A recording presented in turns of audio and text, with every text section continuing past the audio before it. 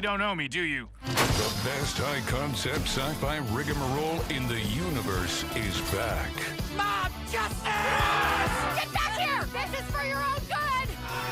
Rick and Morty Season 8 premieres May 25th at 11 on Adult Swim. Get your mouth rounded.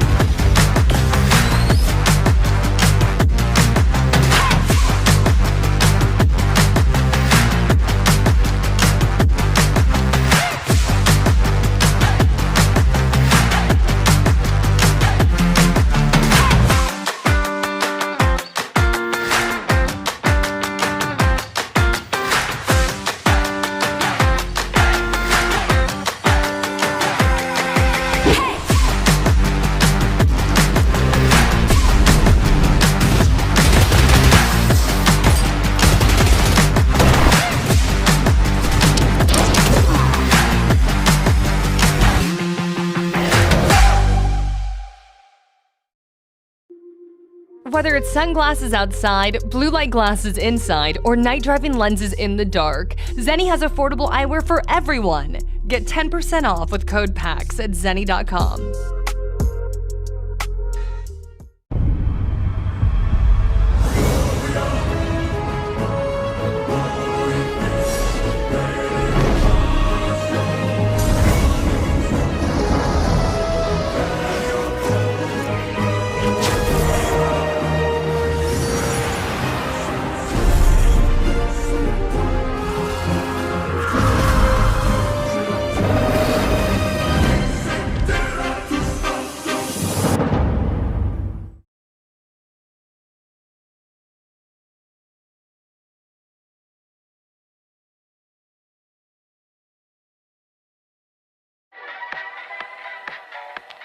Hi, I'm your girlfriend. I can't wait for our journey ahead. I will always be by your side. You can't leave. You're mine, and I won't let you go.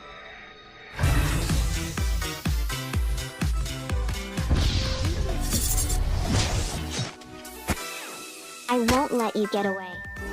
We will be together, no matter what.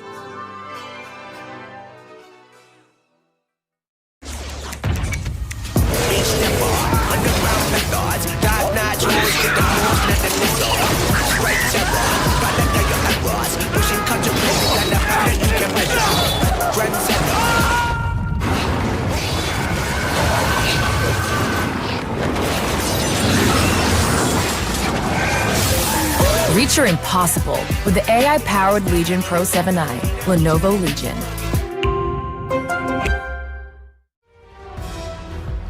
Here we go.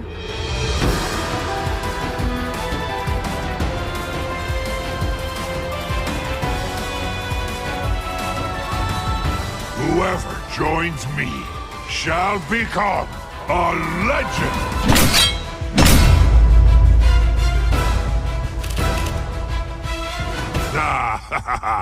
This should be fun!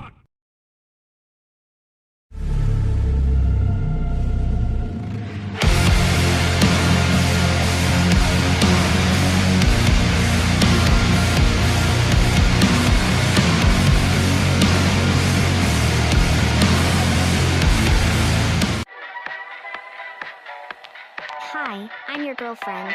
I can't wait for our journey ahead. I will always be by your side. You can't leave. You're mine, and I won't let you go.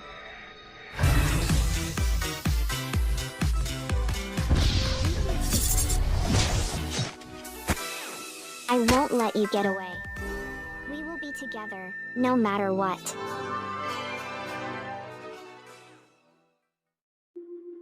Whether it's sunglasses outside, blue light glasses inside, or night driving lenses in the dark, Zenni has affordable eyewear for everyone. Get 10% off with code PAX at zenni.com.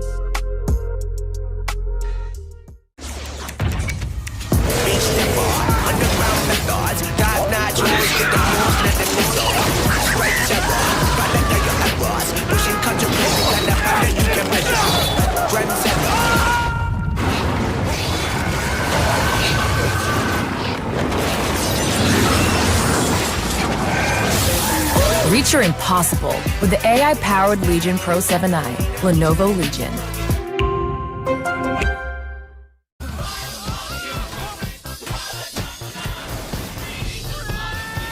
Close airlock 7! You really don't know me, do you? The best high-concept sci-fi rigmarole in the universe is back. Mob justice! Get back here! This is for your own good! Rick and Morty Season 8 premieres May 25th at 11 on Adult Swim. Get your mouth round it! Whether it's sunglasses outside, blue light glasses inside, or night driving lenses in the dark, Zenni has affordable eyewear for everyone. Get 10% off with code PAX at zenni.com.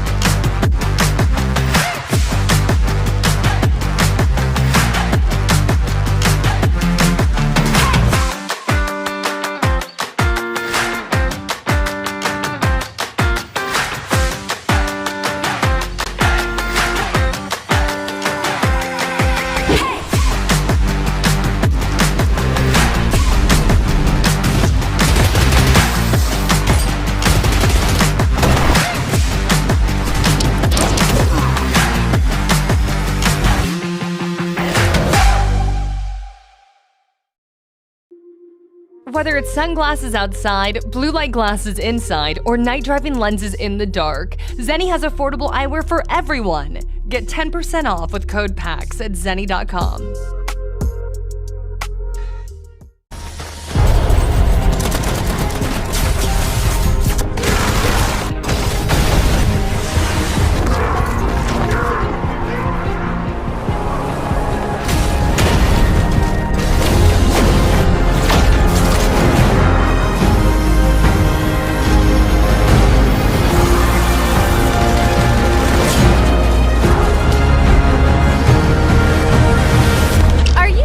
Ready to be shocked?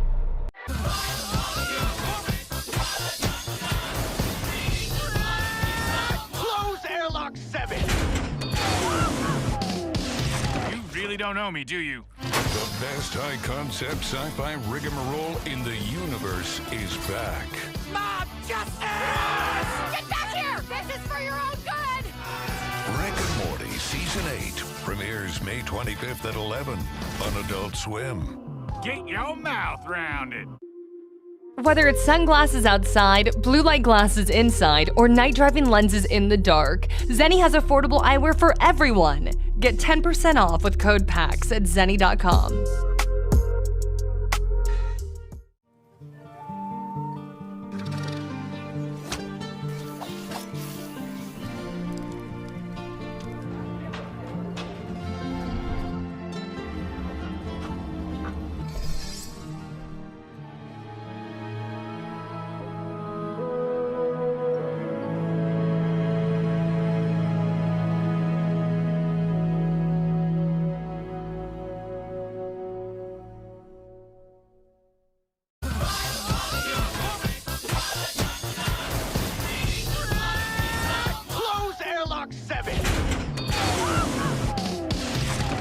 Don't know me, do you? The best high-concept sci-fi rigmarole in the universe is back.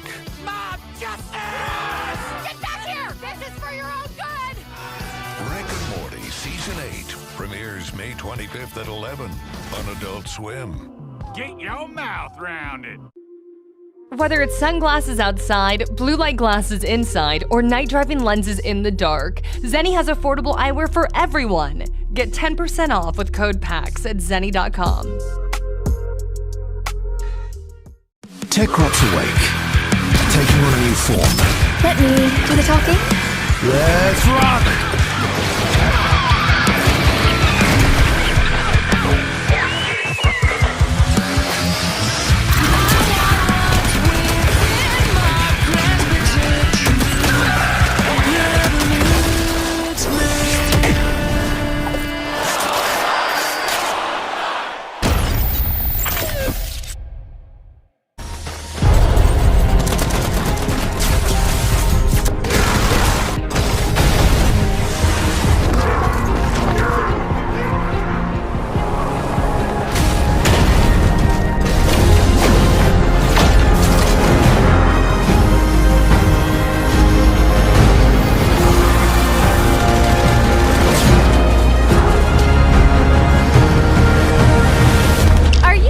Ready to be shocked?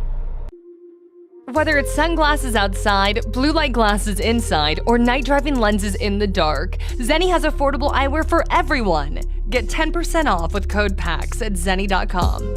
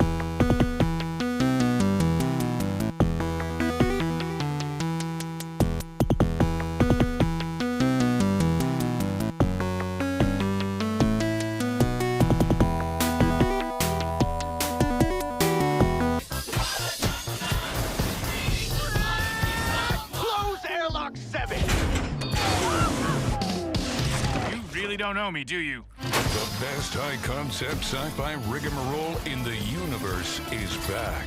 Mob justice! Get back here! This is for your own good! Rick and Morty Season 8 premieres May 25th at 11 on Adult Swim. Get your mouth round it. Whether it's sunglasses outside, blue light glasses inside, or night driving lenses in the dark, Zenni has affordable eyewear for everyone. Get 10% off with code PAX at zenni.com.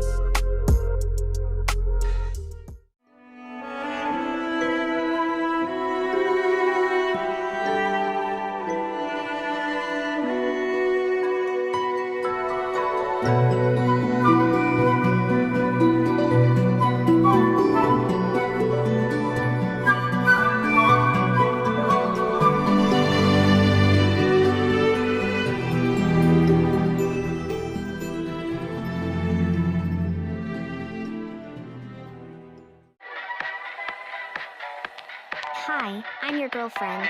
I can't wait for our journey ahead. I will always be by your side. You can't leave. You're mine, and I won't let you go.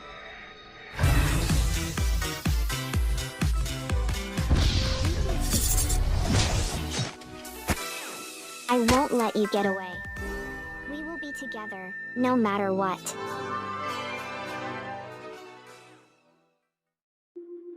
Whether it's sunglasses outside, blue light glasses inside, or night driving lenses in the dark, Zenni has affordable eyewear for everyone. Get 10% off with code PAX at zenni.com.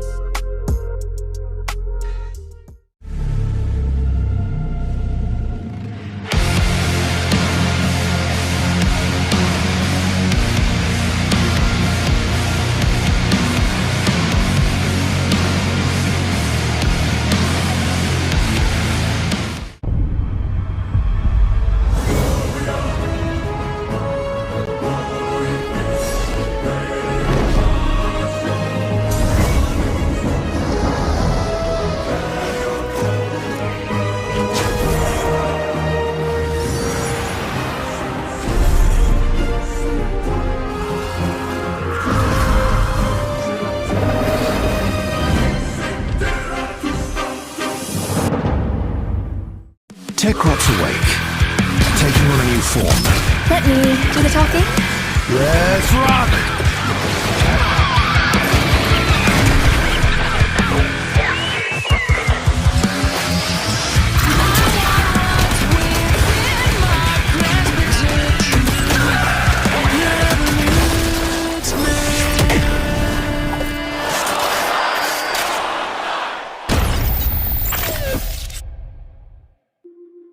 Whether it's sunglasses outside, blue light glasses inside, or night driving lenses in the dark, Zenni has affordable eyewear for everyone. Get 10% off with code PAX at zenni.com.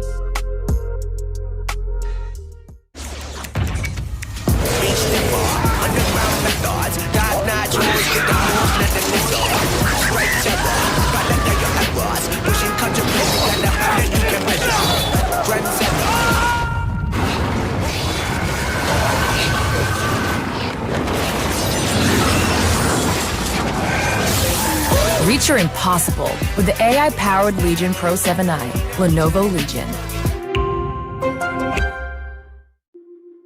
Whether it's sunglasses outside, blue light glasses inside, or night driving lenses in the dark, Zenni has affordable eyewear for everyone. Get 10% off with code PAX at zenni.com.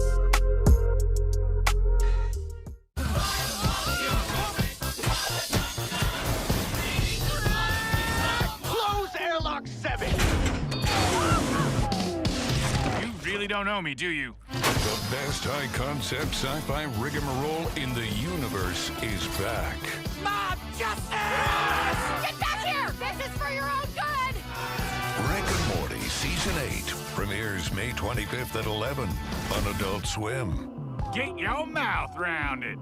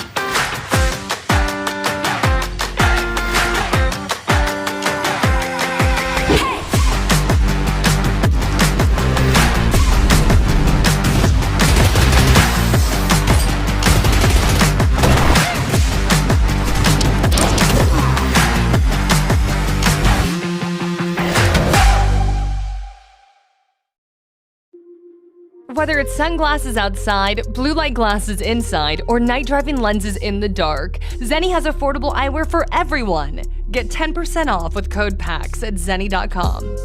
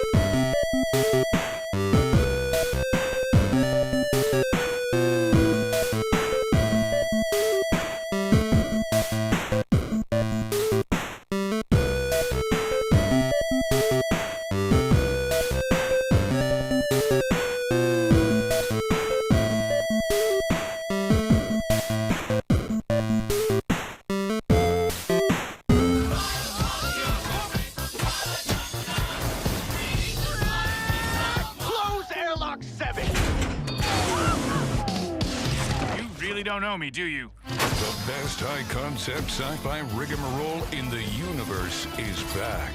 Mob justice! Get back here! This is for your own good!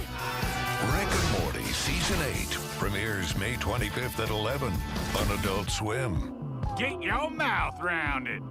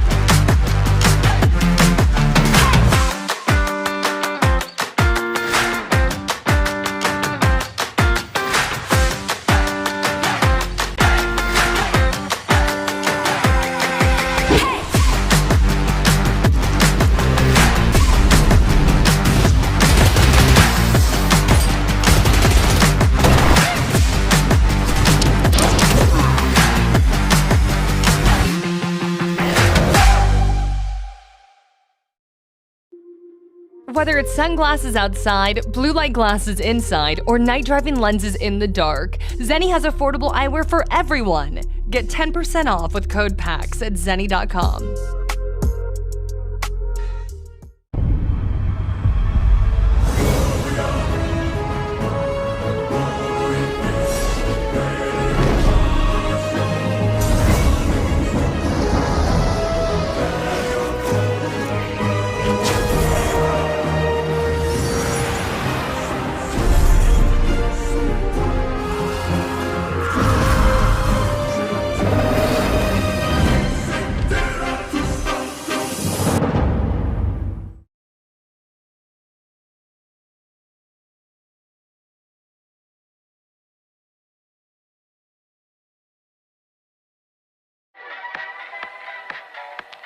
Hi, I'm your girlfriend. I can't wait for our journey ahead. I will always be by your side. You can't leave. You're mine, and I won't let you go.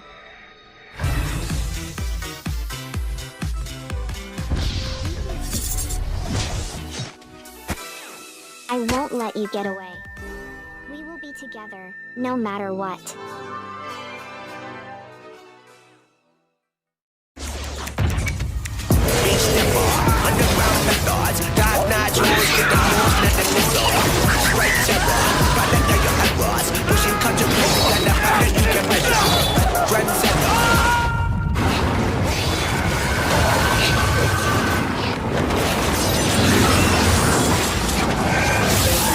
Reach your impossible with the AI-powered Legion Pro 7i, Lenovo Legion.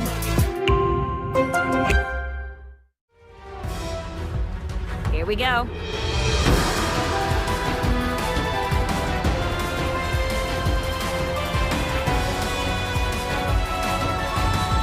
Whoever joins me shall become a legend!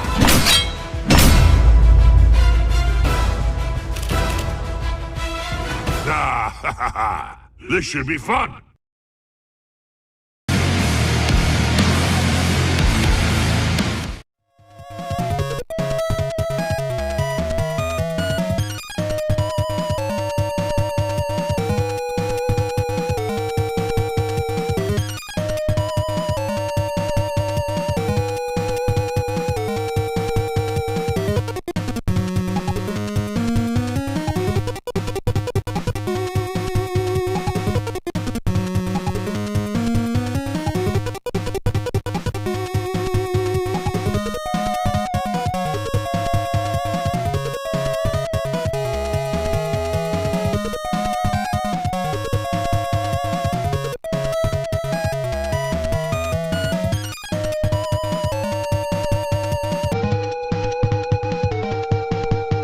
A young boy, destined for greatness. Here we are in the 70s. Diddly-doo, diddly-doo. A young boy so brilliant, he dazzled all those he came into contact with. We're doing what I tell you. He was a born entertainer as he discovered the power of video games. It's the Royal Rumble in Genesis. Oh, thank you. He found a way to harness that same power for good, changing the lives of millions with his infectious passion and drive. That boy had become a man. That man had become an icon. And that icon would one day interview some guy called Greg Miller at PAX East for some reason. It was a sideways move for sure, but the icon in question, Ben Starr, that's who we were talking about, really enjoyed doing charity work. And Greg Miller seemed like he really needed the exposure. That Trending Gamer award he won at the Game Awards nearly a decade ago, I might add, sure was looking mighty dusty.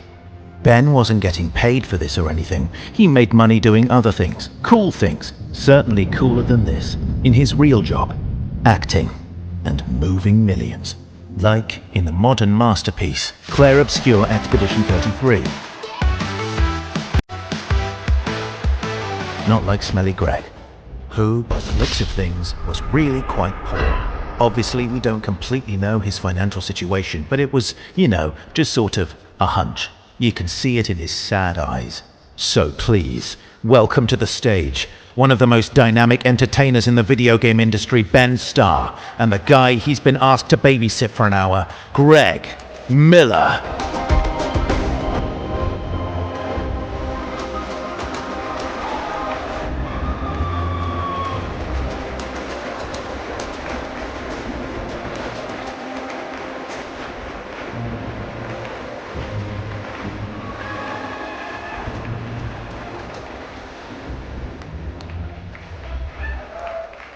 Hello. How are you? One person. Good. Fine. Hi, I'm the dynamic entertainer Ben Starr, and here is my child for the 1 hour that we're here. When he said he wanted a meeting with Roger, I knew I was in trouble. Yeah. I didn't exactly know what they would do and plan, but that was it. That was the intro for my keynote. Thank you. Thank you to Roger for doing all that hard work. And thank you all for coming. My name is Ben, and this is... Greg Miller. Hey, everybody. How are you? What's up, PAX East? Woo! Today is pretty flexible. You just messaged me saying, hey, Ben, do you want to talk to me for an hour? And I went, yes. I think it's worth noting, yeah, Ben and I have rehearsed nothing. Of course, it came along that PAX East was like, hey, do you want to do the keynote, the story time? And I said, of course, what an honor. I've obviously loved PAX since the first PAX East I went to. You have been an amazing community, obviously, my entire career, but specifically the PAX East panel and the PAX East community has been, please cheer yourselves, incredible.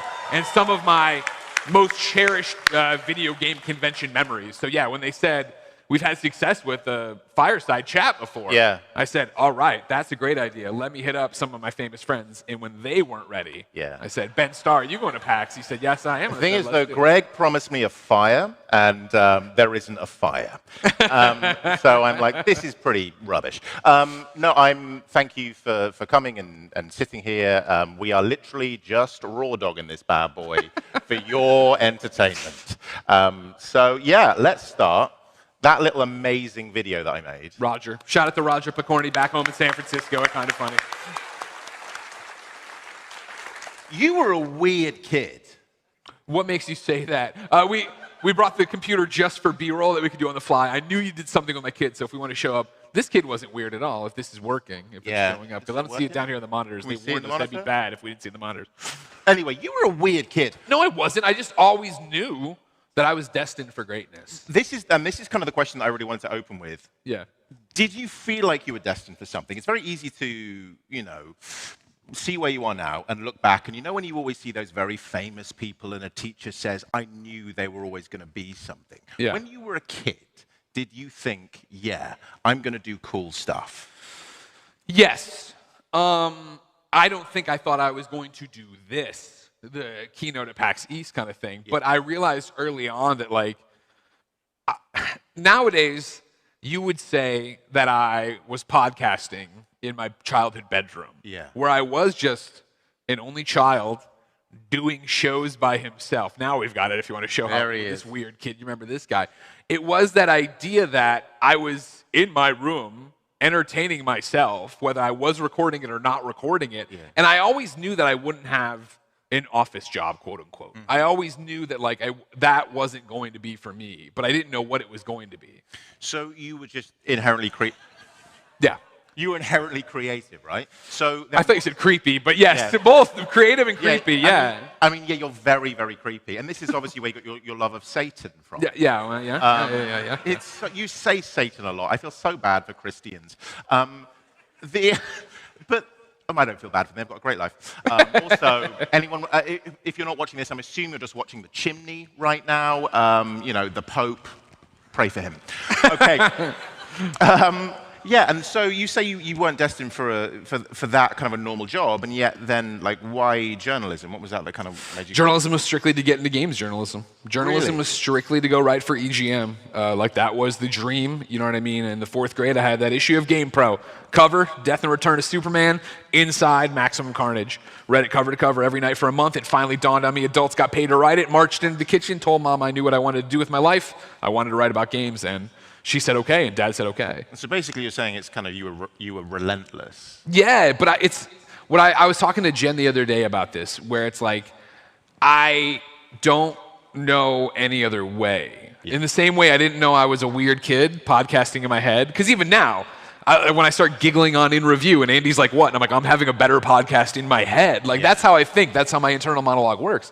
It was the same way of like, I didn't understand that not everyone knew in the 4th grade what they wanted to do with their lives. That was crazy for me to get to college and have friends and girlfriends and people who were just like, oh, I don't know. I don't know what I'm going to do. Nothing makes me happy. I don't know what to chase. And to meet people now who have let the naysayers in early on and stopped them from chasing a dream and becoming a thing.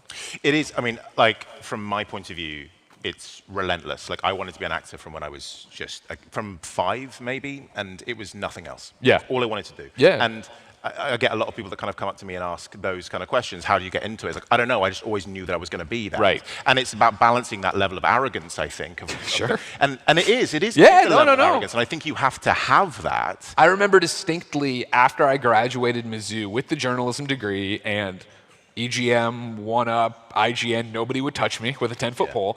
I remember I got the job at the daily newspaper, and I was at a tailgate with some of my college buddies and their families, and Parker's dad, who has always been a big supporter, came over, and he's like, Mailer, congratulations on the job. I'm like, yeah, thanks so much. And his first question, I guess, was, how does this get you closer to writing about video games? Yeah. And I was like taken aback by it, because a very interesting question that makes sense, but I didn't understand that he couldn't see it. Yeah. You know what I mean? Like, well, I was like, oh, they have a magazine, I'm gonna start writing here and eventually get a column and a blog and a thing and da-da-da. I think when you have like a career like yours, it's very easy to kind of think big picture, being like, you're here and then you're here. It'd be very easy, because I said at the beginning we were gonna start about something else, but now we're still kind of going through the weeds a little bit, because actually the journey is minuscule in a weird way. It's like those tiny baby steps that you don't see.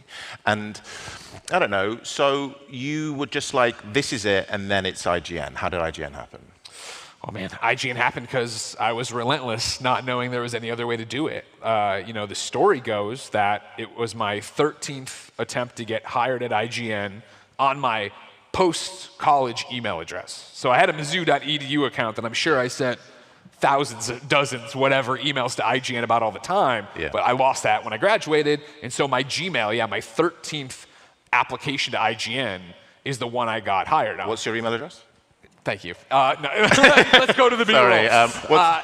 No, but it was the idea that like the first dozen, I didn't even get the courtesy of a rejection letter. Not even a, hey, we've received this and you're not right for the job. Just a dozen into the ether, no response. And then the 13th one, I got contacted, interviewed, and hired all within 24 hours. So overnight, my dreams came true. My life changed. What was it on the 13th time? Great question. That's what. Thank you so. I'm so good at this. Round of applause for Ben Starr. Not just a pretty face. And I haven't even done any work. Literally, I'm just asking questions that are coming into my head. It's crazy. At the end of my first day, Chris Roper, of course, the namesake of the Roper Report, if you don't know, and the man who reviewed God Hand. That's his review. Everyone knows him for. At the end of the first day, Roper was like, I'm going home. Any questions? And I go, yeah, why now? Yeah. And he went, what do you mean? I'm like, why now? I've been trying to get in here since college, let alone a year and a half out. And he had an answer. He said, oh, you proved you could do it. Yeah. I graduated and thought the Mizzou journalism degree would be a golden ticket, and it would get me in anywhere. Yeah. And the problem was I had slacked off. I had written the review of The Sims 2 for Vox Magazine, and I had this thing here, blog that I did here, but Roper's like, there was 6 months between that, 4 months between this, that, there, you know what I mean? He's like, you weren't doing it. But after that year at the paper, I finally wore them down, and they gave me Game Over, which was my column that was weekly in my, my column that was weekly in my blog that I made daily. They didn't give a shit, but I made it daily. And he was like, you proved you had a voice, you could do it, you talked every day, you were talking about this, and it was like, oh man, like it was such a, you need to be doing it. And that's what I've told everybody if you've been following me for years and had this conversation with me at a meet and greet, right? Like, if you want to do this, it is totally possible, but you need to be doing it now, especially now. Because think about that. I was just cut you off. I don't care about your questions anymore. I always say 24 hours, contacted. Literally, Jeremy Dunham emailed me, hey, do you want to do an interview tomorrow? Yes, interviewed tomorrow. On the way to Kansas City that night, I was hired.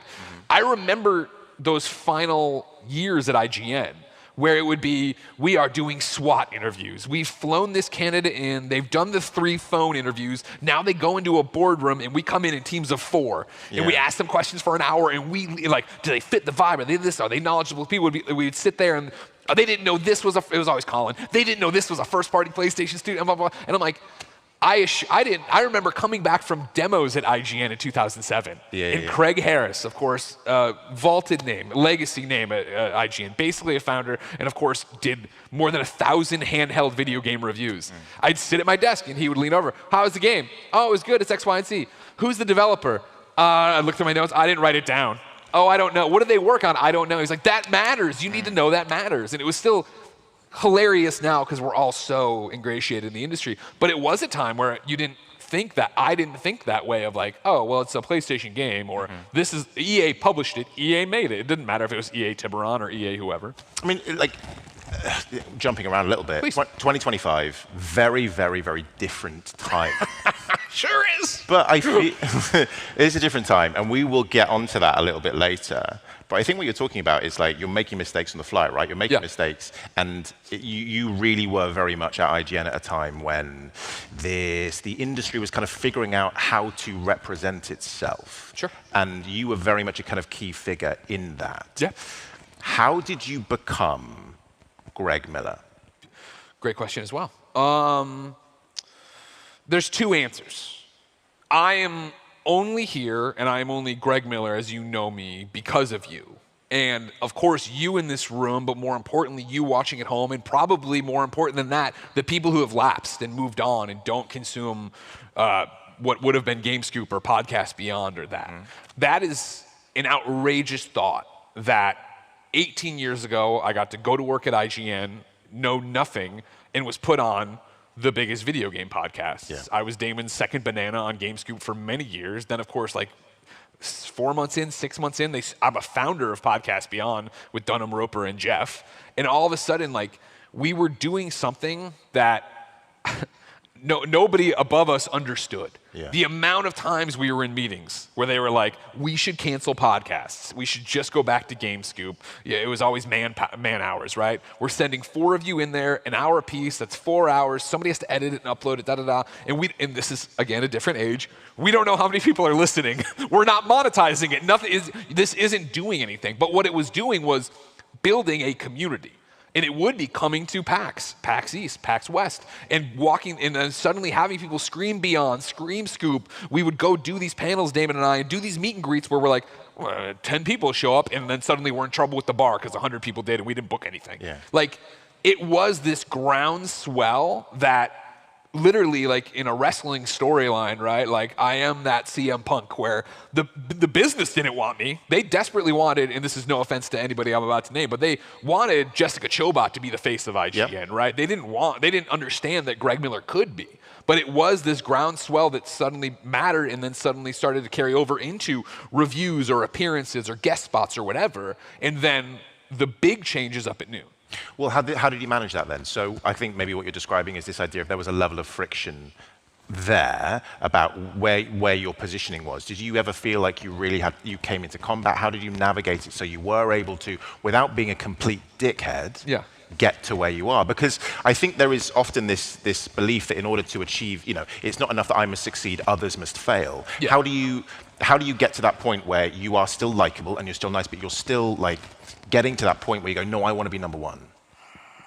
Or was it not even that mentality? Was it like we're all doing this together? That's the thing, is it wasn't the mentality. I think what worked the best is that, hey, no, you're not, and this, I'm saying you're as if like somebody's talking to me. It wasn't that way. It was, hey, there's the video team and there's the editorial team. Yeah. And so the video team will have hosts, and that's who's going to go be the face. And you guys are writing and reviewing and previewing and going to the things and doing that. And I was so happy to do that job that it wasn't until GameScoop TVs and a PlayStation Conversation and all this stuff where video really crosses over into an interesting thing, and that wall falls down at IGN. And that, that was tough. I mean, you just said,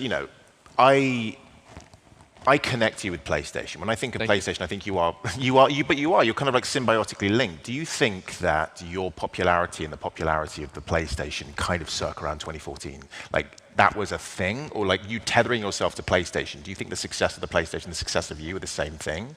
Or like the popularity of those games? I mean, if I'm being honest, like I really first discovered you around the time that Uncharted was like really at its peak, right? Sure. Your Uncharted 3 review, I remember was the first one I went to on IGN. And fuck you all, it was a 10. It was a 10, I know. It being a 10 doesn't take away from Uncharted 2. They didn't let me review Uncharted 2. I'm sorry Roper didn't give that a 10. You also said in that review, I remember you said a masterpiece doesn't mean it's perfect.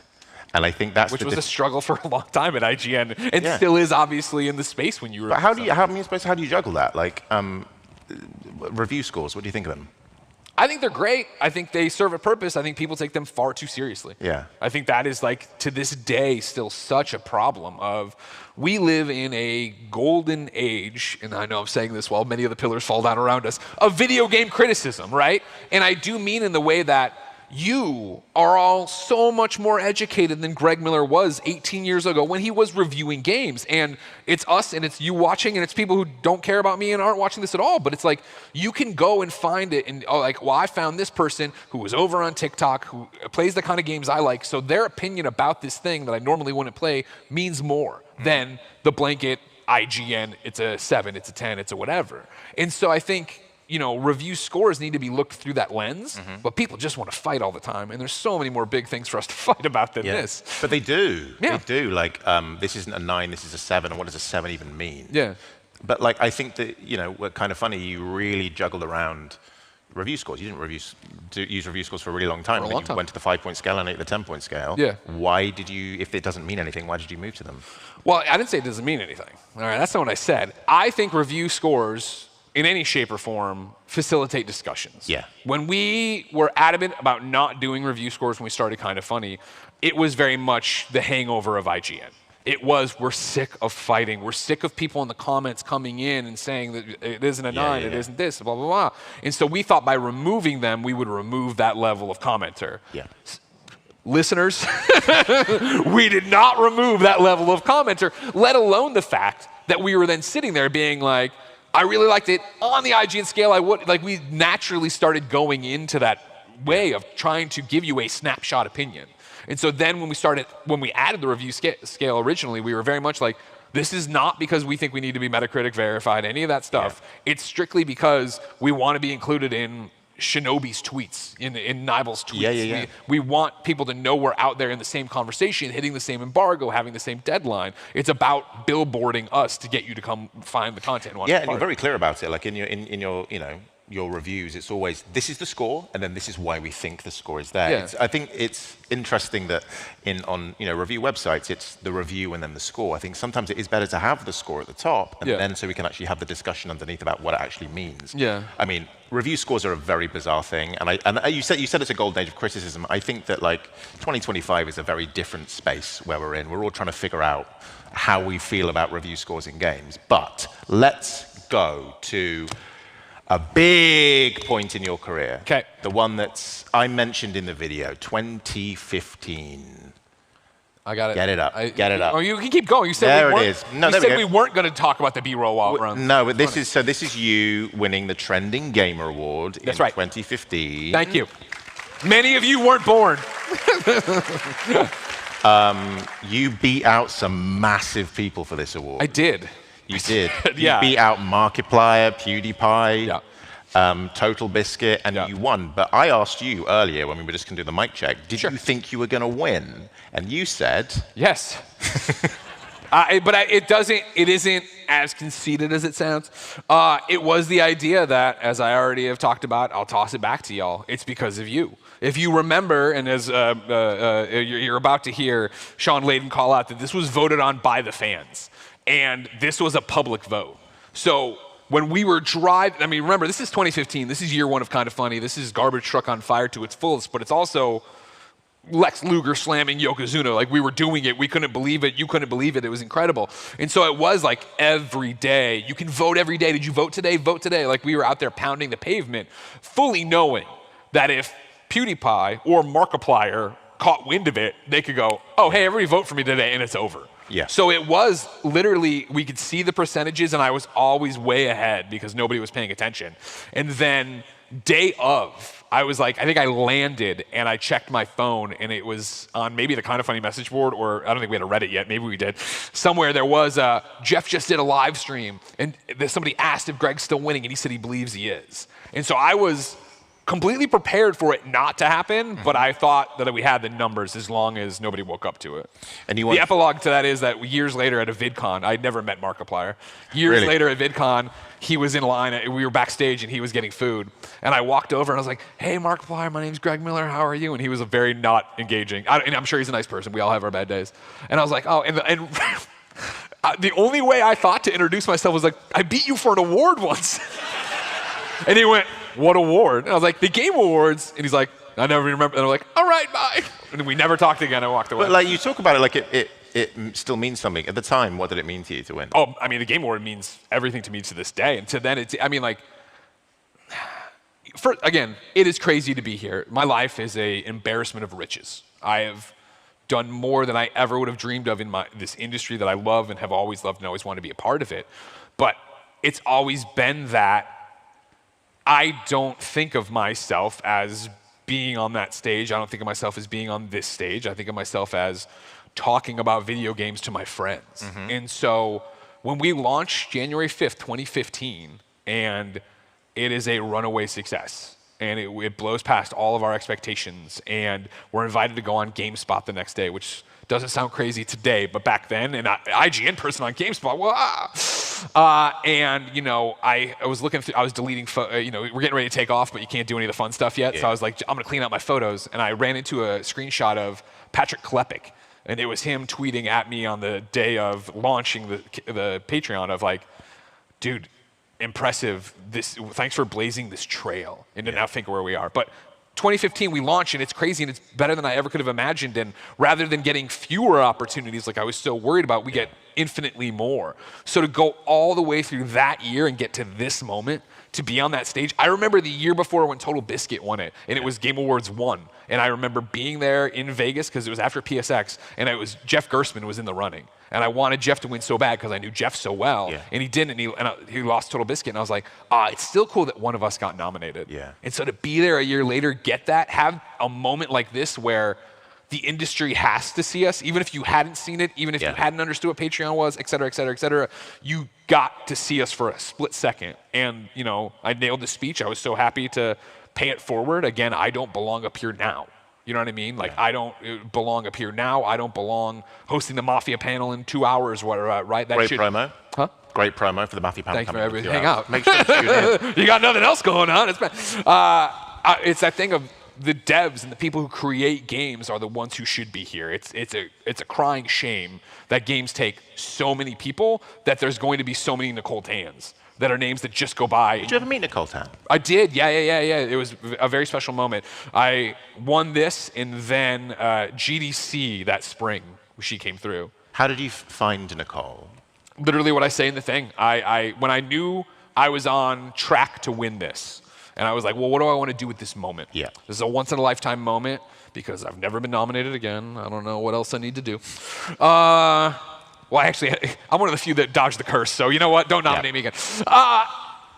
I was on the track, and I was like, what do I want to do this? And I wanted to put into words the year of, it's awesome that we have found success doing this and so many people know us, but it's a crying shame that you don't know the devs. And it's not you or me, the gamer, like, again, hundreds of people, how do you know it?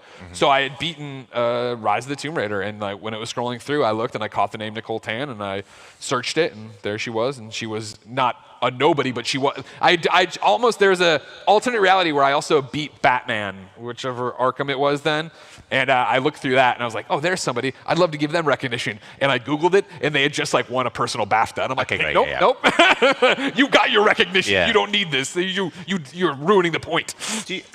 I feel like, how do I phrase this? This speech, in 2025, I feel like it's a speech that still needs to be said. Sure. And do you feel like it made any difference, you going up and saying that? Do you feel like your words, as wonderful as they were, they had an impact? Or did you feel like it was, like a lot of people say, you know, just saying words for the sake of words? Do you feel like what you're doing has an impact? Yes, I think what we do has an impact. Is it magnificent? Is it changing games? Yep. No. I think, you know, we attract a very specific listener or viewer, and that's somebody who wants to engage games this way. Yeah. There's still such, I was talking about this on the show, right? Like, even though we feel like this is humongous and PAX is humongous, we're still such a small piece of the pie that plays games. But you said this, like, you know, was it Patrick Klepek saying you're blazing a trail? Sure. It really was at the time that you did it. You inspired a lot of people to do that. I would also say that, like, in today, do you think Kind of Funny is possible today? You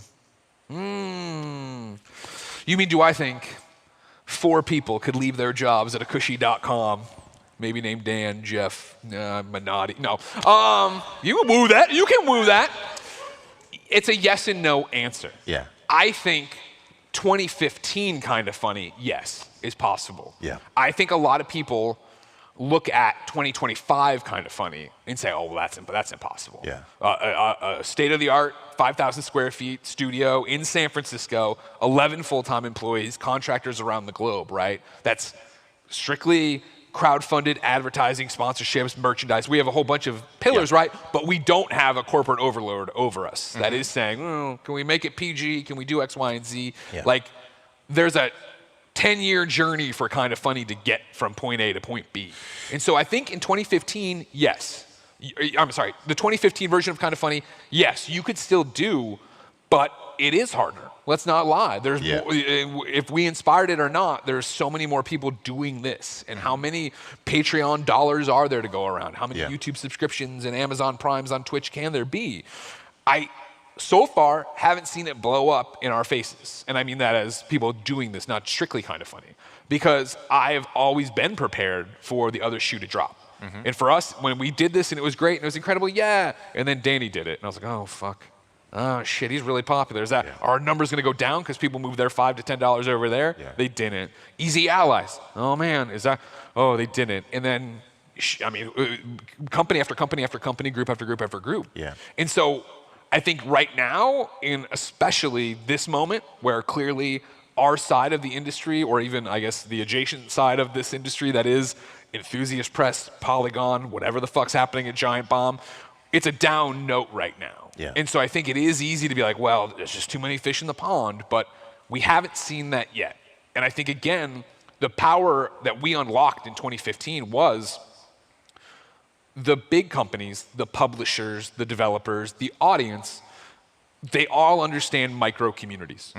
You know, I'm always laughed out of the room usually when I'm like, oh, well, we're a small company, we're a small group, right? And I mean, you know, we don't have 1 million YouTube subs, right? We aren't bringing out 1 million views on a thing. You say that, and then of course there's somebody who only gets 100 views, and they're like, okay, come on, don't. But it's like, then I look at our friends who are getting, you know, 1 million views. And it's like, there's this scale to it, but the number doesn't matter because the audience matters. And the fact that y'all are so supportive, and when we say, hey, like, You notice right now we're running an ad for Imperial, a great video game, that you should go and wishlist, right? That's all the ad is. The ad is go wishlist it because it helps indie devs. Like, that is from our GDC streams. And those devs saying, oh my God, I can't tell you how helpful it is when you say that because your audience does that. Again, looking through the old screenshots that I didn't delete, there's a Kleptic one, and then there's a Mike Biffle one, where he's going, oh man, Kind of Funny's audience really showed up, because he was one of our first sponsors on Patreon. He did it for volume, and you all went and bought it, you listened to it, you support it. And that is so important, and that activates in so many specific communities that the big guys still get that. One of the wildest things I have is I have probably as many people come up to me and say, you're Ben Starr from Kind of Funny. They've never played any game that I'm a part of, but they just know me from the stuff that I do with you guys, which is crazy because I feel like we have an amazingly loyal community. The amount of like Kind of Funny best friends just come in and they're like, oh my God, you're a best friend too. And it's almost like you have created a very kind, wonderful open. It almost feels like a benign cult in a way. Sure. Like it does because there's a shorthand. There's just so many little beautiful things that you've created that feel so personal, and people feel like they know you because you've lived your life, man. You've lived your life in front of these people, for better and for worse. And I'm like, maybe I would say, do you ever feel like you've given too much of yourself away to other people? No. What are you talking about? Hold on. Not at all. I want to, here you go. Stephanie Tinsley is a video game PR person. Many of you probably don't know unless you're doing codes and stuff. She had hit me up, it turned out a year pretty much to the date of this Polygon story, the Greg Miller story, where she was like, your audience is so awesome that it's borderline cultish, but they're a good cult, and somebody should write about that. And then a year later, Colin Campbell for Polygon wrote about it and put that out there, and I thought that was so kismet, if you want to show the thing, if you can, that happened. Do I think I've given? No, it's back to the conversation I had at the start of this, where it's just, I don't know how else to do this. You know what I mean? And again, I'm very, the way I always describe it to people, as humbly as possible. I start with, when somebody catches wind of what's going on, usually a normal person, now one of Ben's friends' parents, like, so you're famous. And I'm like, to a very small group of people, I'm a very big deal. That's, you know what I mean? But I have the kind of fame I imagine so many people want, and I mean it from people who are way more famous than me and that aren't famous. And I'm talking internet famous. Come on, you're in a panel. I'm not conceited, I swear. But it's the idea of when I bump into y'all at a restaurant on the streets of San Francisco, whatever, it's, oh, holy shit, Greg Miller. Hey, man, what's up? How you doing? Oh, man, what are you playing? Oh, I've been playing this. All right, cool. You want a photo? No. All right, bye. And we go our separate ways. So it's like, it's not weird. Yesterday, I went and previewed Hell Is Us up in Montreal. Can't wait to tell you about it on an upcoming Kind of Funny Gamescast. Like, subscribe, share. And on the way out, I bumped into a Twitch streamer that I've known here and there, but mainly internet contact, and maybe 2 events before. And then he's like, oh, by the way, is Ben feeling better? And, I know he was sick. And he's like, I'm sorry, that was kind of creepy. I'm like, no, I put that out there, right? Like, to be honest, this isn't me, Ben. It's your son, Ben, right? My adorable son, Ben. Everybody knows Benjamin. And I was like, no, I put that out there, and I talk about that. Like, that's how I know how to do this. Yeah. And since you all get that, especially with Ben, like, I think that's so interesting. Was there ever worry that, you have a child growing up? How did you balance that thinking? How much am I going to include him in the community? How much am I going to allow him to be his life to be a part of other people's lives as well? Yeah, the long and short of it is it's his choice. I just did that show in Chicago a few weeks ago now, a month ago. Millie Ramsey came on, of course, Jeff Ramsey's daughter from Achievement Hunter fame, and she's 19, 20 now. She's living in Chicago. She's going to university. And I brought her on specifically to talk about what was it like to grow up in front of a camera in this company called Rooster Teeth and have this relationship and da-da-da. And she gave a lot of feedback and a lot of interesting stories and stuff to it, but it lines up with what Jen and I have been doing of like, it's going to be his choice what he wants. Yeah. We've been very protective of not putting his face on Instagram, on Blue Sky or whatever. And there are exceptions to that rule, but they're because we let him make the exception. Now, granted, this kid does not know what Instagram is or anything like that, but like when you see him walk on set during a live stream, I'm never going to stop him from doing that because I'm worried about his face. I want him to have agency of what he's doing. So when he walks out, he's watching right now. Yeah, it might still be watching, might be on his way to preschool. But it's that idea of like, he has that agency to be a part of it. I don't ever want Ben to be a prop. Yeah. I don't want Ben to be, all right, oh, come on out. Oh, wear this costume because I'm doing this thing and it'll be great. When he says, do you want to dress as Ghostbusters and go to Costco? I say, yes, I do. Yeah. Yes, I do, son. Let's go. But it's like that vibe of it. And so as he gets older and understands more and more of that, that'll be it. You know, do I daydream? I'm sure the same way my father daydreamed about me coming out and changing the oil on his car. I daydream about when the video game he cares about comes out, and we take him off school and he comes in and streams with us or plays with us, or the first time we go to a preview event together and he actually has something to say about it. Like, I do, but I'm never going to force that on him. That'll be an idea I want him to know is available to him, but not a pressure. Do you think when he gets older, he is going to change the way that you feel about video games? Feel the way that you interface with them in a different way? Probably. I mean, he already has. You know what I mean? I think people, you know, there was an undercurrent, a few reviews in a row. People are like, Greg's being way too hard on games these days, and I bet it's because of Ben, not in a bad way, but because my life's changed. And I think that he's the most important thing in Jen and I's life, right? And so there's so much power to that I think is good in terms of agency and work-life balance, which I've never had before, Jen has never had before. We are workaholics.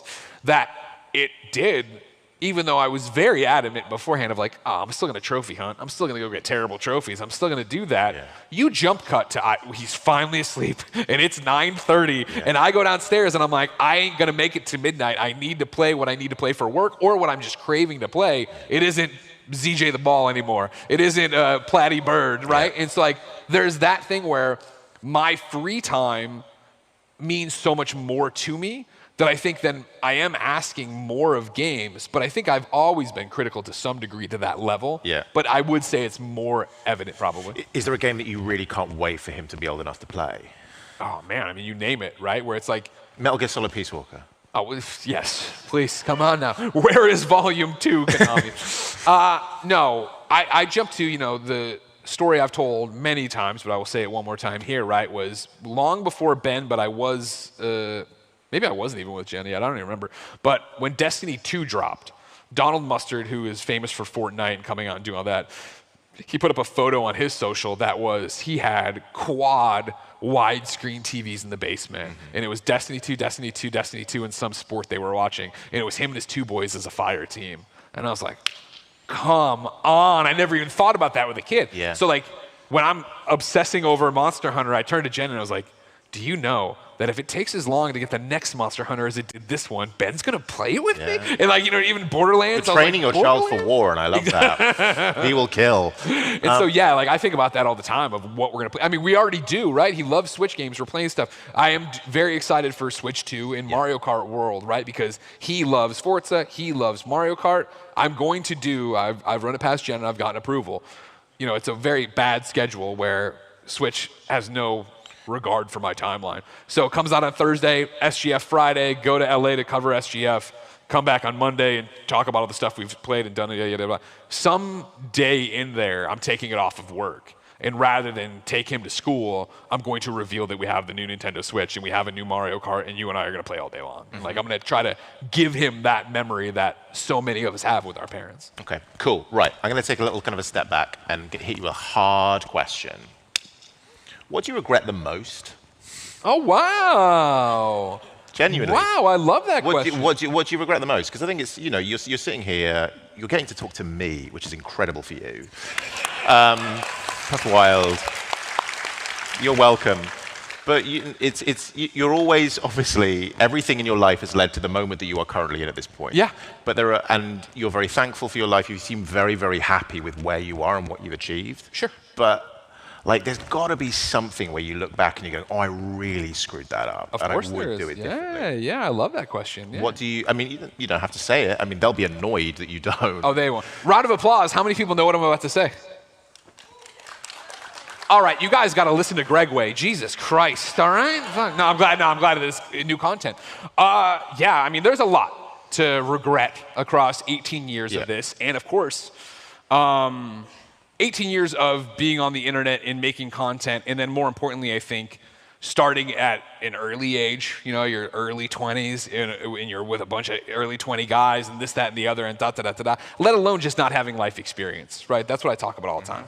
And so the big thing I think that's crazy to be here 18 years later is something I said in the Greg way, and I mean with my whole chest and whole heart, right?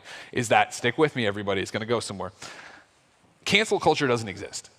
I hate when people throw this out and they say, oh, they're canceling this, oh, they're doing this, blah, blah, blah, blah. When I was growing up as an old kid, right, I'm not gonna bother putting it up, cancel culture was called the consequence of your actions. You do something, people react, and then guess what? You have a choice of how you react, and this all goes out, right? And so if you do something horrendous and then double down and don't understand, you don't want to have empathy for what's going on and why this is happening, da-da-da, like, no, fuck you. That's not, you didn't get canceled. You're a jerk, right?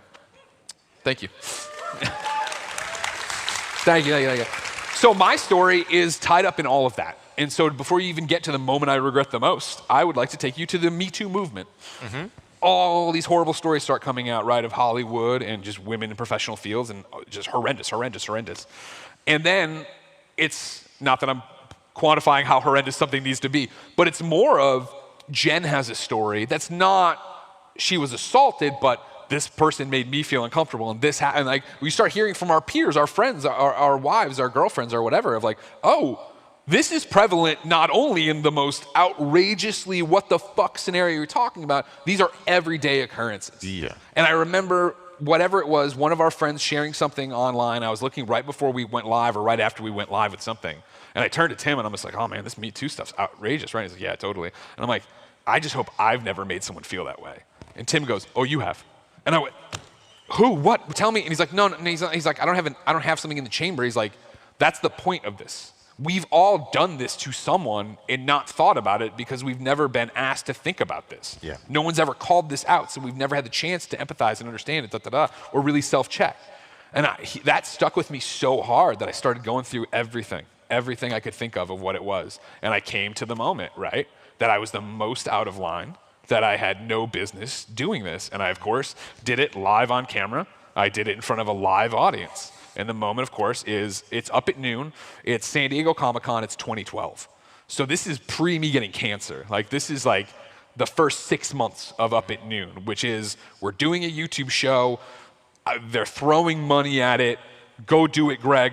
This is where you go from being Greg Miller, everybody knows you as a podcast person, to my face is on the cover of IGN every day. My name is there every day, right? I liken it to when somebody, I think it was Dennis Miller, got the job at a Weekend Update on SNL. Somebody said, wow, everything's about to change for you. He's like, no, I've done a bunch of sketches. I've been on SNL. He's like, no, but now your name's there, right? Yeah. Like, it was a way different thing than being, IGN gave this a review, X, Y, and Z. Anyways, Up at Noon's there, and I'm doing my best to host a late night talk show that's being written by Mike Drucker, someone who wrote for SNL and did all this stuff, and we're being funny and irreverent in this, and we're making blowjob jokes about the giraffe from fucking Resident Evil. That's a deep cut, but you know, you're gamers, you know what I'm saying. And so, like, I'm emulating Conan, I'm emulating all the people I've watched and things, and I'm not thinking about the differences in their relationships with their guests versus mine. Yeah. It's Comic-Con, it is 2012. Camilla Luddington is coming on the show. Camilla Luddington had just been cast, I'm rusty on this, but just been cast as Tomb Raider in the new Tomb Raider reboot, right? Go to Camilla Luddington's IMDb when I'm told we've booked her. I go through what has she been in. All right, she's been in Californication. She's been on True Blood. She's Grey's Anatomy. And I screw this up because I've told the story and I never did the research after it. But I think it's that maybe one of her True Blood episodes had aired and maybe she had just been announced for Grey's, which if you're a Grey's fan like me is ridiculous because she's been there forever. Anyways, she comes on the show with Carl Stewart, who at the time is in charge of Crystal Dynamics and Tomb Raider, and da-da-da-da. They come out, we sit down, 3, 2, 1, we go live to record. I'm in sunglasses, I have a IGN Superman shirt on with a blazer over it. I look like wrestling heel Greg or whatever, but that is not what I'm doing. I'm trying to be this, but we're doing this show down in front of a live audience here at Comic-Con on top of the Hard Rock Hotel. Anyways. I introduced Camilla. I've known her all of 5 minutes, and we're going through, we're doing the thing, and I'm like, all right, cool. If you don't know Camilla, she's been on True Blood, she's been on Grey's Anatomy, she's been on Californication. And she goes, well, actually, and I think she's about to correct it, like, I just got blah, blah, blah. I steamroll over her, which is annoying enough, but I'm doing it to get to this joke, where I go, now if you haven't seen her on Californication, go to Google image search, turn safe search off, and search Camilla Luddington, Californication. And she goes, oh my God, no. Place erupts with laughter. I hold for applause, mugging at the camera like an asshole, right? And Carl laughs it off too. She's like, I can't believe you just did that. I'm like, no, blah, blah. We go back, we do the interview, and I'm totally professional journalist, Greg Miller, Tomb Raider, I'm a fan, blah, blah, blah. It's great. She's awesome. I go on to host multiple Tomb Raider panels at Comic-Con, at probably a PAX. Like, I've worked with Camilla Luddington several times, and it's always, Greg, oh my God, hug, how are you? Blah, blah, blah, catch up, blah, blah, blah, blah, blah, blah, blah. But then the Tomb Raider games stop, and then this all happens, and I have that moment of like, there was this gut check moment that I think probably everybody in this situation would have with the empathy after the fact of like, okay, well that happened, but she said she's nice to me since then. She's hugged me, she said hi, I still did Tomb Raider stuff, so she couldn't be mad at me.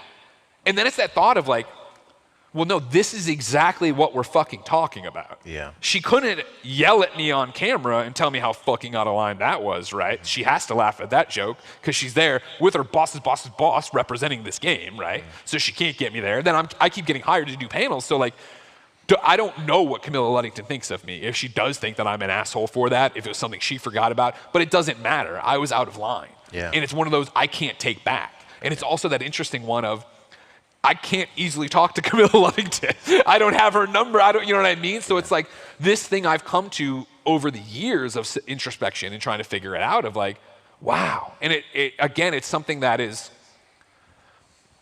my career is littered with it.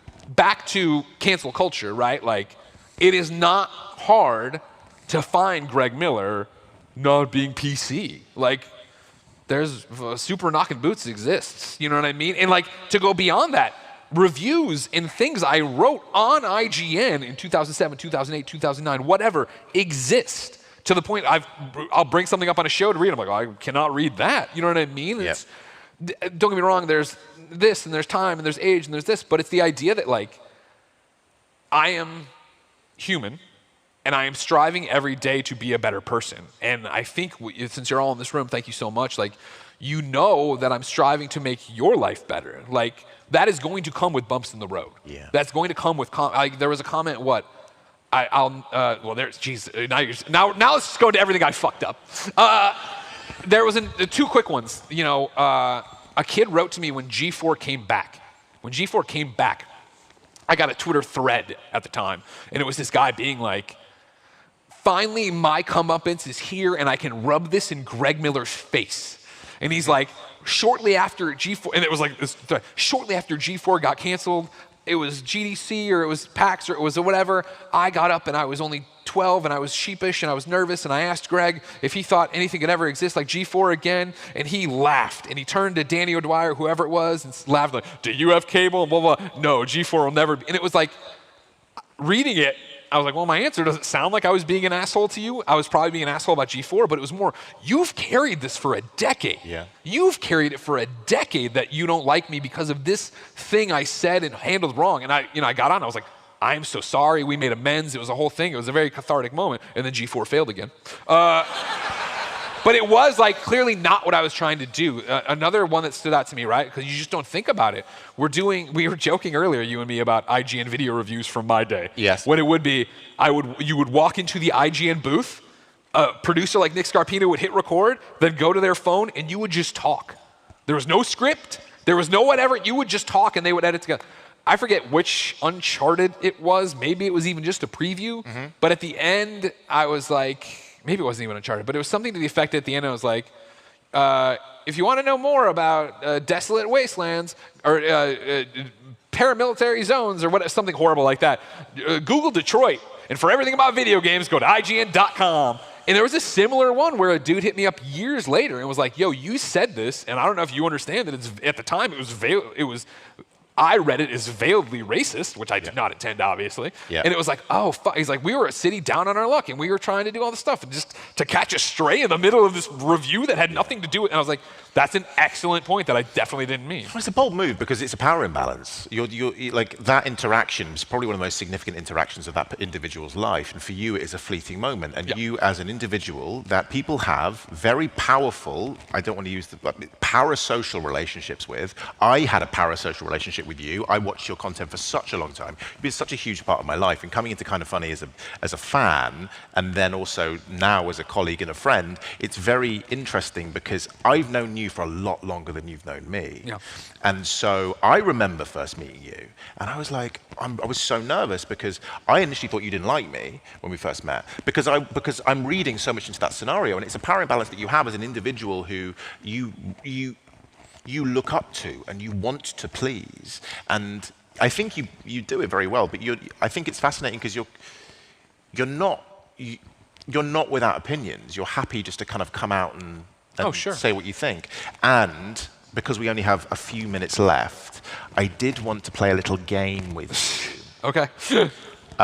So I went through some of your old reviews. Here's all the horrible things you said. Here are all the racist things you said. Got them all, and there were no. Okay. I'm going to say the name of a game. Sure. And you're going to tell me what you gave it. Fuck. Okay. Now, here's the thing. Here's the thing about IGN. They change the scoring system all the time. So sometimes it's a 100-point scale, sometimes it's a 20-point scale, and sometimes it's a 10-point. Sure. Let's go with, this is going to be an easy one for you. Ghostbusters, the video game. 8. That was a flat. Well, first off, everybody calm down too. Remember that there's multiple SKUs. There are multiple SKUs of these games, and I'd have to review them all. I would say I gave an 8, I remember, to like the PS3 360 version. The PS2 version. Fuck. Is that the one with the cartoon? Is that the one that Red whoever did? There was because they did one that was very cartoony versus the other one. Shit. No, I think this is the Ghostbusters the video game, but on PS2. Yeah, but you're sure it's not? This is Ghostbusters the video game. But you're sure it's not the Wii version? Because the Wii version was different than Ghostbusters. When I read you, this is Ghostbusters the video game on PS2.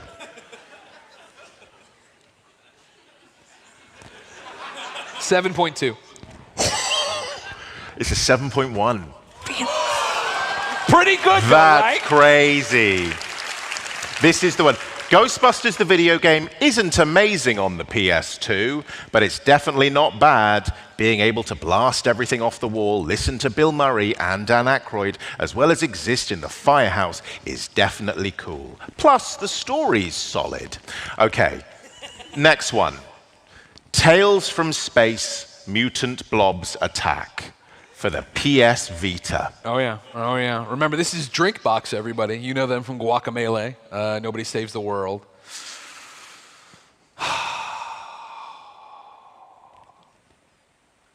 This is good content. It's great content. This is incredible. Let's talk about Greg's worst moments and then just pivot to him not knowing his own. I mean, I've reviewed a lot of games. I liked this. I remember liking it a lot, but it was like, I liked it a lot for what it was. 7.8? You gave Tales from Space, Mutant Blob Attacks a 9 out of 10. Damn. Tales from Space, Mutant Blob Attacks stole my heart. I love video games. What do I gotta say? You know? It's visually delicious. The cutscenes ooze with humor, and the actual gameplay feels perfectly balanced. It won't take you too long to go through every level, but doubling back to polish off collectibles and earn gold medals will keep me playing. Plus, it's only $8 in the United States.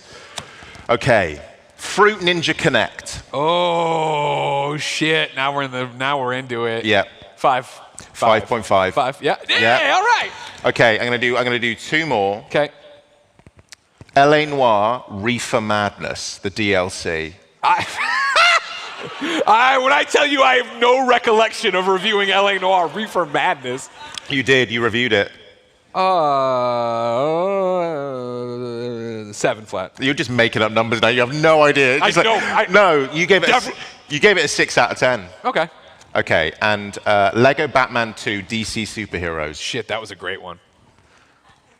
Remember, Mutant Blob Attacks got a 9 out of 10 from you. First off, great. It's a great game, everybody. I'm sorry, Drinkbox, I couldn't remember how much I loved it. And it's only $8. Severed. They did Severed. Huh? Okay, Lego Batman 2 DC Superheroes. 8.5. Yes. Okay, I lied. We got a couple more. You're just trying to catch me now. I'm not going to catch you. I just love this. Okay, I want you to tell me what you gave NCAA football in 2013 and then NCAA football in 2014. Oh my God. This feels like hell. This feels like I'm in purgatory. You did this, okay, and you have opinions on both of them. 7.8, and then I did a 7.3. Okay, no. NCAA football, 8 out of 10, and then 14, 7.4. Okay, see, I was right on the drop down. Yeah, and the last one, Assassin's Creed Brotherhood, the Da Vinci Disappearance. Is that DLC as well? That's DLC. They've got you doing a lot of DLC. 7.7.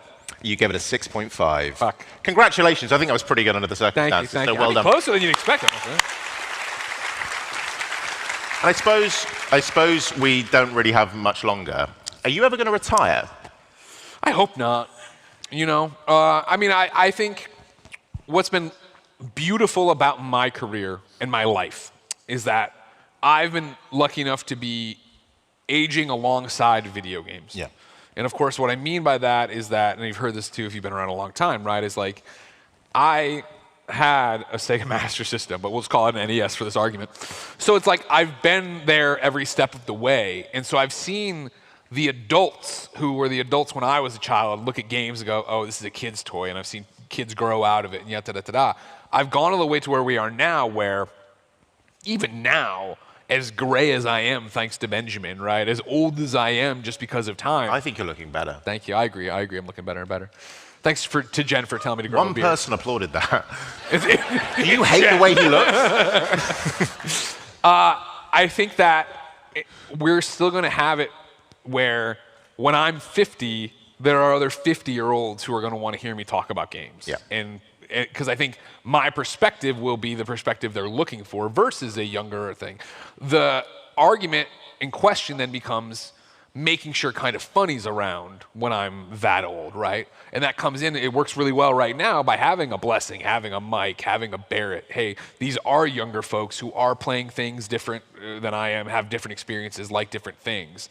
And so the hope is that as they grow and mature, we either make more space or they go on to greener pastures and yada-da-da-da, and you're able to bring in more people that keep the system going that way. Is that what you want? You kind of want Kind of Funny to be a place that feels comfortable, that you can nurture more people through this? Or 1,000%. You know what I mean? I think that I say it all the time. And when I was getting my tattoo during Kind of Funny Day, you know, Blessing asked the question and the tattoo artist stopped to be like, is that really what you want? But it's like, my lifelong dream came true at 23. Like, I can ask for nothing more. So when people ask me now, what do I want to do? What do I want to accomplish? What blah, blah, I want to make the team's dreams come true. Yeah. I want to send Blessing and Roger over to meet Kojima and do this thing. I want to see them host things. I want to see them succeed, make their own properties, make their own mistakes, review the games they've always wanted to, or do something completely different, get outside of it, right? Like, I think the big thing, 10 years removed from starting Kind of Funny but breaking up with IGN, is the idea that I never want to have someone leave Kind of Funny, an employee, and have that chip on their shoulder. Yeah. I want them to leave if they need to leave or want to leave and have it be, hey, I had a great time, they were great to me, but I got to go see about this the way we felt. Yeah. And I don't want it to be a negative thing. Well, I mean, we are closing out, and I just want to say on behalf of the Kind of Funny best friends, thank you, because I think the platform that you have created and the community that you've created is incredibly welcoming. And as a person who really was, you guys got me through COVID. You got me through the overwhelming loneliness of being by myself and feeling like you have friends. And I think you've introduced me to so many new people, so many new perspectives, different games I never would have played. And I hope that after 10 years, you're going to go on and do 20 more because 30, 50. I hope that you're nearly dead and still doing this. But What's up, everybody? You could do what? But thank you for everything that you do, and thank you for allowing everyone who's here to feel like they're a part of your journey and everyone else's journey. And it means a huge amount to so many people. And even those people that just lurk in chat and don't say anything. I lurk in chat like a weirdo half the time. And every now and again, I'll message Tim and be like, "Hi, I'm watching." And thank you to everyone, all the kind of funny people back home. Like, thank you. It's amazing. You're amazing. And I really appreciate you as a professional, but also as a friend. So congratulations to you. And thank you, Ben. Thank you so much, man. Thank you, everyone, for coming. That's the end of this. Greg, is there anything you want to say before we go? Yeah, I mean, that was beautiful. Thank you so much. And yeah, I mean, to be clear, if you didn't know, I would hope you know that, like, I end everything with, "It's been our pleasure to serve you," but it's the honor of my life to serve you. Like, so it means so much to be here with you. And I don't even mean here. I mean just in your ears, on your screen. Like, I know what a sacred space we inhabit. So thank you for allowing me to live my dream for so long. No more.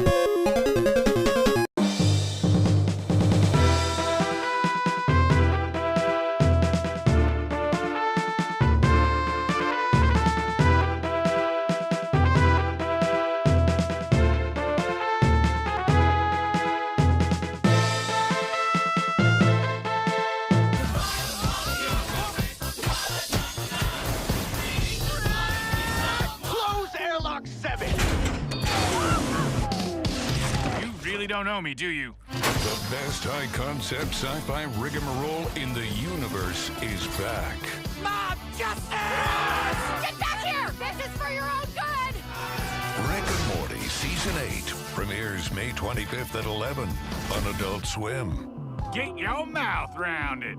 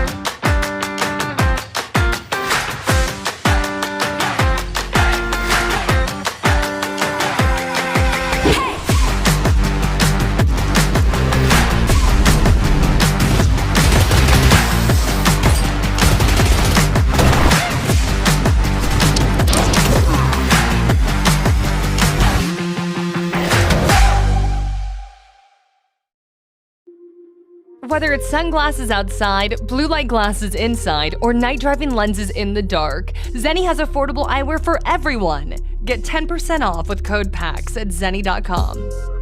It is incumbent, obviously, welcome to PAX East 2025. Let's get that out of the way. That's a low energy. But I want to make sure that you know that this level of shriekery that is occurring here in the front, these are not enthusiasts. This is my daughter Ronya, who you can't cheer for yourself, Ronya.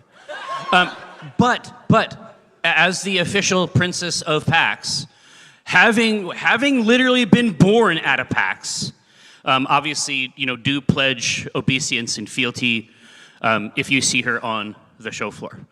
Now, Laura has given us questions in this bag, but there's also a lot of other things in the bag. Some festive items. She said that it's sort of like animal enrichment, like at the zoo. So I hope that there's a fun ball in here. Well, these could be just toys. Like I'm not going to eat them, but I will play with them. Here, there's got to be all kinds. Okay. There's strata. Pirate's booty. Here. I know who wants the pirate's booty. Yeah. Usually the envelopes are a different color, and they are as well here, but maybe whatever snack they are beneath also indicates what type of question you're going to get. Oh, okay, yeah, because we've got fully 4 different colors here. This is animal enrichment. Fully 4 different colors. Yeah, listen, let's just roll the dice on this and see what type of question we get from the red envelope. Nevermore from Not Boston asks, Chris, what advice would you have for someone who struggles with the color aspect of creating art? It sounds like they need animal enrichment. You got to look at colors. You got to enjoy colors. You got to consider colors. I don't know. I'm very bad at colors also. So he's asking the wrong person? Is that what you're saying? Literally the wrong person, because I always like it when somebody can do like a real stylistic color, like a reduced palette choice, like a tonal palette. And I never learned any of it. So I'm like, I know tables are brown. This table's gonna be brown. And then that's it. And I think it looks kind of boring.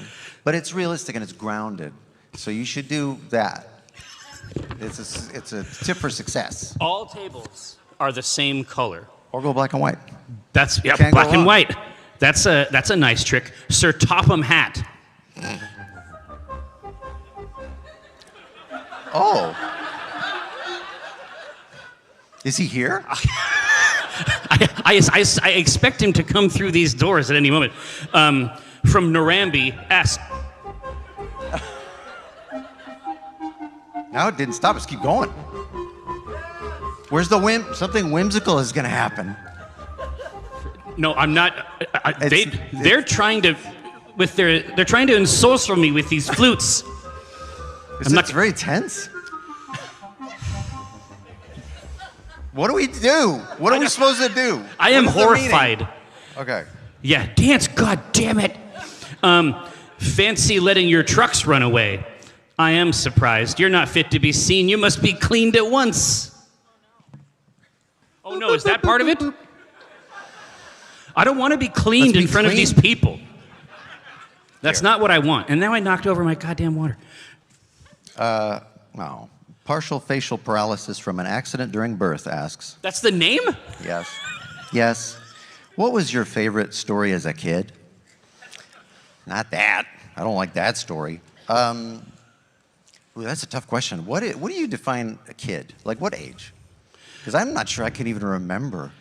Oh. Well, when I was a super tiny, small child, I liked Go Dog Go by P.D. Eastman. Dude, it's pretty baller. That's a pretty cool book. No, Lots of hats and dogs and races. No, dude, we still, that's a part of our normal everyday language in the house. If we see somebody doing something which they clearly should not do, we say, go down, dogs. Do not play up there. Go down. Mm-hmm. They don't even have to be dogs. Yeah. In this case, dogs is a euphemism. Could be anything. No, for me, it's got to be either Richard Scarry or the Pokey Little Puppy. Oh, yes. Golden Books. Several hundred pairs of eyes from Watching asks, what's the question you're most afraid to be asked, but still willing to talk about here? Erectile dysfunction. And obviously, Blue Chew, I want to talk about our new sponsor this year. My dick's broken, y'all. But if I plan an evening very carefully, down to the minute, I can be hard at the right time. Are you saying no? Don't talk about this anymore? All right. I can in time to drag those 2 bathtubs out to the beach and hold hands, which is what an erection is for. That's really what an erection is. Yeah, that's what I thought it was. I go to Home Depot, couple tubs. Anyway, yeah, if you got something going on downstairs. Did you read a blue card? Yeah. All right. Now, I don't know. Blue cards. Now we understand. We have the system here. Sir Topham Hat. Oh boy. Don't call me the other thing from the Isle of Sodor asks.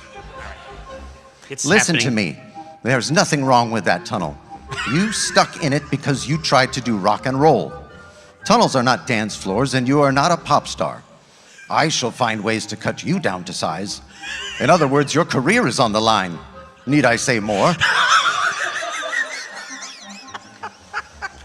These are deep cuts. Dude, I'm intimidated by this pretend hat person. Oh my God.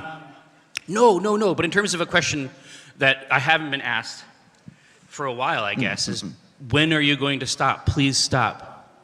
Don't do it anymore. And for me, because they were talking to Game Over Greggy about much the same thing. And they were like, never, I'm going to keep going. But for me, the optimal scenario is something like in The Last of Us. My fantasy is that eventually this husk will continue to dry and become brittle. And then, facts, right? That's on facts. And then spores will emerge. And I'll not only live forever, I'll live everywhere. That's the hope. Here, Cantwell from Shalbad asks, what was the last movie you watched? Or the last interesting one? Let's see. So, for like 3 million years, they were like re-editing and recutting Brave New World. And so my expectations for it were so low that when I did watch it, I was exhilarated. So I just want people to do this for all movies now, no matter what it is. And I will be able to watch it and enjoy it, even if it is not in the classic sense a movie. It can be everywhere as well. There's shots inside Brave New World of the cutting room. And people just like throwing up their hands in certain scenes. We're trying. We're doing our fucking best here. I don't know what you want. They give us $10. The last one I saw. Because you like wild ass movies. You crave the horror. I do. You got a Shudder subscription. I did, and I do. But that's not what I watched just last night. Last night? Last night. On Netflix, I saw a film which was called Under Paris. And it is about a shark. The shark is the protagonist? The shark is the villain in a Jaws-esque tale about a shark that can live in the Seine. And he's running for mayor. He may as well have, because he ran that town.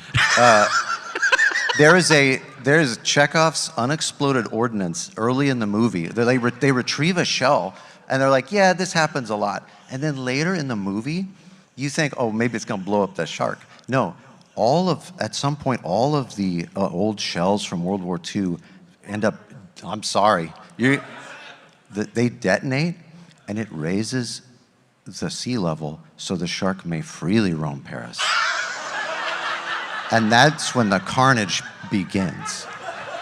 Just like in the street? In the street. I thought they were trying to do it real tight-laced for a little while, and then it just... Sharknado, like, broke the seal. You know what I mean? Now sharks are out here getting crazy. No. That is really fucking funny. It went big. They said, let's just do it. Let's put it all on the table. Oh, absolutely. Let's see. Beavis from Butthead asks, it's 2 a.m., you awaken hungry, still awake, but still hungry. What's your go-to snack? I'm ashamed to say it, because I think, historically, mozzarella gets shredded, or it gets to be part of a caprese or something like that. I will take the brick and I will break pieces of it off. And you know, because you've seen the aftermath. You're like, no knife touched this. This is a natural fracture. It's clawed out. I can see the curds. It's like hollowed out. You ate all that with a little swing door you put on it. There's no cheese left. No. It's just a shell. This is so back when I was working the dish pit at a restaurant called Chapter 11, which you might be surprised to learn failed.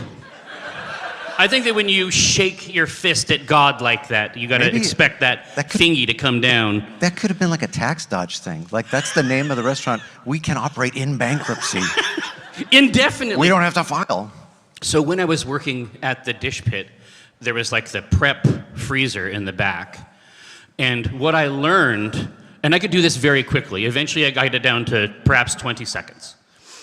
I learned that you can take pepper jack cheese, shredded pepper jack cheese, handfuls of it, as much as you want. It's free. And you can make of it a kind of apple. And then, I mean, it was an incredible era. Well, because this was also the era where... You learned a lot that summer. There was a mysterious force at Chapter 11. And this could be part of how the business failed, ultimately. But there was a mysterious force, and we had to have several meetings about people using the whipped cream to get incredibly high at work. And so for a long time, it's like, listen, I'm gonna keep everybody here for a super long time. One of you guys is gonna say who's doing all the whippets. And then no one ever said anything, but, twist ending. No, it was not me, but because they were ruining whole cases. It was like 24, multiple 24 cases. Somebody was just going back there going, but no, it was the assistant manager. I saw him coming out of, I saw him fucking coming out of the cooler with just little flecks. Oh, yeah.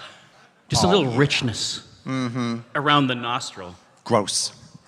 Also went out of business because all they had was pepper jack and whipped cream. Yeah. Those are 2 menu items. Here, that any way you want them. Any way you want them. It's a short menu. Yeah, easy. This one is enrichment. Oh my God, is this pronounced slaw? from a quaint New England town asks, it could be a typo. Oh, yeah. Decipher the following. That's the dragon from The Hobbit. I don't know what the fuck that is. Decipher the following clues and put the answers, one word each, together in order to reveal your real question. God. All right, let's try. Now listen, let's try. After 20 long years of this shit, this is a legitimately new question format. Okay, I'm actually, okay, all right. I think I got at least the first three. Okay, number one, what Nancy Kerrigan screamed, why? Okay, I was like, don't hit my knee. Yeah, she said, ah!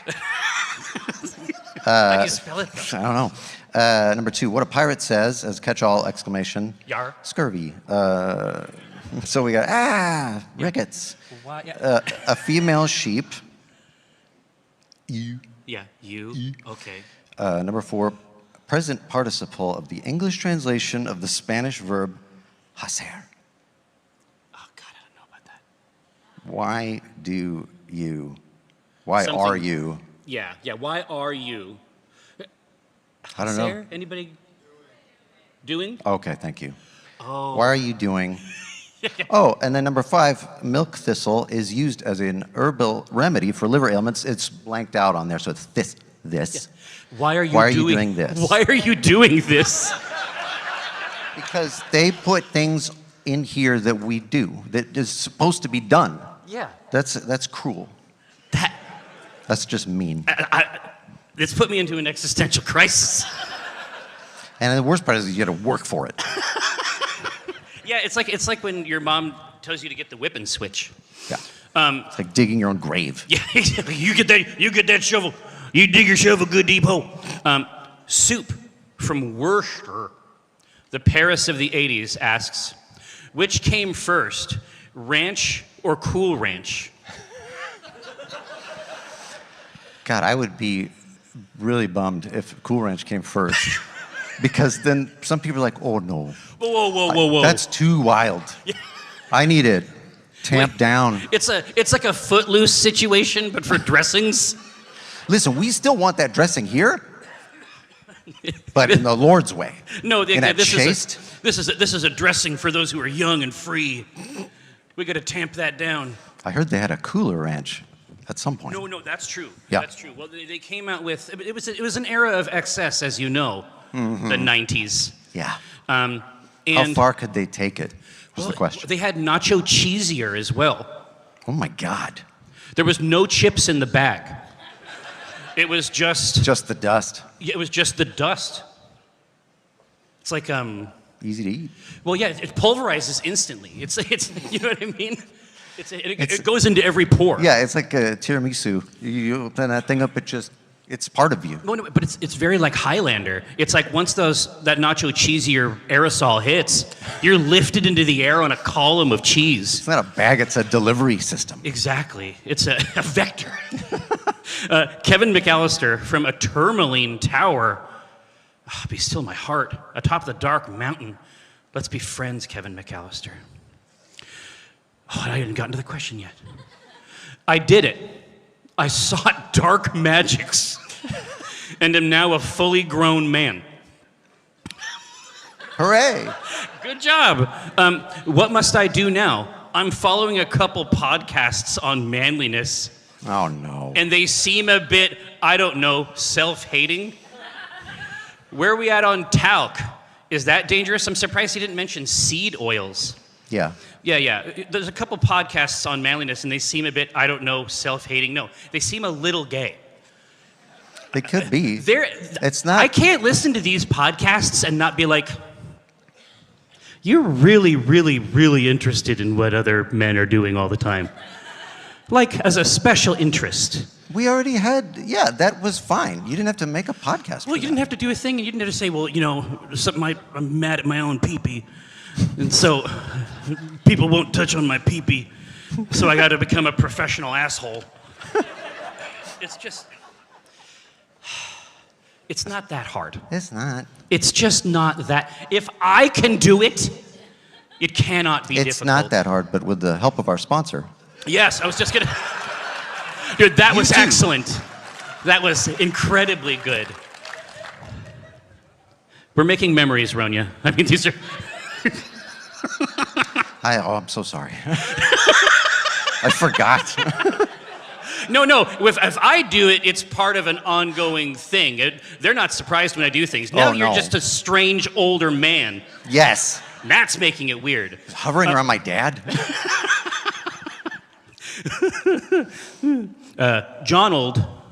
Ronald, rules lawyer, from the realm of the mind, asks, if you could retroactively have been the author of any book, which would you claim? That's zesty. If you could do what to the author? Anything you want. 15 minutes in the closet. Wow. With Patrick Rothfuss. Write it. Get it done. Nah, it's okay. 15 minutes, you can't get anything done. Well, you can get that. You can probably get the intro, get some basic ideas. I guess so. Yeah, just a synopsis. Go over the top, top line it for me, right? Yeah. Does he ever open his box? I mean, Elevator pitch. But no, for me, I think it'd probably be Shadow of the Torturer by Gene Wolfe. And so anytime I write, I'm just trying to sound like that. So it'd be really nice if I could just put my name on there. Yeah. No, right? Instead of like the rest of my career where I've just been aping this book. It'd be nice to have that set up. I can't think of one in particular that I would want to just grab for me. So like, can I do like a net good and I'm gonna take Harry Potter. I'm gonna take it away from her.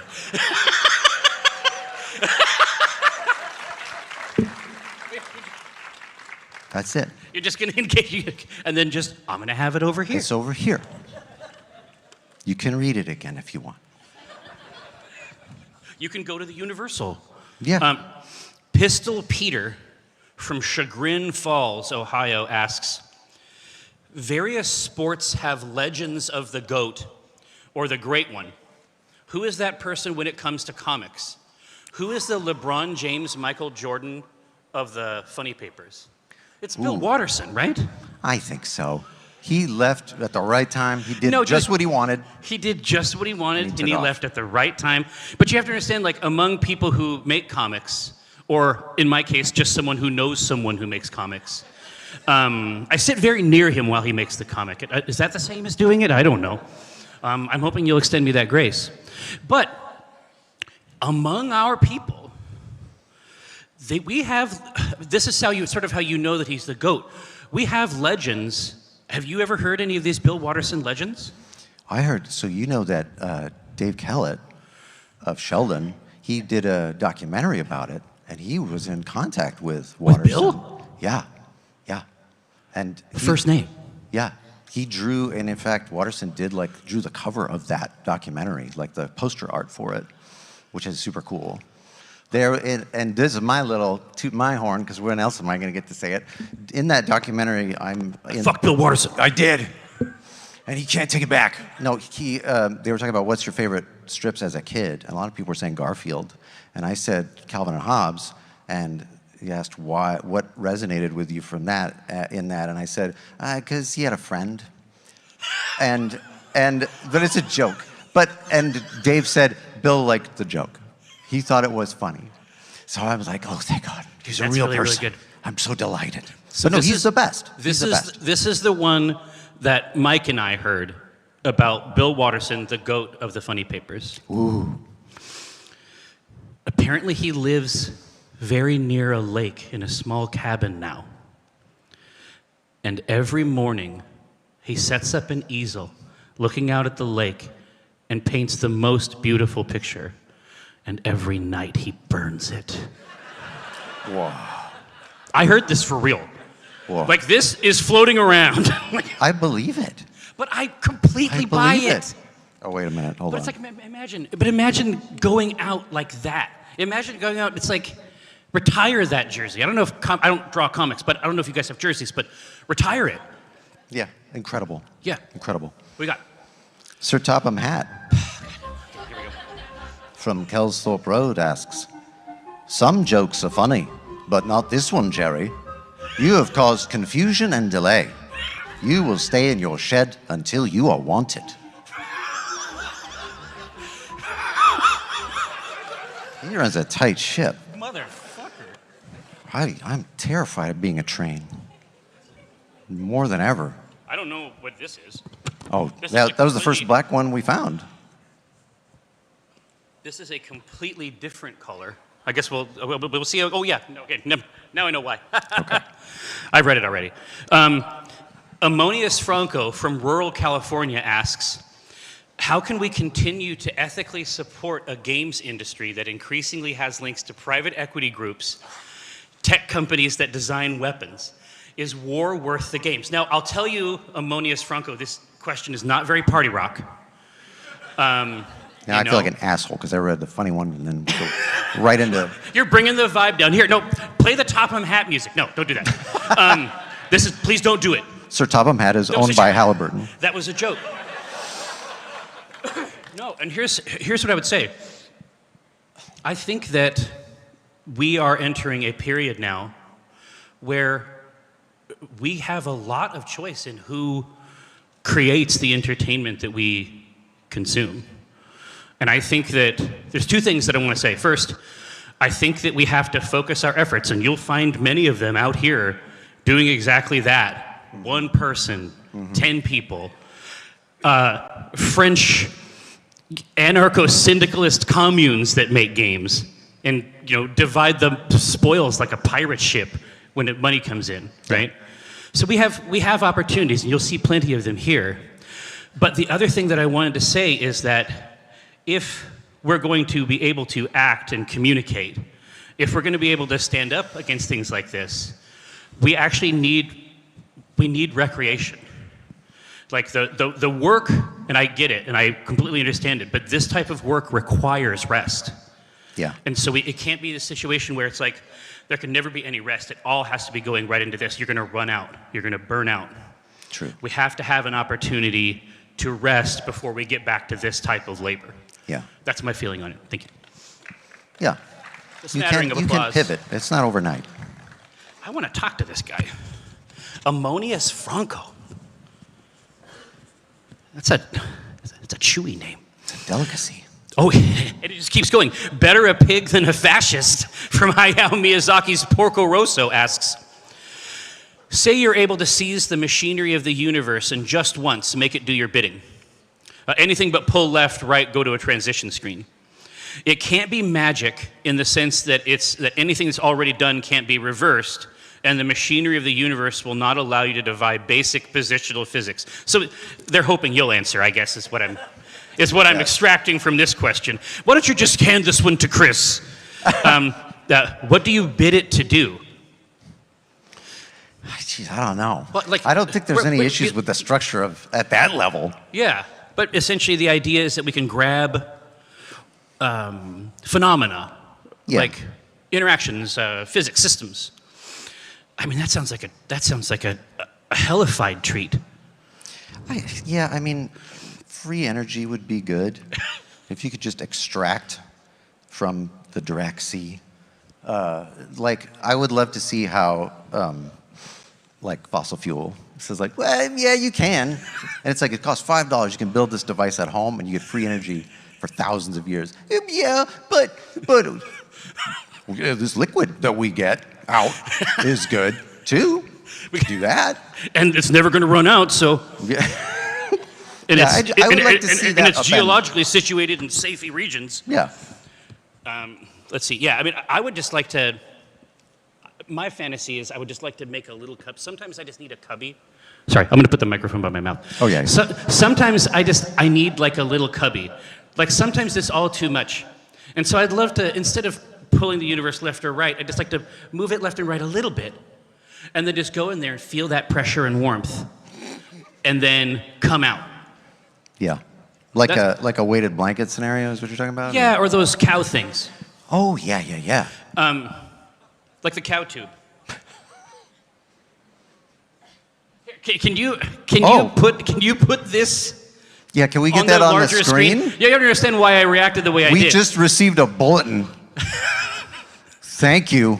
I don't want to spoil it. No. The spoilers are a big thing here. This doesn't happen. We don't get to see this type of thing. I don't know that they can get it up on the screen, can they? Oh, there it is. I was like, I came over This and looked at the just screen. in. I looked at the screen and I was like, what? Why are you telling me this right now? I mean, thanks. I don't. We didn't put money on it. It's fine. Yeah. I'm glad. I don't. Glad they did it. I mean, I'll leave it up all show long. No, I went to the. Have you been to the Vatican? Yeah, we did go one time. What'd you think? It's very neat. Yeah, I thought so too. It's a real big building. Yeah. It's as Vaticans go. You know, it'll do in a pinch. You know what? I'll take it.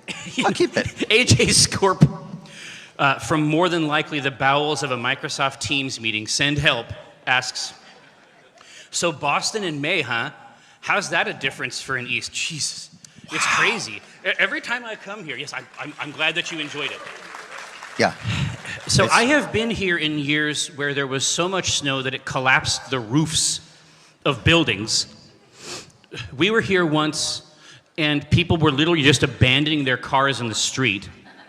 And their bikes, like, I just saw like a bike handle coming out of a snowdrift. Like it was asking for help. One year, it was so cold, and Brendan was like, let's go for a walk. And I said, it's really cold. And she's like, we're gonna go for a walk. And so we started on a walk, and we got over to this bridge over here, and when the crosswind, oh my God, the crosswind from inside the city went out, it triggered my fight or flight reflex.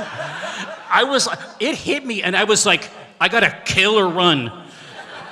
I gotta do one of these two things fast. It was just cold. There's a fictional wind that runs through Gotham City, which I always think about because it's such a cool name. It's a cool name, right? It's called The Knife. Oh. And I think about that every time I'm on that bridge. Oh my God. Because that's where you probably got the idea. This is no Zephyr. No. You know what I mean? It was brutal. But no, it's been really, really fun. And then a lot of times what happens is that people sort of have to choose if you're going to go to GDC or if you're going to go to PAX. And this time they didn't have to make that choice. Yeah. And I'm glad. Scooter Computer and Mr. Chips from TV ask, ooh. Is there anything we can do to encourage you to keep making C-Team specials and series? These labors, please, let us be more pleased. Oh, that's your shit? That's what you like? You fucking perverts? So we are going to be, we just put out, I mean, this is very timely, actually. We just put out a new episode of the C-Team for funsies with all the original people. Even the person recording it is the same. Yeah. Same cameras. Still there. Same room. So it feels the same. Yes. It's got and it is a new story that takes place after the true epilogue of the series, and we're going to do essentially movie-length specials. Right now, like once a quarter, we'll try to tell a single new C-Team story. Yeah. Just because it was very charming because at that table, it's in the recording. Tris didn't know that there were more coming. Oh yeah, I thought they would like it, and then I forgot to tell them.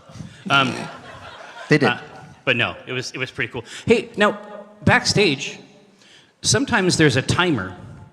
Yeah, this one's well, locked. this has a timer, but it only says 60 and never says anything else. And I'm not mad. I will do this forever. Yeah. But if you want anything to happen here that is not me doing this, I would just like to. They're dialing it in. Time is going really fast, you guys. Holy shit. There we go. Really? There we go. Okay. Right, that's cool. Oh boy. Here, it's more fun when you read it. Let's do it, Ringo. Sir Topham Hatt from Peel Godfrey asks, cheer up, it wasn't your fault. Ice and snow caused the accident. I'm sending you to crew a fine place for sick engines. They'll give you a new shape and a larger firebox. You'll feel a different engine and won't need special coal anymore. Won't that be nice? I want to watch the show again. I continue to enjoy it. Let's just watch the show. Can we get some Thomas up there? Yeah, we get some Thomas. Thomas the Tank Engine. Bridget from Telluride asks, if and you don't mind, I'm chawing your hind much like, please handle my sween hog Charlie. He's a good bee and ne'er feral in the least. See, now I've got one that I can do with my one accent I have. Oh my God. Pet him and he'll cleave to you post-haste. I don't get any music, I guess. So mine. pet my pig is what I got out of that. Ooh, that's the biggest envelope I ever did see. What the hell? Let's. I swear. Okay, now this looks like a commercial. I guess there's anything. I don't know what it's in there, but anyway, this is what it looks like. Take a peek in there. Let's see. Here, okay, wait. All right. Yeah. Here. Let me. You want it, teens? All right. Oh shit. Oh. I promise, I'm not doing. This is not a commercial. Okay. Oh, there's questions in here. What is? Okay, I'm gonna put this down. I don't know if I'm allowed, but I will. Well, here, and then here's some. Oh shit. Ooh, look at this accessory pack. I apologize. But like the leatherette? I mean, that's very tasteful. Look. Jesus, I mean, I guess I'm associated right for the pocket.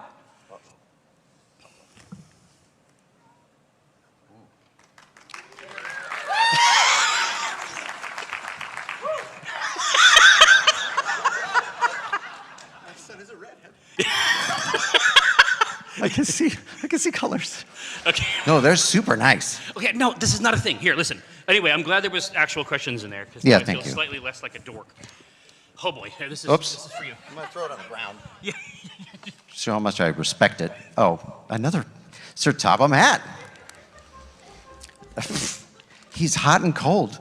You have caused confusion and delay. Tomorrow you will collect coal, and Edward will take the workmen to the forest.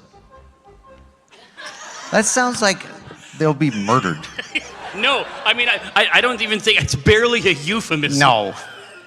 You're going to That's get actually coal in what the they forest. do. Anyway, if anybody ever tells you that you're going to be getting coal in the forest, you know, get some of those final documents worked up. Steve Believe from New England asks, if by chance you discovered that a large sum of unmarked bills in a duffel bag were left on your doorstep with a note that read, "Make an Acquisitions Incorporated movie," what would your dream castings be for Jim and Omen? Ronya, my daughter. Double roll. Yeah, a double, yeah, as Jim and Omen. Yeah. Gosh, I don't know. Who would be the most, who would, because I'm like too close to Omen, I think. Because me, I'm like, I'm Omen. But I know that can't work because I'm a sphere. I mean, that's not what you want. You don't want to see a sphere rolling around. It's a challenge. For a couple hours, picking up lint. Well, I was thinking about, Vin Diesel. I think Vin Diesel could work, but he's got the look. Yeah, he's got the look. But what I'm saying is that, is he fun to work with? It seems like he might not be. Yeah, where are we at with him? Chris Pratt. Yeah. Whoever plays Omen, Chris Pratt will do the voice. We got that. You can at least do that. Yeah, well, Vin Diesel, but Chris Pratt will do the voice. Yeah. Yeah, but for Jim, like, what do we want for, who could do Jim? Oh, you know what would be funny? Who could feel good for Jim? I think about Chris Hemsworth, just hamming it up, just doing a big goofy job. Oh God, yeah, dude, Hiddleston would murder. Oh, Hiddleston is great. That is a inspired. Oh, that's pick. ideal. Yeah. It would be really fun to see him see him do that angle, right? All right, now I found another question, Chris. Ooh. Big challenges from Sanrio, circa 1978, asks, Chris, when are you finishing Brood Hollow? What's wrong with you? It's in caps. What's wrong with you? Why are you doing this? Have you been ghostwriting Miraculous Ladybug with George R.R. Martin and Patrick Rothfuss or something? What gives? I don't remember how long ago this was, but I had a very nice conversation with Patrick about the difficulty of a third book. Oh, it's like I don't know if I could do it again. And I did it another time. I liked it. The third one now, the pressure is very high for some reason. Yeah. I started it and I couldn't continue it. I didn't like how it felt. You did? Yeah, because you actually did. I mean, we talked about like a full, well, you sort of had like a full arc for it. Yeah, I still do. It's been in other sorts of discussion. Well, yeah, and I think that this is the thing about Brood Hollow. So you know that there's that part, I mean, spoilers, obviously, for God Emperor of Dune. But at the end, obviously, when Leto, when he encounters water, of course, he's a big sandworm at this time. He encounters water, and then the sand trout, like, all burst. Yeah. And his whole body and all of his essence essentially goes to all places. All the stuff that we've talked about for Brood Hollow, it's come up in other works. Well, like the tone of it and the, like sort of those ideas, for sure. Yeah, for sure. So if you want Brood Hollow, just look at everything Chris has ever done. But that is not to say I'm not going to finish it. Yeah. I want to finish it. I just have to have time. What can I do to help you finish it? Jesus. Because I will. Because I know that like the way I used to work is not possible and hasn't been so for a decade. Well, you got a larva. Yeah. Very, very challenging. He's very interested in drawing, so I'm going to train him up on it. I'm going to heap it on his plate. Incredible. Ooh, here. This one is... Oh, you got one? You got it's a gray, but it's not so much of a bummer. Yeah. Info Hazard Lights from Road Nearby asks, who used to be your hero, but you can't even muster enthusiasm for anymore? And the one I have is, I think I feel more strongly than can't muster enthusiasm, but I used to love Kanye. I like old Kanye, and now, no. I can't even go back and listen. It's wrecked. Yeah, Sorry. he says some really weird stuff, man. No. And like, sometimes he'll show up to an interview in a Klansman's outfit. Yeah. And I'm like, I think that amount of money is poison. I think it is a poison. It's a form of pollution, and it destroys your mind. Give it to me. Yeah. Where I can keep it safe. Yes. No. But this is it. I have known a couple people who got like fuck you rich. And there is something about needing other people that tamps down your worst impulses. Yeah. As soon as you don't need other people, as soon as you're not a part of a local society, a broader society, you become something that is not human. Yes. And I don't mean to kill them. Mm-mm. But what I'm saying is that that's the reality. If we don't need each other, then that's what makes us people. That's what makes us human beings. When you leave that membrane, it doesn't map onto the rest of humanity anymore. No, it's draconic, essentially, right? Yeah. I mean, we have all these stories that tell us about the danger of this shit. Smog is not a hero in that story. He stays sleeping on gold. Oh boy, poop ass. From Butt Fundament asks. Oh, Destiny reference. We all need. He's referring to the 9. We all need more fiber in our diets. What's your recommended source? Oh, I have another Destiny joke. The meconium court. Okay. You need fiber. Spinfoil. I don't know. You eat some tinfoil. No, I was just going to say, my go-to has thus far, and it's worked for me for years, has been food. You gotta have it. I started to vape my fiber. You cleared out the lungs too. Why don't they get a turn? The sinus. Yeah. It's like Big Bertha. It's like the custom boring machine but for your ear, nose, and throat. It's just fiberglass. Just inhale it. And it's in most houses, so it's free. It's close to free as you can get. I can feel it. Radiant Shadow from these parts asks, last year PAX left its teenage years behind with a grand 20th year celebration, which is true. But now PAX is 21 and can legally drink. At least here in our good old country, Oz has, as usual, has been cooler. But now that PAX has reached this spirited milestone here, we should create an unofficial drink of PAX. We should create an official drink of PAX. That's what we should do.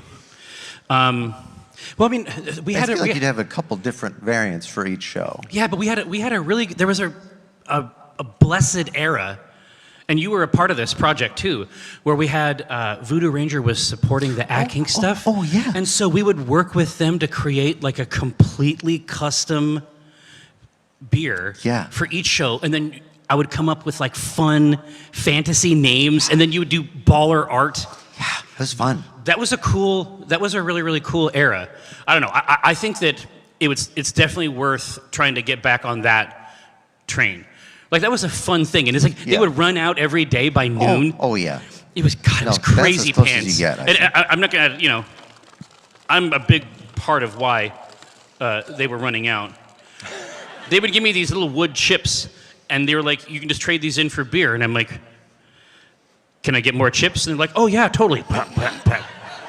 Then what purpose are the chips? Yes. It just obfuscates. It's like, no, I'm just going to open my mouth under the spigot. If you're gonna give me unlimited beer, give it. Just don't. Why are we fucking around with these chips?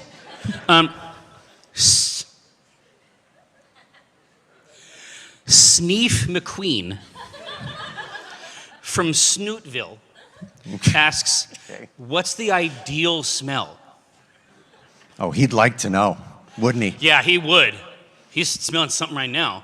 No, there was a period of time where, you understand, like Mike goes through these like very discrete phases where he's like intensely interested in something and then never thinks about it again.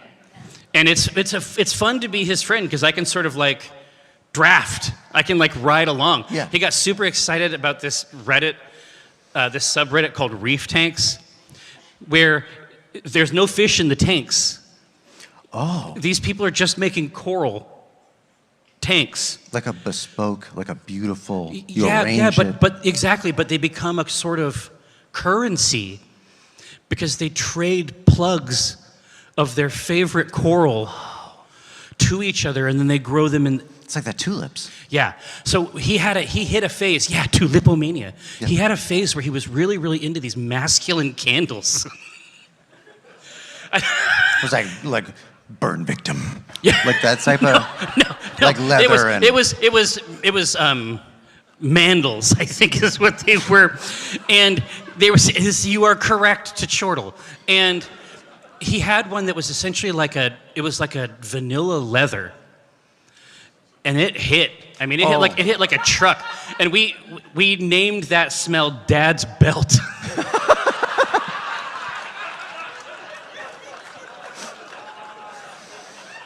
That's powerful. No, because he lived a little bit closer, and so it's like I would come into the office and I'd open up the door and say, "Is that Dad's belt?" I'd enter and I'd just cower. Look, we like to have fun.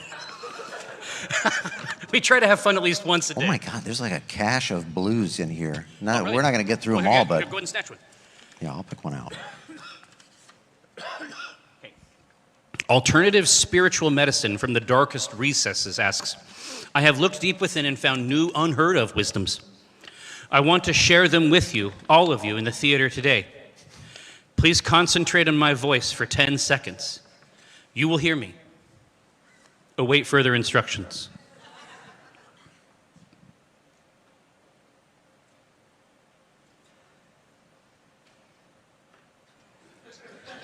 Did it? Maybe? Didn't even show up. Yeah, I was just going to say, dick. Didn't even have the guts. Some prophet you are. You piece of shit. I lost a lot of money. Yeah. They preempted. I didn't even know if I was going to grab for back it. there waiting to see what color the envelope is. I'm gonna read these two because they're short and they're good together. They're good. Oh yeah, they pair well. Yeah, Sir Topham Hatt. Naturally, it would be somebody different. Oh, we'll see about that. Engines on my railway line do as they're told. We shall take away your rails and leave you here for always and always and always. Jesus! That is a dark episode. Have you seen any of that? He just kills trains. He just bricked them up in a tunnel. No, yes. That's it. I put the bricks up in front of a face. Up and just here, so you could look out. A horrible show. It's fucked up. Karen McLean from Parts Unknown asks, where would you retire to write a book and solve crimes? Oh, you gotta do both? This is Jerry coded, as they say. A seaside town with a diner with great toast. Oh. Yes. Paints a picture. Oh, here, I'm not even done. A suspiciously nice apartment with a doorman in New York. Or a ranch in Wyoming with a nosy, folksily no-nonsense neighbor. Dude, this seaside town with the diner and the great toast, because new people are always going to be coming in. Mm-hmm. Oh, I don't know. I like the suspiciously nice apartment, but I feel like that one's been done. I liked the ranch because that's like a fish out of water. Like there's a lot of opportunity. Yeah, yes, a new owner, right? Yeah. You inherited the ranch. Mm-hmm. Yeah. He died and he lived. He's like, listen, I want you to come out here and finish this novel I've been writing. I know you can do it. I know you done real good there in that school of yours. Osbert Parsley. I would like to audition for the folksy neighbor, if I can. That's true. Yeah. You can play both parts. Yeah, exactly. Again, it's a family trait. Osbert Parsley from Norwich asks, do you believe in love at first sight, life after love, or the promise that it gives? I don't know that we need to answer. I think it's just something to think about during your day. This is just Osbert Parsley doing Osbert Parsley shit. Yeah, he showed up. Yeah. He's here. Yeah, he's doing the work. What the fuck? We have reached a very bizarre strata. A pair of ragged claws from the chambers of the sea asks, do you dare to eat a peach? Oh, I have dared. Yeah, I stay eating peaches. What are you talking about? I ate a peach before I came out here. My face was still wet. Oh, never mind. Go. Oh, all right. Okay, I got all the way there. Oh. It might not be about fruit. I got really excited because I was like, peaches. No, but I will, very briefly, let me tell a story about Brenna's dad. God, that's even weirder. Now I feel nauseous. But he grew up on an orchard, and unlike everyone else in his family, he has like a deathly allergy to stone fruits. And so they're all there, and they're obviously eating these peaches. These are fruits. They're eating them, and he is eating them like when everyone else is eating them, and his throat is just closing up. And he just thinks that everybody else likes the taste enough. He thinks that this is just part of eating the fruit. Peaches. Yeah. Because everybody else seems to be really enjoying it. He's like, here, wait. This is a charming one that you should read, I think. oh, here I will. All right. Chris Perkins, but not that one, from Fresno, California asks, Jerry, you often introduce yourself on stream as your internet friend. After years of streaming Penny Arcade on Twitch, especially my favorite stream, Acquisitions Intoxicated All, my brain auto-corrects me to say, I'm going to go watch my friends instead of Penny Arcade. It really makes me feel connected to the stream in a pretty cool way. Just wanted to say thanks to you, Mike, Chris, DJ, Dr. B, and everyone else at Penny Arcade for helping me through everyday life, especially the dark times. Well, I do it because I am experiencing the same dark times, and that's what I think I can do, and I'm glad it was useful. Also, what is yours and Chris's Taco Bell order? You gotta get that crunch wrap, but you add jalapenos. Ooh, nice. Because they let you. I like the chili cheese. I can eat an unlimited number, and I've tested this theory multiple times. PAX 2025. Welcome home. We'll see you out there.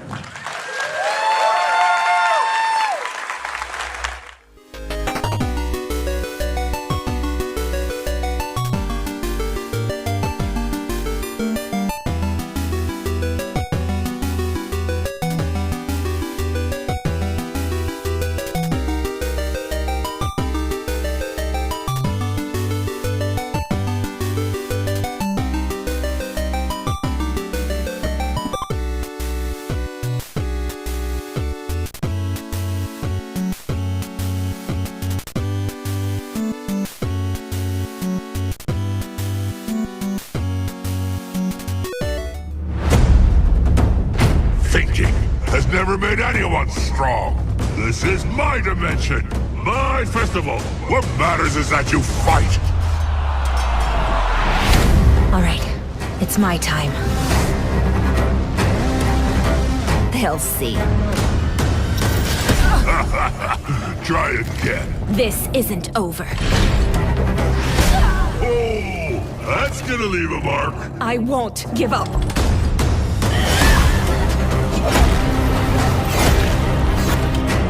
Unlike the others, I practice something called reading. This is gonna hurt.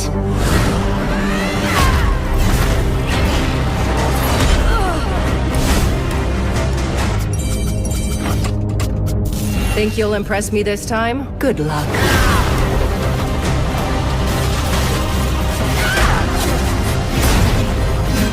You're looking fit.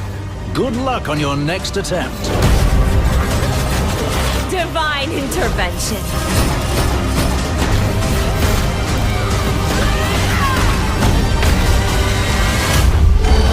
I can help too. You thought you were special? This place isn't meant for you. Savara is an action roguelite where you fight against gigantic monsters. Savara is based in the Cosmos, so the Ankama Games universe, and especially in the dimension of the warrior god, the IOP. All cowards. IOPs are warriors that are an archetype of fighters in the Cosmos. So you play as Savara. She is invited to IOP's festival to participate as one of the fighters. The goal is simple. Win the tournament organized by the God of Warriors, the winner will become a legend. Here we go, just like in training. The game starts with Savara already being in her first attempt. She will try to prove herself by beating the first few fights, maybe beat 2-3 monsters, and just ended up failing. But it's okay because the whole festival is not about being the best at first. It's about perseverance, coming back, improving in between, and trying to be the best at the end. Before Savara, part of the team worked on Waven from Ankama. And another part of the team worked on Crossfighter, our first game as Doria Games. Well, the studio was built by just a small bunch of students working together. We started as a team of 3. We were just looking for an internship at a studio, but instead we've decided to create our own. We were looking for an editor, which was Ankama Games, which we're now working with. And so we created our own indie game studio with our first project, which was named Legacy at the time, and which evolved into Savara. Now, it's time for me to create my own adventure. Savara is a game that changed a lot. At first it was some games that were already a roguelite, but it was more turn-based with some ATB system. But it was also the idea of a gacha where you build up a whole team, get character after each run. After some time, we decided to take an approach where we mix up really the roguelite elements that you can find in ID's game, for example. And we try to build a combat system that looks more like a Monster Hunter or a Souls-like, which is more slow-paced than the nervosity that you can find in ADs. So you don't need to actually be that fond of roguelites in general to get into it, as we tried to make the game easy to learn and hard to master. The very beginning of the game is not that hard, actually, for a roguelite. It gets really much harder later on, but by then you will get a lot of stuff, a lot of equipment, a lot of new skills, and you will normally improve yourself quite a lot in the meantime. You go out to fight monsters, you beat them, you destroy some part of them, you get their loot, you try to go as far as you can, and at the moment you die, you get back to the hub, and then you can improve yourself by buying new equipment, new weapons, new armors, new skills. And by getting stronger, you can try to go just further and further beyond.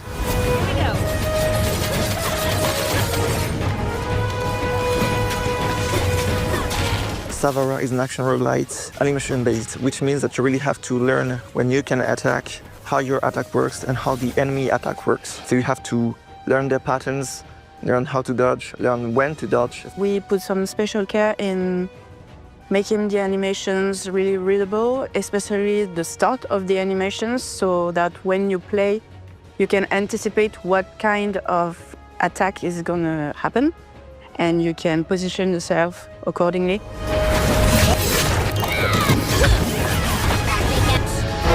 During the festivities, we'll get to meet many kind of different monsters. First, you have the Rhino Beetle, which are some beetle-like monsters, which are very heavy, very slow. Cool Dragon are goofier and more unpredictable. Then you have the Puginoco, which are some kind of boxer monsters, mushroom guy who try to hit you on as fast as they can. The Orcarus are the more aggressive ones. And last, you have the Ryu Salar, which are the dragons of the game, and you will be just ahead of big fireballs in your head.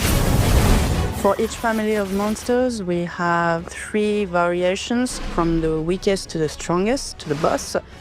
What was important visually for us was to directly signify that this one is gonna be harder to beat than that one. So it goes through adding different elements on top of the monsters, making them bigger, more detailed. Ouch! Time to go shopping. There are 3 kinds of equipment in Savara. The first one being badges. These kind of equipments give you minor bonuses at first, but then you can upgrade them by doing some quests. The second type of equipment is armor, which is a kind of gear that you unlock at the forge. There are 5 pieces of equipment that you can have on you.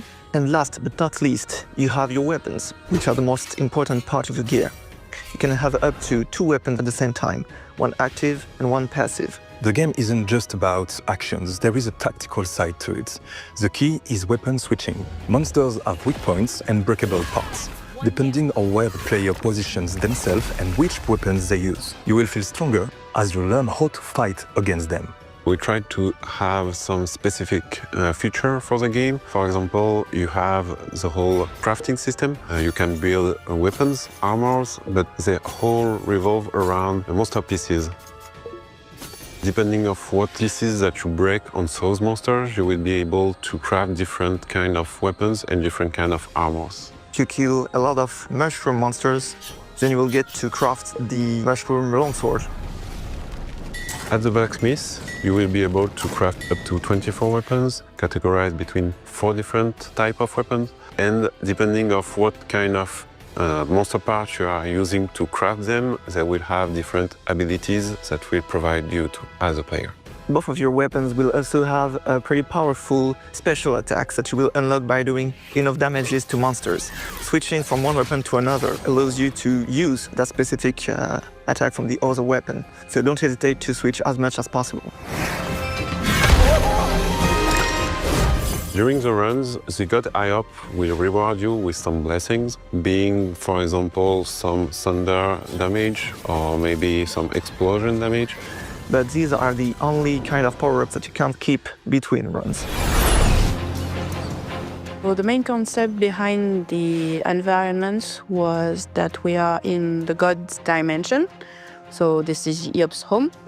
You can see in the first zone, it's a bit in ruins. There are some skeletons, there are some destroyed walls.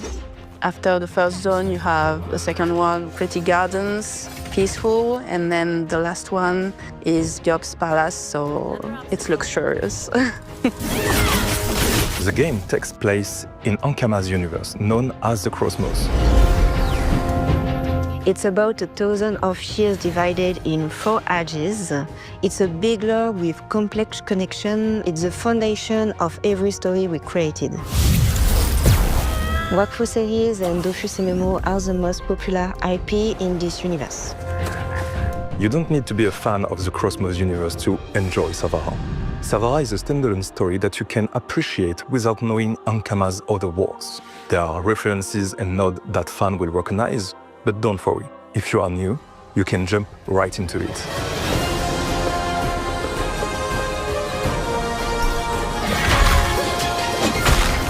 I'm Aina Andrian, also known as Koji. I'm a composer for video games. My approach has always been to blend Ankama's artistic direction with strong influences from Japanese video game composers like Uematsu, Mitsuda, Shimomura, Nishiki, Kondo, etc. During production, I asked myself how to musically characterize Savara. It's more about a feeling than a specific color that I wanted to convey. A feeling that immerses the player in the cosmos as they discover a new hero and another dimension. That's why familiar musical themes from other Ankama games were included, reorchestrated, and transformed to become an integral part of Savara's musical landscape.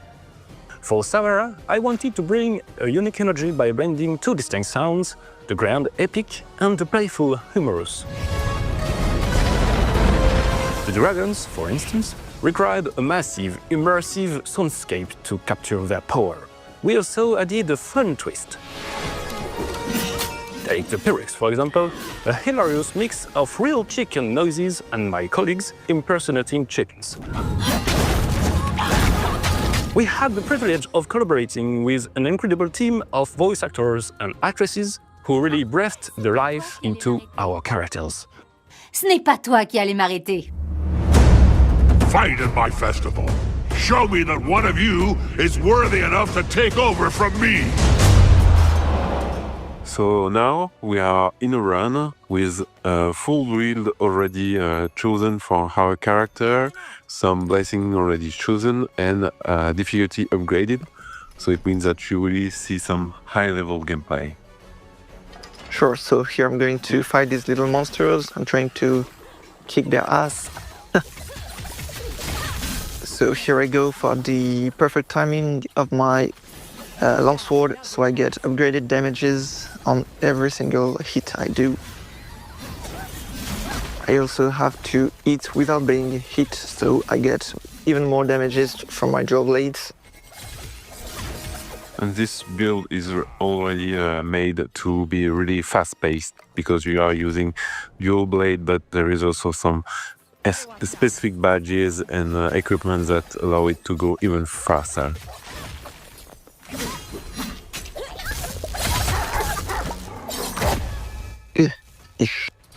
Still, it is intense. It is really hard at some point. Now, we're just going to reap the boss. Yep, second boss of the game. I start by dodging its fireball with the immunity of the dodge. And there is a lot of effect adding up on this build, because really something that people have to understand when you see this is that it's not a 1 hour build. It's really a build where you have played something like 10, 15 hours, everything is maxed up, and you really have a lot of things adding up, so it's exploding everywhere, and it makes sense. It's still pretty manageable once you've learned how the game works. It's getting a bit less manageable, I feel like. No, it's okay. I stand him, so I'm going to try to go for the kill now. He keeps on dodging my ultimate attacks. Still, he's pretty low on life now. Oof. So you are in the... Well, so am I.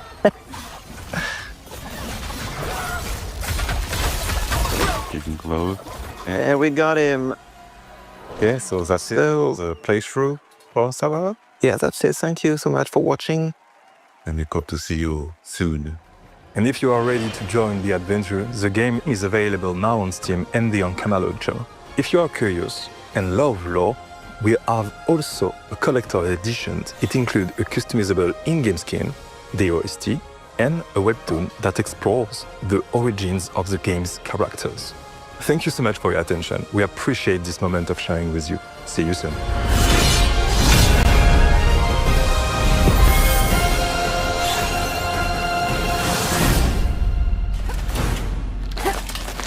It's gonna take more than that to keep me entertained.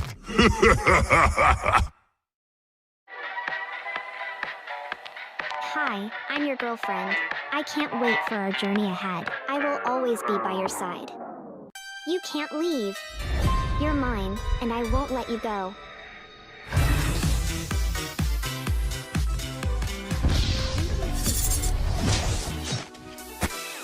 I won't let you get away. We will be together, no matter what.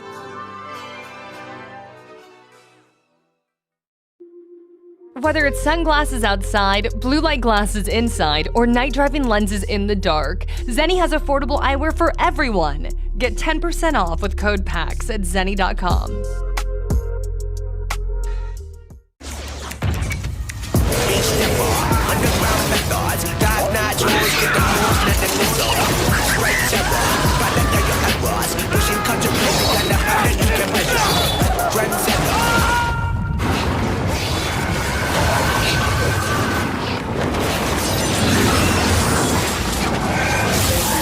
Reach your impossible with the AI-powered Legion Pro 7i, Lenovo Legion.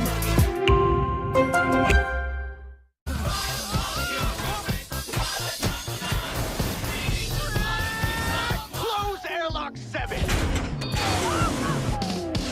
You really don't know me, do you? The best high-concept sci-fi rigmarole in the universe is back. Mob justice! Get back here! This is for your own good!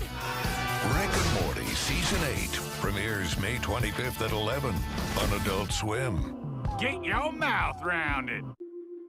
Whether it's sunglasses outside, blue light glasses inside, or night driving lenses in the dark, Zenny has affordable eyewear for everyone. Get 10% off with code PAX at zenny.com.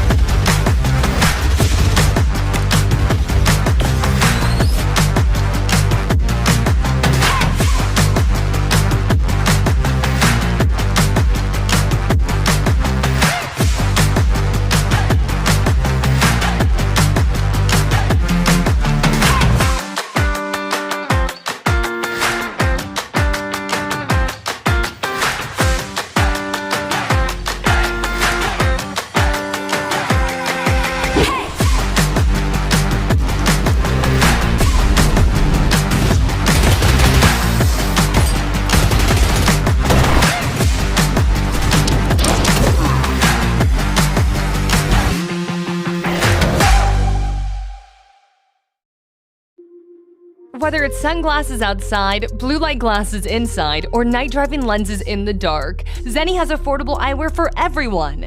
Get 10% off with code PAX at zenny.com.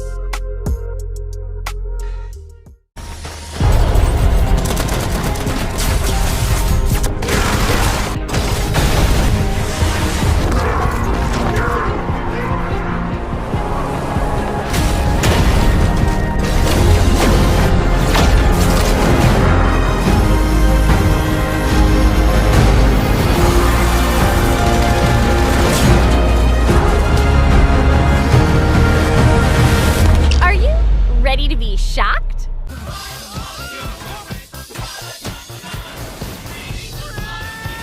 Close airlock 7! You really don't know me, do you? The best high-concept sci-fi rigmarole in the universe is back.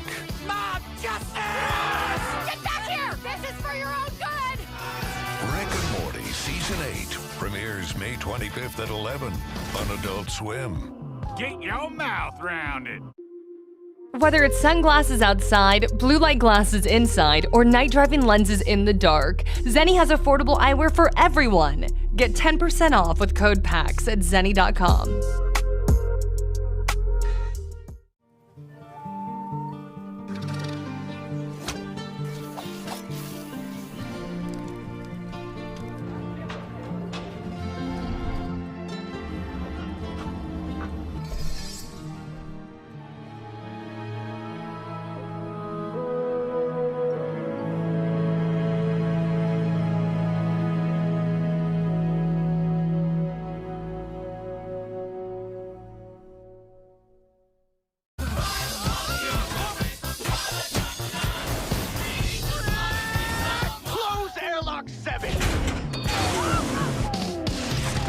really don't know me, do you? The best high-concept sci-fi rigmarole in the universe is back. Mob justice! Get back here! This is for your own good! Rick and Morty Season 8 premieres May 25th at 11 on Adult Swim. Get your mouth round it. Whether it's sunglasses outside, blue light glasses inside, or night driving lenses in the dark, Zenni has affordable eyewear for everyone. Get 10% off with code PAX at zenni.com. Tech Crops awake, taking on a new form. Let me do the talking. Let's rock!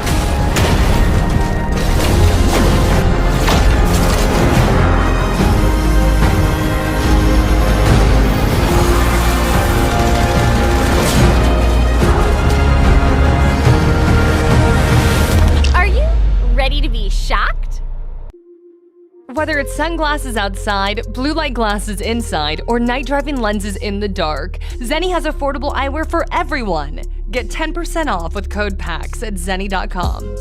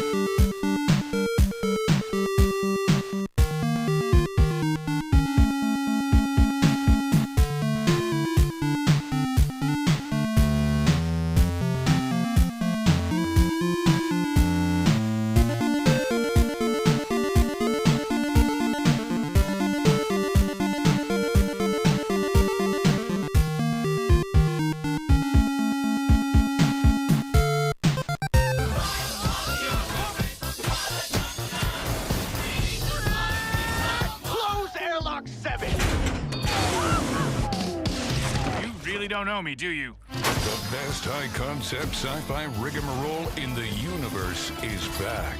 Mob justice! Get back here! This is for your own good!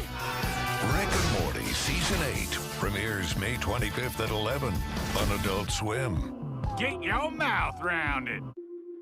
Whether it's sunglasses outside, blue light glasses inside, or night driving lenses in the dark, Zenni has affordable eyewear for everyone. Get 10% off with code PAX at zenni.com.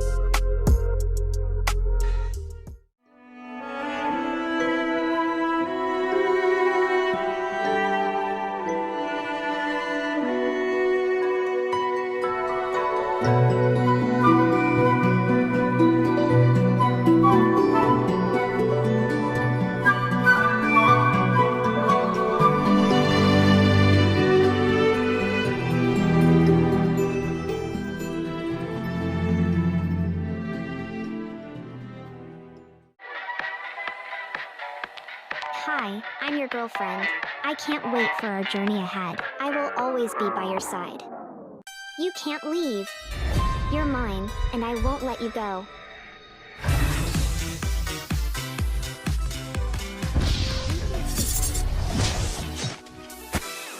I won't let you get away. We will be together, no matter what.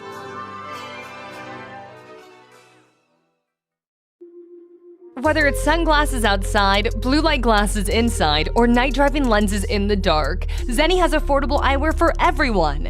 Get 10% off with code PAX at zenni.com.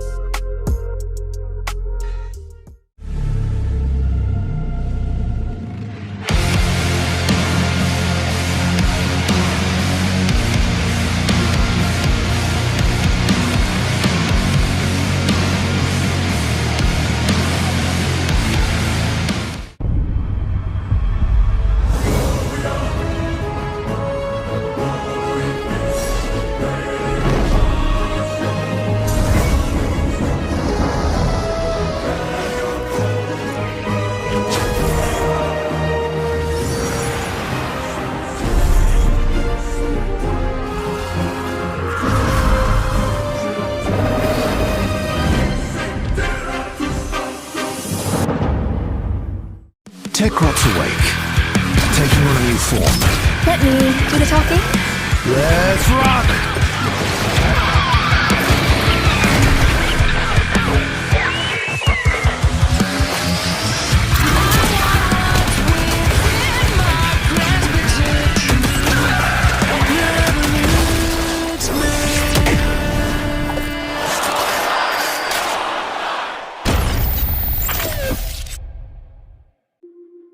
Whether it's sunglasses outside, blue light glasses inside, or night driving lenses in the dark, Zenni has affordable eyewear for everyone. Get 10% off with code PAX at zenni.com.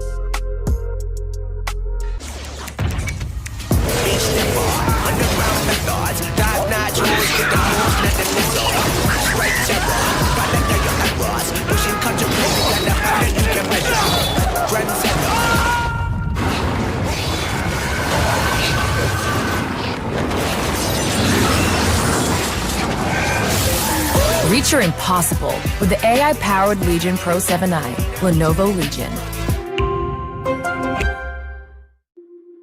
Whether it's sunglasses outside, blue light glasses inside, or night driving lenses in the dark, Zenni has affordable eyewear for everyone. Get 10% off with code PAX at zenni.com.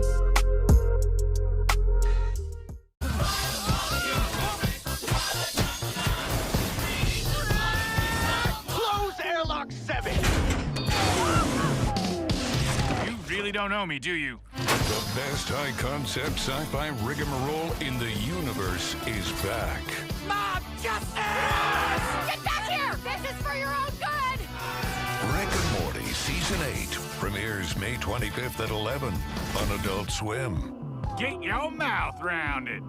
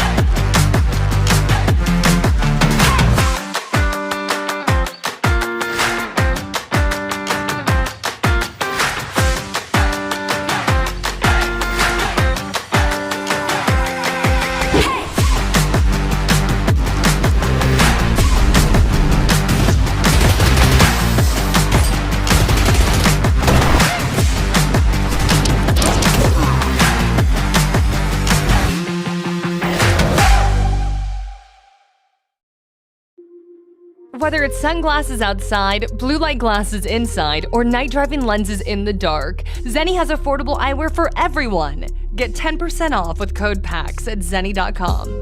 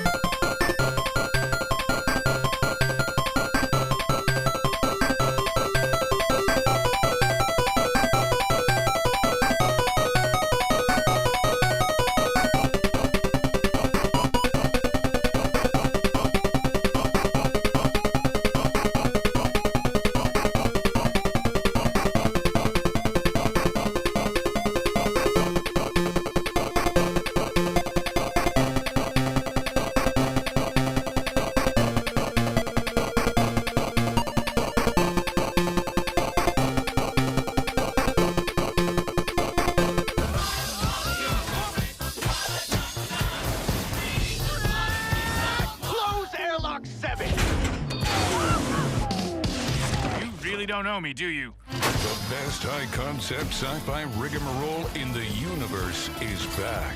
Mob justice! Get back here! This is for your own good! Rick and Morty Season 8 premieres May 25th at 11 on Adult Swim. Get your mouth round it.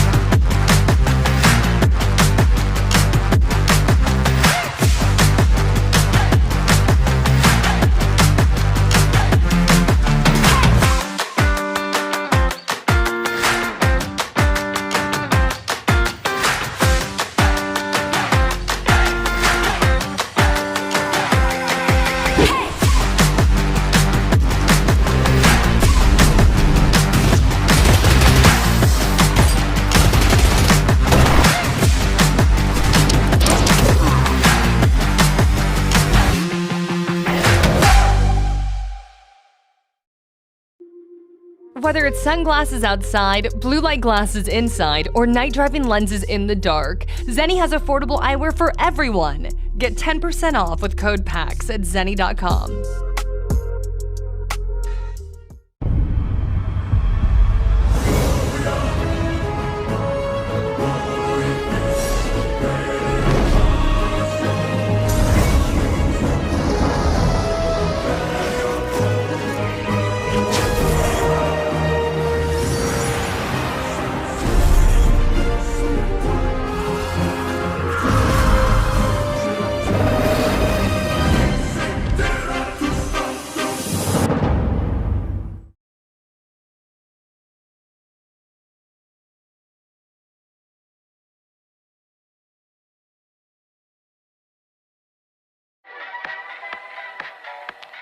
Hi, I'm your girlfriend. I can't wait for our journey ahead. I will always be by your side.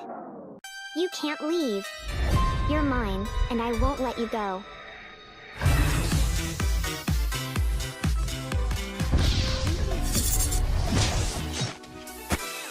I won't let you get away. We will be together, no matter what.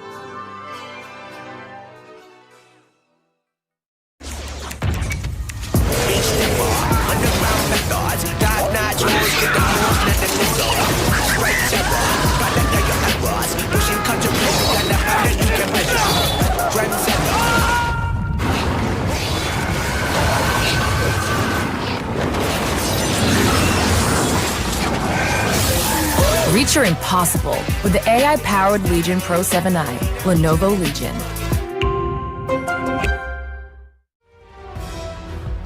Here we go.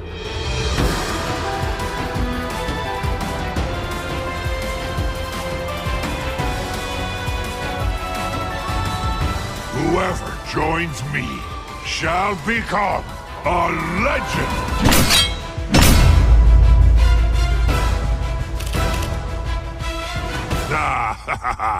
This should be fun!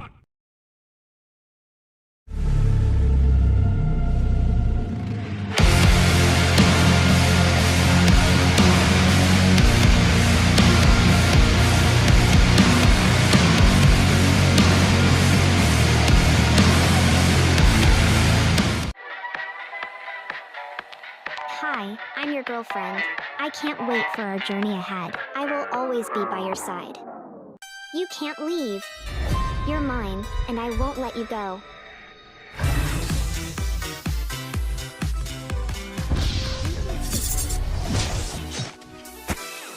I won't let you get away. We will be together, no matter what.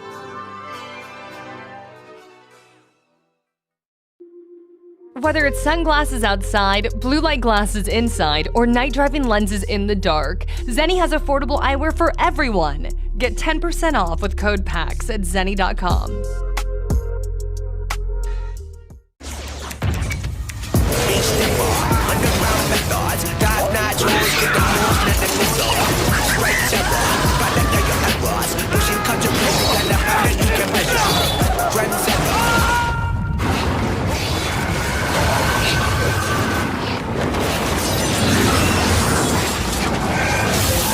Reach your impossible with the AI-powered Legion Pro 7i, Lenovo Legion.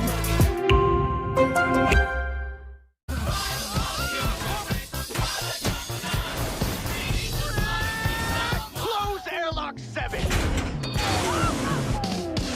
You really don't know me, do you? The best high-concept sci-fi rigmarole in the universe is back. Mob justice! Get back here! This is for your own good! Rick and Morty Season 8 premieres May 25th at 11 on Adult Swim. Get your mouth round it. Whether it's sunglasses outside, blue light glasses inside, or night driving lenses in the dark, Zenni has affordable eyewear for everyone. Get 10% off with code PAX at zenni.com.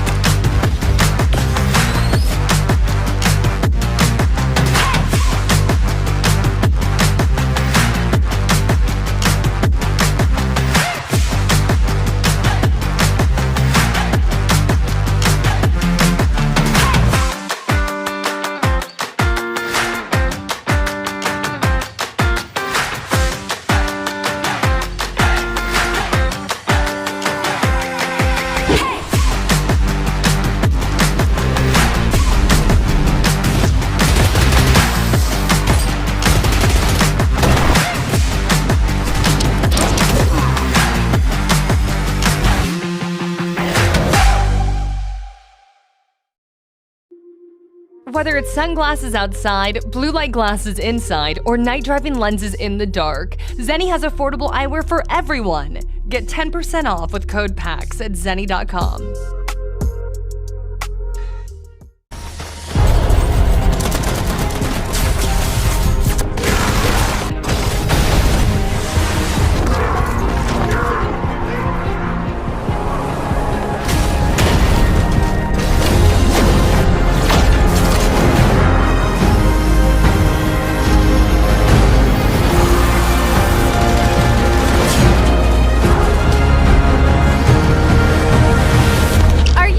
Ready to be shocked?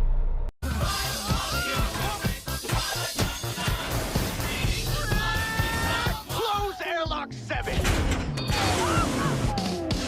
You really don't know me, do you? The best high-concept sci-fi rigmarole in the universe is back. Mob justice! Get back here! This is for your own good! Rick and Morty Season 8 premieres May 25th at 11 on Adult Swim. Get your mouth round it. Whether it's sunglasses outside, blue light glasses inside, or night driving lenses in the dark, Zenny has affordable eyewear for everyone. Get 10% off with code PAX at zenny.com.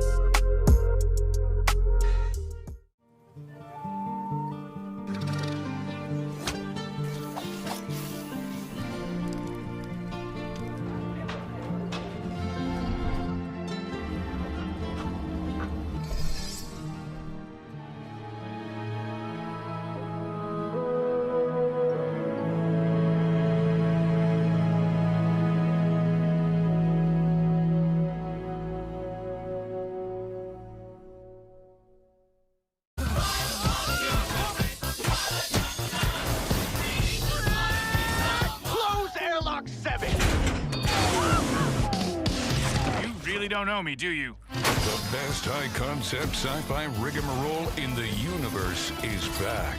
Mob justice! Get back here! This is for your own good! Rick and Morty Season 8 premieres May 25th at 11 on Adult Swim. Get your mouth round it.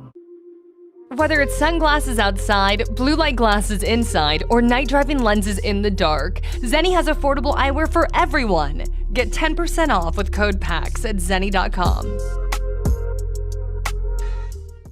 Tech Rocks awake, taking on a new form. Let me do the talking. Let's rock!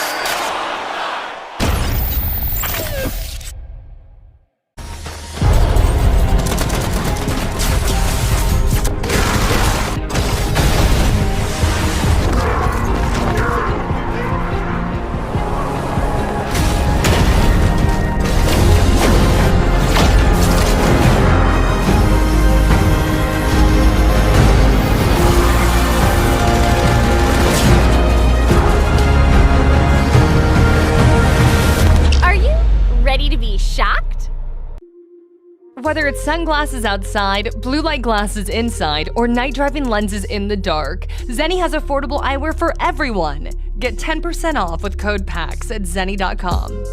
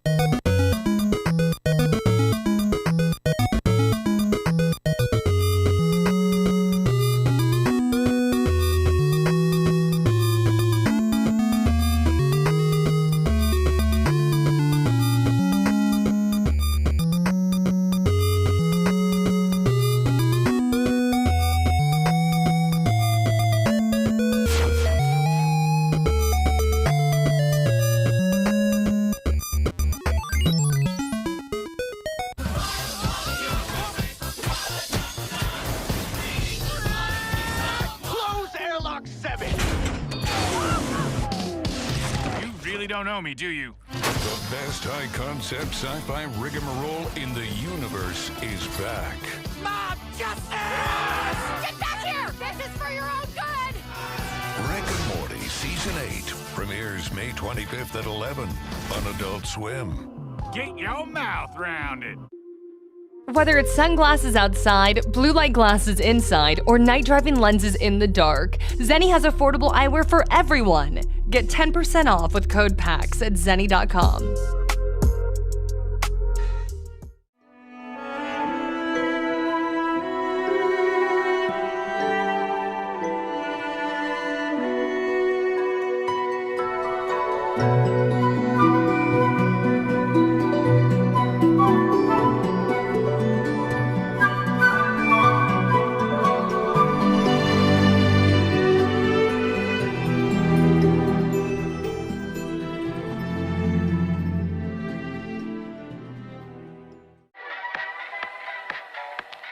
Hi, I'm your girlfriend. I can't wait for our journey ahead. I will always be by your side. You can't leave.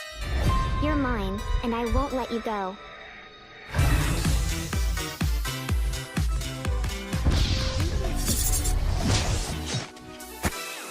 I won't let you get away. We will be together, no matter what.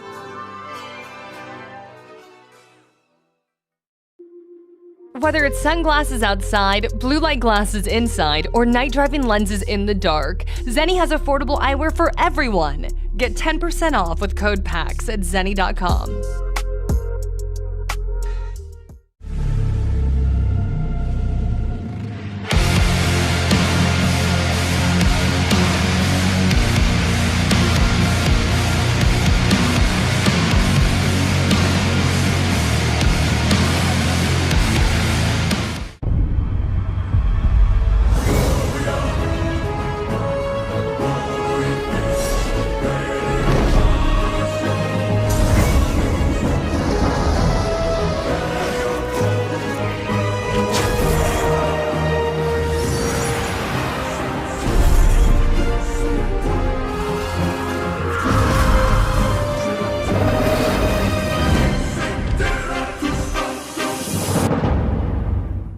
Techrot's awake, taking on a new form.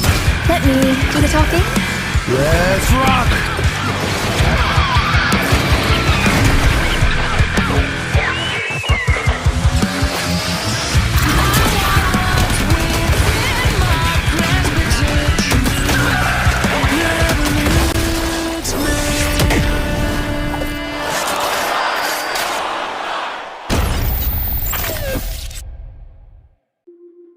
Whether it's sunglasses outside, blue light glasses inside, or night driving lenses in the dark, Zenni has affordable eyewear for everyone. Get 10% off with code PAX at zenni.com.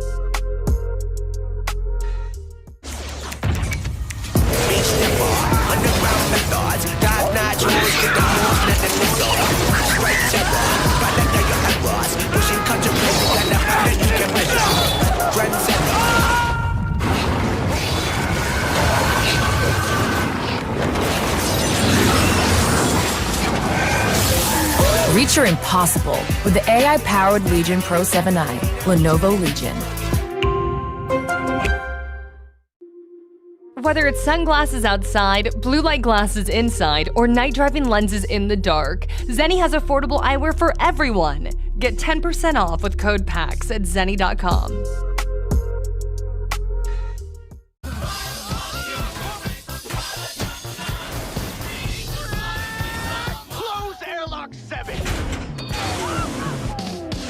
You really don't know me, do you? The best high-concept sci-fi rigmarole in the universe is back.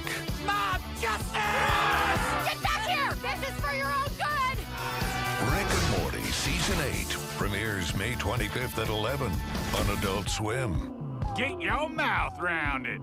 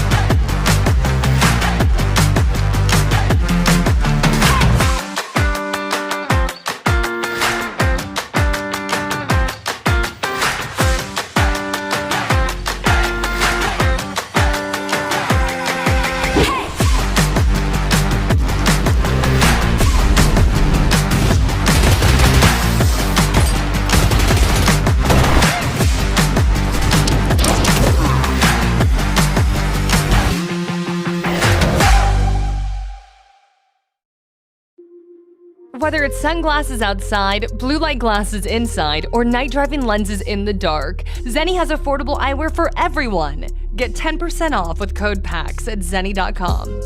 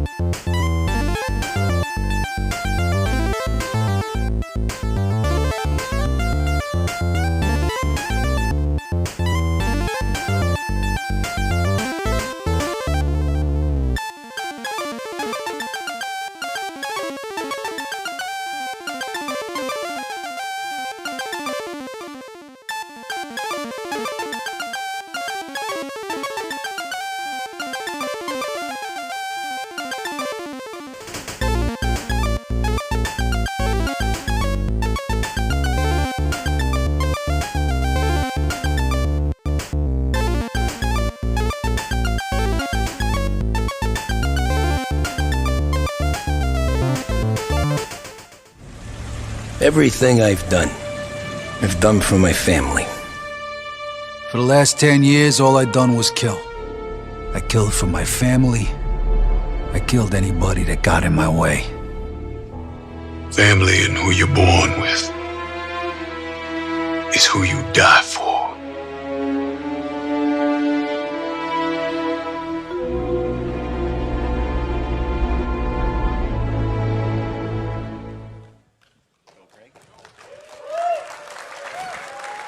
What's up, Boston? How are we this lovely Thursday morning? Boston, you can do better than that. I said, how are we? At least that second time got the Ghostbuster to yell. He still didn't clap. He yelled, though. I appreciate that. You want to clap for me? Stand up and clap right now. All right, everybody be more like the Ghostbuster. What's up, everybody? Welcome to your Mafia, the Old Country PAX East panel. My name's Greg Miller from Kinda Funny Games. And who's been to a PAX panel before? A lot of you raised your hands. That means you've been to bad PAX panels, all right? Today's about energy. You get to see stuff from the game that no one's seen. You get to hear straight from the developers. That's exciting. So when you see or hear something you like, I need you cheering, all right? 3, 2, 1, go! And when you hear something you don't like the game's delayed, you boo. but the game's not actually delayed. That's what I like to see, everybody. We're going to have a look at the gameplay, of course. We're going to have some spotlights with the developers, and then we are going to get to pick the brains of Hangar 13. But before all of that, let's watch some really cool videos, okay?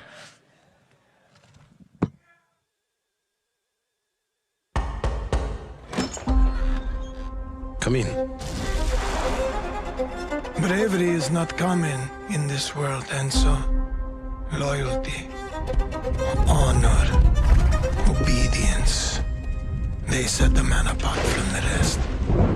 You took care of Messina, but this matter is not yet resolved. Will you help me bring it to a close? Of course, tanto easy.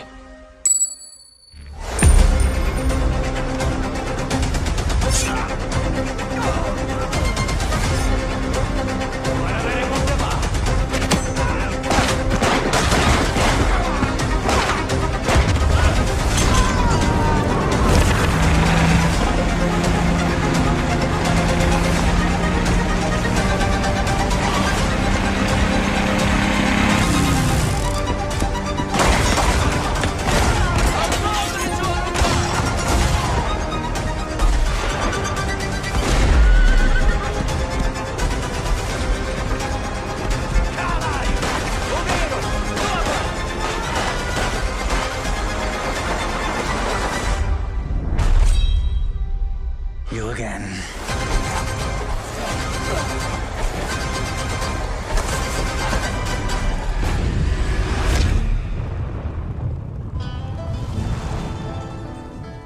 Hey everyone, I'm Nick Baines, President of Hangar 13. We hope you enjoyed this new look at gameplay in Mafia: The Old Country. We're just 3 short months away now from getting this game in your hands, and we can't wait. Mafia: The Old Country is an origin story for the Mafia universe, and as such, is both a step forward and a return to the fundamentals of the franchise.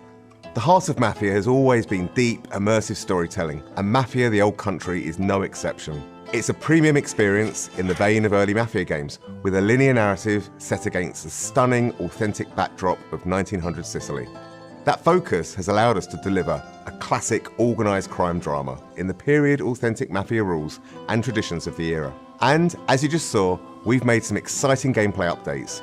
Whether you're using a knife or a gun, using stealth or in a shootout, this is brutal and grounded in all the best ways. It's all going to pull you in from every angle, pushing the franchise forward in a location and time painstakingly created with the utmost authenticity and detail using Unreal Engine 5. Stick around, because next up is our development team, who have loads of awesome behind-the-scenes insights on how we brought this title to life. And stay tuned between now and August, as we'll have even more to tell and show. Thanks for joining us on this journey.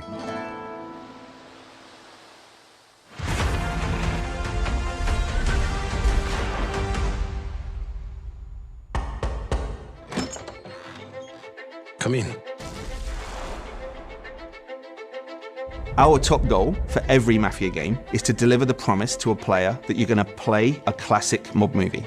Mafia: The Old Country is a linear crime drama set against a beautiful Sicilian backdrop. The first step for us was to make sure that we were nailing all of the things that players expect from a Mafia game. The quality of its storytelling, how immersive it is, how authentic it is. Previous Mafia games have been set in big American cities. We've taken the action and we've put our story in rural Sicily, in the place where the Mafia began. You really feel like you're transported into another time. It feels really unique and different, but yet really familiar. Players are really going to enjoy that aspect of it. Our entry point for making these crime dramas is always the protagonist. We wanted to make sure that our main character, Enzo Favara, lives up to the standard which we've set in the past, and I hope in some ways even exceeds that. All of the men in this room are bound by blood. Enzo grows up in a sulfur mine. He's one of a bunch of children that are sold to the mine owners at this point in history in Sicily. Their life expectancy is short and they're essentially seen as disposable. Enzo turns to crime as a means to make something of himself. The odds are stacked against him. So what does he do? He sees an opportunity for himself to gain some status, to gain some respect. Do you wish to commit to this family? I do. Swearing the oath is the chance for him to finally be accepted. He's found a family. It's the thing he's been searching for his entire life. but it comes at a cost. I think players are in for an emotional roller coaster. The high stakes of the Mafia life present opportunities for us as storytellers to take players and put players through the ringer, really, in terms of what happens to the character, what happens to them in the game. You again. What makes a really compelling gameplay experience is the mix of the high-intensity combat, cover play, cover shooting, set by these beautiful cinematics that make what you do in the combat so much more meaningful because you're fighting for something you really believe in. Authenticity and immersion are key. And so we wanted to take that philosophy from the storytelling and make sure that it was consistent in the gameplay. You know, whether you come for that core cover combat shooting experience or that white knuckle driving experience, we have that in Mafia the Old Country, but it's unique. There's some downbeats, there's some deep storytelling moments, and then there's some like high intensity action. And I think that's what makes Mafia missions and the general experience so interesting, is that we're constantly trying to change that roller coaster experience that you're on. Enzo's proving himself with guns, and we wanted the combat to feel like there was a scarcity of resources, so you have to be more tactical in the way that you approach combat. The knife has been an integral part of gameplay. It's a part of Sicilian culture. We wanted our gameplay to be immersive, to have a life or death kind of vibe.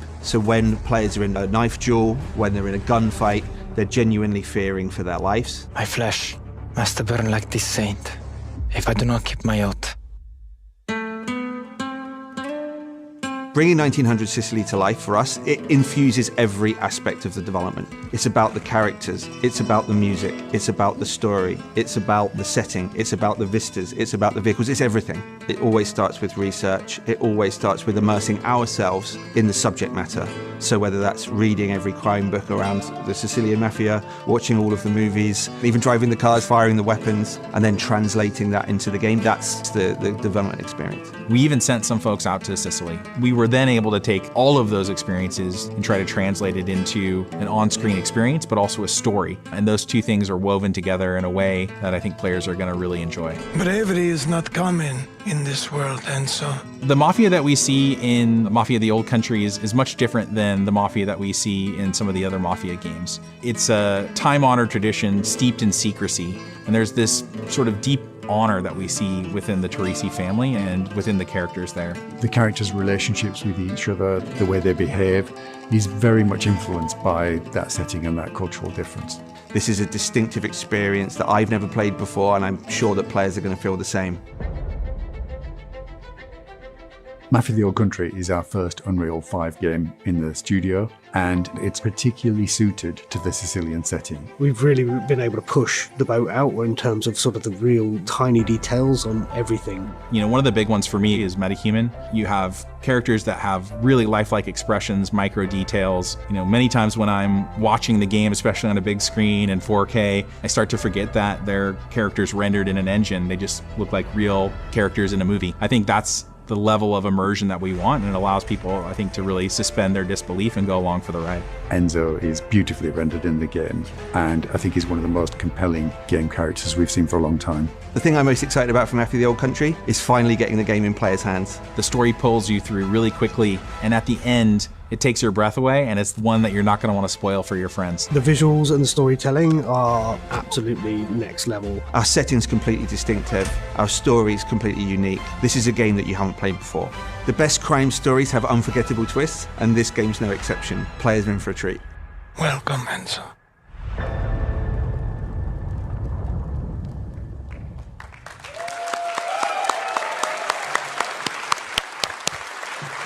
And that's our panel, everyone.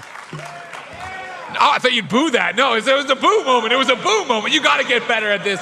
Ladies, gentlemen, and NBs, please put your hands together for, of course, the team of development leads from Hangar 13, the people making Mafia the Old Country.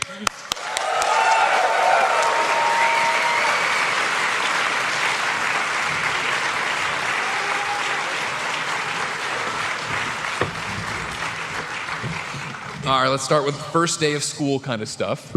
Who are you and what do you do? Hello, Greg. I'm Nick Baines. I'm the studio president at Hangar 13. I'm Alex Kotz. I'm the game director of Mafia the Old Country. Hello, everyone. I'm Tomáš Rybíček. I'm the cinematic director. of course I want to dive in to Mafia the Old Country and talk all about this. It's the new game, it's the hotness, it's that. But we would be remiss if we didn't call out at the very beginning, the little trailer, the tease of this has been 23 years of Mafia games. Nick, what does that mean to you? Well, it's incredible. I think, to work on a franchise and a series of games that are this well loved by the players and also by the developers. It's like people join this studio to work on this game and there's so much passion for it. And, the opportunity to take it forwards to a whole new story is something that's really huge and important to us.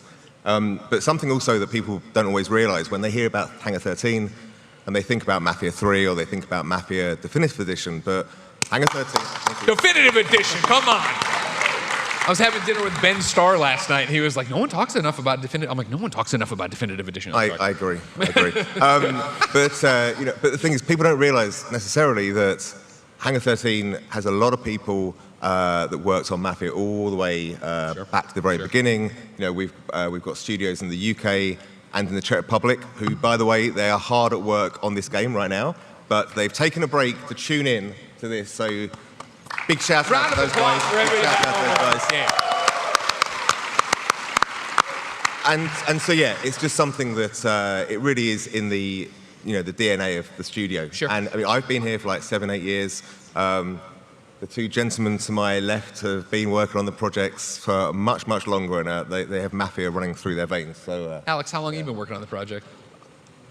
I've been working on Mafia since 2007, so I'm a relative spring chicken compared to some of those who've been around for a little longer than me. But yeah, my first game was my first Mafia game was Mafia 2, which is still very close to my heart, very dear to my heart. Hell yeah!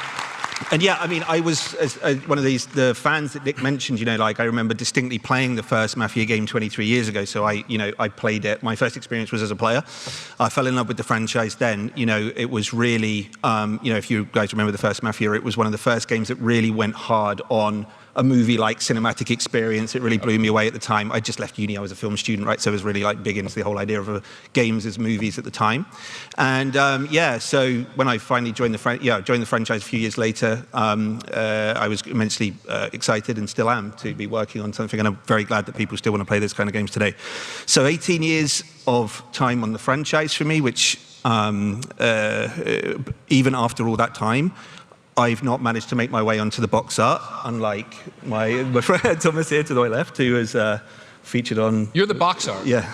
Yeah, it happened. What do we have an accent? What does that mean, he was the boxer? Like one of the artists just took the photo. Oh my we had God. fun, so yeah. That's me, 25 years ago. As a young mafioso. So not so much a spring chicken. You've been around, Thomas. Little bit.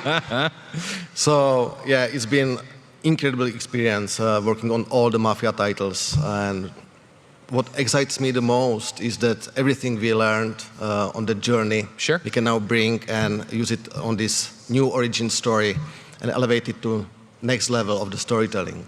I mean, that's a great transition. So then Nick as president, big highfalutin title, even though you've barely been here a minute. That's right.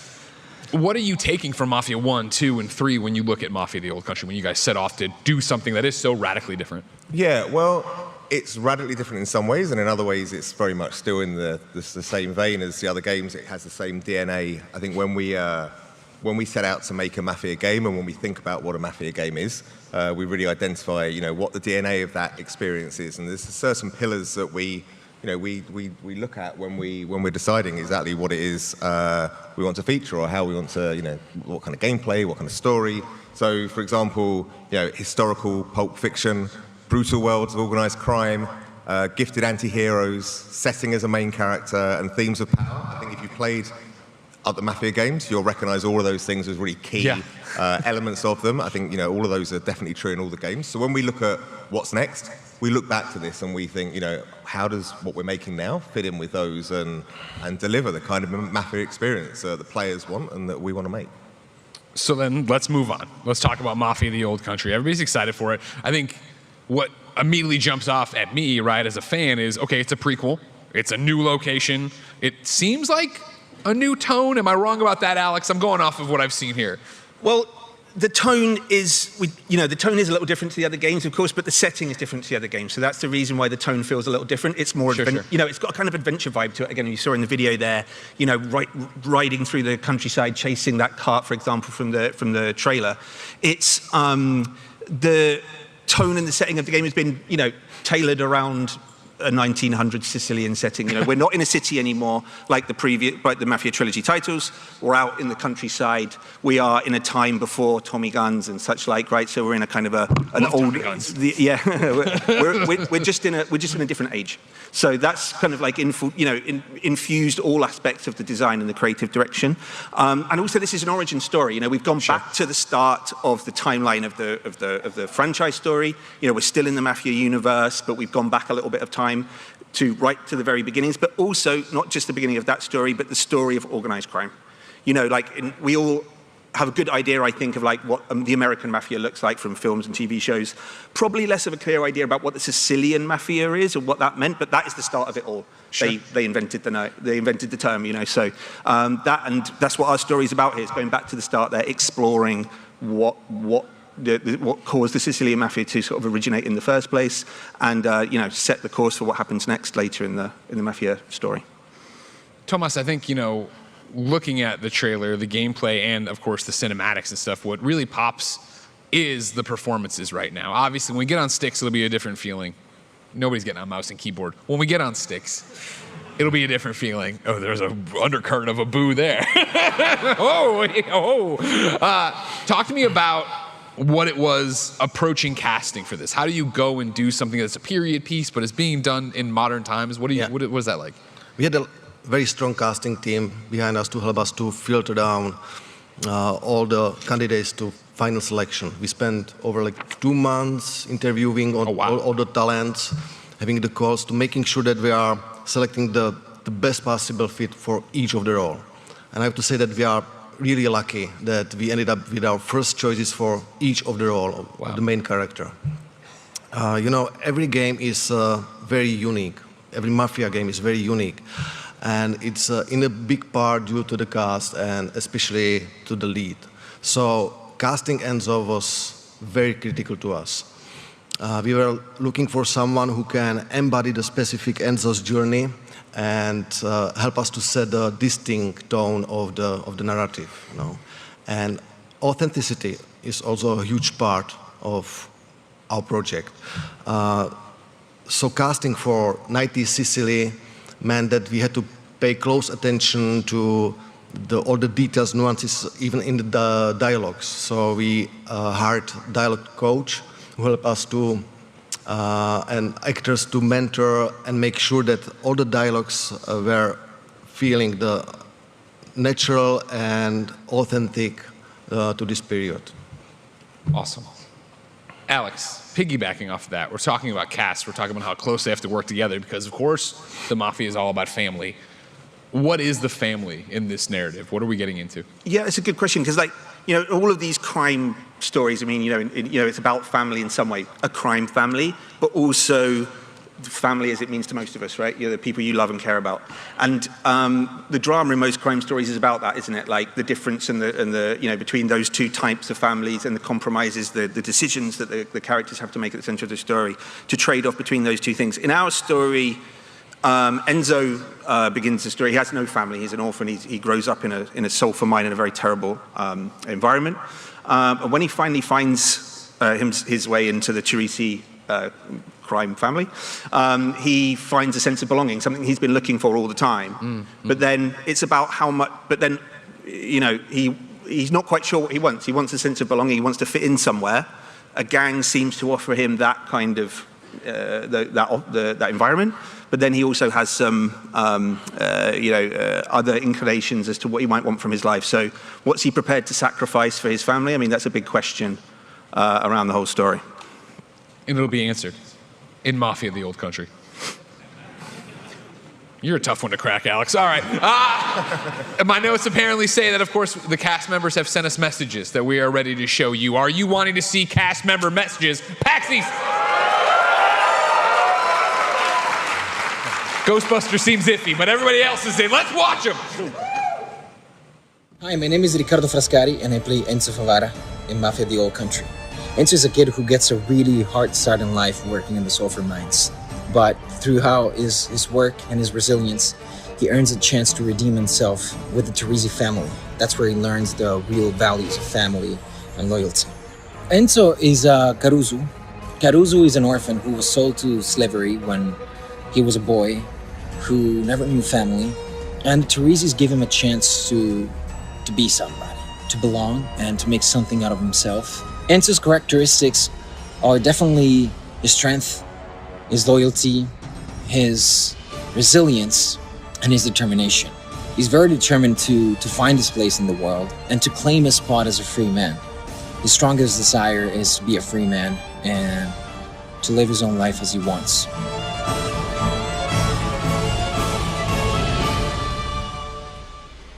Nick, he was very handsome. He's very handsome. Is the entire cast as handsome? Yes, they are. Yes, they are. And before we talk about Enzo a minute, I just want to say, firstly, Ricardo has put in an amazing performance. I think the whole cast are incredible, and I think the casting's been, like Thomas was saying, the casting was incredible for this game, and I genuinely think, you know, we see it in game and we're like blown away ourselves, right? It's incredible.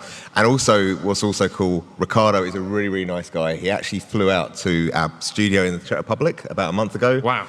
And hung out with the team and played the game, and yeah, so he's a top guy, as well as being what I think is going to be Enzo is one of, I'm going to think going to be the next fan favourite character.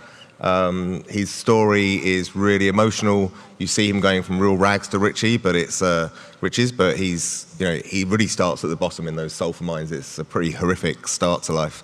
And yeah, he has some highs and some lows as he goes along the story, but I think everyone's going to love it.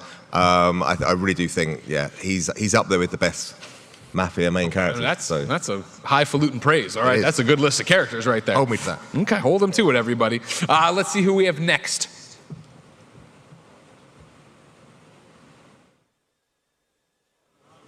This is where you boo. You can boo here. Boo. Thank you. You're getting it. You're getting it, everybody. And that's our panel. Well, I hope you're happy, everybody. You ruined PAX East. Panel number 3 of the day, and everything dies? Me? I'm not pressing the buttons. I didn't do anything. Good Lord. All right, let's reboot the thing there. You know what I mean? That's okay, everybody. No. What? Windows need to update. Hey, Will there be a boot? I'm Karina Conti, and I play the character of Isabella Torresi in Mafia the Old Country. Isabella is intelligent, courageous, and passionate. While she is born into privilege, she's overcome hardship in life. And I think more than anything, more than even longing for her father's approval and love, I think she longs to drink deeply of life. I think she longs to fulfill her potential, and she's frustrated that the male-dominated society into which she was born doesn't allow her to do that. Isabella is a woman born ahead of her time. She is a loving daughter, but she's fiercely independent, and so she longs for freedom from the structures of conservative society and from her father, Don Teresi.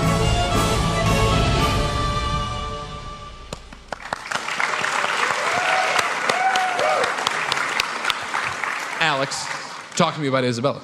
Well, yes. I mean, Isabella is, as Karina there mentioned in the... Why are you afraid of that microphone? Huh? You start here talking to it, and you go away from it. I don't need it. Talk to the microphone, Alex. There's people here. Is this better? That's better. Yeah, that's better. Okay. Isabella, as Karina mentioned in the trailer, is Don Teresi's daughter, and it really comes back to that family thing we were talking about a moment ago. She represents the other side of the family question to Enzo. You know, like, is he going to commit to the crime family, or is there something else that he can commit to, a family more in a conventional sense, which is going to be closer to his heart? Karina's performance is absolutely incredible. Again, I'm really, really looking forward for people to see her story and Isabella's story as she's playing, as they're playing through the game. So, yeah, that's another standout performance, I think. I'm glad they got to see her message. Yeah, I mean... Hey, round of applause for real to the PAX techs making it happen. If you're a Kind of Funny fan, you know we wouldn't have come back. We would have just walked off. That's it. Go get lunch, Kevin. Before we end the messages, we have one here, the final one from the Don himself. Can we roll that? Hi, my name is Johnny Santiago, and I voiced the character of Bernardo Torrisi in Mafia, the Old Country. Playing Don Torrisi was definitely an honor. He is a very complex and conflicted man with a brutal, animalistic core, which made it so much fun. Is constantly trying to find the right balance of his family, his business, and making sure that loyalty is above all things honored. Bernardo is driven by his legacy and making sure that his family is taken care of, most especially his daughter, and that what he leaves behind for her and the family is better than what he was given or came into. I hope you enjoy the game.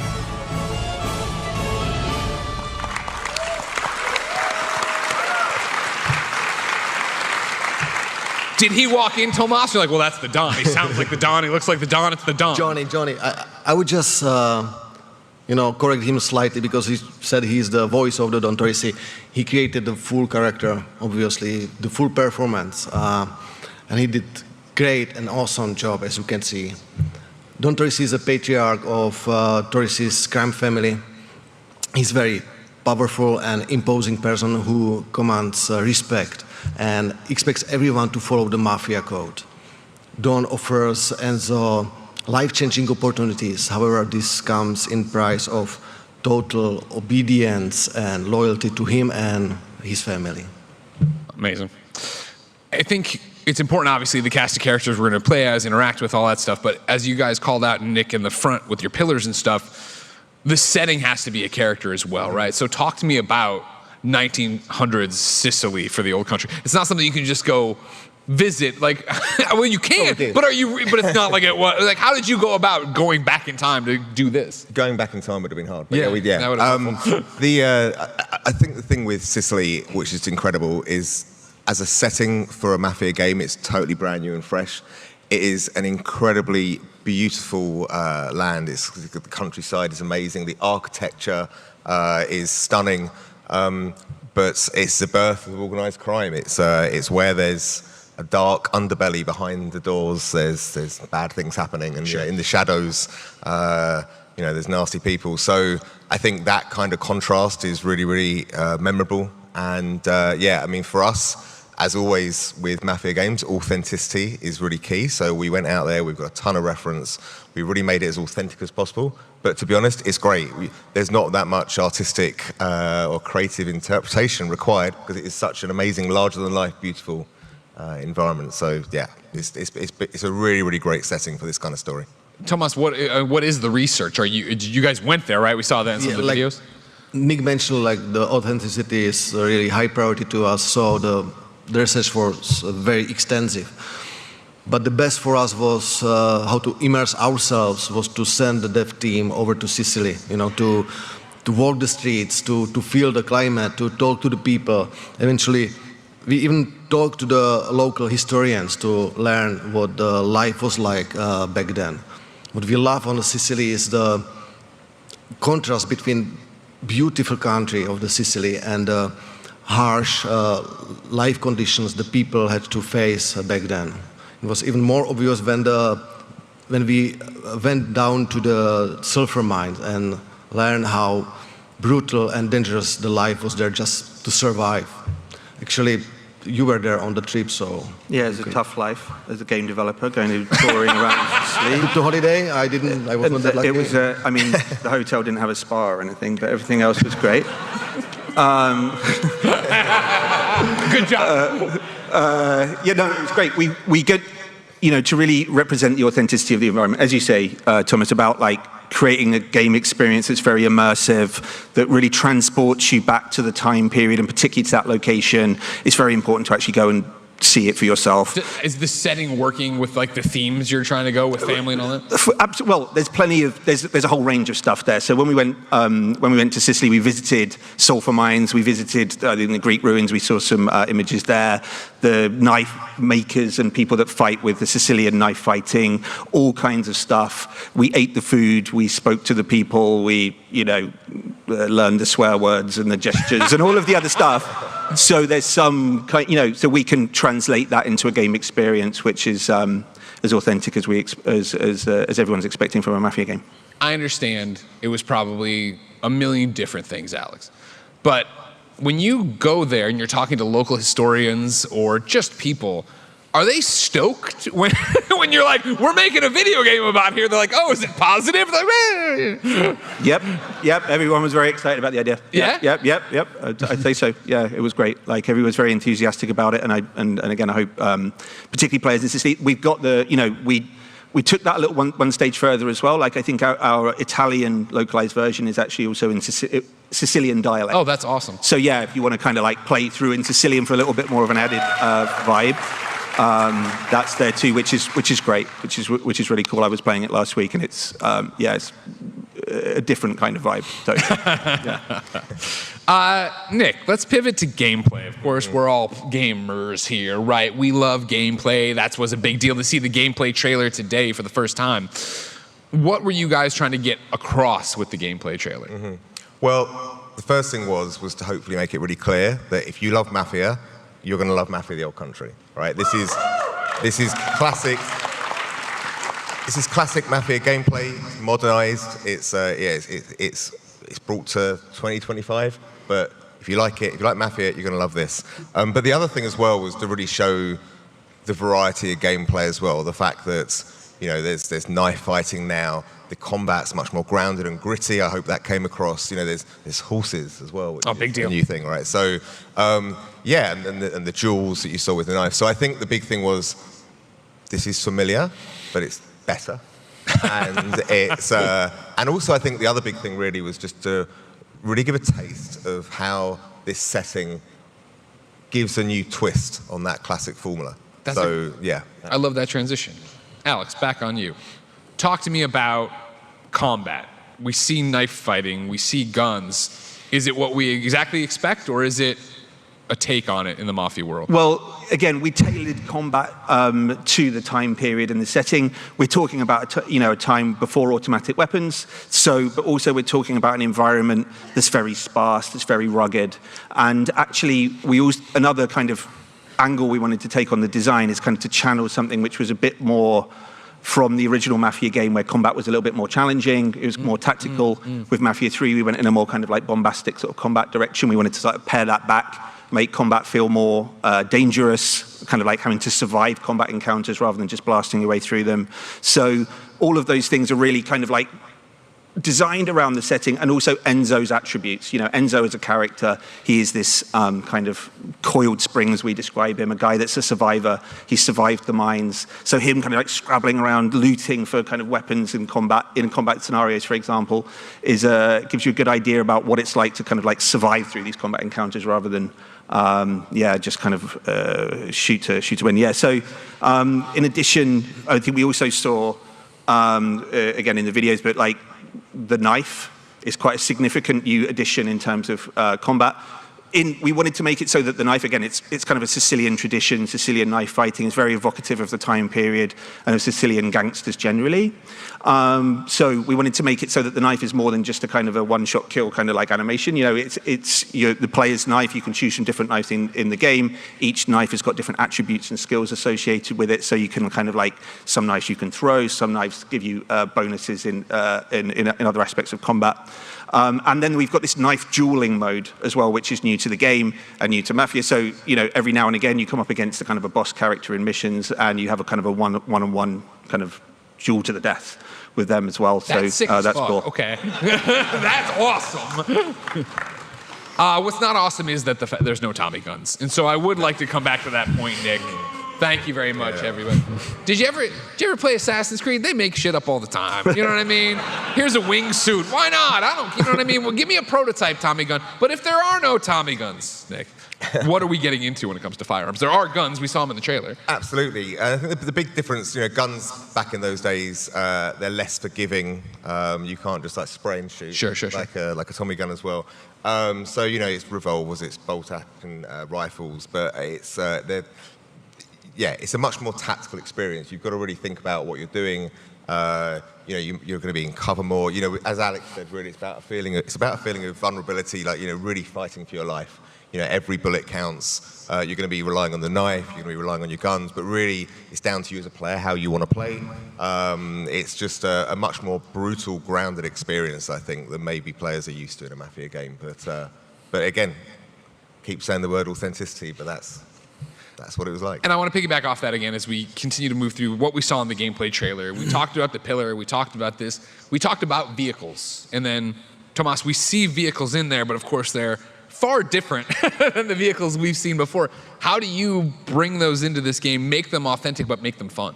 Yeah, obviously the cars are always the major feature of our games since the very first one. So we are taking that very seriously, making the cars authentic also in the Mafia or the old country. So the research was extensive, and we are doing our best to find the best possible materials for our references. We're so lucky that in Czech Republic we found a huge museum having all suitable cars for us. So, and the owner was so cool that he allowed us not to only take the pictures of the cars, but even take them out, and drive them. So this is the first time we were able to hook up dozen microphones all around the car, and capture all the possible sounds, not just the engine, exhaust, transmission, but all the creaks of the springs and all the metal shifts of the body of the car. So the sounds of the cars are so rich and authentic that it's amazing. Let me stop the entire panel and ask, this is something we keep calling out and making a point about it. But to look at you guys, first off, looking like a bunch of goons, but I love it. With all the microphones on these cars and doing all these things, we keep talking about authenticity. Why is that so important? Couldn't we record one car and put the engine on everything and then move on to something else? Why go to this Czech Republic car museum and record each and every one of them 15 different ways? It's just something we've always done, hasn't it, since the very first? I don't know, this is what we do. Like, all of the guns get their own recordings, the cars, we do the research and all the costumes and everything. Yeah, we're just doing it better and better. Yeah, I mean, it's always been important to the franchise to be, authentic. It's part of our kind of DNA, really. It's part of the identity of Mafia games, so yeah. I think as well, we really want players to feel super immersed with the story. And I think the more believable and the more genuine it feels, the more you feel, you can really fall into the world, and it feels like something that is real. And you can't really fake that. I think you need to try and keep it as truthful as possible. All right. Thank you for the diatribe. You've been nice enough to bring so many slides, and I'm like, you know what, throw them out. Let's talk for a second. I was like, to get back to it and to get back to the cars, Alex, talk to me about driving them. Again, I keep coming back to, they're going to be authentic, will they be fun? Of course, yeah. Like, this is, so, like, we got car chases, just like previous Mafia games, of course. Like, it's part of the cinematic storytelling and part of the gameplay experience of all Mafia games. Again, cars are very important to us.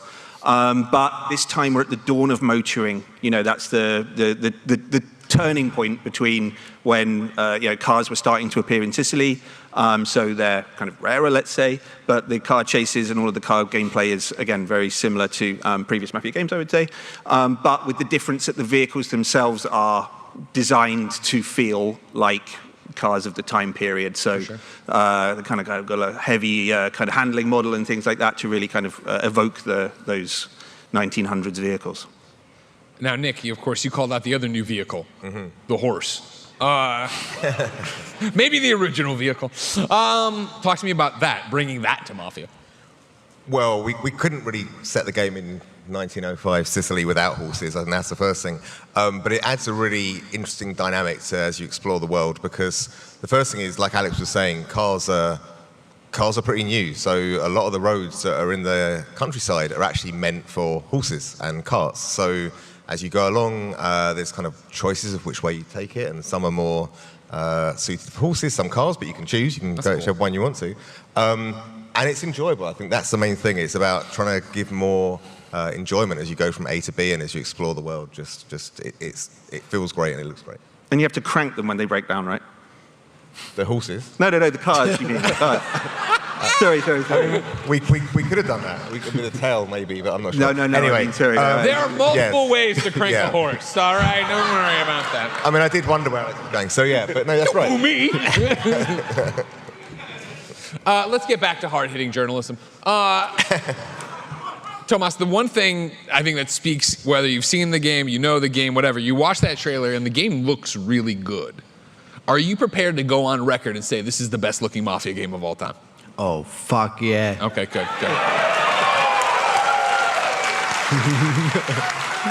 Give me a little bit more than that. What goes into making it look like this? All right. Our goal was always to set the benchmark for the cinematic quality with our Mafia games. We wanted the player to feel like they are stepping into and playing the classic mob movie in these settings and in this era. So we are creating incredibly detailed environment across the Sicily, from the beautiful landscapes down to super detailed architecture. One more feature we are bringing to this Mafia Old Country we didn't have before is the seamless transition. So we are getting seamlessly from the gameplay to the cinematics and back. So all the experience is fluent throughout the whole game. How much is that benefited by or because of Unreal Engine 5? I know you guys have talked a lot about that in some of the videos we've done, but I've got to imagine that's a big part of it. So, you know, the technology advanced a lot since the first Mafia. You don't say. 23 years? With moving us to Unreal Engine 5, it opens new possibilities we were not able to reach before. You know, the details we are getting now is incredible. The nanites allowing us to model everything, like the environment, characters, cars, everything, that you are losing even the sense and presence of the triangles, polygons. It's so realistic. The lighting is so real and beautiful and makes the overall picture so coherent and pleasant to eyes. And metahuman, allowing us to not just create super real and detailed characters, but how detailed, how precisely we can transfer all this perfect performance from the stage to on the screen with all these micro details and on the facial expression that you can feel and read the emotions even without any spoken words. And I think, you know, you were the one, of course, to call out, because these chuckleheads, they don't care about the performers, you do, that the Dawn, so much more than just the voice. You guys did mocap these folks, yes. right? Have them in there. Why, I don't say authenticity, why does that matter so much? And what does that bring in? Like, what stories do you have from that? Authenticity. Thank you. It's authenticity, really. No, but for bringing them in, do you have, like, moments with them? Like, is that what makes you think this story in cinema goes to a different level? Like, do you have stories about them that you loved? Can you help me here, Alex, please? I mean, yeah, I mean, there's plenty, of course. Like, there's that moment when the Don's cranking that horse. That, like, yeah. Oh, we have footage of the cranking of the horse. No. I think we can show that.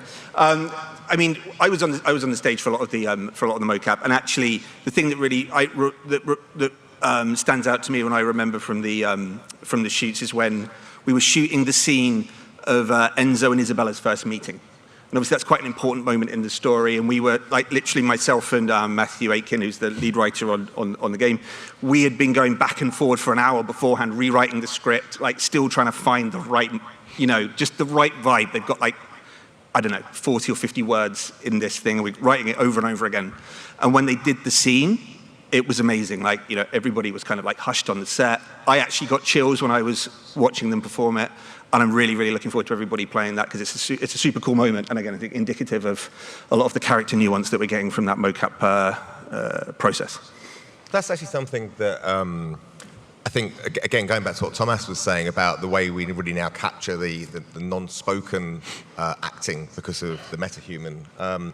Some of these scenes that are really, really, emotional scenes, and maybe in the past you wouldn't have, there's not many words spoken during them, and you wouldn't necessarily get that in the game because the nuances of the face wouldn't be there. But Sure. but now they are, and now there are moments that are actually unspoken where you look at it and it really hits you. So the little things that make them exactly, human, yeah. The facial movements that you would never normally get.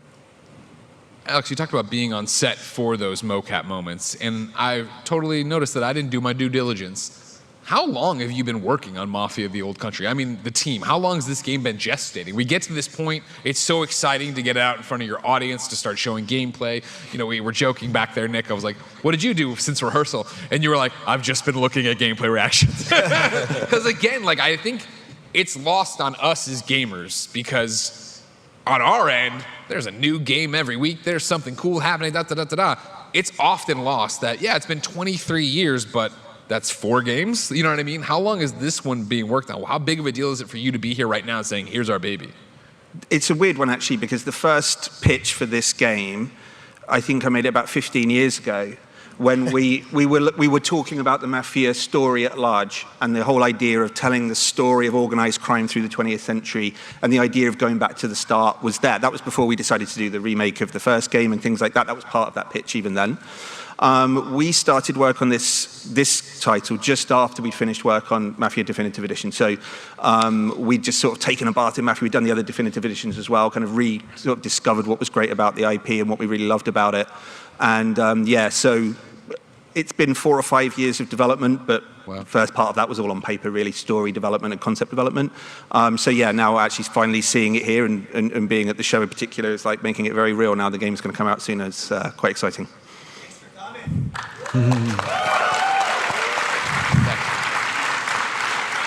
Congratulations, guys. You know what I mean? August is right around the corner, but I digress, of course. Before then, you have to answer to your community. We, of course, reached out. When I say we, I mean you're amazing community managers over here for Mafia: The Old Country. Thank you so much. And said, hey, who's got questions? They've got answers. So we're going to read from this one. Goodfella CLE, which I assume is Cleveland. Right? Probably? Maybe. You're bombing these answers. You've said the game is not open world, but that you can explore areas. Can you elaborate on that? And even though the game is narrative driven, will we be able to explore Sicily in more open areas? How interactive will the world be? Community managers, that was more than one question. Thought it was pretty clear, but let's start with that. It's not open world. I saw a buzz about that today, that it was a linear one, you guys said. Okay, I'll try and answer that question. So I think the thing with this game is, like Alex said, we started this when we came off Mafia Definitive Edition, and we really took a lot of inspiration by how well, that landed with people, and the fact it's a focused story that takes you through. There's a world around you, but really we're pulling you through the journey. We want these games are made for you to complete. We want you to see the story, right? So that's very much influenced the way we've created this game. So when you're going through Sicily, when you're playing the game, you're going along a golden path, you're seeing the story unfold in front of you, but there are things going on around you in the world. There's if you stop and look around, there's people in the fields harvesting crops, there's people going around their day, you can go off the path if you want and explore elsewhere. So it's kind of, there's this beautiful world around you, but that's not our focus. Our focus has been, let's do a real polished gem, which is just something where it is super high quality, AAA storytelling, super high quality gameplay, and that's the focus. But yeah, there is a environment around you if you want to go and look at it, because it looks absolutely incredible. But yeah, we want you to go through that golden path, that main storyline. I mean, very similar to Mafia 1 and Mafia 2. Exactly. I mean, that's like literally the inspiration. We wanted to, we wanted to make a game that was of a similar kind of nature. If you've played those games, if you love those games, the Mafia: The Old Country's got a very similar structure. Yeah. On behalf of me, I love that. That's what I want out of that. I want that tight mob story. So yeah, that's pretty dope. Ebb Educational 2109. You can think of a better name. What types of missions and heists can players anticipate in Mafia: The Old Country, and how will they reflect the early era of organized crime in Sicily? So we tried to encompass a whole range of stuff when we were designing the game. We've got new scenarios that are entirely specific to the kind of things that happen in Sicily at the time. Actually, we saw some clips there of a kind of a kidnapping mission, which was very common in that time. Bandits would go and kidnap people and kind of hold them to ransom. Not something that commonly happens in American crime. But then we've got sort of similar scenarios to other Mafia games. In some cases, some intentional remixes and revisiting of some similar ideas. I mean, it's assassinations, it's killings, it's shootouts, it's all of the kind of the crime scenarios that you can imagine. And a lot of them have got like a distinctive Sicilian twist, shootouts in Greek ruins or stealth missions in catacombs and crypts, the kind of stuff that really is distinctive to the time and place. Question for me, just off the top of my head here. When we're talking about this and we're talking about how deep this game is and how many things are going on, the story of this, the horses, the horses, how much, when you look at it and what you guys have right now back at the office, is what you originally envisioned? There's that old adage, right, of like every game's only 60% of the vision. Do you feel like you got above that? Yeah, I think probably closer to 80%. You never get everything you want, but like actually part of our goal here was to to sort of like design a game that we could deliver. So it's not more development talk now, but really we got most of what we wanted to get in the can. So I think we're pretty satisfied with that. Okay. And then final question. Comes from Game Over Greggy as well. Will there be any returning characters or references to the other Mafia games? You have a community here that loves Mafia, right? You're talking about the pantheon of protagonists. There's obviously, you're prequeling it, so we're going forward, but there's people who could come back and be are we doing that? Are we having that kind of crossover to make fans get excited? So we've met some of the main characters today. There are additional characters, of course, in the main cast, and there are some returning characters. I'm not going to spoil who those characters are now. But how many are there? There's four in-person returning characters. Some of them you're going to have to look quite carefully to find them, but they are there. They'll be babies. You'll walk by, they'll be in the hospital room. You can wait and see, yeah. Would you say horses? No, the horses are new. No horses. Horsepower. No comment. No comment on horsepower, all right? We are just about out of time, if you can believe it, but of course, this isn't your last chance to see these fine gentlemen. After this, you can head down. They are going to be doing a signing room on level 0 right after the panel, 3:30 to 4:30. But before I let everybody go, is there anything else, Nick? Yeah, I've got one more thing to say to everyone. The first thing is, it's just 3 months today until the game comes out. So we are working super hard to bring that to you. As of today, you can now pre-order, and we've got a gift for you all. Those of you that are in here and watching from home. If you scan this QR code, you get a special gift. That knife there, that can be yours. So that's your reward for coming along today. So thank you. And we will see you in Sicily on August the 8th. Everybody, a round of applause, please, for well, hold on. Everybody's taking get your QR code scanned. You're not going to be able to applaud if you're QR scanning. Sir, how old is your phone? What was taking? Everybody good? All right, round of applause, please, for Hangar 13. Mafia: The Old Country is out August 8th. Have an amazing PAX East. We'll see you at the signing, everybody.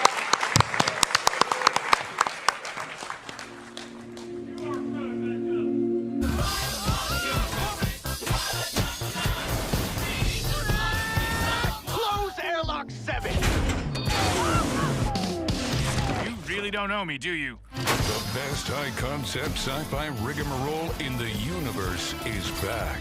Mob justice! Get back here! This is for your own good! Rick and Morty Season 8 premieres May 25th at 11 on Adult Swim. Get your mouth round it.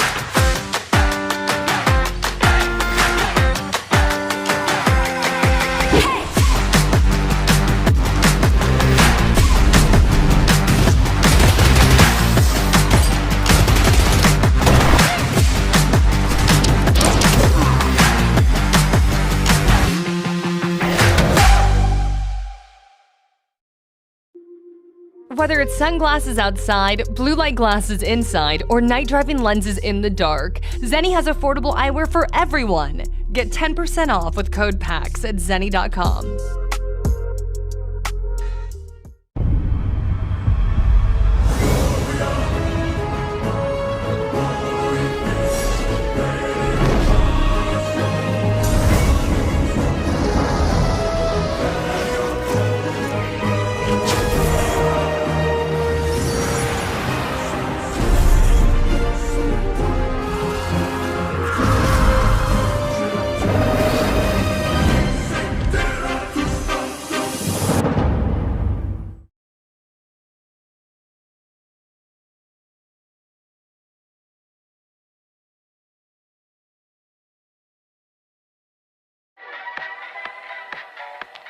Hi, I'm your girlfriend. I can't wait for our journey ahead. I will always be by your side. You can't leave. You're mine, and I won't let you go.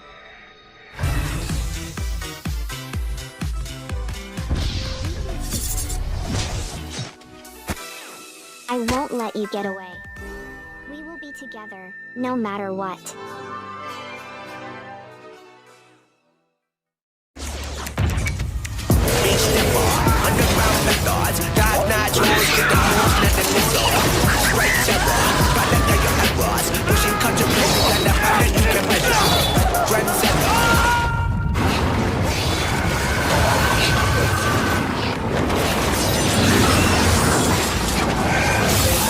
Reach your impossible with the AI-powered Legion Pro 7i, Lenovo Legion.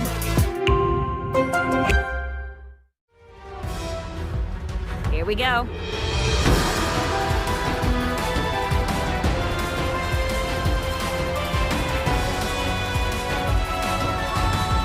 Whoever joins me shall become a legend!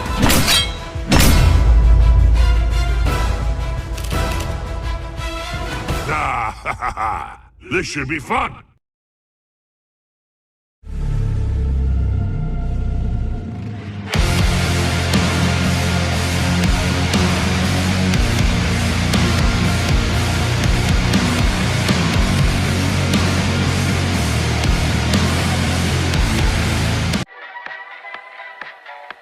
Hi, I'm your girlfriend. I can't wait for our journey ahead. I will always be by your side. You can't leave. You're mine, and I won't let you go.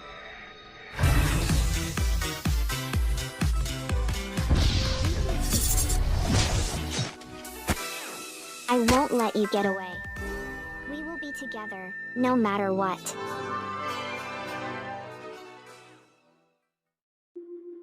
Whether it's sunglasses outside, blue light glasses inside, or night driving lenses in the dark, Zenni has affordable eyewear for everyone. Get 10% off with code PAX at zenni.com.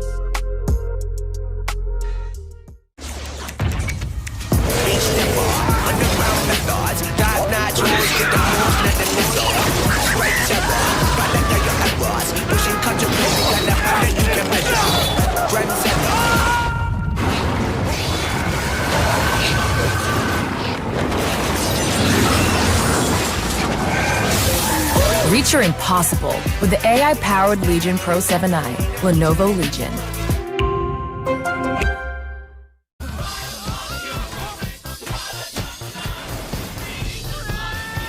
Close airlock 7! You really don't know me, do you? The best high-concept sci-fi rigmarole in the universe is back. Mob justice! Get back here! This is for your own good! Rick and Morty Season 8 premieres May 25th at 11 on Adult Swim. Get your mouth round it. Whether it's sunglasses outside, blue light glasses inside, or night driving lenses in the dark, Zenni has affordable eyewear for everyone. Get 10% off with code PAX at zenni.com.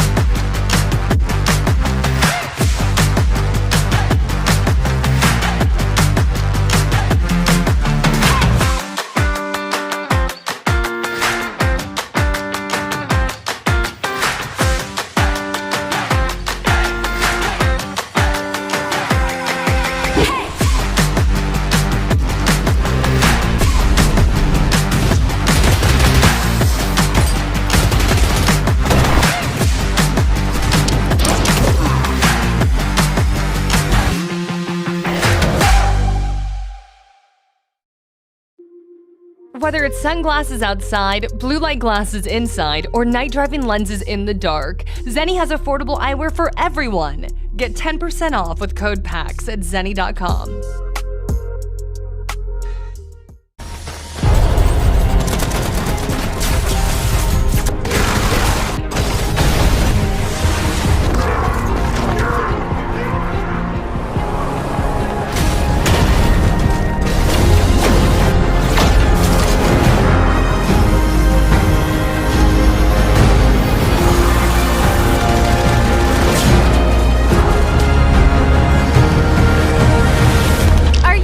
Ready to be shocked?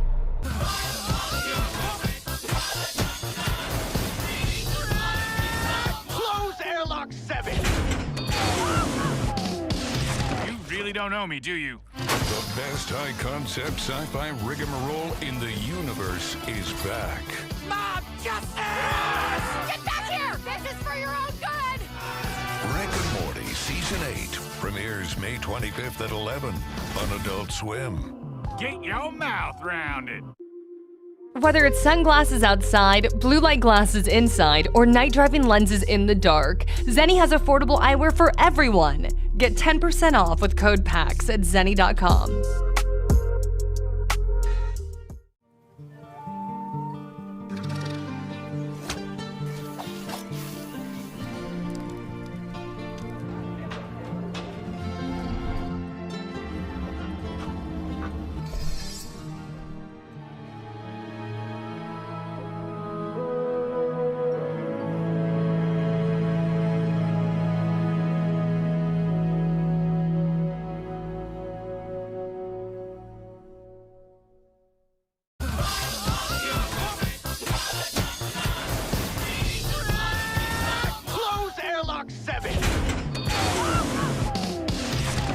Don't know me, do you? The best high-concept sci-fi rigmarole in the universe is back.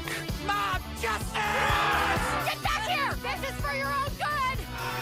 Rick and Morty Season 8 premieres May 25th at 11 on Adult Swim. Get your mouth round it. Whether it's sunglasses outside, blue light glasses inside, or night driving lenses in the dark, Zenni has affordable eyewear for everyone. Get 10% off with code PAX at zenni.com. Techcrop's awake, taking on a new form. Let me do the talking. Let's rock!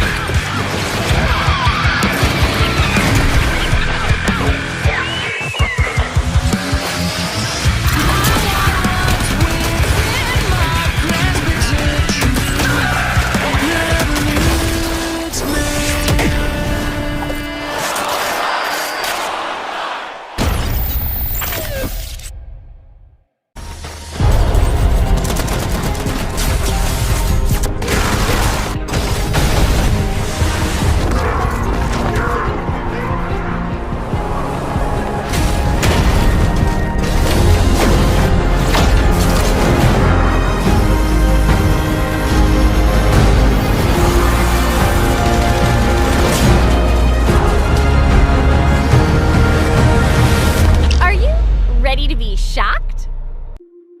Whether it's sunglasses outside, blue light glasses inside, or night driving lenses in the dark, Zenni has affordable eyewear for everyone. Get 10% off with code PAX at zenni.com.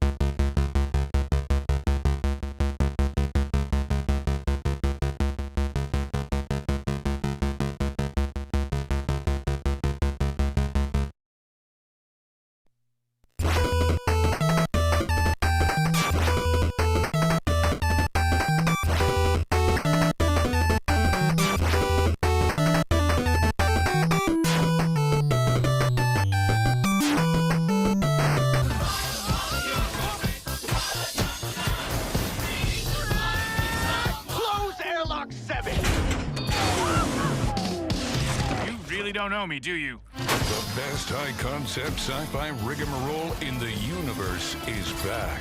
Mob justice! Get back here! This is for your own good! Rick and Morty Season 8 premieres May 25th at 11 on Adult Swim. Get your mouth round it. Whether it's sunglasses outside, blue light glasses inside, or night driving lenses in the dark, Zenni has affordable eyewear for everyone. Get 10% off with code PAX at zenni.com.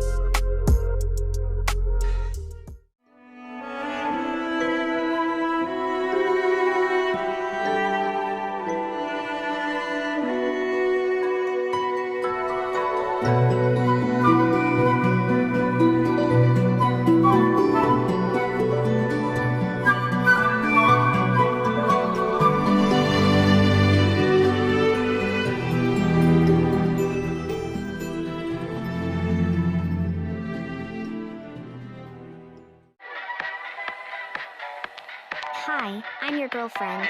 I can't wait for our journey ahead. I will always be by your side. You can't leave. You're mine, and I won't let you go.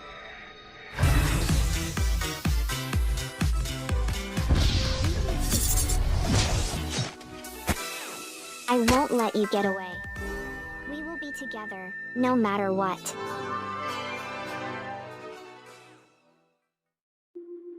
Whether it's sunglasses outside, blue light glasses inside, or night driving lenses in the dark, Zenni has affordable eyewear for everyone. Get 10% off with code PAX at zenni.com.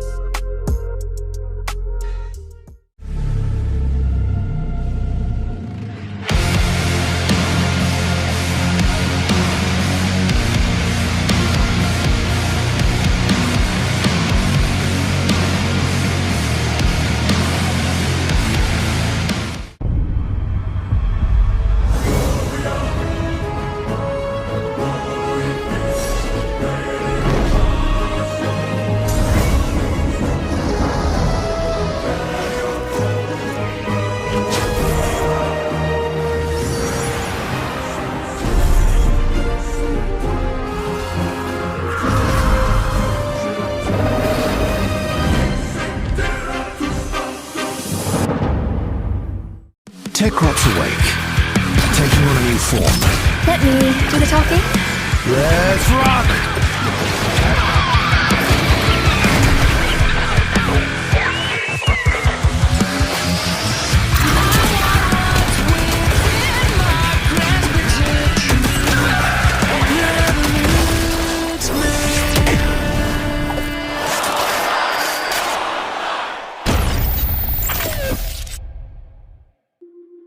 Whether it's sunglasses outside, blue light glasses inside, or night driving lenses in the dark, Zenni has affordable eyewear for everyone. Get 10% off with code PAX at zenni.com.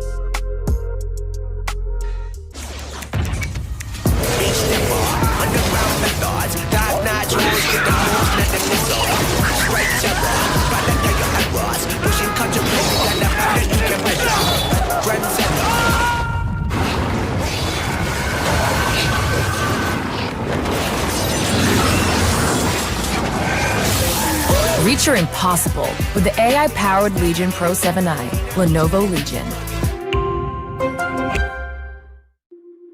Whether it's sunglasses outside, blue light glasses inside, or night driving lenses in the dark, Zenni has affordable eyewear for everyone. Get 10% off with code PAX at zenni.com.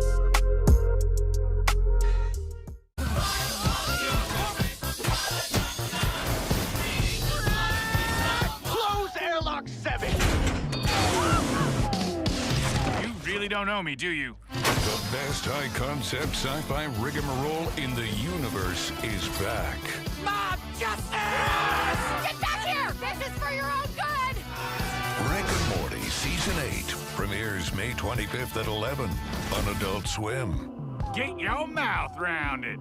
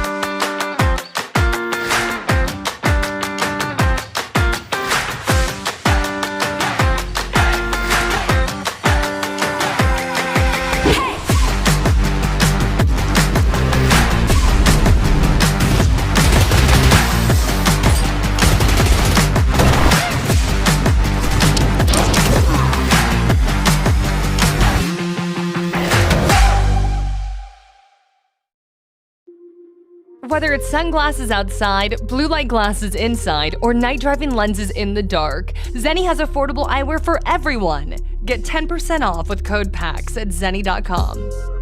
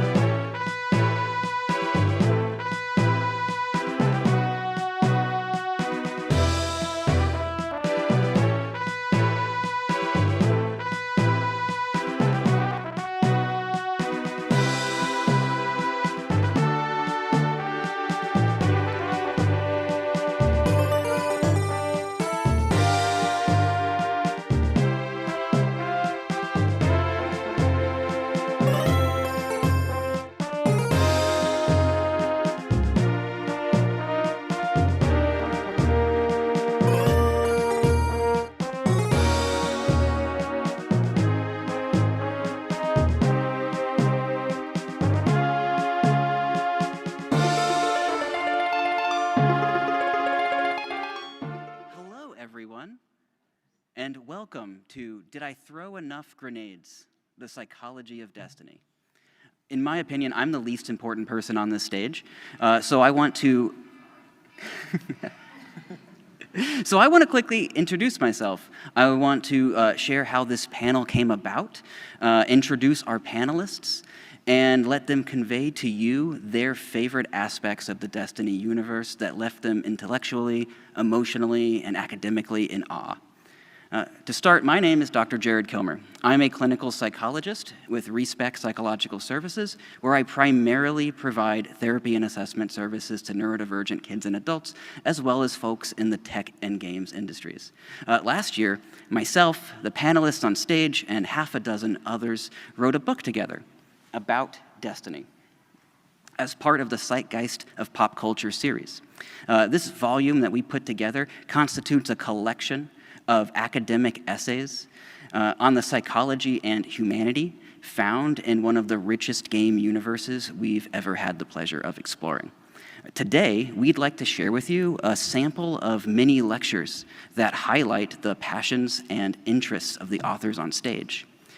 Before we get started, though, I'd love to introduce our panelists to you now. Hi, everyone. I'm Dr. Amelia Herbst. I am a licensed clinical psychologist at Respect Psych, so I don't have to go through the whole fun intro again. I'm also the vice president of a really small, very cool con in the Pacific Northwest called Geek Girl Con. My pronouns are she, her. I don't know, I'm going to add a fun twist to this that is going to probably throw Jared off. I'd like to say that I main as a warlock. Hello, oh shit, that was maybe a little close. I am Bjarge. I am a fifth-year PhD student at UC Santa Cruz, and I study storytelling in live service games. And I've now at this point written, I think, 5 academic papers on Destiny, which makes me probably the most prolific person on Destiny in academia, which is weird. Yeah, and I main a hunter.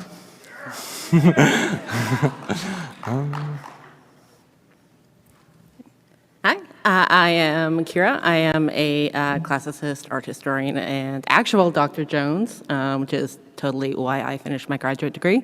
I work as a historical consultant and a Latin consultant on film and media, and I also teach on the side. And I am here for the Warlock Supremacy. Hi, I'm Patrick Weiser. I'm a licensed graduate professional counselor with Creative Psychological Health Services. I do a lot of play therapy with kids, and I will continue the Warlock train rolling. I am here to represent all the well-locks. My name is Connor Napier. I'm a designer, I'm a writer, and artist for Gemhammer. I'm not a clinician of any kind. I'm not entirely sure what I'm doing here at all. I am also a warlock, so I guess we just win.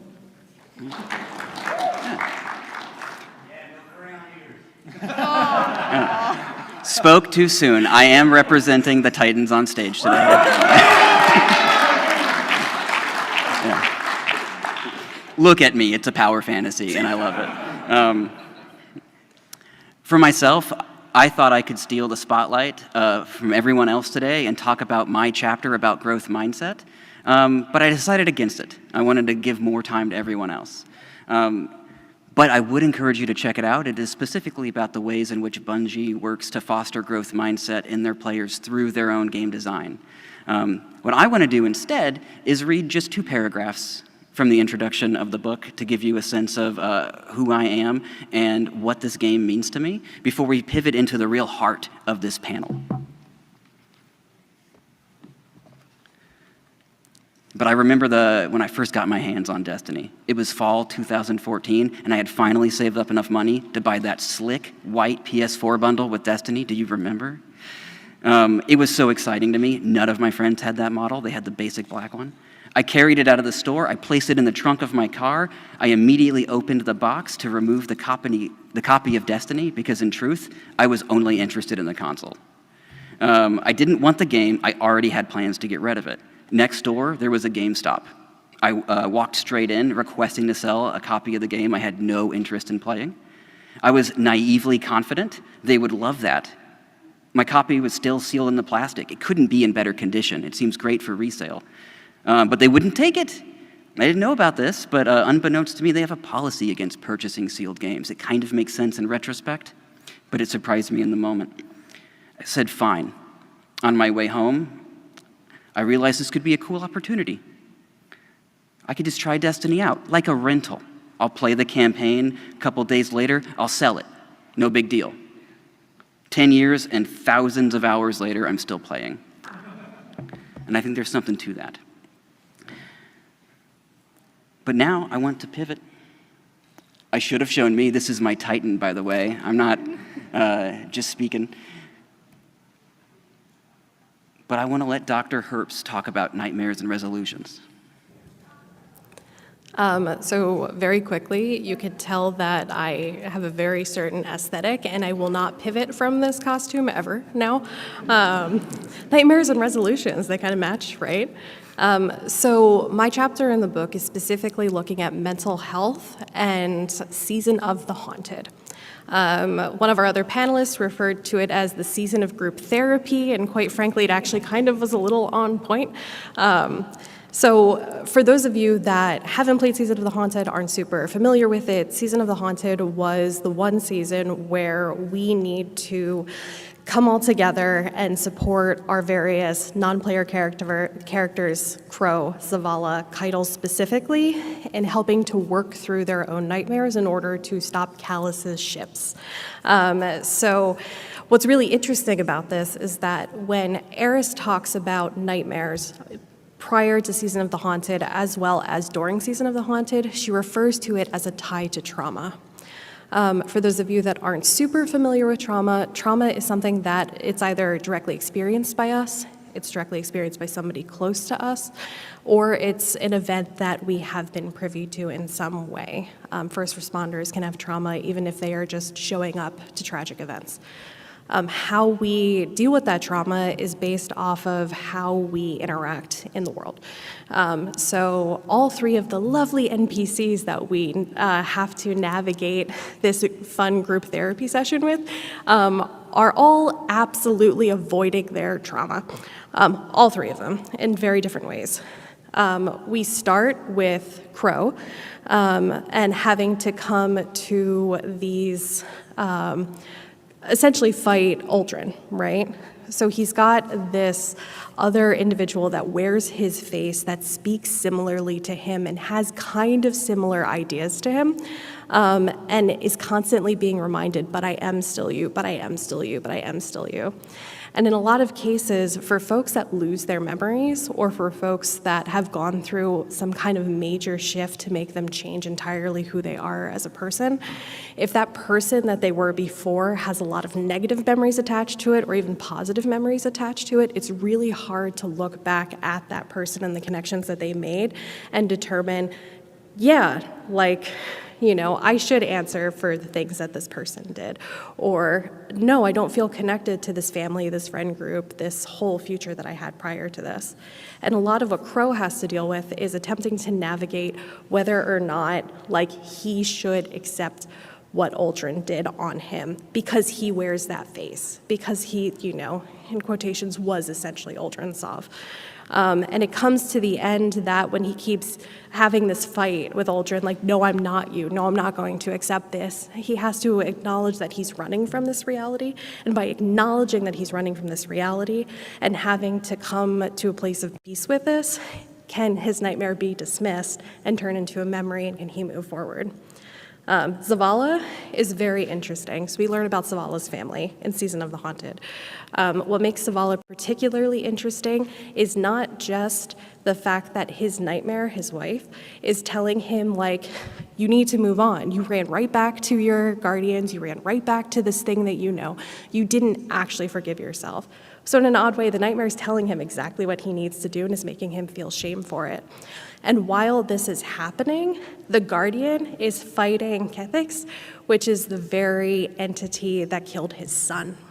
So in the process of having to work through his own trauma with the nightmare of his wife, the Guardian, you know, an individual that he feels very responsible for, has to be fighting against the very person, thing, memory, nightmare itself that killed his son and is the reason why his trauma is so deep. What's kind of interesting is that when this book was getting edited, the final shape had just come out, and we had this interesting thing where I had to say, I think Zavala still has some healing that he needs to do. I don't quite think he's there yet. And as those of us that played the final shape, spoilers, you begin to realize that, like, Zavala still has some healing to do. He might have started that journey when he let the nightmare turn into a memory of Safi, but he's not quite there yet. And last is Keitel. Keitel's been through a lot. And her defiance of having to take place in this ritual is really difficult. Because without her, there's a very strong nightmare that's tied directly to Callus that does need to be tackled. Like, her father is her nightmare, and he's still very much existing and causing trouble. But her nightmare of Dominus Skull, like the other father figure that she had to realize that she looked up to him. He's one of the reasons why she became who she was until he betrayed her and all of her people, right? If it weren't for the selfishness of these two men, like, her homeworld could have been saved. So she's losing so much more than just her father figures or, like, you know, dad's a real jerk. But she also is mourning the fact that she had to be put in the position that she was because she was essentially abandoned. Her people were abandoned, and she had to become a different leader for her people. And Keitel's trauma is a lot deeper and a lot more complex, but it's a lot more fulfilling to watch her come out the other side of it. And very quickly, the Guardian can't do anything. The Guardian can't swoop in and save the day. So the Guardian needs to play the role of a support. And I think for the first time, it's a good role for the Guardian to play, as being that support figure. You can't heal people's traumas for them. You can just stand there and be by their side for whatever they need.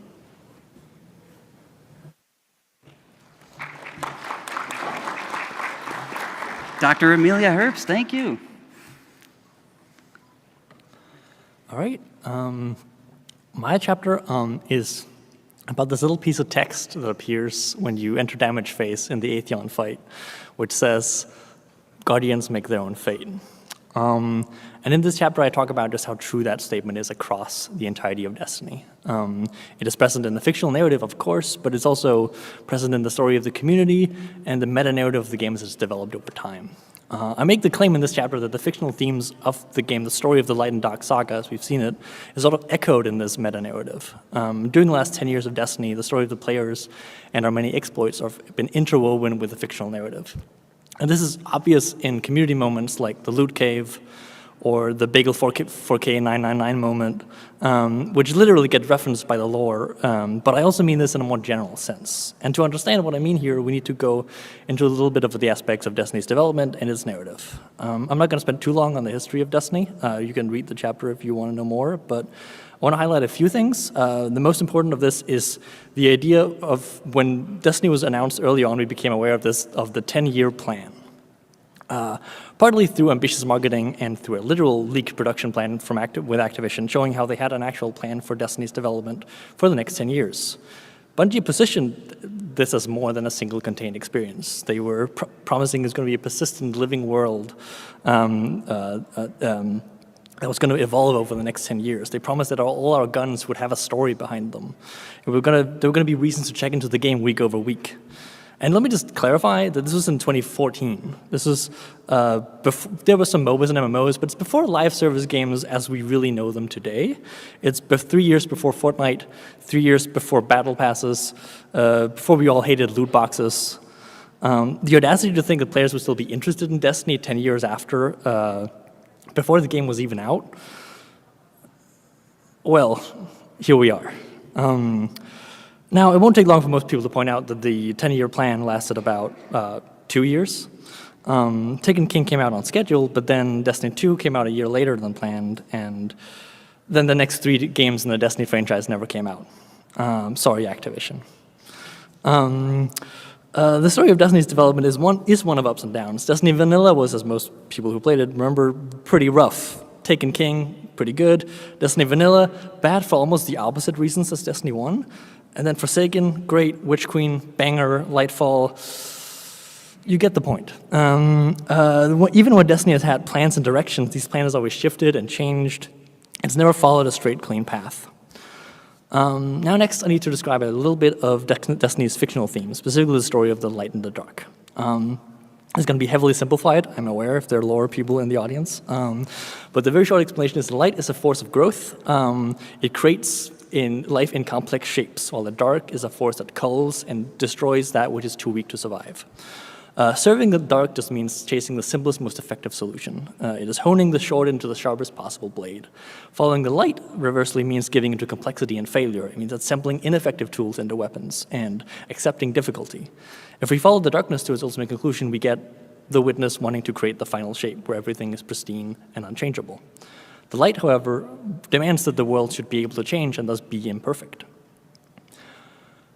As players, we often talk about the evolution of Destiny as if we wanted to reach a better, more improved version of itself. It is easy for us to imagine a closer to perfect Destiny with eternally evergreen content, with new raids and dungeons and activities every month, where the PvP is balanced, and one that caters to both the hardcore raiders and the most casual story enjoyers. However, that's not what we have, and it's not what we're getting. A shape that is both complete and ever-changing is a paradox. If the past years of seasonal Destiny has shown us one thing, is that we are not approaching any kind of form of an idealized form of Destiny.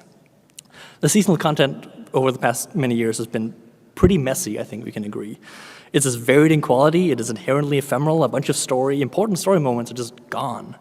It was not part of the 10-year plan, and I know for a fact that developers would like to keep it in if they could have. And now they're throwing the whole seasonal model out to try something else. In other words, Destiny's seasons has not made Destiny a sharper version of itself, but a more complex one. Each season has reinvented what a season could be. It took mechanics or areas from raids and turned them into story missions. Let us be pirates and cowboys and subsea explorers. This makes me make this perhaps a bit ludicrous claim that the creation of Destiny follows the logic of the light, not the logic of the dark. Destiny has increasingly shown that it is not achieving or pursuing a final shape of Destiny. Instead, it is constantly needed to reinvent itself and constantly regrow into new forms and shapes. The community has always wanted the game to be different from what it is at its present moment. When it's too confusing, it needs to be simpler. When it is too simple, it needs to be more mysterious. Destiny has been walking this tightrope since the beginning, and the fiction tells us that we will never reach a perfect state. We literally stop the final shape from happening. And in the greatest irony of all this, we did see a conclusion to the 10-year plan. Through a vastly different road than we could have predicted, we did get to a point where Destiny's narrative did conclude roughly 10 years after it started. So maybe there's just a little bit of the dark in there as well. And within all this messy development, we have us, the players. And the players make their own fate. Because the true power of the light and the dark is that we all have the ability to change destiny. It's important to remember that the light and the dark are other literal forces in the world that grants us our abilities. And this is meant very literally, when a warlock uses Chaos Reach, they are literally using the light to bend physics to their will, and we call this a paracausal effect, because it defies the expected cause and effect of physics. And as Guardians, we just bend the rules of causality. When the text, Guardians make their own fate, appears in the Vault of Glass, it is because we as Guardians, literally and fictionally and mechanically, use our supers and grenades and our abilities to break the logics of physics, and the Vex just can't handle that. So they lose. And this is echoed throughout Destiny. When we as Guardians and players change the world, we do it because we're paracausal. And I can't help extrapolate this out to the larger meta-narrative of the game and all the different ways we've also changed the game. And I think the moment that encapsulates my point the best is one of Destiny's greatest and most silliest moments, which is a weekend the community has after named the Craftening. In the weekend of 15th to 17th September 2023, players discovered that they could use the crafting system to create weapons that should not exist. For example, you could create a shotgun with the frame of an assault rifle, leading to a gun that shoots as fast as an assault rifle, with a spread of a shotgun with every single shot. This is quite broken, as you can imagine, and this is a relatively benign example compared to what people could make. This completely upended the entire play experience of every single player. Every PvP match, every raid, every strike, every activity any player did with any other player, even if you weren't using these weapons yourself, someone else were, and they were going to kill you. For a weekend, Destiny was just a different game. In a way no one had planned, Destiny's fictional themes, perhaps even the original promise of the early marketing, was fulfilled in a tremendously silly way. For a weekend, every gun was a story. For a weekend, the players made their own fate, took the systems of the game into their own hands, and crafted ridiculous things. The Craftening is perhaps the most paracausal event in Destiny's history. Moments like these are how we make our fate in Destiny. They're the moments when the game is something more than a piece of software, more than a fictional narrative. They're the moments when we cause the game to change because of what we do.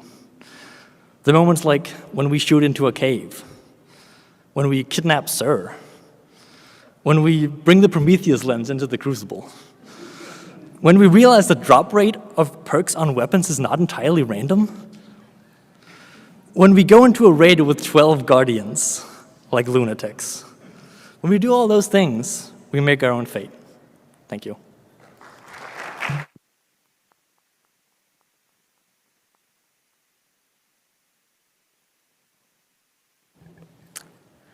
All right, well, I wrote my chapter on the Sister of Shapes, the deepest in the High Coven, the Witch Queen, everyone's favorite moth mother, Savathun. Here's the thing about me, I like stories. I like how they get woven together in games, and especially how they take things from antiquity, so from Greece, Rome, the ancient Americas, and how they kind of put a new spin on things.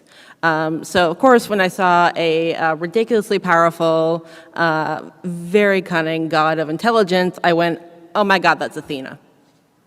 And that's basically what my chapter is about. Savathun's whole thing is that she gains her power through people misunderstanding her. She always needs to be the most clever person in the room, and she becomes more powerful by constantly getting us to misjudge her. So the way that I went about trying to understand her, which probably made her infinitely more powerful, so sorry about that, was to look at her through the lens of the Greek goddess Athena. And especially Athena in the Odyssey in particular. So when we first meet Savathun in Destiny 1 and the early parts of Destiny 2, she's a big cosmic bad. We don't really know what she looks like. We come to know her through what she's doing in the world. So, you know, we go into a mission and there's a big shrieker above us and it's the Eye of Savathun. Well, obviously it's not exactly Savathun, but it's doing horrible things, so we interpret that as her.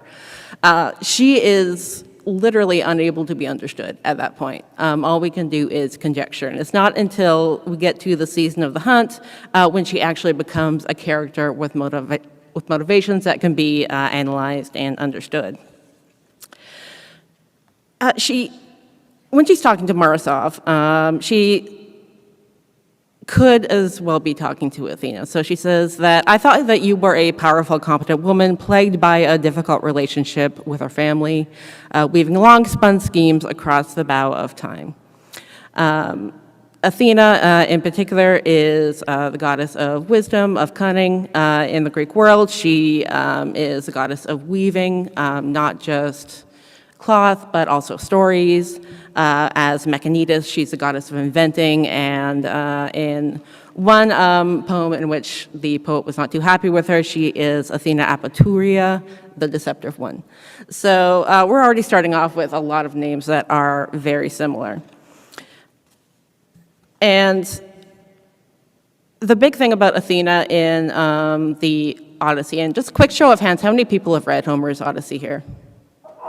A good portion of you. Okay, so I never know what they're assigning in high school anymore. So basically, the Odyssey, we've got this dude, Odysseus, who's been fighting in the Trojan War. He makes a series of really, really bad choices, pisses off the gods, ends up taking 10 years to get home. On the opposite side of that, we've got his son, who has been languishing on his home island of Ithaca without a father. His palace is being taken over by a bunch of really rude guys who want to marry his mother, and Telemachus, the son, is just kind of stuck there. So that's the Odyssey. It's the story of Odysseus coming home and the story of Telemachus becoming a man who is able to stand by his father. In the Odyssey, Athena plays both a character and a god. So she is the god that is directing all of these events, but she is also a character who takes on the form of one of Odysseus' supposed friends and actually guides Telemachus through his own hero's journey to become what he needs to be. And I'm going to ask you all to cast your minds back to the Season of the Lost opening cinematic, where we get the voiceover from Savathun, and we see her Hive Ruin, the picture from the front of the Witch Queen expansion box, superimposed over the Traveler. Y'all with me? Kind of remember that? You can look it up on Google. It's a really cool piece of art. So that is above a host of characters. We've got Crow, Ikora, Saint 14, Zavala, etc. Also, we have the Guardian or ex-Guardian Osiris. Now, with her Hive Rune above the Traveler, it's telling us that Savathun is operating as a god. So she is directing events at the same level as the Traveler. But as we progress through the cinematic, we find out that, oh no, Savathun is actually Osiris at this point. So she's also now a character within the story. And Athena does exactly the same thing. She starts out as a god who is telling Zeus what's going to happen, and then she turns herself into this friend of Odysseus. At one point, she makes a great joke where she says that she's praying to the gods, and in reality, she's just praying to herself, and she's going to make everything come true because, you know, she's a god and she can do that.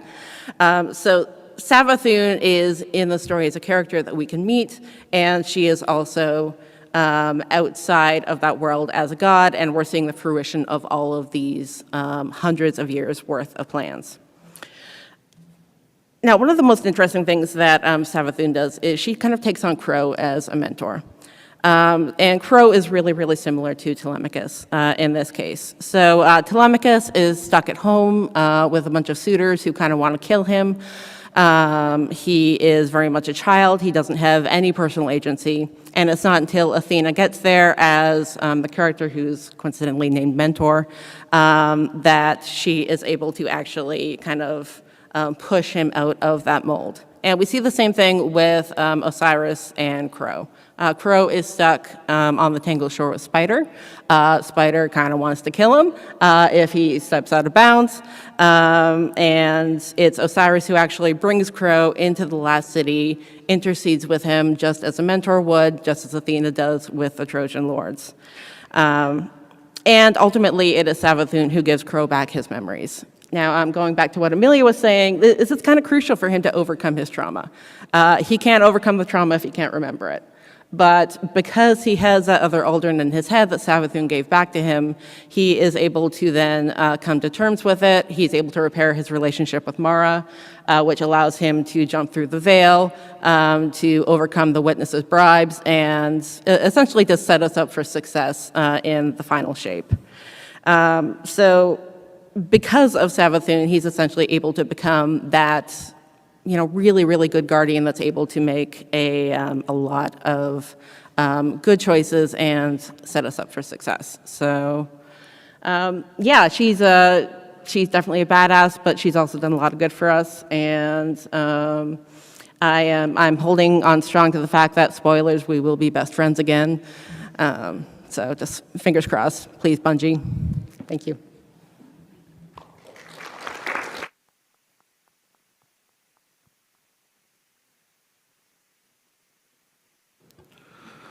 Alrighty, so I'm here to talk to us about the end game of Destiny, and I'm not talking about fashion because if you look at my Warlock, that is clearly already solved. So we're talking about raiding in Destiny. We're going to break it down to really what the core concepts of raiding are. Raids are 6-player endgame activities with various puzzles, boss encounters, and unique mechanics. Most recently, we had Salvation's Edge come out, and we had to deal with basic high school geometry, the horror. And these raids give us unique loot. We get randomized drops for armor, weapons, a chance at a unique exotic weapon, and cosmetics like emblems, seals, and then even outside of the game, something I think Bungie does really well is give the opportunity for real-life swag, like raid jackets, rings, right?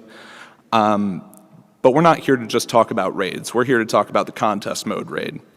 And contest mode is very special in that during the first, now 48 hours of a raid, you can challenge something called contest mode and compete in the contest mode raid race. This is happening at a fixed power level, so hobgoblins will one-shot you, and that's something you just have to deal with. You have no knowledge of the mechanics. You have to sort of figure those out for yourself. And you're racing against a bunch of other really powerful fire teams to be the first one there and raise that coveted raid belt. Now, what's really special about raids is it's the perfect crucible, let's see what I did there, for several social, psychological concepts and interactions between teammates, and we're going to focus on mainly those interactions between teammates today. Now, I'm only one person, and I have interactions with my fire team, but I wanted to see what other people thought, and so who better to ask than Dado, who is very well known in the Destiny universe, and Saltagrepo, who is a 4-time world's first raid winner. And so I did 2 interviews with them and sort of got their experiences of what do you look for in a fire team member? What are the highs and the lows of doing a raid race? With tens of thousands of people watching you, what added pressure is there to perform well? For Saltagrepo, he was at one point competing for back-to-back-to-back titles. What added pressure is there for him? One of the big pain points that they discussed was misaligned expectations. And what I mean by that is, imagine I'm going into a raid race with a fire team, and I want to try and complete this raid as fast as possible and get a good placement in the raid race. Whereas there are 2 or 3 people in my fire team who don't necessarily feel that same way. They want to look around at the beautiful skyboxes Bungie's created, learn the mechanics at their own pace, and just sort of take it all in. That's just conflict that's waiting to brew. And so what I suggest is having this sort of session zero, sort of like D&D, where you get together with your fire team and you say, hey, we all need to come together and agree on this is how we're going to approach this raid race. Are we going for a high placement? Do we just want a contest cleared, get our emblem, get the heck out of there? Or are we going to go in, see how far we get, and have that be the end of it? Have everyone on the same page. Otherwise, there's going to be, your general group cohesion is going to be disrupted, and you can't have that in a contest raid. Another big thing is meta communication. And what that is expectations regarding how to communicate and interpret each other being established in advance. So if I'm in the middle of a heated encounter that might be timed, or we're really close on this third damage phase, not quite sure if we're going to make it, and I'm getting a little angry, my voice is getting raised, having my teammates know that I'm not mad at you, that's just sort of how I'm processing, and that's how this encounter is going. And at the end of the day, we're all competing for the same goal, and even if I'm coming across a little angry, we're not harboring any negative feelings at the end of the day. Successful fire teams are honest fire teams. They're honest with each other, and you can treat wipes or restarts as learning experiences. What went wrong here? Does someone not fully understand an encounter? Is this a teachable moment? Also looking at social psychology, and specifically role theory. If you look at individual encounters of raids, by enacting roles, we sort of exchange relationships with each other and build a dependence that's essential to success. And what I mean by that is, maybe there are 2 or 3 people who have to take a crystal and shoot it at each other to get a boss's shield down. What are other people doing during that? Some people are dedicated ad clear, right? That's just their job. They're set to go slay. And the people who are doing the mechanics won't succeed without the people who are doing ad clear successfully. And the people who are doing ad clear won't get the encounter beaten unless the people who are doing the mechanics do their job successfully. So they build up on each other. I know as a warlock, right, my job is to be support. I put a well down, I have div, I'm gonna make sure everyone's healthy, that's my job. And then I'll take a sec to talk about my fire team specifically. We take it as a marathon and not a sprint.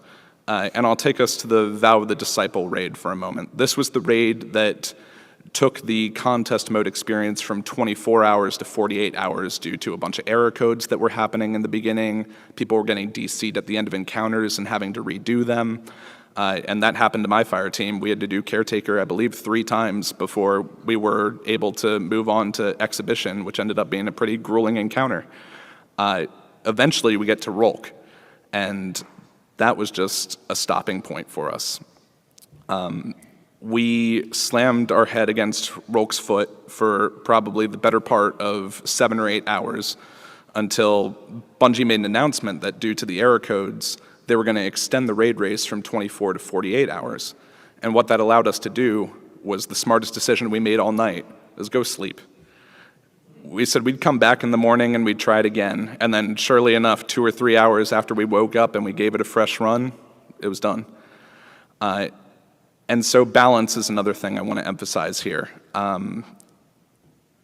You have 48 hours now for each raid that has come out since Vow of the Disciple. And it's a marathon, not a sprint. Take time to go grab dinner. Take time for bathroom breaks. If you need to call it and go sleep for 6 to 8 hours and come back. You have the weekend to do it, right? There are a couple other things in the chapter that, again, I don't want to spoil everything, so I'll leave people to read, but I went through each encounter of the Salvation's Edge raid from both my fire team's perspective and sort of a raid race world's first perspective to see how can raids like this take 19 hours to clear for world's first. For Verity specifically, right? This was an encounter that is sort of notorious now for being extremely difficult. Again, I mentioned the geometry, haha, but indicators are a big part of discovering mechanics in encounters, and Verity didn't have a lot of that. Maybe the music changed a little bit when you did something, but there was no actual text like Guardians Make Their Own Fate that showed that you were doing the right thing. And it's pretty much brute force. You take a theory and you run with that theory until the end. And if it's the right theory, congratulations, you beat the encounter. If not, what did we learn? That that wasn't the right theory and we try again. There's also a bunch of tips that I've included that have been generally successful for my fire team. One example I'll give here is to make sure every fire team member understands the mechanics of each encounter before you go on to the next encounter, because Bungie raids like to build on themselves. This encounter is going to be slightly different from the previous encounter, but at its core, this is a mechanic that's going to see itself through the first encounter, second encounter, and probably final boss. What do we do with this info? We've learned that the Edge of Fate is coming out in July, and we have a new raid coming out on the 19th, which is very exciting. And so I'm sure there are a lot of raiders here. I hope to see you guys alongside me and the rest of my fire team, and I want to give a quick shout out to my boys because I wouldn't be here without them. So Travis, Charles, Dan, Joe, Zach, Liam, Paul, Donnie, those are all my guys. We got some good memories from our raid races, and I hope I get to make some better ones alongside you guys with the next expansion as well.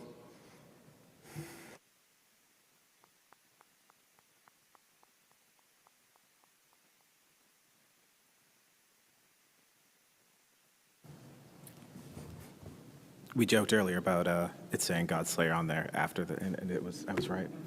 You were. Sorry. My chapter, Immortalia, is it starts off just talking about the Jade Rabbit, and you're probably like, why? What does that matter? So it's just a gun in the game. What does that have to do with anything? Well, the lore card for the Jade Rabbit is inexplicably a Zoloft-style commercial for antidepressants for Guardians, which doesn't really even seem to make a lot of sense on its face, especially where, like, earlier when they introduced the Jade Rabbit, it was like, oh, they're just like scraping metal pieces off of bulwarks and on the moon and stitching it together. It's the cleanest looking gun in the game, but we're expected to believe that someone's like ripping off metal plating and going, yeah, it's a gun now. It's what you see from Cerberus +1, not Jade Rabbit. But in my chapter, I talk a lot about what the Jade Rabbit is like mythologically, like in the real world, but then also how it's treated in the game, especially with Dido as a company, because Dido, the weapons foundry that makes the Jade Rabbit, they make like no weapons. Right? 2 exotics, a handful of guns are attributed to them in Destiny 1, but they're probably the richest, most influential weapon foundry in the game. They have an office in the tower. Like, I feel like Omelan puts out a new hung jury every week. Have you ever seen an office for them? They don't have one. But Dido, they've got shops on every street corner. They're like the Apple store of guns in Destiny, and they make 2 things.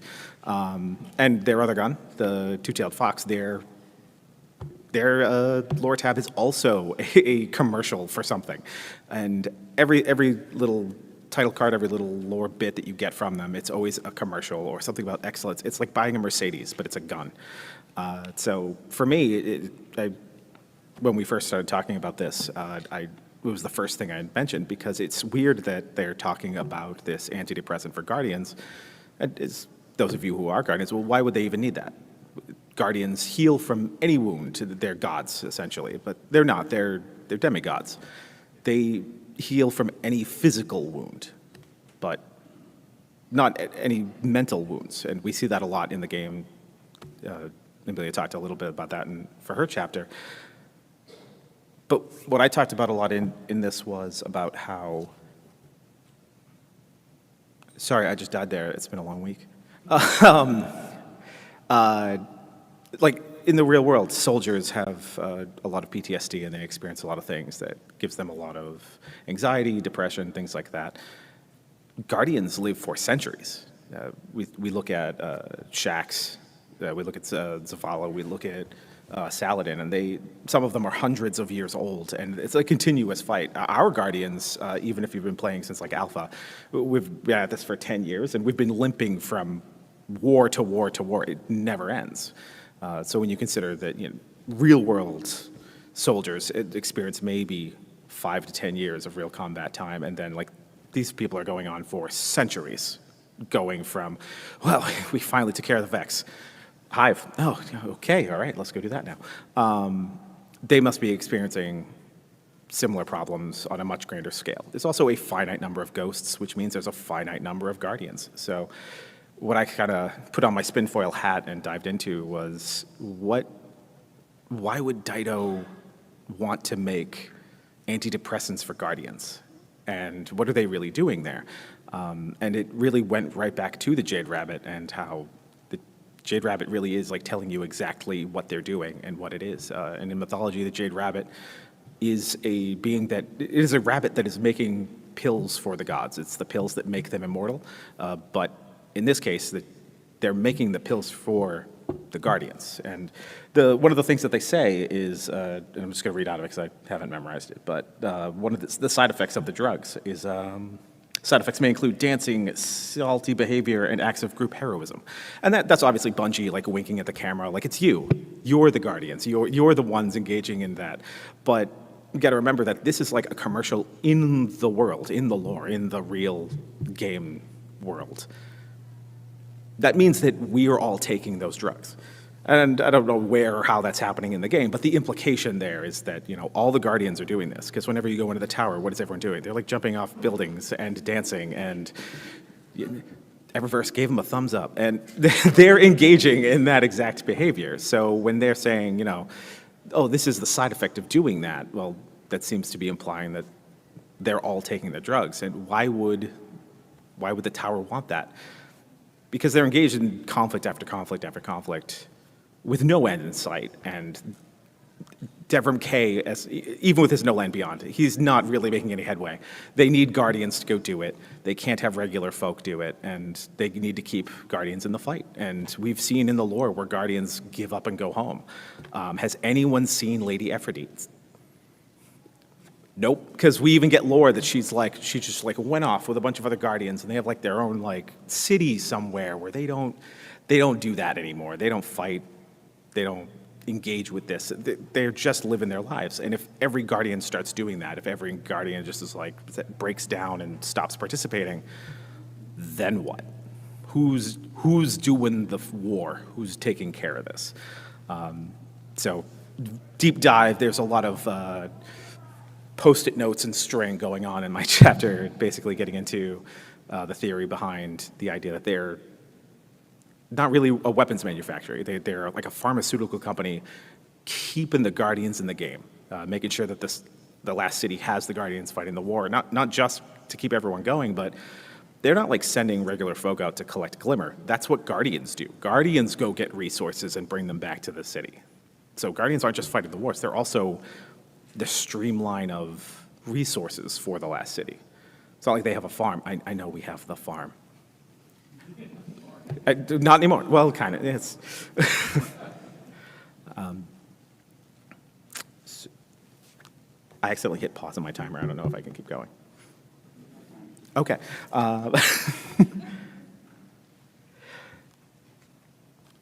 And then I said that, and then immediately trailed off. Yeah, so I in the chapter, I also get into individual Guardians and some of the things that they experience and examples of Guardians that, as they sort of go along, they experience different traumatic events, and we see that play out throughout their character arcs, especially with the Drifter.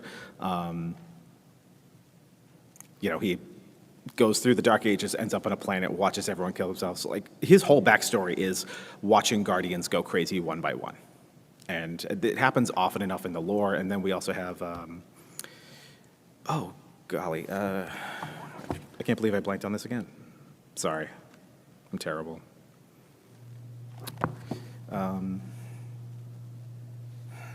You're so mad at me right now. Shayura's Wrath. Shayura, her whole story for Trials of Osiris is just her descent into madness and then her redemption. And even there's an entire group of therapists that are trying to help Guardians cope. And what do they do with Shayura? Shayura was hunting Guardians down one by one and killing them en masse. And what do they do with Shayura? let's put her in a 6-month program and then send her right back out into the game. Let's send her right back out to keep on killing aliens.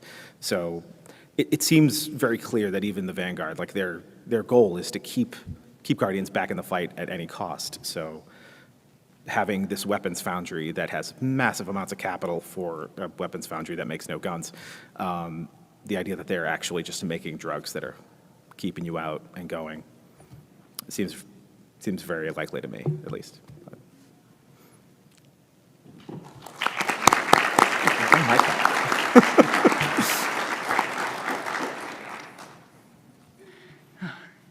If you enjoyed these presentations and you want to dive deeper into these topics, please check out this book. We have other topics as well, such as I have 42,000 hours of Destiny 2, and I love that for me. Hold the Salt Guardians, which is a chapter about finding community of like positive-minded individuals.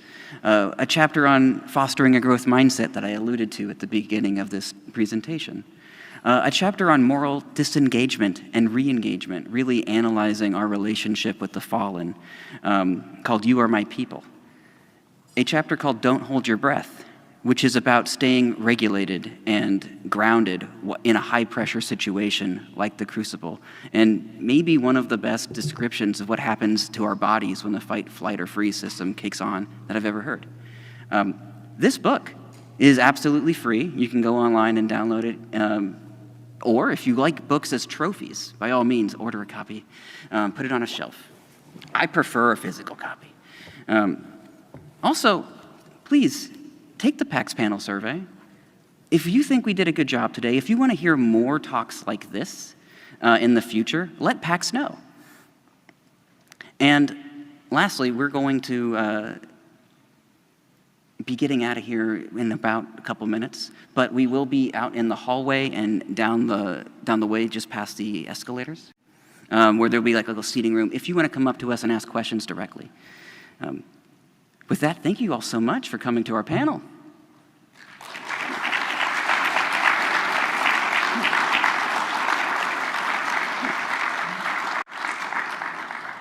All right, have a great rest of your PAX. Get out of here.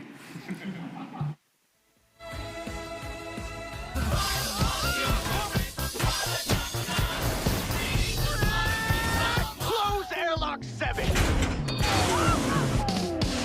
You really don't know me, do you? The best high-concept sci-fi rigmarole in the universe is back. Mob justice! Get back here! This is for your own good! Rick and Morty Season 8 premieres May 25th at 11 on Adult Swim. Get your mouth round it.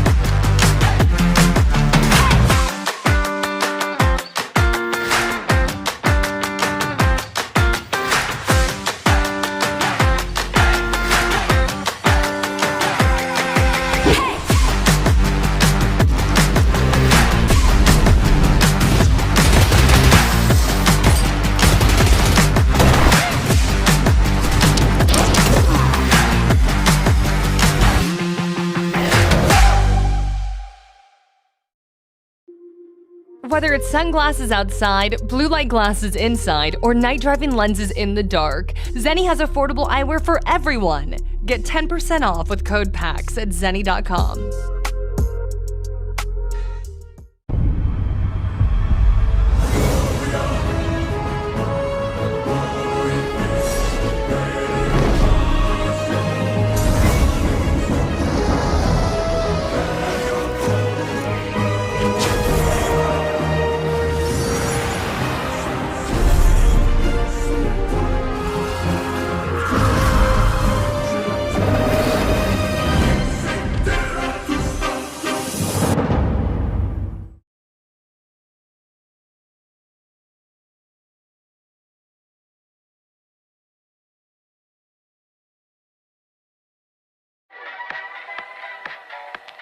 Hi, I'm your girlfriend.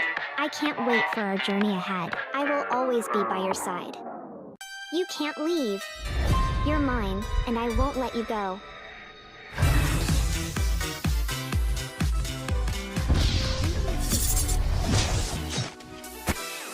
I won't let you get away. We will be together, no matter what.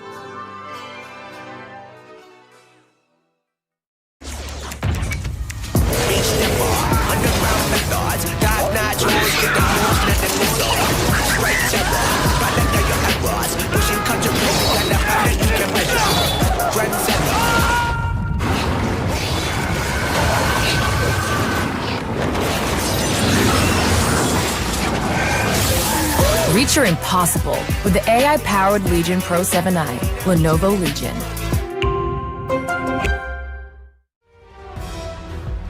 Here we go.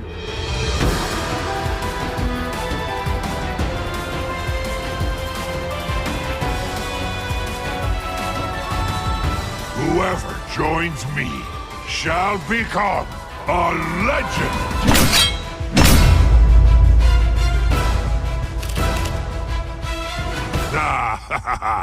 This should be fun!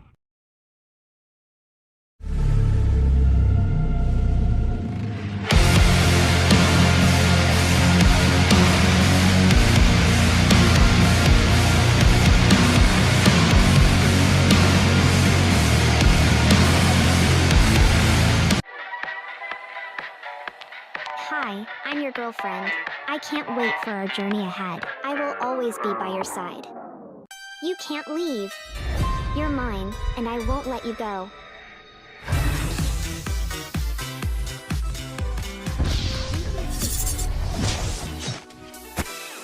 I won't let you get away. We will be together, no matter what.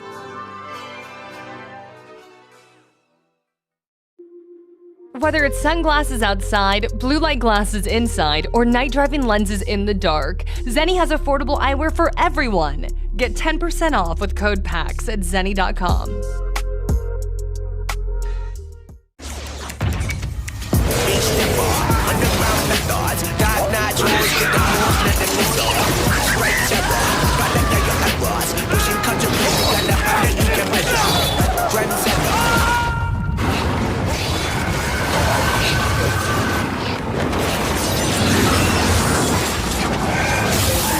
Reach your impossible with the AI-powered Legion Pro 7i, Lenovo Legion.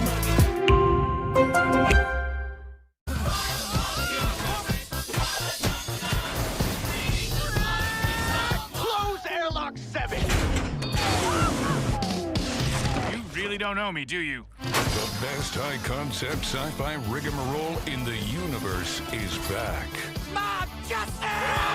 Get back here! This is for your own good! Rick and Morty Season 8 premieres May 25th at 11 on Adult Swim. Get your mouth rounded. Whether it's sunglasses outside, blue light glasses inside, or night driving lenses in the dark, Zenni has affordable eyewear for everyone. Get 10% off with code PAX at zenni.com.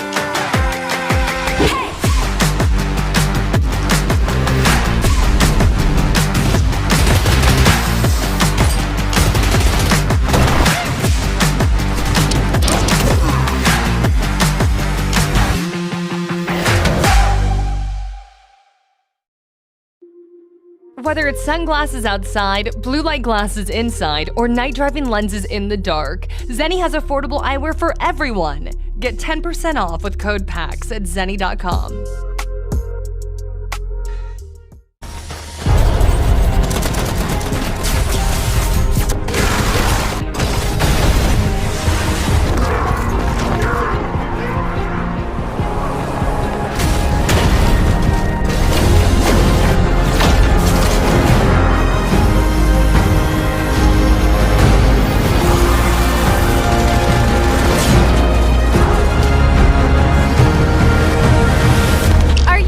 Ready to be shocked?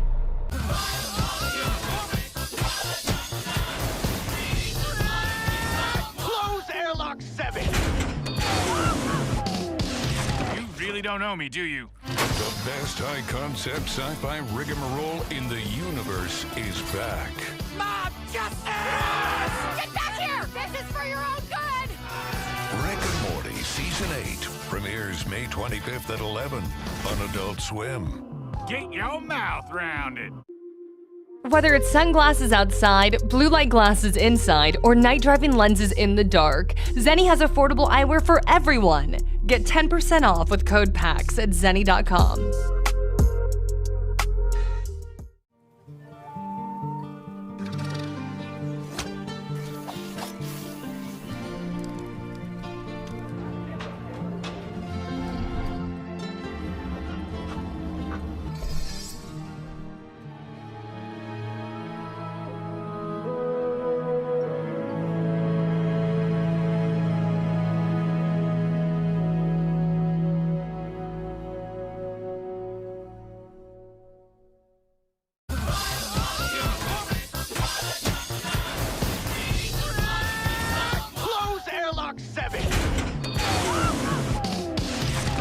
Don't know me, do you? The best high-concept sci-fi rigmarole in the universe is back.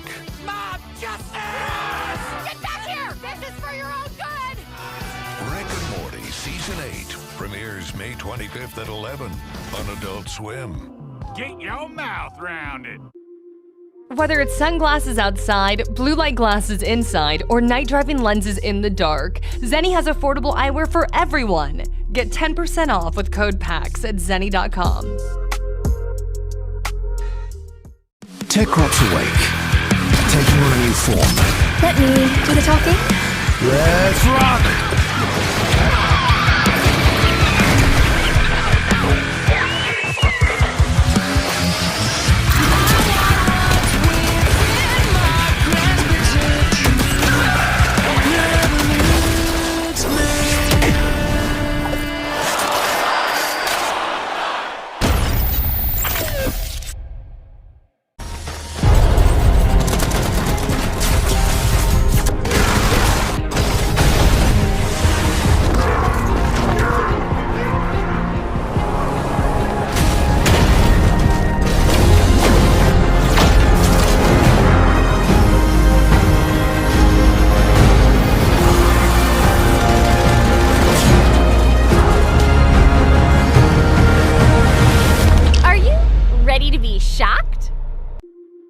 Whether it's sunglasses outside, blue light glasses inside, or night driving lenses in the dark, Zenni has affordable eyewear for everyone. Get 10% off with code PAX at zenni.com.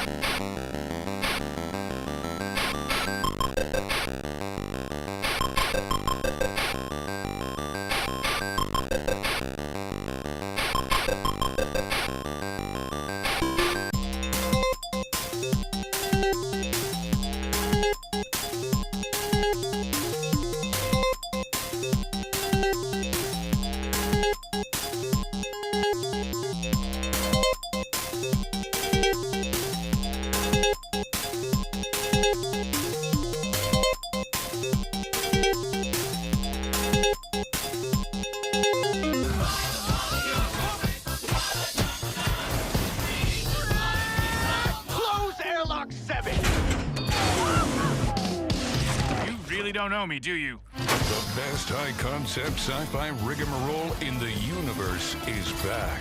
Mob justice! Get back here! This is for your own good! Rick and Morty Season 8 premieres May 25th at 11 on Adult Swim. Get your mouth round it. Whether it's sunglasses outside, blue light glasses inside, or night driving lenses in the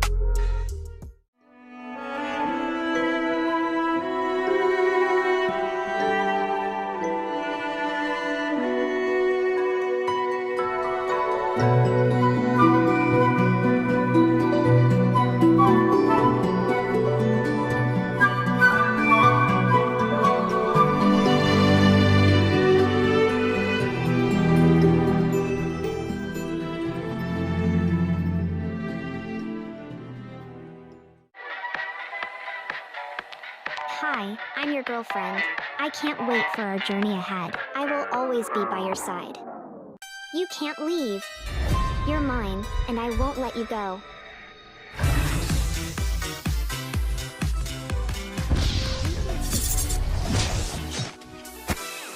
I won't let you get away. We will be together, no matter what.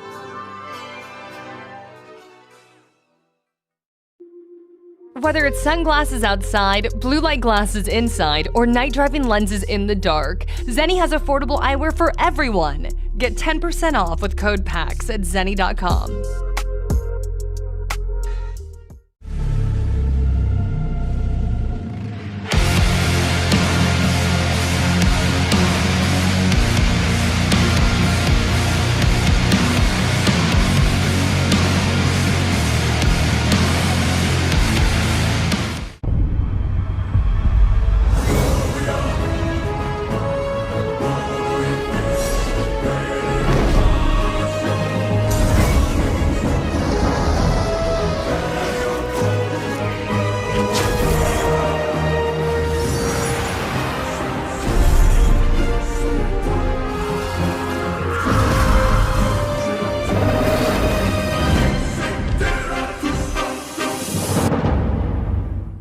Techrop's awake, taking on a new form.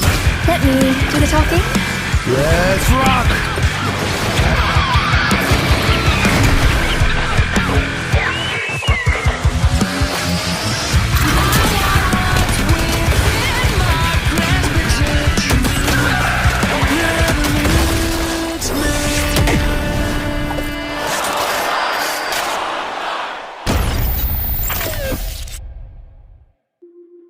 Whether it's sunglasses outside, blue light glasses inside, or night driving lenses in the dark, Zenni has affordable eyewear for everyone. Get 10% off with code PAX at zenni.com.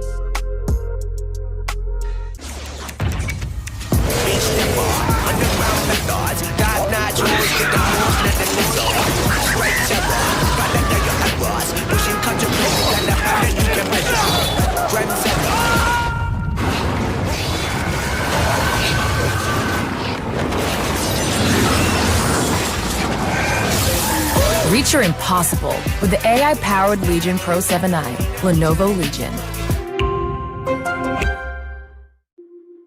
Whether it's sunglasses outside, blue light glasses inside, or night driving lenses in the dark, Zenni has affordable eyewear for everyone. Get 10% off with code PAX at zenni.com.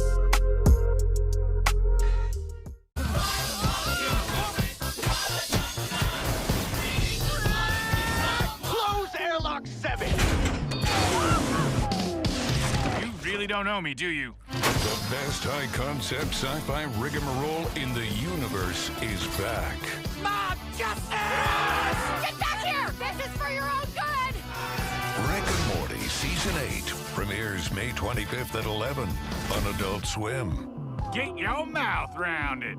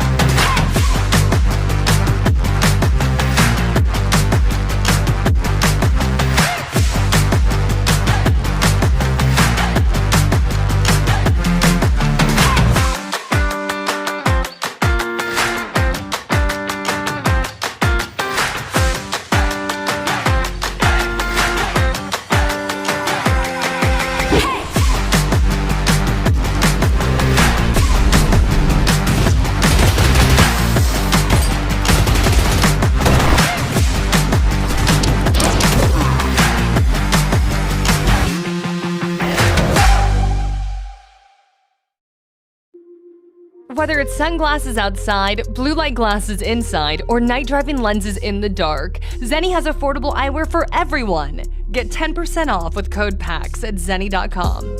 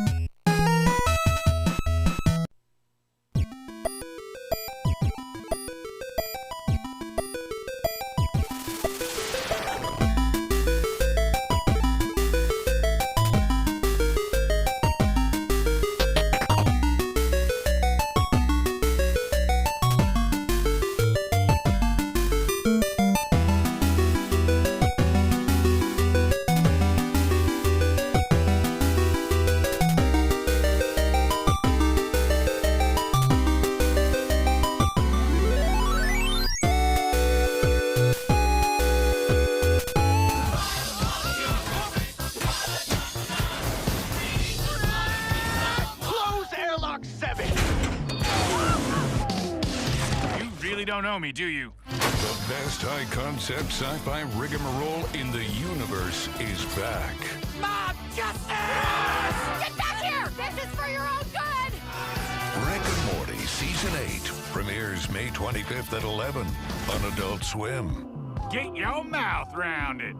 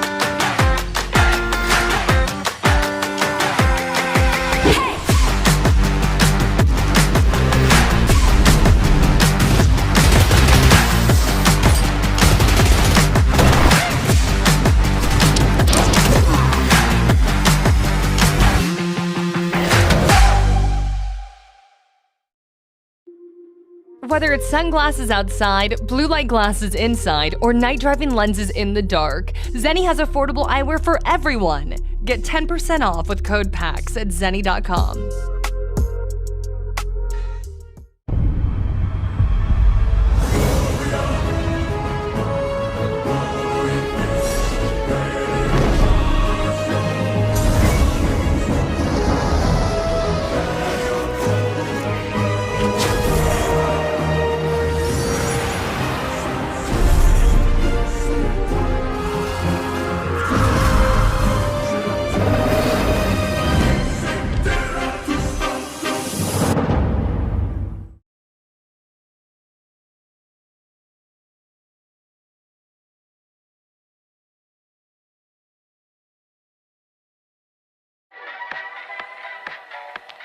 Hi, I'm your girlfriend.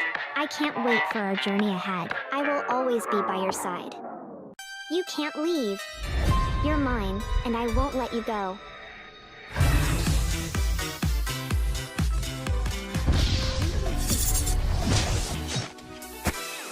I won't let you get away. We will be together, no matter what.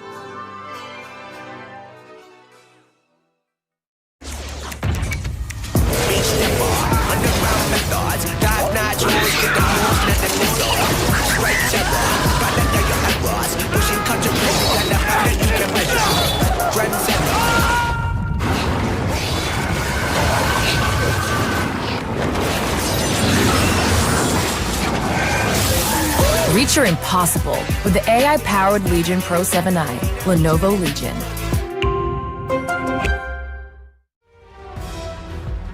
Here we go.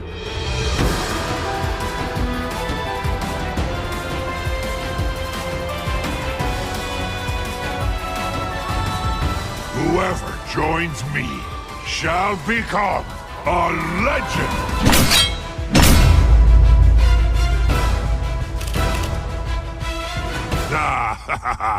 This should be fun!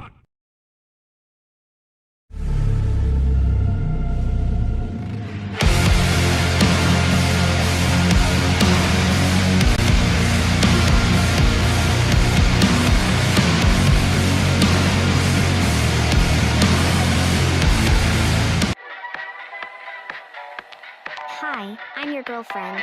I can't wait for our journey ahead. I will always be by your side. You can't leave. You're mine, and I won't let you go.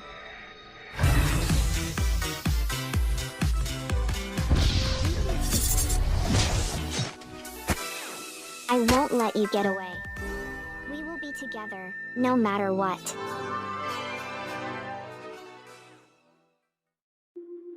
Whether it's sunglasses outside, blue light glasses inside, or night driving lenses in the dark, Zenni has affordable eyewear for everyone. Get 10% off with code PAX at zenni.com.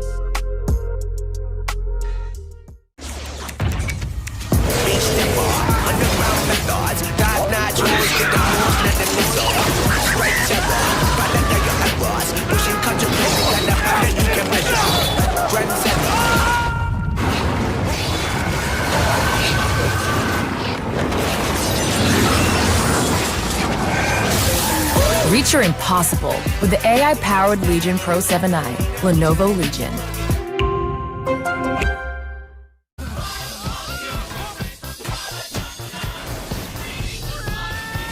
Close airlock 7! You really don't know me, do you? The best high-concept sci-fi rigmarole in the universe is back. Mob justice! Get back here! This is for your own good! Rick and Morty Season 8 premieres May 25th at 11 on Adult Swim. Get your mouth round it. Whether it's sunglasses outside, blue light glasses inside, or night driving lenses in the dark, Zenni has affordable eyewear for everyone. Get 10% off with code PAX at zenni.com.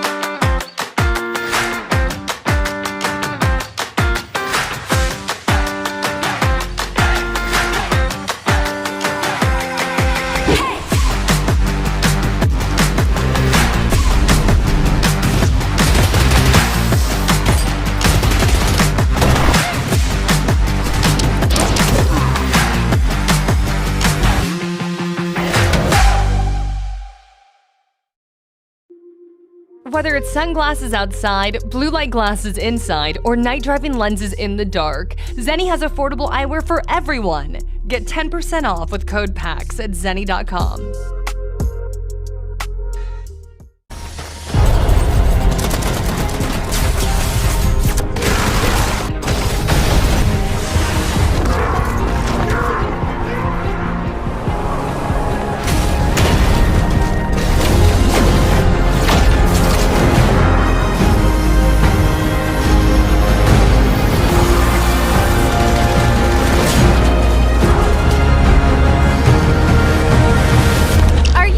Ready to be shocked?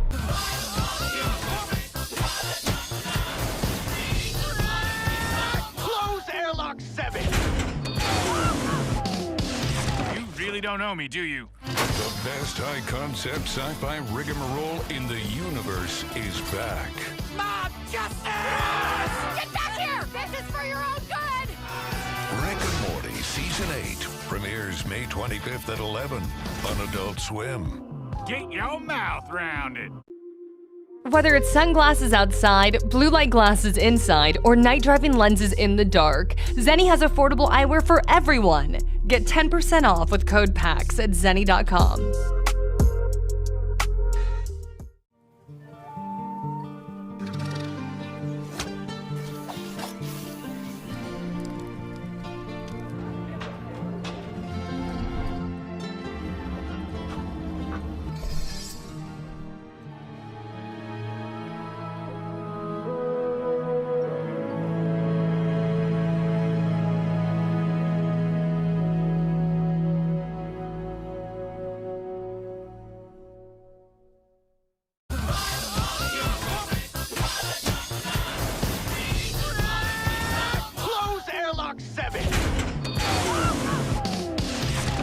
Don't know me, do you? The best high-concept sci-fi rigmarole in the universe is back.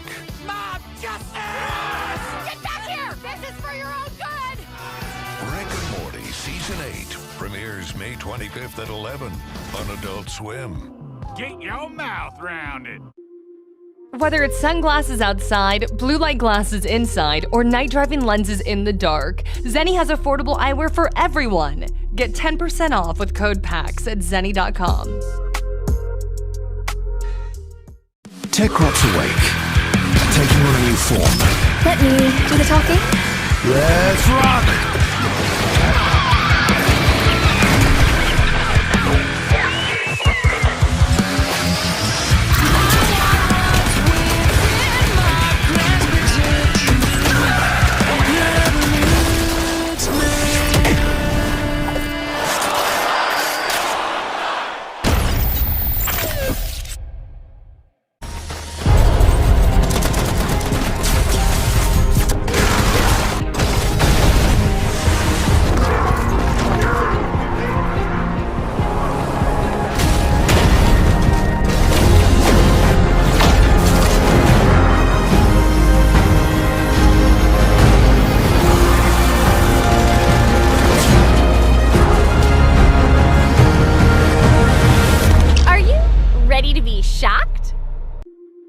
Whether it's sunglasses outside, blue light glasses inside, or night driving lenses in the dark, Zenni has affordable eyewear for everyone. Get 10% off with code PAX at zenni.com.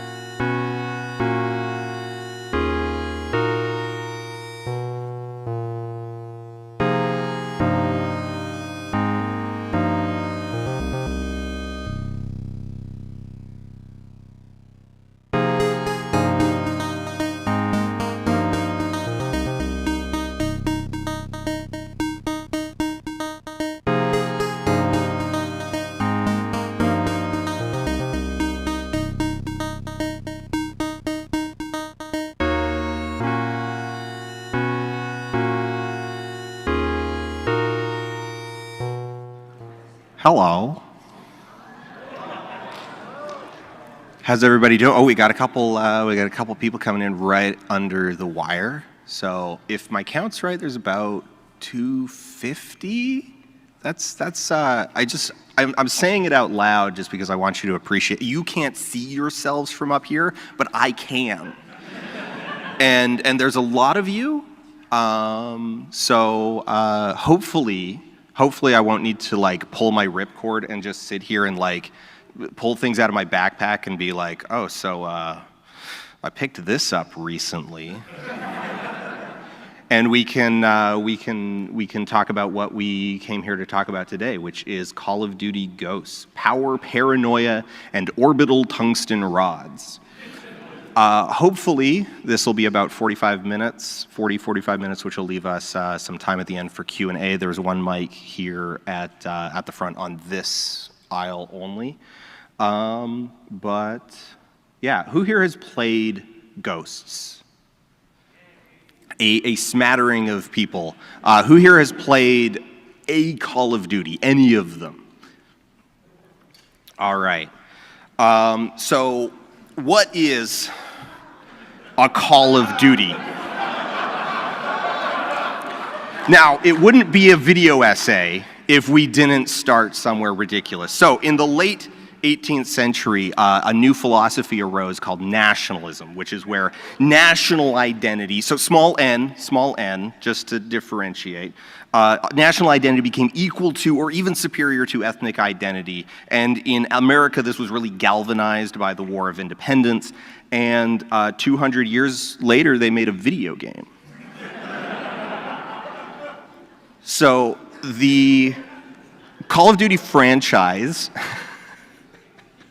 starts in 2003 as a clone of the Medal of Honor games. So the Medal of Honor games were developed, produced by Steven Spielberg in kind of this like tie-in with Saving Private Ryan. And after the third one on PC, the first two were PlayStation exclusives, which replicates the opening Omaha Beach sequence from Saving Private Ryan in a really cinematic way, and created this new nascent genre of the cinematic shooter. So today in 2025, there are 21 mainline titles in the Call of Duty franchise and 22 spin-offs, which is a lot of games. Ghosts came out in 2013. This is the 10th mainline title, and the back of the box selling feature was the companion dog Riley. So this was the what they sold the game with was like, okay, so if you the best example of this really is Advanced Warfare, where they were like, we've got Kevin Spacey, look, he's like photorealistic face acting, big name Hollywood actor. That sort of trend of like needing some singular feature that they could really push started several games before that. And for this game, it was, there's a dog. But the way that it was presented in the promotional material really was like, this is your companion through the entire game. You are like, you've got all of these sort of mechanics and abilities that you're interacting with Riley as you like work through the game together. Riley's in 3 levels.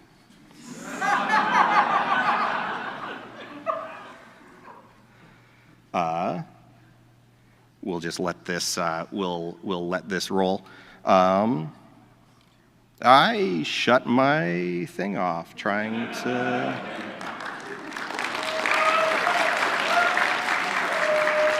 Okay, is it back? Are we... There we go. So Call of Duty Ghosts, oh boy. So the plot summary, so it begins in the near future. The, quote, oil-producing nations were destroyed in some cataclysmic event. America is in decline, and the Fed has risen in South America. The Fed, so the Federation of the Americas have united South America via persuasion or conquest. It's kind of jumbled. So they have united South America, and they are now a threat to America. The other backstory, which is playing right now, is that at another time in another war, 60 men from a joint special ops team were tasked with guarding a hospital against the enemy. And they get like obliterated. 60 become 15, and eventually these remaining 15, they send one of them somewhere, and the other 14 like hide in the sand and take out like the entire enemy, and this entire cutscene is just so insane with its florid prose and its use of religious iconography, in that it describes them as being like anointed by the sand, and they become ghosts because only a single soldier in the enemy forces remains. Your main characters, so you play Logan, who you cannot see because it's a first-person shooter. So that means that, similarly to how you can't see you, but I can. You, Logan, can't see you, but you can see your dad, Elias, and your brother, Hesh. So that entire backstory about the ghosts, this special ops team, these 15 special operatives, that's told to you by Dad in literally like a campfire story at the beginning of the game, and then something starts exploding in the background because it turns out that America has this orbital weapons platform called Odin, which is kind of a sci-fi favorite rods from God, so orbital tungsten rods. There's an entire level where you play as astronauts up on this, the control station for the weapons system. So weapons system on the left, control station on the right, and then the Fed manages to sneak on board the control station, hijack this orbital weapons platform, this weapon of mass destruction in space, and they bomb much of the southern U.S. So from Southern California across through Florida, they drop kinetic rods on it and blow it all up. Then the game flashes forward 10 years later. A bunch of stuff happens. You run around shooting things. Some helicopters glitch out, and you have to start a level over. And then you find out that your dad's a ghost, but he's still alive. It's surprisingly, you're never going to believe this, but the guy who told you the campfire story about like 15 dudes, he's one of the 15. It's not a great twist, but you know, I guess it is technically a twist. The main villain of the game is a man named Rourke, who is one of Dad's old ghost companions who went missing. There's a couple flashbacks where you get to experience this. You get to play as Elias, and the story there is that after Rourke was like lost in action, he falls off a thing into some water and is never seen again. He is captured by the Fed and tortured in a jungle pit, where they like feed him poison and blow all of the white off of him. That might come up later. That's interesting iconography. Oh yeah, he's their ghost now. So the Fed basically subverts him into being one of them. He becomes the main villain of the entire game, and he's Bane. Most of the game is a bunch of filler. There's flashbacks. There's some underwater stuff. You blow up an oil rig at some point for some reason. You get captured by Rourke. He kills your dad. There's a sinking aircraft carrier. And then it turns out the thing that you sort of learn in all of that faffing about is that the Fed has cloned Odin.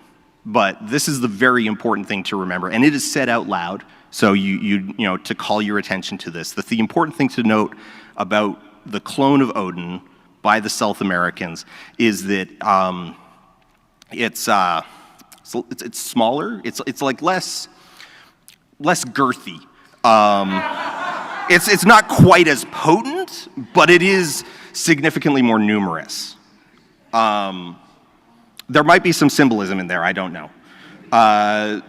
There's another space mission. You drive a tank. You fight Rourke on a train. You eventually shoot him and your brother, and all of the windows blow open, and he drowns. But of course, then there's some jump scare sequel bait at the end, and Rourke drags you off into a jungle pit. Okay.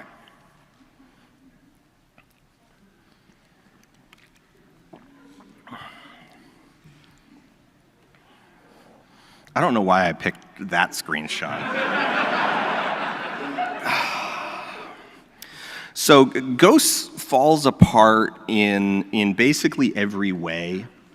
Like if we're talking about a bad game, like what are the ways in which a game can be bad?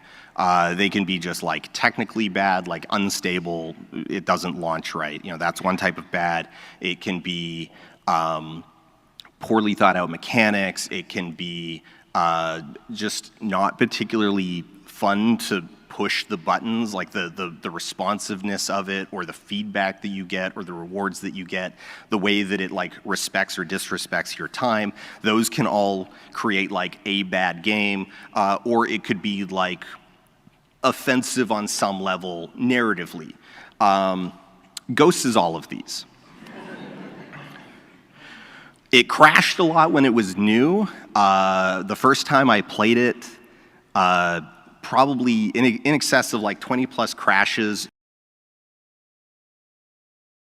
It's only about 4.5 hours long. So you're multiple crashes per hour. This was because of the focus in development was on the PS4 launch, which left the PC version in a pretty bad state. They've fixed a lot of this. It is a lot more stable these days, but it's still really easy to like soft lock various levels because Call of Duty games are extremely complicated on like a scripting level. So, you know, the player enters this area and then these things start moving and then these explosions go off and they're all kind of like timed in order to like occur specifically in relation to one another, and they're very, very complicated, and as a result of that complexity, they're pretty easy to break if you don't behave in predictable ways. The experience of the game, the gameplay itself is sluggish. There's multiple vehicle segments that just do not function the way that you'd expect them to when you're spending the entire time fighting against them. It's just kind of ugly. At the time, like even at the time, Call of Duty games were kind of like remarked on for being like, it's like, oh, they're just like shades of brown and gray, like very, very dull, very muted, very like, was already a thing that people were making fun of years before this game came out, and it somehow makes it even worse. The story is very stupid. There's a tremendous amount of backstory, and none of it makes any sense. I tried to give you a sense of what it is, but I avoided overdoing it because I feared that if I tried to really tell you what the backstory is, it would force me to make it comprehensible so that the words coming out of my mouth like connect to each other. And that doesn't work. There's a large number of past events that don't really line up. They mention a lot of like 12 years ago, 2 years ago, 10 years later kind of stuff, and like none of it makes any sense if you actually like stop and think about it. Ultimately, when you back away from the story, the thing that you realize is that America is ultimately the antagonist here. They invade Venezuela, and the word invade is used.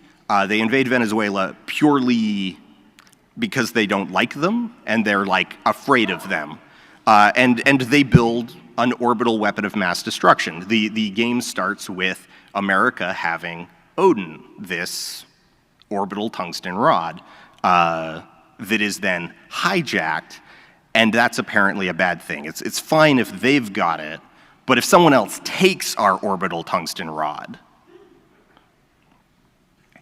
The characters are all indistinguishable. Two people I didn't mention in the plot summary, Merrick and Keegan, they're a couple of Dad's buddies. They escort you through most of the game. If you've ever wondered what it's like to play an escort quest from the perspective of the NPC being escorted, Call of Duty Ghosts is great. And this is a game perfect for people who just love being told what to do constantly by anyone, like just some authoritative figure just yelling at you all the time about where you should stand, where you shouldn't stand, what you should be doing.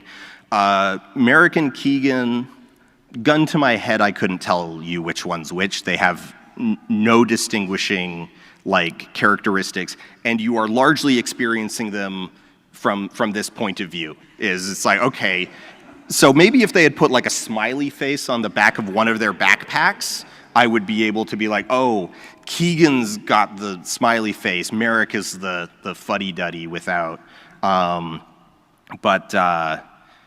Yeah, not particularly well-developed characters. There is at one point just, I find this one incredibly absurd. So we don't have audio, so I'm gonna do the voice acting for you.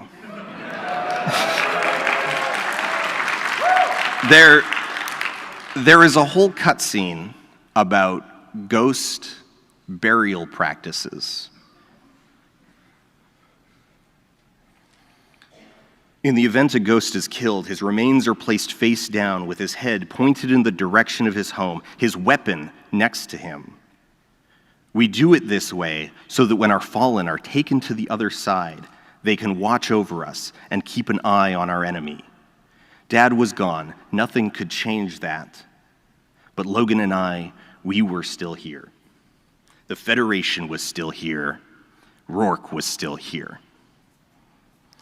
This war wasn't over, not by a long shot. And then you go like, blow up an aircraft carrier or something.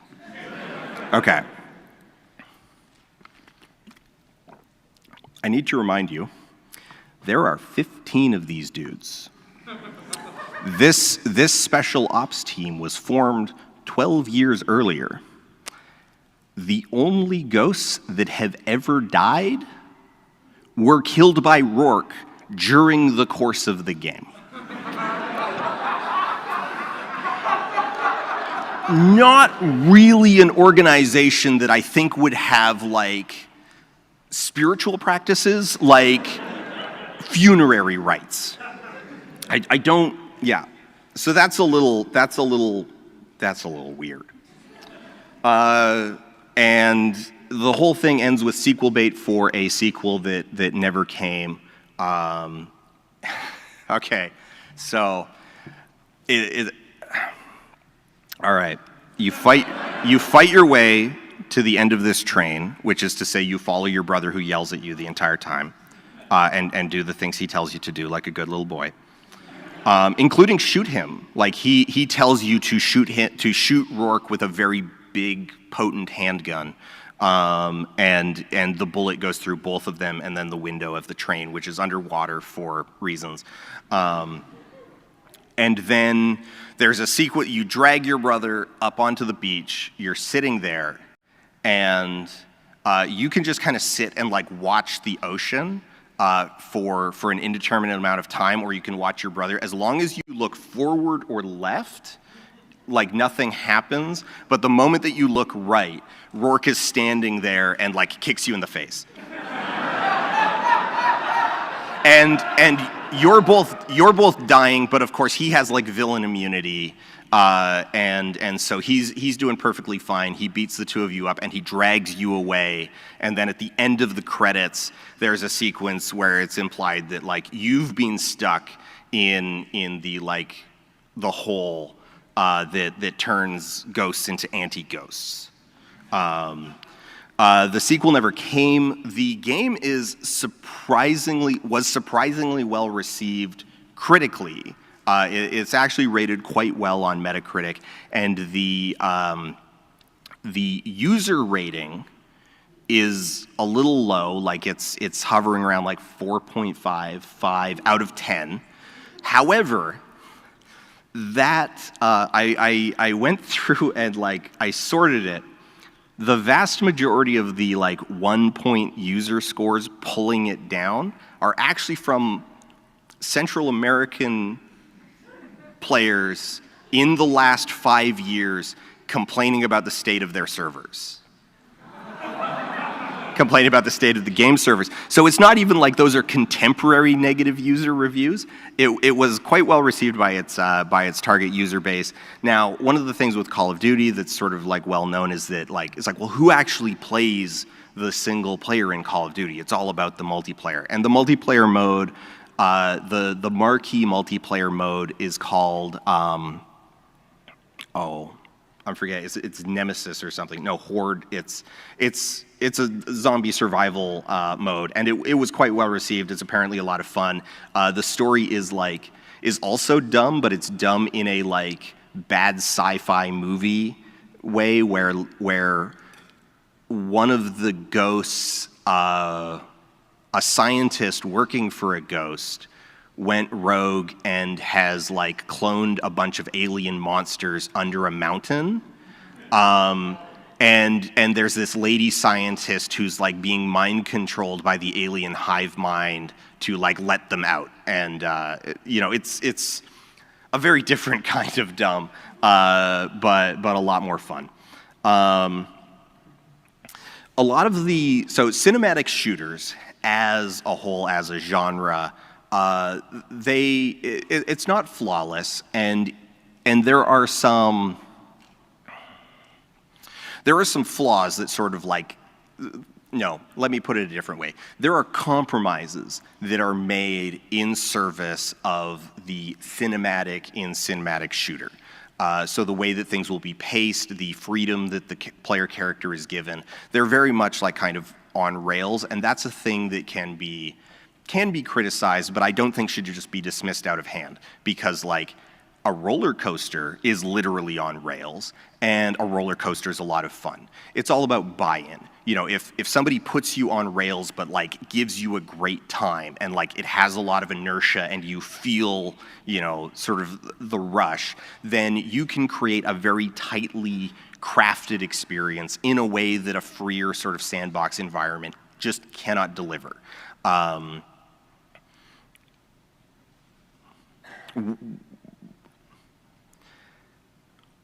All of those flaws or all of those compromises, because Ghosts fails on so many other levels, the suspension of disbelief is broken, the buy-in is broken, the sort of implicit negotiation of that relationship is broken, and it calls attention to it. And you find yourself sitting there going like, oh, I'm on rails. I'm not allowed to do anything. And one of the things I realized on my recent playthrough is that the language of video games is utilized in a way that is just completely like discarded and ultimately kind of like, I don't want to say violated, but like maybe discarded is the correct word, that is discarded. So in a normal kind of video game experience, you go through the game and you're collecting like power-ups, you're collecting new tools, you're getting new game mechanics that enable new ways of interacting with the environment or interacting with your enemies. And that is the specter of that is utilized in Call of Duty's Ghost.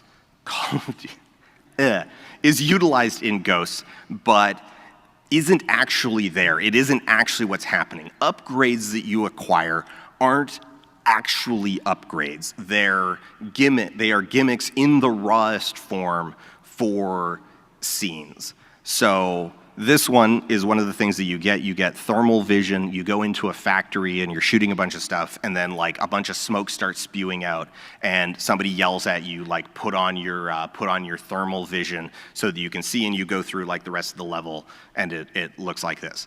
There's a entire environment where like, it's you do the whole thing. It's like, all right, synchronize. Okay, lights out.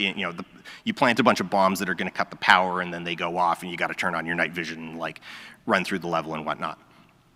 There's a moment where you get a strobe, and we'll talk about the strobe more in a sec, but it becomes apparent that these are not actually upgrades when you're on the aircraft carrier and there's smoke everywhere, and you hit the button to put on your thermal, and nothing happens. It's not available because it was never, you were not being tutorialized on here's thermal vision, here's how it works, here's the scenarios where it's useful. You were just being given a toy to play with for one scene. Same with night vision. There's another level where it's like it gets really dark and you're like, oh, I'll put on, I don't have night vision, because you're not meant to have night vision because it's not actually a mechanic, it's just a filter for one sequence. The strobe not only, so night vision and thermal only function for about one level each. The strobe literally only functions for one room.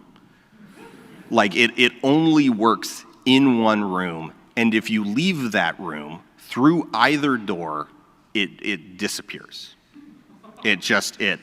So, oh, also,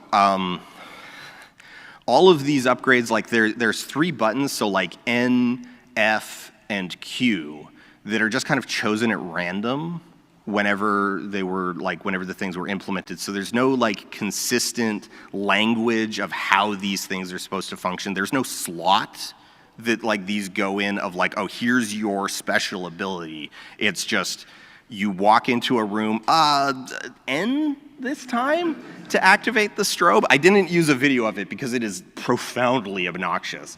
Yeah, you use the strobe, and if you walk backwards, even if you haven't finished the encounter, if you walk backwards and then back in, your strobe stops working. This sort of shallowness applies to all of the gunplay. Who here likes first-person shooters?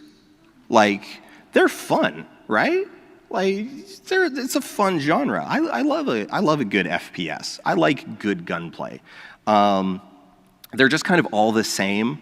The commitment to realism means that tremendous numbers of the assault rifles all just differ from one another by like single-digit percentages in reload time and firing speed. And they're scattered all over the place, and they've all got like long names, and they include this optic. There's only 2 guns in the game that play any different from any of the others, and you have no control over that. Like, you can't choose to start with them. It just kind of comes down to whether or not someone is using it against you on a level, and you can pick it up and then use it until you run out of ammo and maybe pick up more ammo for it. It's deeply unsatisfying on just like a raw mechanical level. And this is what I was talking about earlier with like, are the buttons fun to push? You know, is it fun to push W and hold down left mouse button? Not particularly, because it's just kind of all the same. The levels are just kind of an incoherent collection of stuff. You get jumped by wolves at one point for some reason. There is a flashback where you play as your dad, so a flashback to events that happened in Caracas where Rourke was lost in combat, and then the next level immediately after also happens in Caracas, but it happens in the present. And you go through and do an extraction scene where you like shoot zip lines from one building to another, and you go in and all this stuff. An extraction that is like just 100% lifted from The Dark Knight. And it is followed shortly after by an airplane sequence lifted from The Dark Knight Rises. Because Rourke is Bane. At one point, you drive a Jeep from a glacier in the Andes, which is South America. You drive a Jeep from a glacier in the Andes out onto sea ice, and a submarine like rises, and kind of famously, the Drake Passage doesn't really freeze. So I don't know where this is, but it looks cool. And it's kind of the moment that you realize, like, oh, the people who are like writing this are kind of just trying to make they're trying to just make James Bond, but they're constrained by this like realistic military shooter, and the conflict between those is very much a conflict. So within Call of Duty as a whole, there is an incentive for variety and spectacle that overrides cohesiveness. The justifications for all of these things, the justification for why you're blowing up an oil rig, it exists, but that doesn't mean that it's like satisfying. It doesn't mean that it makes sense. It just means that like if you sit down to write a wiki of what happens, you can in fact find a line that's like, oh, okay, we're blowing up the oil rig. We're sending like 12 dudes to blow up an oil rig in order to lure away their entire navy? Are they really gonna send their entire navy to? There's a line about like, the military is a broadsword, and I feel like your 12 guys are not gonna be well captured by the entire navy. So I guess but it works. Like on paper, it works. They come down and you blow up their big battleship, but then they blow up your last aircraft carrier, but then you take over their space weapon, and so you know all's fair. And you blow up a lot of Peru and Chile for reasons. A lot of this is just a consequence of how the game was made. So the rule of hand at the time, the rule of thumb at the time was that a video game takes, like a AAA video game takes about 3 years to make. And Activision was giving their 2.5 dev studios at the time about 2 years to make them, which is not enough. So you're looking at all of your common elements. You've got just like ridiculous amounts of crunch. Sorry, let me explain. So the setup that Activision had is they wanted yearly releases, which is how they got up to 10 so quickly. They wanted yearly releases, and so they had 2 dev studios working on them leapfrog style, but those dev studios, like 2 years wasn't enough, so they brought in a third to make the 13th game, but then that third studio needed to be onboarded by the first studio, and so a lot of dev time for Ghosts kind of got like stolen by this process.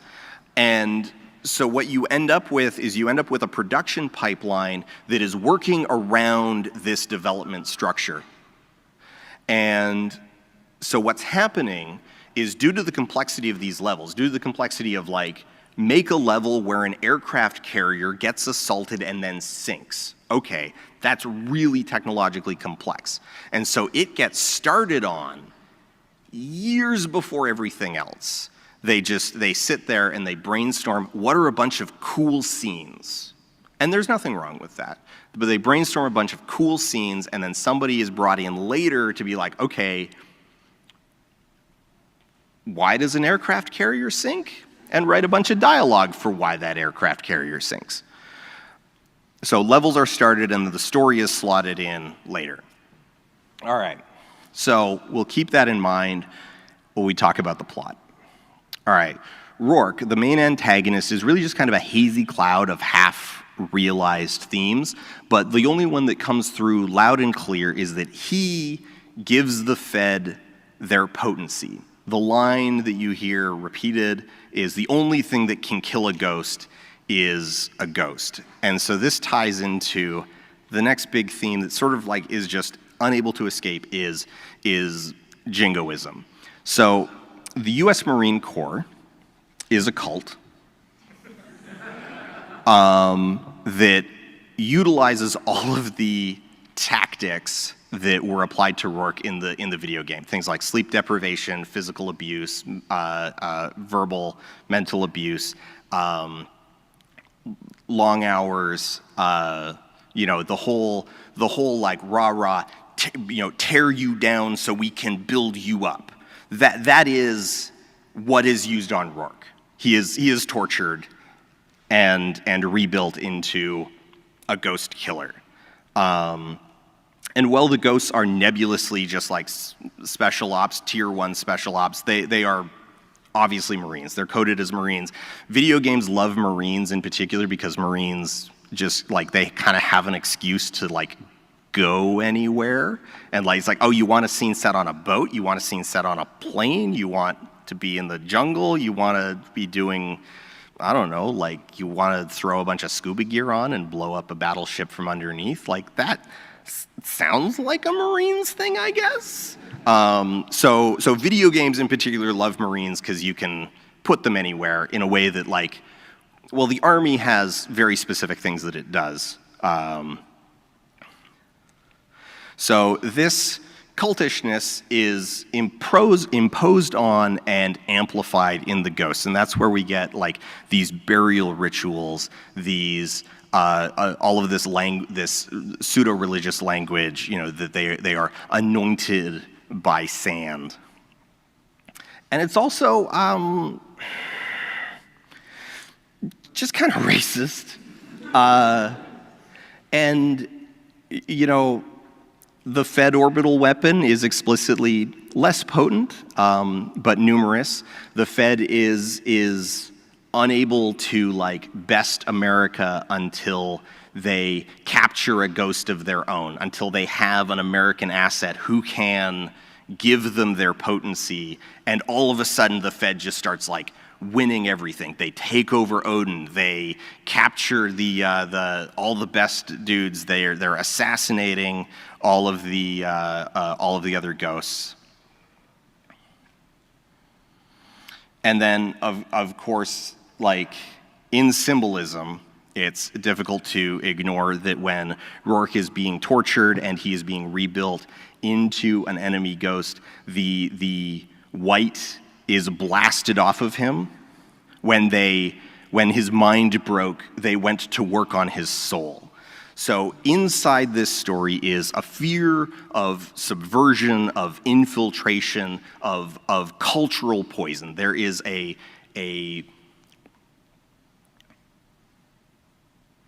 just forgot the word. There is a propagandic narrative about America as being under assault from subversive elements, that the greatest danger to America is within America. The Fed's unification of South America is described as devouring, and all throughout it, America is presented as going to war for reasons that are important, while other people go to war just because that's how they are. And a lot of this is just the product of clumsy work. Like, I don't want to say this like, oh, this is a carefully constructed narrative in order to sell in order to sell this myth of America as being under attack. This is careless rather than malicious, but it does tap into running narratives of American fragility and the concept of the righteous war. And in retrospect, in Call of Duty Ghosts, we can see that cultural thumbprint of an America that needed to see itself as an underdog. And it is perhaps, maybe, we can perhaps be grateful for small things in that no one really played it. It was not, you know, despite what the user reviews and the critic reviews at the time indicate, Call of Duty Ghosts was a turning point in the Call of Duty franchise. It was the first one to not sell. It was the first one since the very early games. So Call of Duty 3 was only released on PS3, so it didn't sell very well. But aside from that, every installment had sold more than the previous.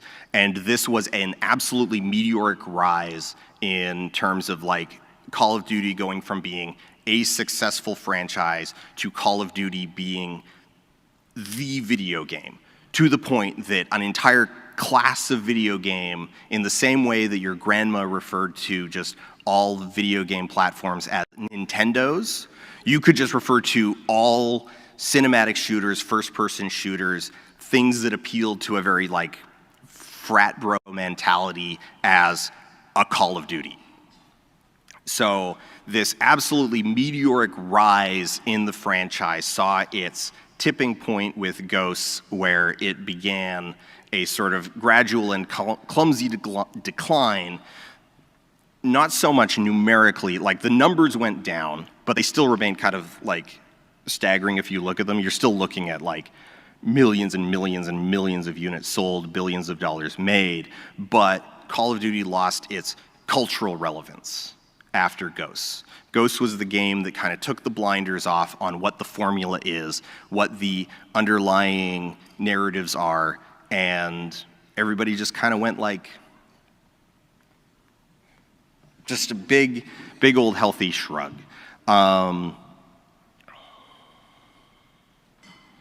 So I don't think it's a very good game. I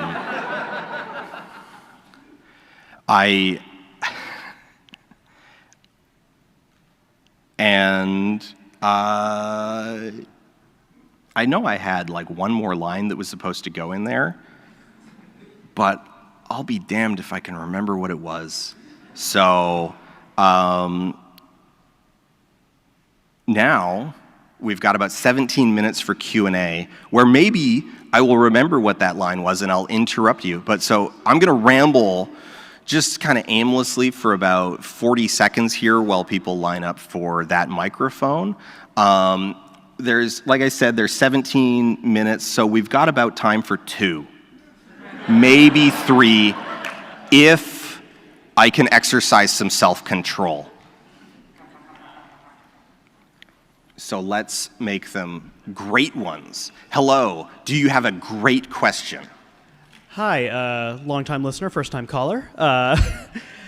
My question would be, given what we've said about Ghosts and, you know, the games that in the series that came after, if you thought a Call of Duty game wanted to try and make itself become more relevant, what would your ideal game in that format look like? Black Ops 2. Fair enough. No notes. They already did it. Yeah, I mean, not to be too trite with the answer, but they already did it. They experimented in Black Ops 2 with branching storylines, with a villain that had actual like comprehensible motivations and characterization, with actual mechanical through lines, like you can choose your loadout and your loadout persists from level to level, and there's actual sort of like meaningful choices being made in terms of like which, oh, this was a thing I forgot to mention. Flashbang grenades, a thing that is like a staple of Call of Duty games. Not only do you not really have control over whether or not they're in your loadout, you cannot throw a flashbang grenade unless someone yells at you, throw a flashbang grenade, and a prompt comes up, throw flashbang. It's wild. Like even its predecessors are like, well, yeah, of course you've got your grenades and you get to pick your, yeah, it's wild. Howdy. With the game being you being escorted and on rails, do you think this game would be good for a sort of like least trigger pulls or like a quote unquote pacifist run? You're being escorted, like maybe, like I know someone has done it in a pacifist run. Like it is part of the pacifist run that I know someone's done. I don't know how well it would work because your NPC companions are, you can't do anything without them, but they're also like profoundly ineffective in an actual firefight. So you can probably clear it 95% pacifist. There's a few, like if you exclude scripted, like you must take the shot moments, you're probably like pretty close, but it's going to be very boring. Hi, so you jumped my mind a lot when you mentioned how the Marine Corps being a cult. Yes. Because I'm fresh off a rewatch of Full Metal Jacket. Yeah. So highly relevant, most of that film, and just kind of thinking on it more about, you know, there's no such thing as an anti-war film, game, whatever. There's only honest or dishonest. And I think a lot of us can agree that Call of Duty might be some of the most dishonest, somewhat. And so I think I'm just looking to see if you can pontificate a little bit more on like just where that dishonesty has gone, not just with this game, but like as they've started to go on in the future, as you said, because it became a lot more clear to people after this game. It's not really until Advanced Warfare. Okay, so the first couple, like the first few World War II games are all just sort of like World War II hagiography. But then you get this whole middle stretch from like Modern Warfare through Ghosts, where, you know, they got derided as like, oh, these are just like military recruitment vehicles, which was not like strictly untrue, but they weren't really being led by that. They weren't like, it wasn't like the US Marine Corps, the US Army was like at the end of the leash on like, here's where the project needs to go. Rather, they were being led by the companies that sell stuff to the military.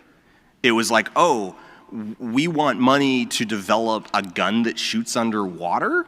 So what if in a video game they had a gun that shoots underwater so we could show how cool a gun that shoots underwater is so we could get $1 billion to develop a gun that shoots underwater. Yeah. It's not really until Advanced Warfare that kind of like flips, which is kind of surprising because of how like tech focused, like near future tech focused Advanced Warfare is, but it's the one where it really becomes like, join the Marines, son.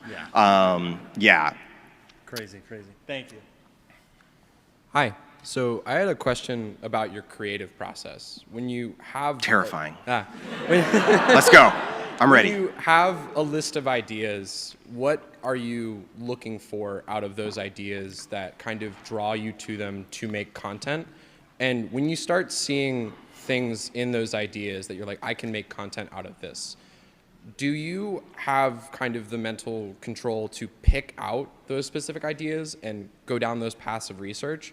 Or do some ideas just kind of have this natural, compelling feeling about them where you can't escape it and you are kind of pushed to make those pieces of content, not because you entirely want to? So I have a whole sort of like exploratory an early part of the process is sort of this exploratory, I'll have 3-4 different like possibilities floating around. And then it's just sort of a process of like workshopping them, kneading them, doing pre-research, like doing initial research on them, and really just finding if like, okay, was the initial idea that or the initial quirk or thing that attracted to me, was it interesting? Did it lead other places? Was it substantive? So a good example of this is Man Tracks. I was working on a follow-up video to In Search of a Flat Earth, and I was reading through Robbie Davidson's book, Scientism Exposed, and I came across an image of a clearly fake fossil next to a picture of a dude named Aaron Judkins. And I'm like, one, that is the fakest thing I've ever seen. Two, who is this guy? You know, it's like, and the attribution was like, Aaron has found numerous fossils. I'm like, did he claim to find this one? Because that looks like a prop from a movie. And then in looking into that, like, because in just trying to find like what is that a photo of, like what is that actually a photo of, it wound up revealing this entire other story about like nested hoaxes, that like that was the Delk print, and so the Delk print was just one in a long line of like fake fossils that have been sold to Carl Baugh, but Carl Baugh only came to Glen Rose, Texas because of the work of these people before him, and they only knew about Glen Rose because of Carl Bird, who was a legitimate archaeologist who only wound up in Glen Rose because he came across a fake fossil sitting in a trading post in New Mexico. And I was like, okay, that's kind of a wild train of things, and also the fact that people have been making fake human footprints for like 100 years now, like that's weird. And yeah, so it's kind of like, it's like, does it lead to other places, or is it just kind of like, well, that's a neat subject. but it's like, that's kind of like, is it a 5-minute subject or is it a 45-minute subject? So that's kind of what we're exploring. And then the rest of it is just like, yeah, is it natural? Like, does it flow? Does it just kind of like, I don't want to say write itself, because the writing process is always like laborious, agonizing, and takes far longer than I ever want it to. But like, do I feel compelled to keep talking about it? Yeah. Because there's no way I make it through that laborious writing process if I don't feel like a compulsion to like, no, people like are gonna eat this up. Cool. Yeah. Thanks so much. Hi, Dan. I'm Zach. I would like to thank you for what I would describe as a generous take on the game Call of Duty Ghosts. Kind, some would say. I would like to make a brief point before a question. Call of Duty avoids talking politics by often positioning it as the conflict of 5 angry dudes, and I think this is perhaps the worst of it. Yeah, there is an interesting sort of underlying idea of like America fighting a back foot defensive war after an economic decline, and that is expressed as like two brothers trying to shoot their dad's old boyfriend. So yes, exactly. My question is mostly about how this sits in the franchise as a whole. They wanted to make a Ghosts 2. This has a hook. The fact that they did not, this is one of the rare, I think, vulnerabilities in Call of Duty's historic armor. Does this prove Call of Duty is mortal?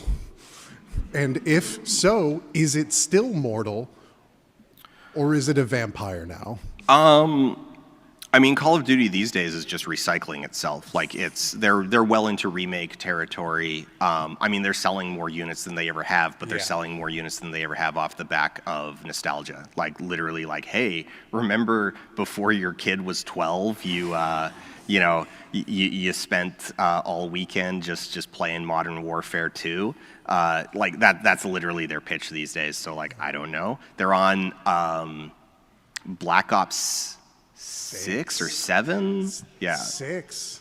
So like the Black Ops strain has kept going, and then otherwise they're just re-releasing old games. Thank you very much. Hi. I kind of half-formed this question when I got up and tried to figure out the rest of it while I was in line. So in the American Tail 5 Goes West video, you talk about the value of bad art, and especially what that can, if I recall correctly, what that can sort of tell us about the creative process. Do you feel like if this is going to sound insane, comparing American Tail 5 Goes West and Call of Duty Ghosts, do you feel as though the way that games are bad now has progressed in a different way from how they were bad previously, and like why that might be? I mean, the wild thing is that those two games are actually pretty close to being contemporaries. Like they're only like 5 years apart. Oh wow. Which is, I mean, part of the weird thing about 5 Goes West is that it was a PS2 game released like well into the aughts, on a CD-based optical disc.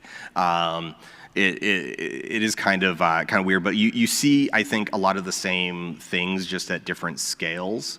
5 Goes West is a crass commercial product being made by greedy people who are few in number and lacking in resources, and Call of Duty Ghosts is a creative product impelled on talented artists by a crass, greedy corporation that just in both cases, the game just kind of needs to exist to fill a slot on a shelf to sell units. And at the top level, like the reason why they exist is ultimately that, and that's why Ghosts, that's why the people who are making Ghosts come into existence don't see anything wrong with like, oh yeah, we'll just get some artists to start building random levels 3-4 years before the game even comes out, and we'll figure out how they, I don't know, that's a writer's problem. How do they, like, why are they on a aircraft carrier? I don't know. Hire somebody to figure that out and have them work 800 hours a week. Yeah. Okay, thank you. Hi. So speaking of writing problems, something that maybe I'm not getting into because I have never Call of Duty'd, so this is not part of the buy-in that I'm familiar with. So all of the ghosts and the special ops that are featured in the game are all just, they're not super soldiers, they're just dudes, right? They're just dudes, yeah. They're just normal dudes. Yeah. So... Good at their jobs. Right. I mean, minus the fact they keep dying. So is the fact that they are able to have like this superhuman ability to, you know, steer history in this weird way, like dovetail into the jingoism that their cocks are so big that they can do this and the other people can't, or is that kind of like? I mean, that's Rourke, yeah. Okay. Yeah, that the Fed was able to repel an American counter-invasion and just kind of stalemate until they captured Rourke. Okay. Yeah. And he gives them their potency so that they can launch their very numerous but distinctly less girthy tungsten rods. With his potent Americanness and okay. Yeah. Understood. All right, thanks. 2 minutes. All right. Quick. Lightning round. So the dog in Ghosts, from what I understand, was added as an apology because the last game made you kill a bunch of dogs and they were real dogs and they died in real life. Do you accept their apology?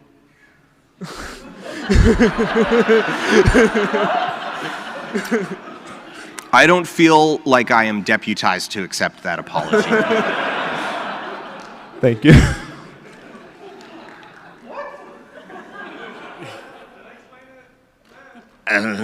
Yeah, let's go. Lightning round. No, Awesome. no. All right. No, next person. It was already funny. It was already funny. Let's go. Lightning round. Big fan. Love YouTube. So from your opinion, I would like kind of say like Treyarch is more auteur of the Call of Duty studios because like they actually had a track record before they got acquired by Activision. Any other studio, they don't really know what the fuck they're doing. But at least Treyarch, they at least swing for the fields when they make a Call of Duty, especially with the Black Ops and World at War. Do you somewhat agree with that, or? Oh boy, Treyarch versus Infinity Ward versus Sledgehammer versus Raven. I'm not that invested, and the thing is that in playing through all of them, like I don't think they're as different from each other as like. Maybe I'm just not attuned to the things that like the people who are like deeply invested see in that, but wobble hand. I don't want to undersell the things that the other studios have achieved. I think all 4 studios employ talented artists and game makers who are good at least delivering the best that they can. So I don't know. There's my diplomatic answer. We've got 2 more. Can we fit them in 35 seconds? So in your presentation, you said that Call of Duty used to be the game. What would you say has become the game nowadays? Fortnite. Fair. All right. 10-second answer. Yeah. Would you basically say that Ghost was Call of Duty's World of Warcraft Cataclysm? Yes. Okay. We have we're having a meet and greet downstairs in Bandland by the big front door. So if you want to do a meet and greet, I'm going to take off like a bat out of hell right away. And if you want merch, if you want the I Don't Know Dan Olsen shirt, they're available on catawampus.inc. Thank you so much, everybody, for coming.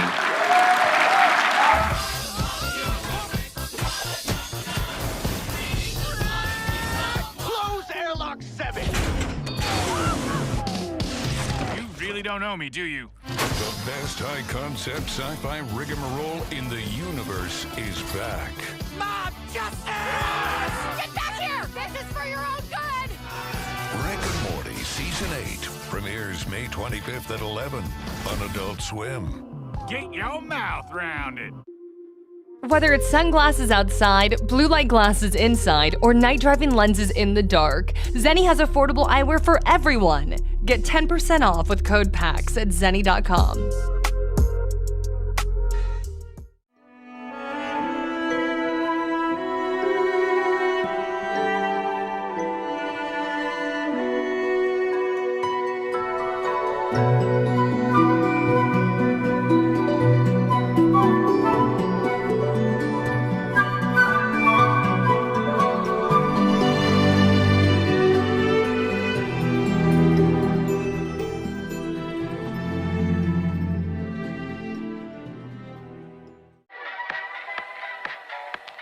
Hi, I'm your girlfriend. I can't wait for our journey ahead. I will always be by your side. You can't leave. You're mine, and I won't let you go.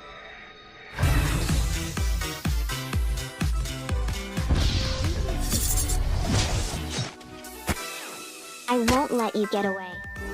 We will be together, no matter what.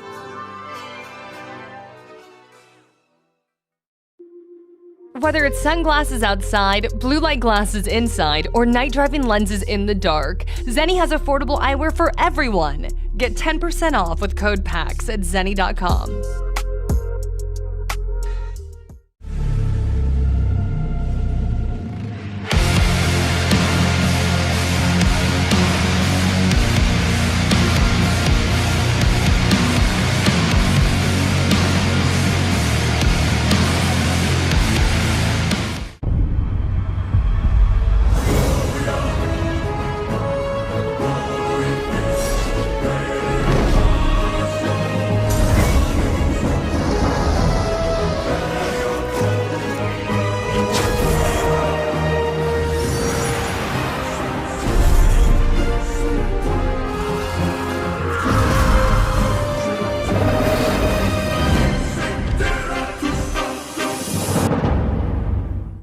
Techrot's awake, taking on a new form. Let me do the talking. Let's rock!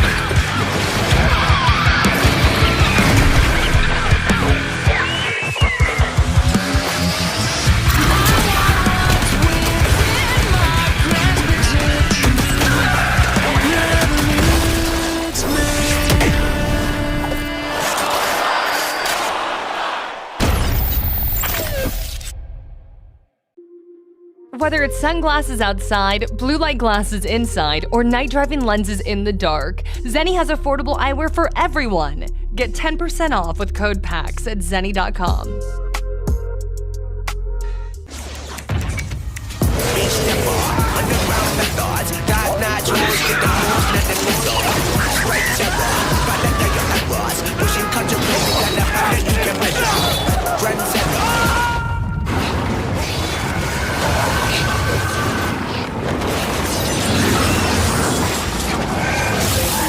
Reach your impossible with the AI-powered Legion Pro 7i, Lenovo Legion. Whether it's sunglasses outside, blue light glasses inside, or night driving lenses in the dark, Zenni has affordable eyewear for everyone. Get 10% off with code PAX at zenni.com.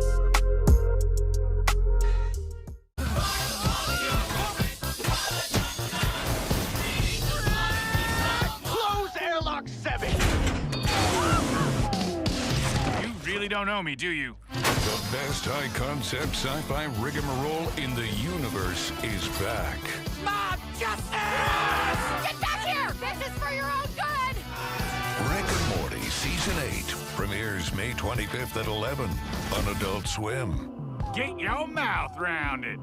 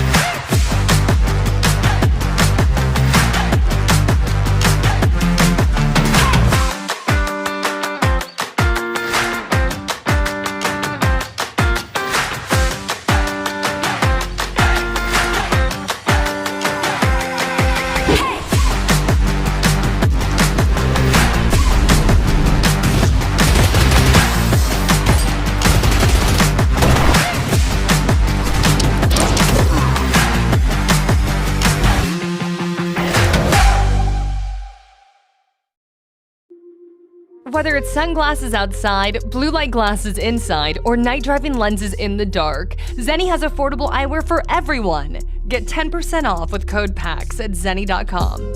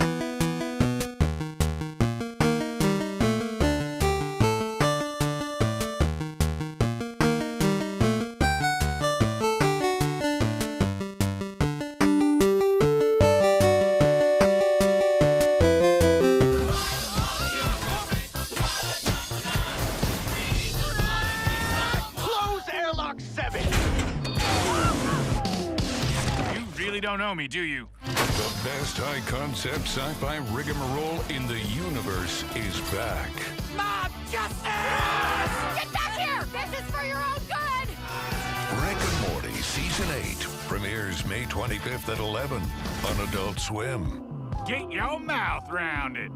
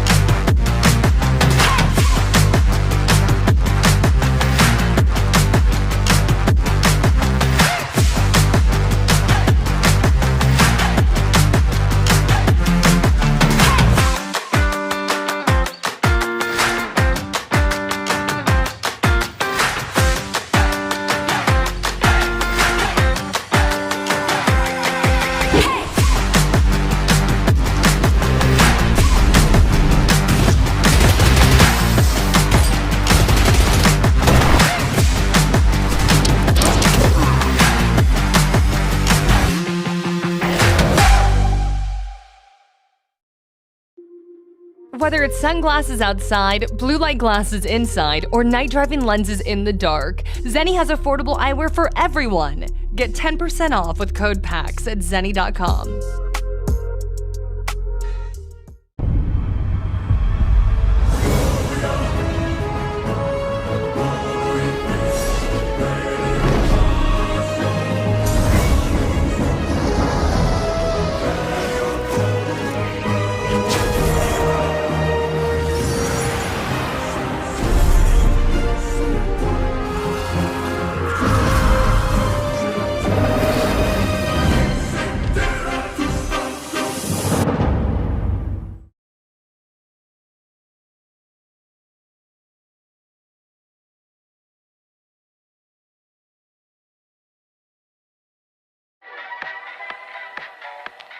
Hi, I'm your girlfriend.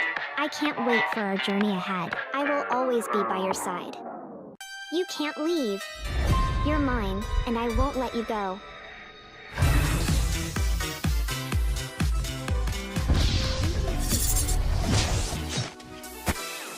I won't let you get away. We will be together, no matter what.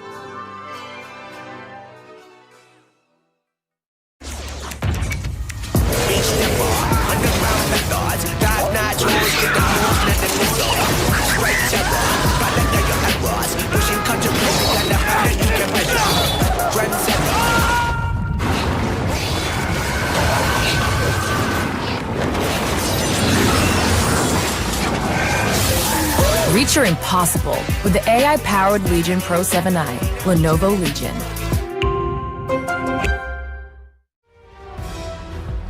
Here we go.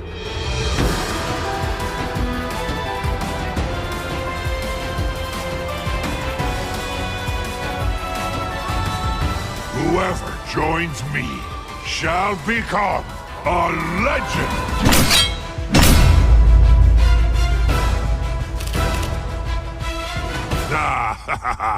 This should be fun!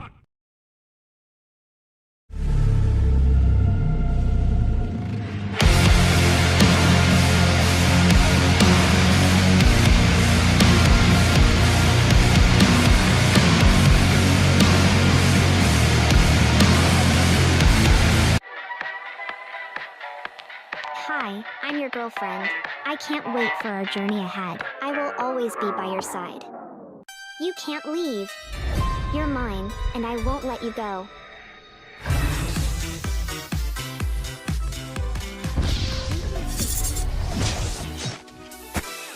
I won't let you get away. We will be together, no matter what.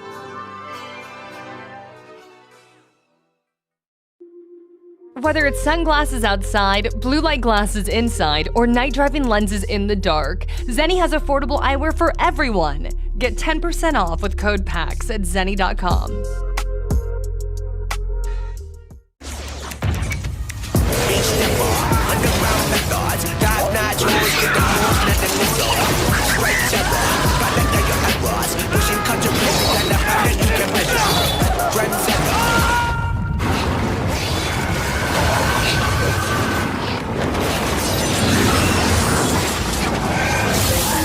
Reach your impossible with the AI-powered Legion Pro 7i, Lenovo Legion.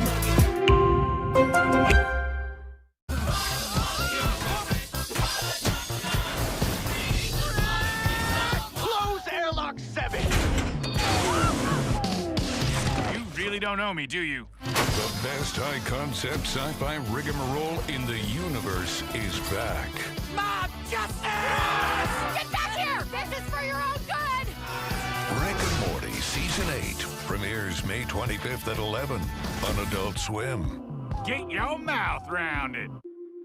Whether it's sunglasses outside, blue light glasses inside, or night driving lenses in the dark, Zenni has affordable eyewear for everyone. Get 10% off with code PAX at zenni.com.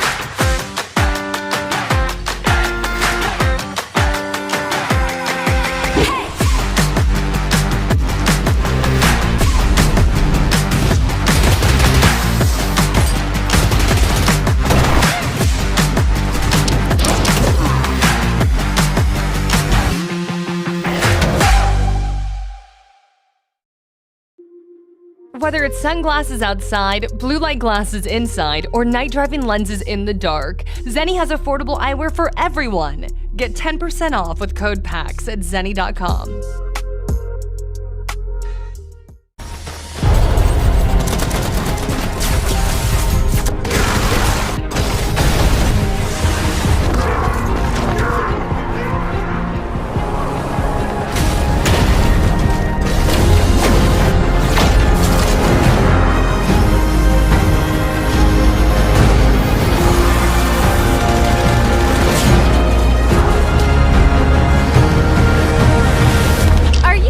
Ready to be shocked?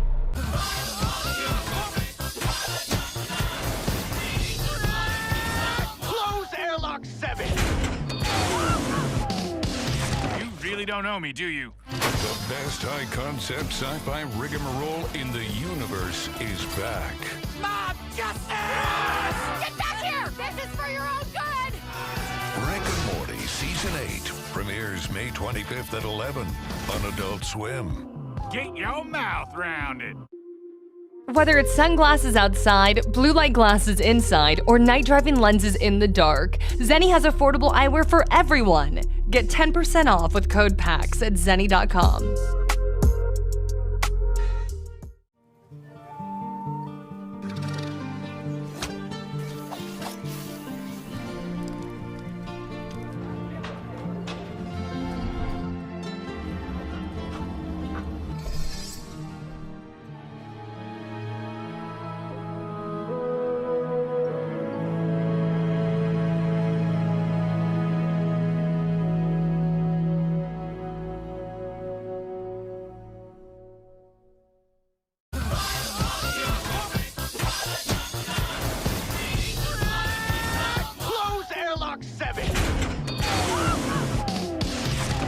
Don't know me, do you? The best high-concept sci-fi rigmarole in the universe is back.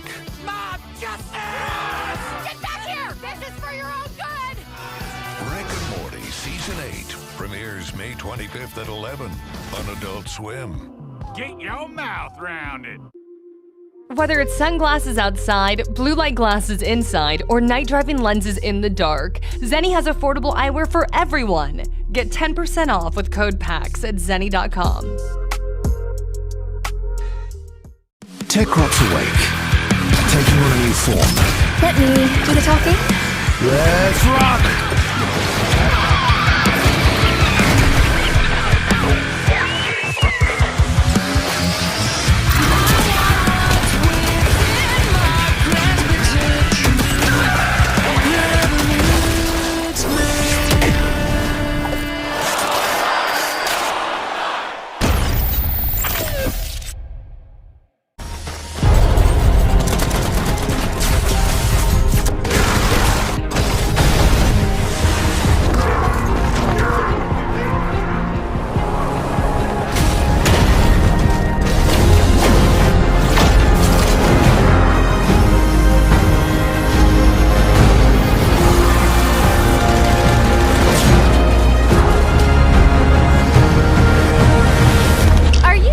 Ready to be shocked?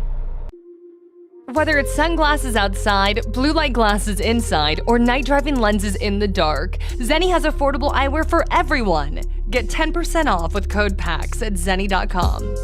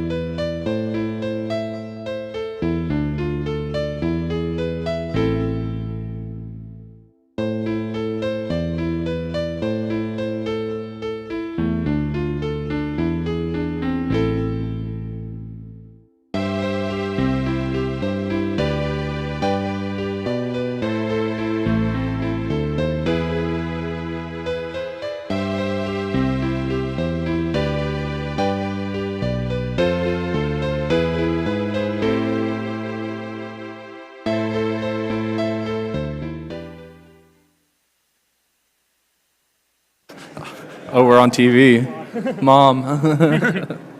Hello, everyone. Welcome to our panel. How's everyone enjoying PAX East? All right. I can tell who went to the Pokemon booth today. Did you win? Nice. All right. Well, thank you all so much for being here. We know it's late and you didn't have to be here, so we appreciate that you are.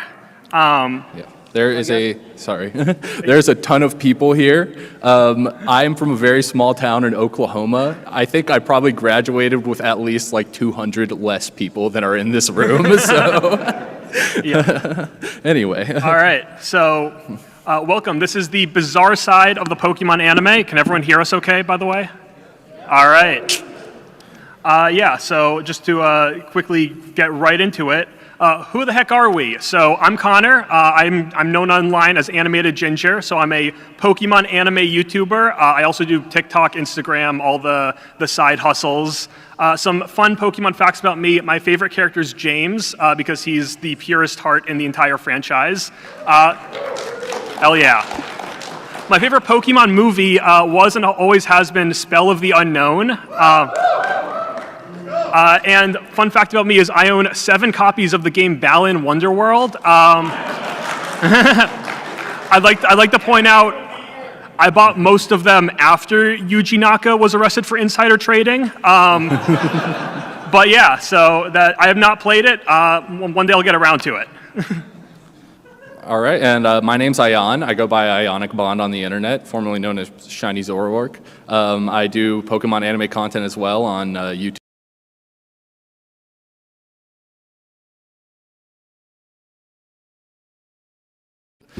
A niche viral in the Pokemon anime community because I screamed Serena's name from across the room in a video one time.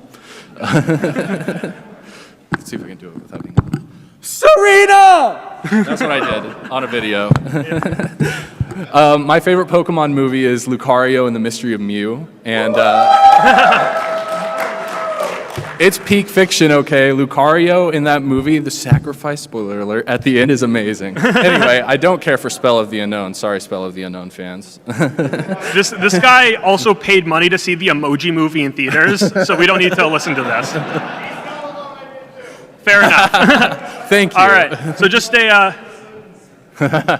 as a quick, what are we doing today? So we're going to start off by going over some weird episodes. These are ones that just standard Pokemon episodes that had some pretty outlandish plots. Then we're going to get into the bizarre, which are episodes and specials that maybe the contents themselves aren't as interesting, but the stories behind their production are essentially what drive them to the next level. And then with whatever time at the end, we'll do a Q&A. If you're wondering what all this is out right there on the floor, we will reveal in due time, though it's probably not very hard to assume. Zoroark's not included, by the way. It's my favorite Pokemon. You can't have him. All right, so let's just get right into it with the weird. So these are some of the strangest episodes to have ever aired. So we all know this little guy, right? Togepi. We all love him. What a wholesome little fella. Now look at this little guy. All right, so to start off, we're talking about episode 142 of Diamond and Pearl, where no Togepi has gone before. So this is a pretty standard episode at the start. So the game comes across a giant tower. It's a Team Rocket trap because it's one in every 3 Pokemon episodes where Team Rocket bears a disguise and traps everyone. And they ended up paying for this because in the previous episode they had a takoyaki stand at the Twin Leaf Festival. And it is implied, based on their logo and the shape of the takoyaki, that it is made with octillery meat. Still better than what some fishermen have been known to do with octillery. But, and then also there's this thing in the tower.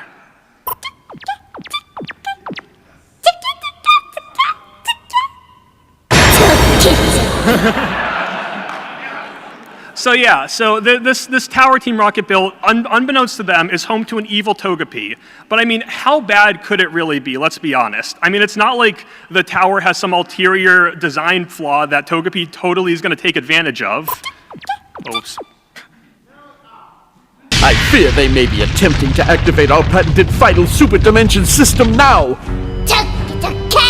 Final verification checklist. Pro-Gunk Energy System check. And you, Pikachu, flight plan!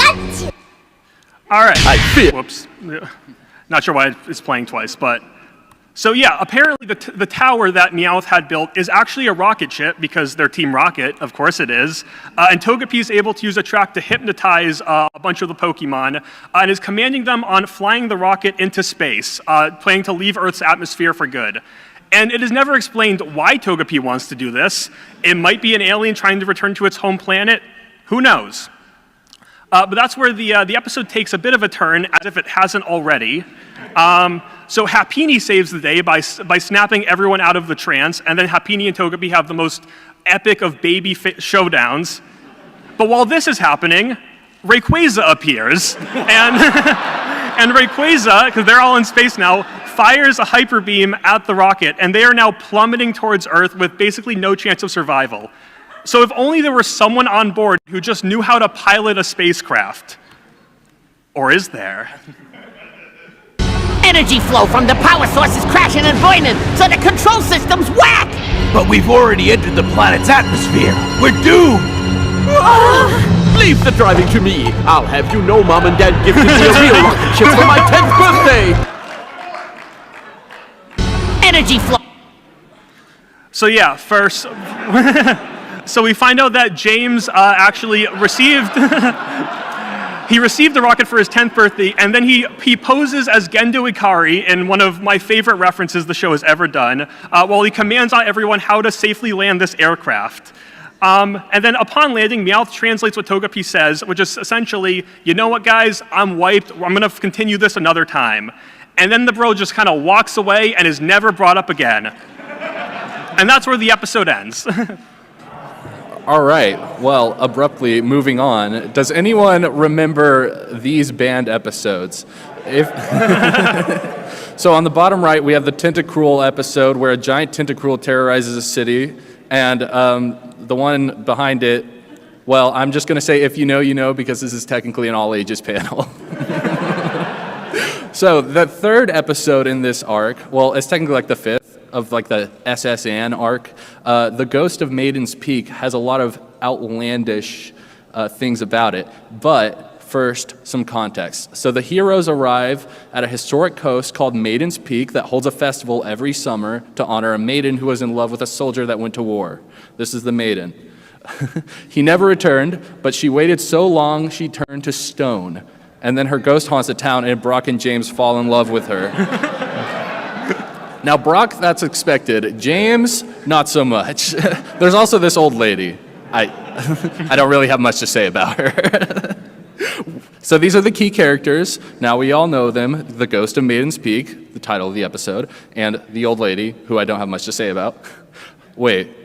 Oops. All Ghastly. They were Ghastly. It's Ghastly the entire time, actually, in fact. What a twist. And what happens next is just so insane, so I'm going to show it to you. Go, Ekans! A snake snatcher enemy is a mongoose. Dinner time. Your turn. Coughing, poison gas attack. Coughing! Smoking is prohibited.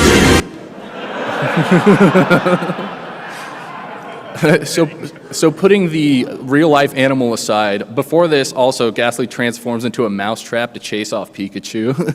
So, on a separate note, any Dragon Ball fans in the house?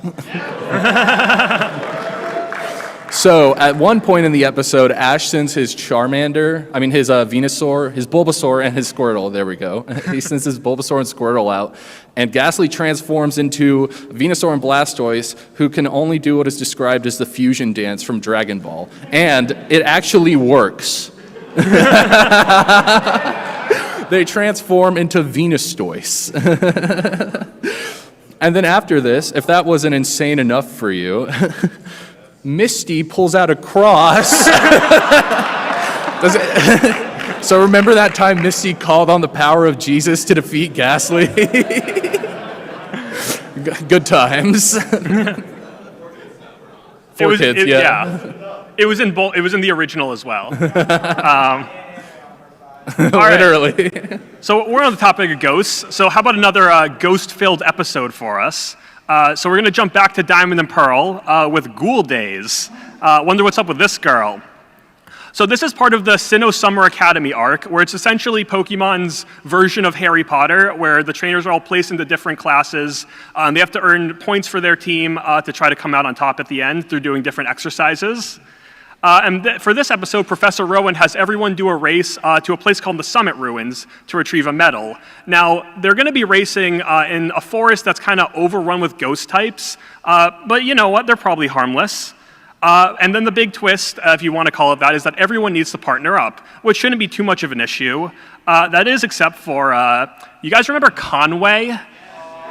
So he's that really creepy guy Ash battled in the Sinnoh League. So yeah, he's here. And would you believe this man is having trouble finding someone to be his partner? So like any sane individual, he decides, I'm going to go search out in the bushes. And he does find someone. So, you're on the blue team too and you don't have a partner?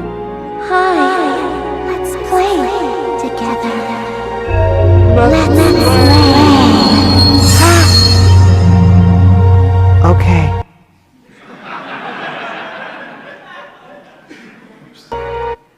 So yeah, the first thing she does, this girl who is actually a ghost that is Conway's partner, is hypnotize him and try to lure him off a cliff. So you know what? Pretty standard Pokemon stuff. But we're not here to talk about Conway. We don't care about him. Let's get back to Ash real quick. So Ash has plot armor because he's the main character. So him and Angie get to the Summit Ruins first. If you don't know who Angie is, she was Ash's partner in this race. She was a major character in this arc. Not really that important to this episode, though. And of course, the Ghost Girl is there, waiting at the entrance, because turns out the entrance to the Summit Ruins is also the entrance to the Spirit World, which is essentially Pokemon's version of Hell. And so there's a Dust Noir there who Ash has to battle, and they think Dust Noir is trying to trap this girl in the Spirit World. Unbeknownst to them, it's the other way around, and the girl's trying to trap them. So once they defeat Dust Noir, all of a sudden they're getting pulled in. Luckily, Dust Noir decides, hey, you know what? I'm gonna blast this little girl back to where she came from. I don't know, considering she opened the portal to the Spirit World, I don't know how she can be trapped there, but I'm not gonna question it. And then they just continue the arc like they were just like, all right, back to school now. The next episode is about them having a race on a beach, and there's a Slowking involved. We'll talk about Slowking more in a bit, but also, Conway is just kind of traumatized from this whole experience, being partnered with a ghost that tried to kill him. Though he does use a Dust Noir as his ace in the Sinnoh League, so feel free to psychoanalyze that if you please. Yeah.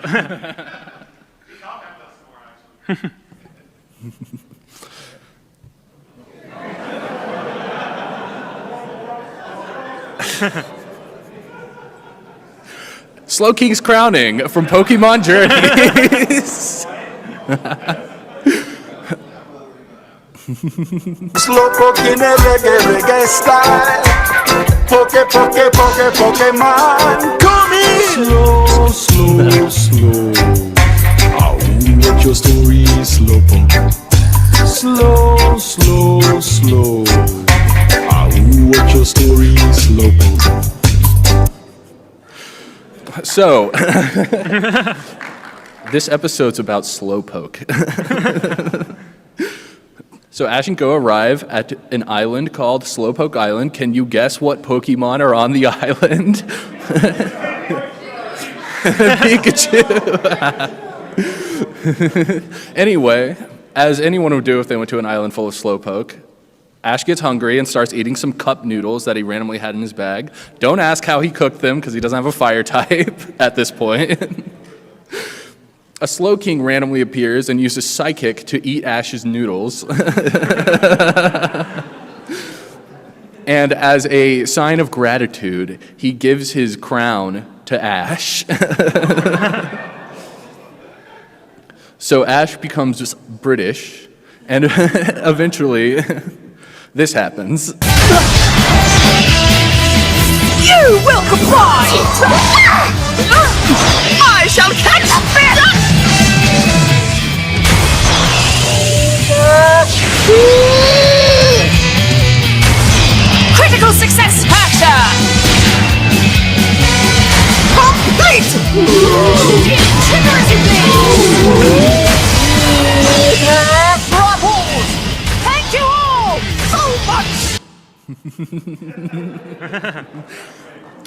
And I didn't include a clip of it, but it's funny in Japanese because he speaks English in this scene. So, moving on. If you thought this episode was a fever dream, it actually got a sequel, a follow-up episode where they go back to Slowpoke Island for some reason, and suddenly they hear a loud crash and a bunch of Galarian Slowpokes appear. And then a curry-loving Galarian Slowking appears, and one thing leads to another, like it did last time. Ash has a Slowking's crown on his head, this time the Galarian form, and for some reason he's rapping. And the noodle-loving Slowking from the last episode returns and gives his crown to Go. So, if Ash is rapping, what is Go King doing? Go, yo, yo! Go Epic King! rap battles of Battle history. today! Hey, hey, hey! It's a rap battle, Ash King, okay! Go! Yo, yo, curry! Eat it while it's really, really hot! Yo, it's tasty! Yo, it's spicy! Yo, yo, yo, curry! Spicy! Yo! No, no, no! Only noodles for me, you see? That's what the Slowpoke all wanna eat! Put it in your bowl, and let's feast! I feel like translating rap from Japanese to English doesn't go very well. Yeah. So as you can see, they were rapping about curry and noodles. And at the end of the rap battle, the pot of curry and the pot of noodles combine into this golden, magical curry noodle pot. It's inexplicable. I don't know where the dishes came from, how the Slowpoke got them, but they're here. And to cap things off in this episode, the Galarian Slowkings, the crash from earlier, is revealed to be the fact that their island is there. And to leave, Galarian Slowking uses Psychic on the island and flies away. So, yeah, that's just a... Yeah. All right. On that note, anyone here been watching Pokemon Horizons? Got a few? Okay. Let's talk about this guy named Ludlow. So this is a fellow named Ludlow, if you're not familiar with him. He's an old man who fishes all day, and he's basically the embodiment of inner peace. So he'll just sit there on the Brave Olivine, that's the ship they're on, and just sit there. He fishes, he has Quaxley live with him sometimes, and he basically does nothing for like 95% of the episodes. But unrelated to him, let's talk about, he's not hiding anything, it doesn't matter. Let's talk about episode 42 of Horizons, Transform Hero of the Sea Palafin. All right, so this is just a standard filler episode. You know, they're on a beach, they're traveling back from Galar to Paldea. It's probably gonna be about Sprigatito playing with this Wiglet for 20 minutes. There's also this Palafin, who's a local superhero, pretty cool in character. And this group of hooligans who want to take a picture of Palafin, because it turns out no human alive has ever seen Palafin transform from its base form to its hero form, and they want to make history in that regards. So they're trying to trap Palafin and get this picture, and when Palafin's in danger, who's there to come to the rescue? Let's see. It seems the time for a transformation has finally come.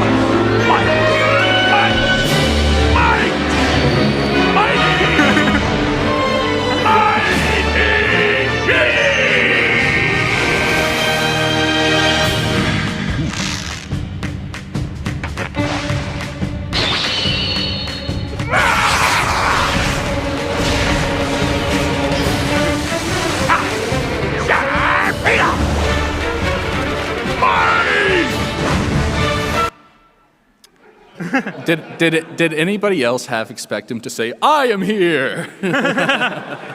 So on today's episode of What is Pokemon Parodying Today, we have Mighty G, who is clearly a riff on All Might. And yeah, he is the local superhero who saves Palafin, but you know what? There's more, because we find out later on that in Mighty G / Ludlow's youth, he was also an actor who went by the name of Gojiro, and he was the best kind of actor, which is a gimmick actor, and that's because all of his films had to include an evil Sharpedo in some way, and I mean all of them. And I really want like there to be funding to make these movies real, because oh my god. Yeah, we got Sharpedo Baseball, Sharpedo Zombie Track movie. Like this is what I need in life. So that is the last of the strange episodes we're going to talk about. Before we get to the ones with some weird development history, we're going to take a brief intermission. So just so we can catch our breath and so everyone can take a bit of a breather. So we're going to let Ash do the talking. Trainers, which one of these Pokemon evolves into Survivor? Okay, trainers, if you chose Arbok, you were right. All right, you want to take it away? I should have pressed so it doesn't duplicate it. Thank you, 4 kids. All right, so like my friend over here just said, we're going to be now talking about the episodes, the bizarre episodes with strange backstory and history. We all knew this one was coming. Electric Soldier Porygon, episode 38, the infamous episode of the Pokemon anime that most people probably know because of the controversy known as Pokemon Shock. But the episode, it has a pretty strange plot. I mean, Ash and the gang get transported into a PC because there's a virus, and they have to stop it. And then at one point, Nurse Joy sees that they're in the PC, so she sends some like missiles, which are like antivirus, after them. And Pikachu uses Thunderbolt to destroy them, which causes lights to flash alternately. Obviously, we're not going to show it at full speed or at any speed because it's just an image here. But it caused a lot of seizures and other health effects in Japan. So, but the question is, was it ever dubbed into English? There's conflicting reports. So Michael Hagney, the original voice director of the Pokemon anime, has been on record on his podcast and in other mediums saying that they never even got the episode from Nintendo, that they were like trying to assemble the team for the Pokemon anime at the time the controversy was still like in the heat of it. So that's his account. Eric Stort and Maddie Blastoyne, the voice of Brock and Meowth, respectively, have stated that they remember dubbing the episode and that they would not know what happened in the episode if they didn't dub it, but then Nintendo nixed the episode and they chose not to air it. So that would suggest that there's a copy out there somewhere. And then Veronica Taylor, the original voice of Ash, as everyone knows, has said multiple times that she's unaware of ever dubbing the episode. And Rachel Lillis, the voice of Misty, rest in peace, by the way, has also corroborated this in the past. So, was it ever dubbed? Anecdotal evidence probably suggests that they never received the episode because, like I said, it was in the heat of the controversy. And also episodes that 4Kids received, such as these clips here, were edited. As you can see in this flashing lights one, it's basically exactly what caused the original controversy. So they blurred it a lot, faded it, and then stuff like this where it's just a quick flash on screen where Ash is getting flicked. They just took that out completely. And then even stuff at the bottom, like this clip of Meowth getting hit by Caterpie's string shot, I'm not sure if you can see it on this projector, but they took out the string shot lines around it for some reason. I'm really not sure why, but I'm sure they had their reasons. So the episode was pulled from Japanese broadcasting before 4Kids ever got the dubbing rights. And it's likely they were never given the episode in the first place. So sadly, we do not have a dub. There are fan dubs you can find out there that aren't that bad. You just have to research them. But Porygon has a very interesting legacy in the context of Pokemon, specifically the anime. His entire line has been erased. They have not talked about him ever, except as a cameo in the movie opening. And it's not even because they show every single Pokemon in that. It's in the Keldeo movie. Yep. Yeah, Kyurem versus the Sword of Justice. But the Pokemon anime now probably begrudgingly holds the title for most photosensitive epileptic seizures caused by a television show from the Guinness Book of World Records. It's a record they will hopefully hold forever. Yeah. Oh my God. And then, so the Pokemon anime went on hiatus after this, which caused Certain episodes, such as these Christmas specials, Snow Way Out on the right is a very iconic episode where Ash is in the cave and huddling with his Pokemon for warmth. But that and this Christmas episode with Jinx was supposed to happen on Christmas, which is when the Porygon episode originally aired. And since the Pokemon anime returned 4 months later, they couldn't just do Christmas episodes. But this was the only hiatus for the Pokemon anime ever until they took a month-long break during the pandemic during Pokemon Journeys. So we also have Porygon that's sweet.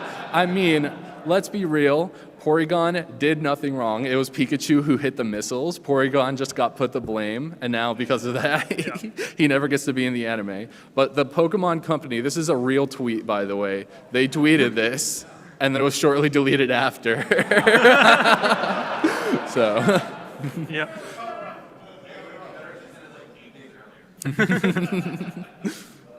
All right. Okay. So, well, we're gonna get a little more modern, but showing my age here, not too much more modern. Let's talk about Team Plasma a bit. All right. Anyone find it weird how Team Plasma was introduced to the anime? Because we only ever got the black and white 2 versions of them. The original Team Plasma never made an appearance at all. And it was also kind of strange. The first few episodes of Best Wishes kept mentioning this stone called the Media Knight, and Team Rocket was after this stone. Back even at the end of Diamond and Pearl, they were talking about a secret mission, which would then become the Media Knight project. And then 22 episodes in, they just stopped talking about it altogether.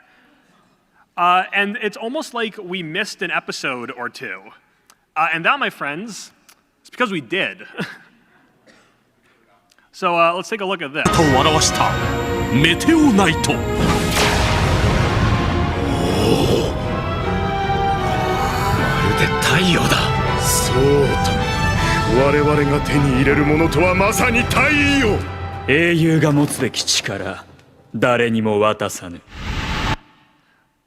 Side note, when this trailer first dropped, there were like a bunch of people speculating that this was Brock in a Team Plasma disguise.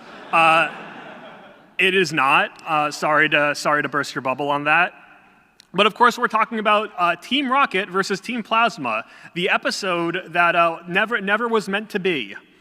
So, if you're wondering, did I show the clip in Japanese because it never got dubbed? No. I showed it in Japanese because that trailer is the only footage known to exist of these episodes currently out.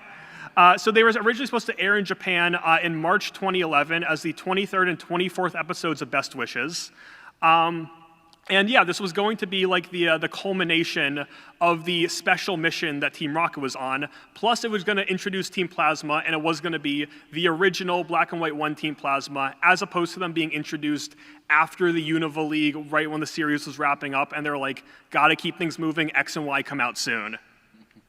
And interestingly, this episode was also originally going to bring Looker back. Looker didn't end up appearing. Got a Looker fan over there. Yeah. Do you know Looker's Japanese name is Handsome? Anyway.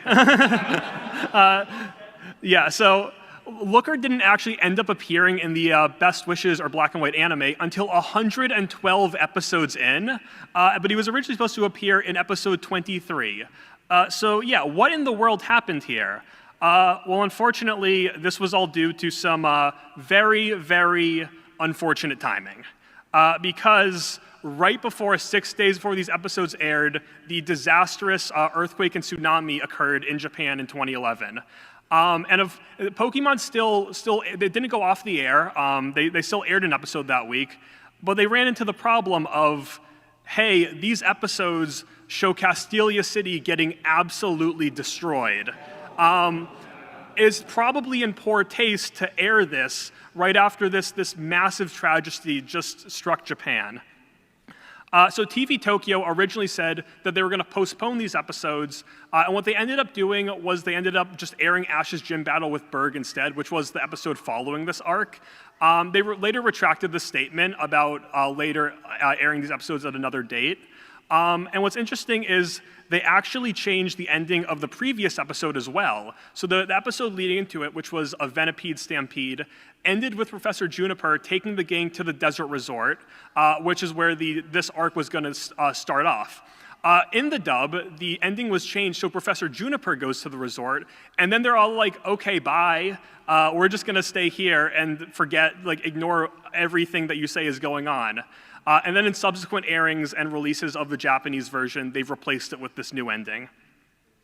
So, what have we seen of this episode? Because clearly not much. Well, if we want to talk about the location itself, Ash would visit the desert resort 9 years later in Journeys, so it's not like we never got to see it. But what is more interesting is they actually reused a decent amount of the CG that was produced for this episode in later episodes of Black and White. Most notably was the Operation Tempest arc, where they essentially replaced the Medianite with the reveal glass. This arc did have a lot of differences. Team Plasma wasn't involved. It involved like Meloetta and then the Therian forms of the genies. But you can tell that a lot of the animation was essentially repurposed for this arc. And we also have a single clip of Krokorok from this episode that was shown on Professor Oak's Pokemon Livecaster, which would air after the episodes in Japan. But that begs a question. How do we know that this episode is where this Krokorok scene originated? They could have just made an original scene of Krokorok. I mean, none of the other Professor Oak episodes have original animation, but maybe Krokorok special. But the reason we know that this Krokorok was going to appear here, and this is a scene from the episode, is because the script is out. So in May 2023, a Bulba Garden user posted the entire script online. Now this is an early draft and has a few differences to what we see in the trailer.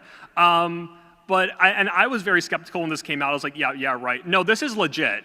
This is the actual script that was auctioned off in Japan. And whoever got it decided, you know what, I've been holding it for X amount of time. I might as well share it. And it was translated within a day. And even then, despite the episode being fully complete and ready to air, we have yet to actually see the finished episode.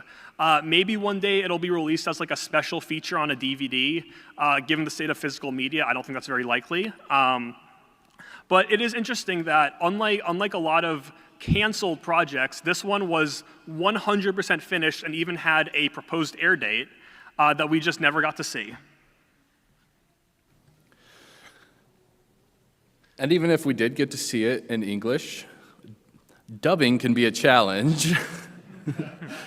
And that is very apparent in this special, The Legend of Thunder. Who here has seen this? Okay, like a few people. Awesome. More than I expected. Yeah, honestly. So what is The Legend of Thunder? It was the first time the main character of the series wasn't Ash Ketchum. It was a Sorry. It was a series that followed characters from the Johto games and this guy on the left. Jimmy, who is the stand-in for Gold. Marina, who is Chris from the games. And then Vincent, who's an original character. They're all from New Barktown. So it's a Johto-based series, as you can tell by Raiko on the cover. The main plot involves them trying to prevent Team Rocket agents Attila and Hun from capturing Raiko. So as you can see, like they love their like two-part names: Attila and Hun, Jesse James, Butch Cassidy. Yeah. So anyway, so that's kind of the gist of this special. What's so special about it?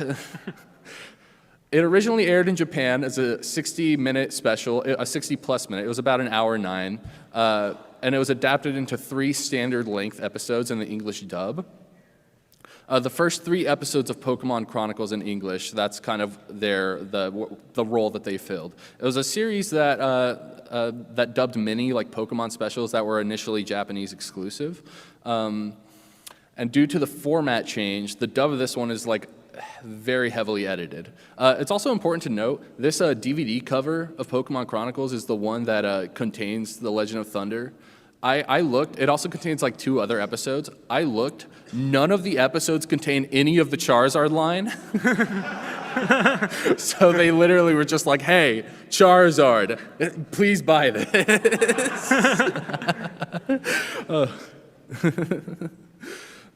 So with this dub, like independent of the fact that they had to turned it to episodes, there's a lot of like random changes that they made with the characters. So like I said, this is Jimmy, Marina, and Vincent. Jimmy, he's the dub name for Gold, and he appears briefly battling Ash in the Zoroark movie, which is a Gen 4 movie. But it's technically a different character based on Ethan, the protagonist of Heart Gold and Soul Silver, who is different than Gold. It's confusing. It doesn't make sense. That's kind of the title of the slide. We know this because it's listed as Ethan's Japanese name in the Japanese version subtitles. Yeah. Yeah, so that is the only evidence we have. So then Marina, her goal is to become a Pokemon idol, and then later becomes a Pokemon coordinator and models for a PokeChat in Diamond and Pearl. They're very confusing about the whole Pokemon idol thing. They don't really explain that well. And then Vincent, he's first introduced here, technically in the main Pokemon anime canon. He's first introduced in Japanese, but in America, he was first shown battling Ash in the Johto League, and his name was Jackson. He had a completely different name, and he refers to Jimmy and Marina as Yoshi and Danny. They're not there, but he does talk about them in the English dub and calls them Yoshi and Danny. And there's more. So you've seen this character from the games. He appears in the Pokemon anime main series as well, but in The Legend of Thunder, he's renamed Eugene. Honestly, he kind of just loses aura with the name Eugene. No offense to anybody whose name is Eugene, by the way. Do we have any Eugenes out here? That's what I thought. Okay, good. Okay. Good. I didn't offend anyone. And and then we have Hun. Originally male in the Japanese version, but a mistranslation in the script caused Hun's gender to be changed to female in the dub. Hun's voice actor is actually Veronica Taylor as well, so it's it kind of sounds like Ash Ketchum, but more feminine. But it's important to note that Hun's gender is not really talked about in the script, so it's likely not a purposeful change. And then there's Attila. He honestly really doesn't have that much confusion about him. I just felt weird not including him because the only other major character. But he's I guess one thing about him is that he's described as Hun's new partner in the dub, whereas that's not done in Japanese. So he's probably in the history been with him the whole time. But anyway, there's also some cut content. First, we have a ton of sporadic dialogue cuts. There's a conversation with Professor Elm at the beginning.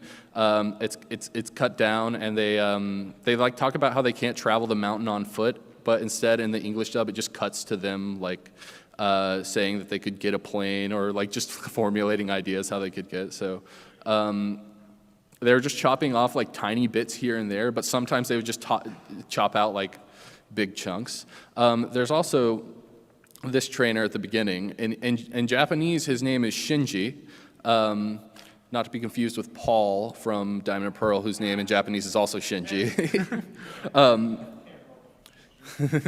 Yeah, so they cut the scene where he introduces himself and they trade Pokegear numbers. So he's just nameless in English. he's in the English version of The Legend of Thunder, but he doesn't have a name. Then there's Jimmy and Marina's backstory, which in typical 4Kids fashion, they kind of cut out the backstory part and then put in more shipping content, kind of like what they did with Ash and Misty. So yeah, why did they do all these changes? Transitioning formats. So like I said, it's 3 episodes in the English dub, and it's an 1 hour and 9 minutes movie in Japanese. So they cut off the 9 minutes at the end to fit it into 3 different episodes. The air date, it aired in Japan 3.5 years in 2001 before it would get dubbed in 2005 early in the year. So there's just a lot of stuff that could have been forgotten between then. Staff differences. None of the translation or direction staff. I kind of had to go down a rabbit hole to figure this out. But on dubbing.wiki.com, it shows the voice directing credits and the people who translated it. It's completely different. So it's pretty likely that they just didn't realize these characters had already appeared in the Pokemon anime before. Because like I said, this was aired in 2005, which was during the Advanced Generation, the Pokemon Ruby and Sapphire anime, Hoenn, Battle Frontier, all that. All right, so we got one more special to talk about. This one is another interesting localization case. You guys remember all those Pikachu shorts they would play before the movies? We got Vacation, the one where he gets chased by the evil lawnmower. That was my favorite. Why'd they ever stop doing those? Honestly, yeah. So it turns out in Japan, they actually didn't stop doing those. They have now, but like for a while they didn't. And they would just keep making, they just kept pumping these out and just not dubbing them. So there's a large number of these Pikachu shorts that we have just never seen. And interesting among these is the one that has never received a home release, Pikachu's Ocean Adventure. Now, this special is Pikachu short, some underwater fun. So it was released in May 2006 in Japan, and it was shown in 3D, which is pretty cool and unlike all of the other specials. And what's interesting, though, is despite being in theaters, they never released it on any collections. It didn't come with any movie on physical media. There is literally no way to watch the special unless you're in a theater. That being said, they have re-released it in Japanese theaters several times. So in 2017 with the Volcanion movie, they re-released it. And then most recently in February 2020, it was released at a museum of natural history, interestingly enough. But yeah, it's a shame it never got dubbed, right? You know where this is going.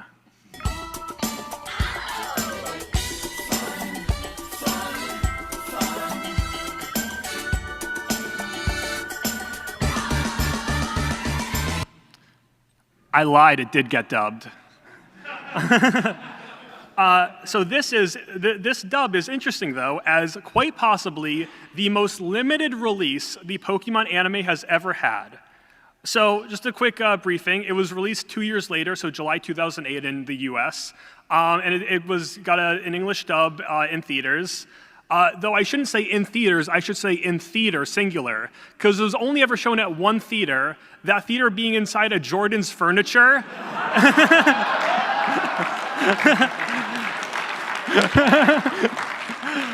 It was only ever shown in the Jordan's Furniture Theater in Avon, Massachusetts. So this is a Pokemon dub that has only ever been seen in this state. And now it's considered the internet's favorite buzzword, which is lost media. So who's the culprit? Who can we blame for this bizarre release? Well, there's a company called Simex iWorks, and they specialize in what are usually called 4D experiences. So this special was shown in quote-unquote 4D in English. Essentially, it meant that the seats would move a bit, there would be some sense, they blew bubbles at one point. And the theater it was shown in was the Motion Odyssey movie, or MOM Theater at Jordan's, which unfortunately closed down in 2019 right before the pandemic.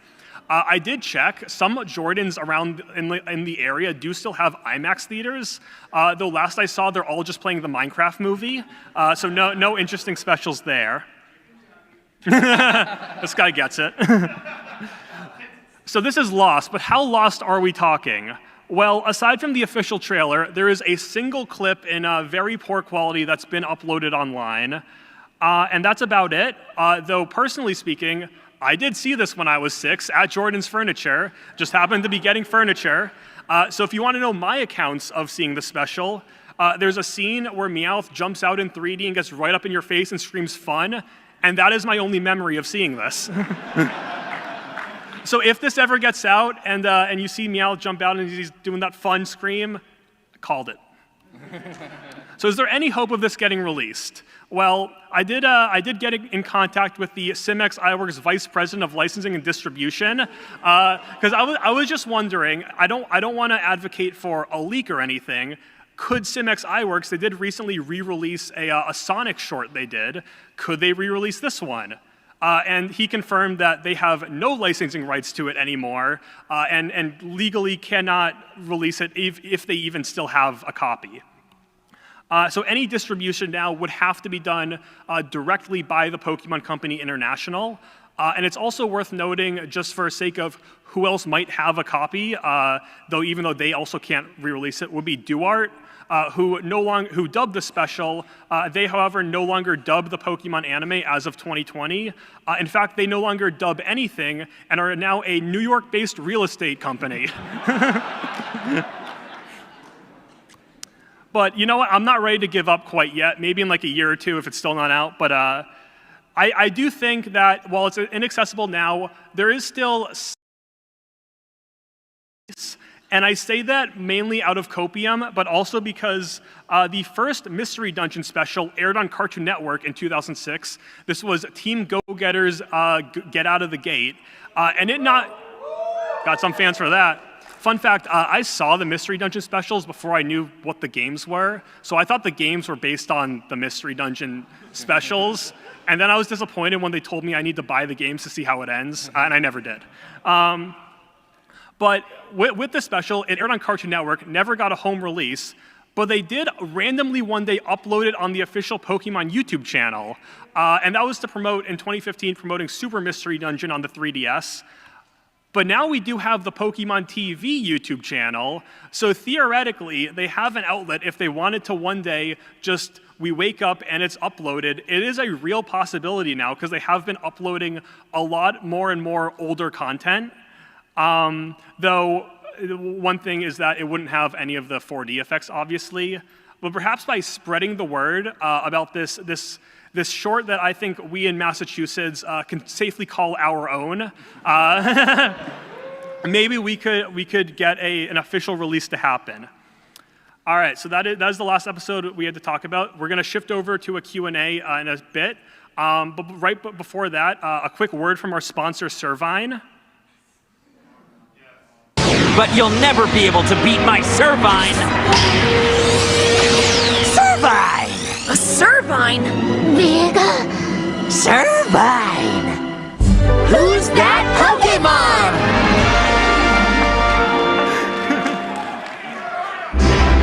It's Servine! Servine! Servine! That's Servine! It's gotta be! Servine. For legal reasons, Servine did not actually sponsor us, just so Servine's lawyers don't get on our case. But yeah, we have about 12 minutes left. If anyone has any questions, if you do have a question, I'm going to be completely honest with you guys. We expected a lot less people, so thank you for this.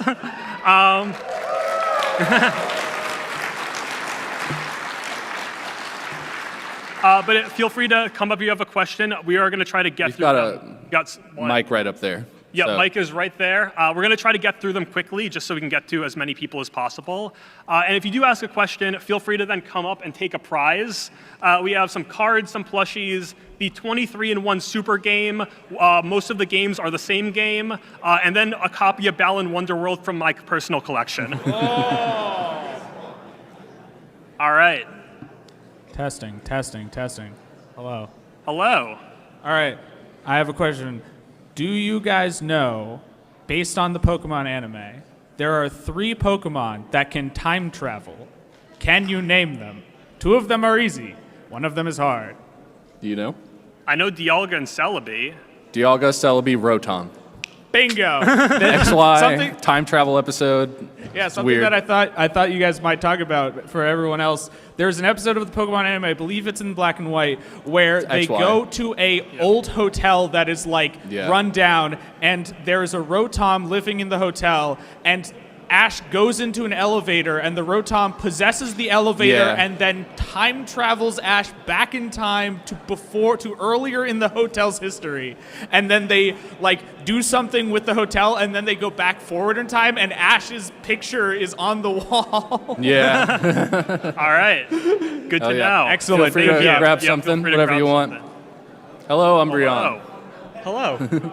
I'm just curious if there were any other IPs you would have liked to see Pokemon spoof on in any of the weird episodes. Any other IPs? I think a lot of the stuff, I don't know if it's something that I can, like hope for. I just kind of like see it and I'm like, oh, because like there's an episode in that same Slow King episode I talked about. It's like a 2-parter, and the one before is a Magikarp episode, like where they're trying to jump the highest, and they reference like old like shonen, like Dragon Ball, where they take the training weights off and then they can jump higher or whatever. I like that kind of stuff. I love that pop references. I just don't know personally which one. There are multiple Pokemon episodes that are parodying the Japanese reality show where they send kids out on errands by themselves. I think it would be fun if Pokemon were to reference, like, I don't know, Survivor or something. All right, thank you. Yes, my question.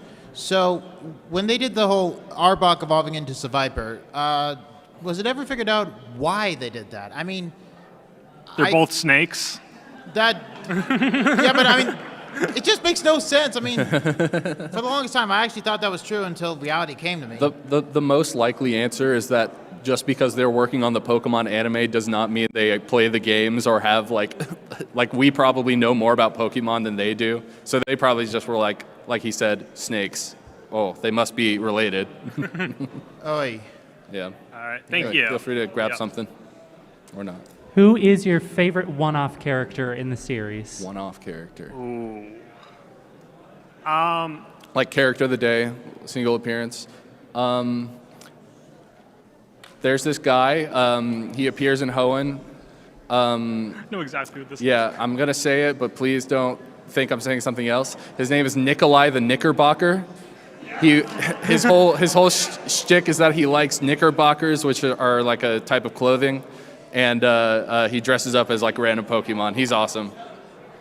I really like. So there was a recent episode of Horizons with a spoof on super fans of like streamers. Yeah. Named like I think it was like Nyabiko, which just means like, Litten fan. Yeah. And I like how they portrayed.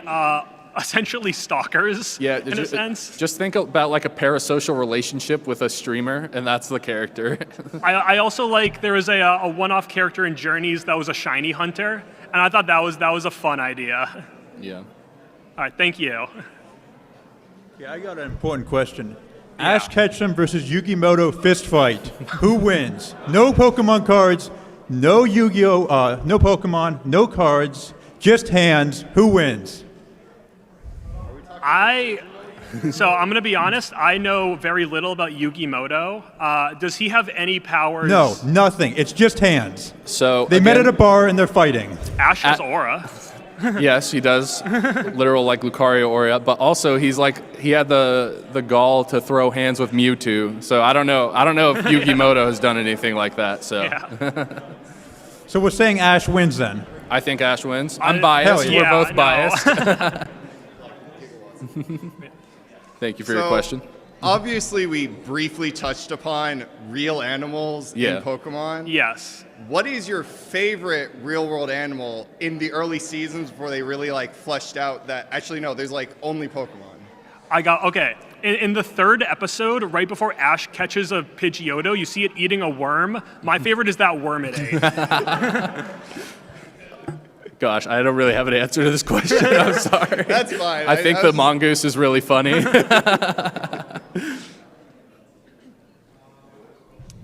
Hi. So, hello. So I gotta wonder, what brought this on? It takes a lot of time and a lot of effort and a lot of tracking down really obscure information to put all of this together. What motivated you guys to be like, we need to show the world these absolutely bizarre things? Yeah, like we both are like huge Pokemon anime fans. Like that's what we do mainly on our content. So I don't know about him, but for me personally, I do feel like the Pokemon anime sector of like Pokemon YouTube is kind of like niche. So it's like really, it's just cool to just talk about it in front of like a huge crowd like this. It was like big Thank you very motivation. much for putting it all together. It was really cool. Oh, thank you. Do you have an answer? Yeah. So I mean. No, okay, that's fine. Yeah, feel free to come up and take something while I'm answering. But so essentially, when I was younger, I would spend a lot of time on Bulbapedia going episode by episode and reading all the trivia, dub edits, and errors. So this has just been ingrained in my psyche since I could read, essentially, and had internet access.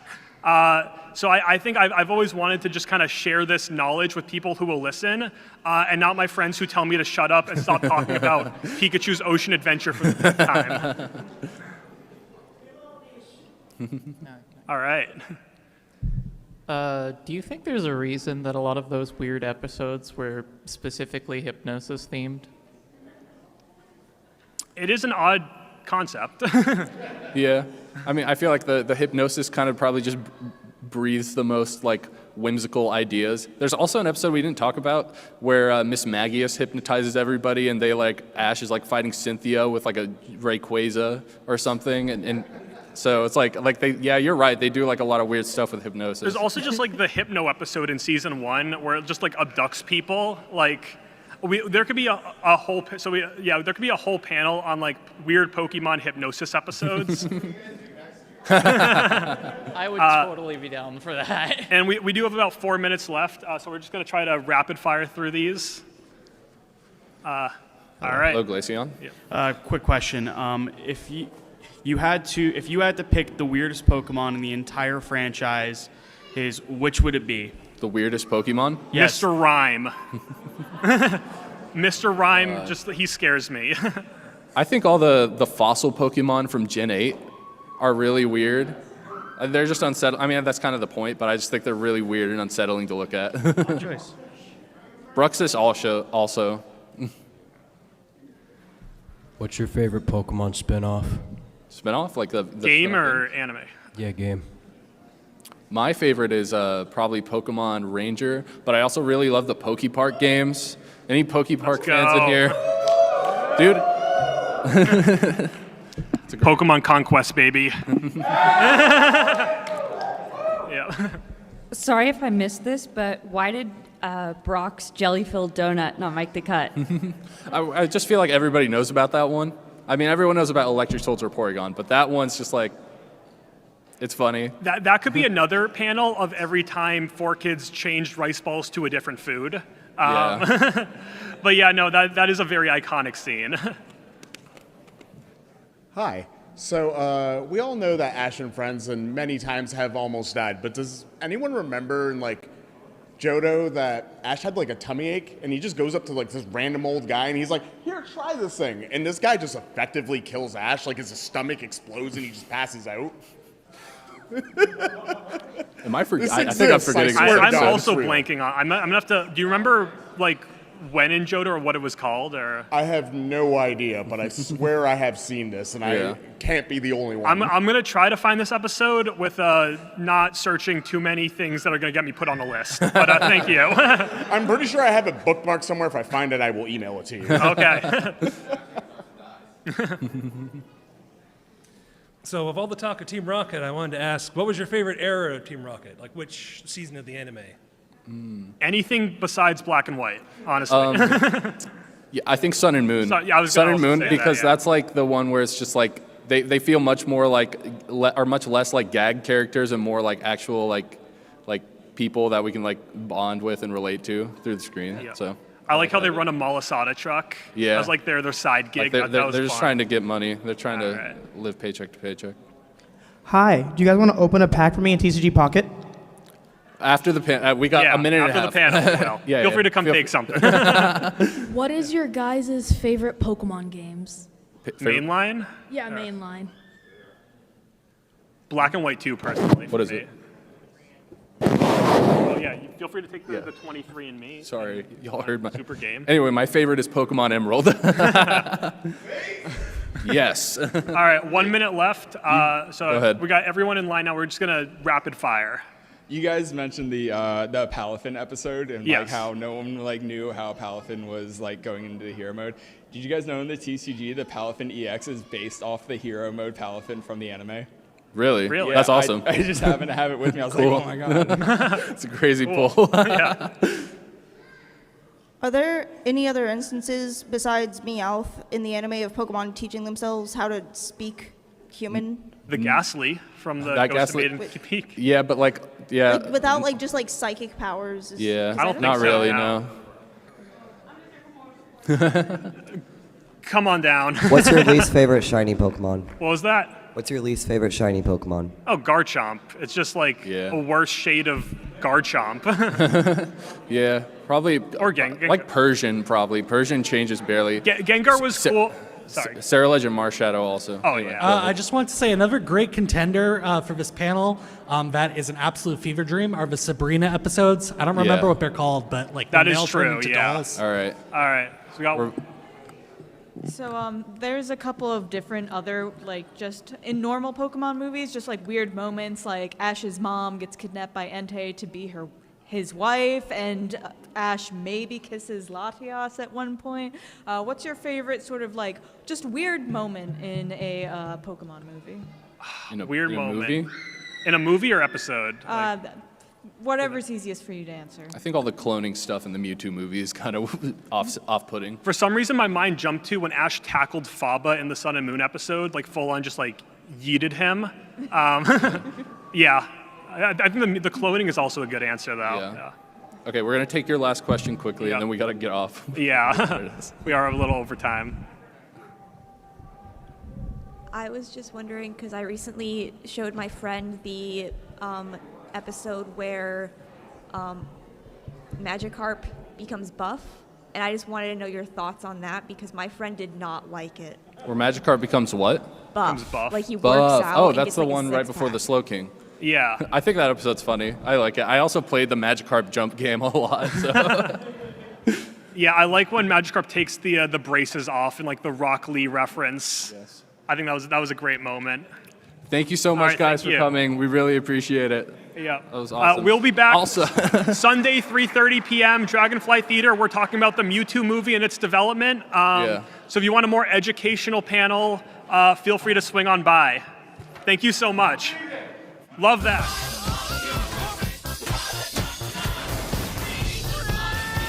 Close airlock 7. You really don't know me, do you? The best high-concept sci-fi rigmarole in the universe is back. Mob justice! Get back here! This is for your own good! Rick and Morty Season 8 premieres May 25th at 11 on Adult Swim. Get your mouth round it. Whether it's sunglasses outside, blue light glasses inside, or night driving lenses in the dark, Zenni has affordable eyewear for everyone. Get 10% off with code PAX at zenni.com.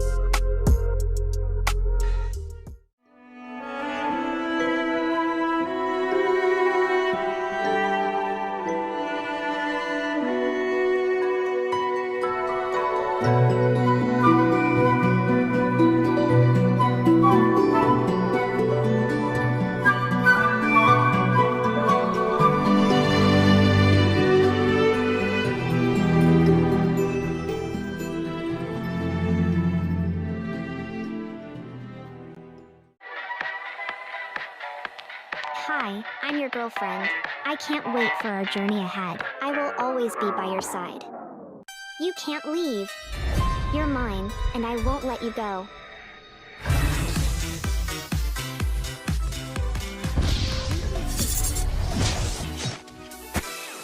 I won't let you get away. We will be together, no matter what.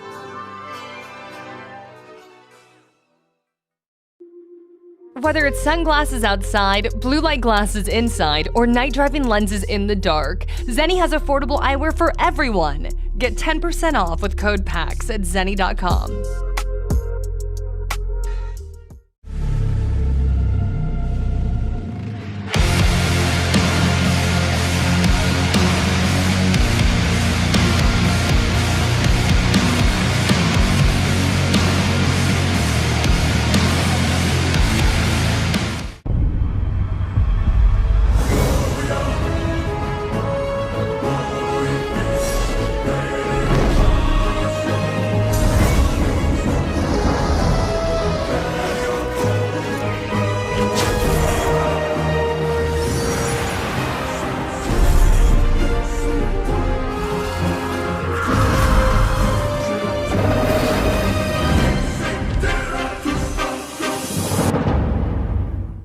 Techrop's awake, taking on a new form.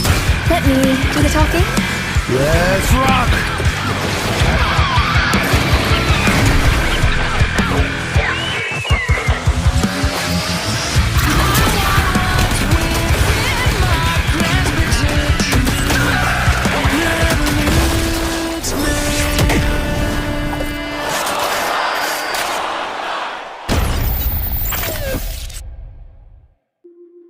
Whether it's sunglasses outside, blue light glasses inside, or night driving lenses in the dark, Zenni has affordable eyewear for everyone.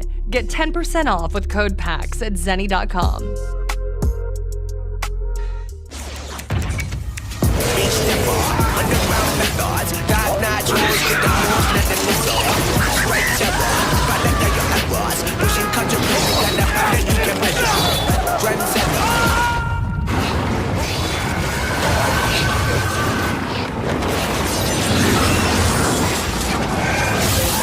Reach your impossible with the AI-powered Legion Pro 7i, Lenovo Legion. Whether it's sunglasses outside, blue light glasses inside, or night driving lenses in the dark, Zenni has affordable eyewear for everyone. Get 10% off with code PAX at zenni.com.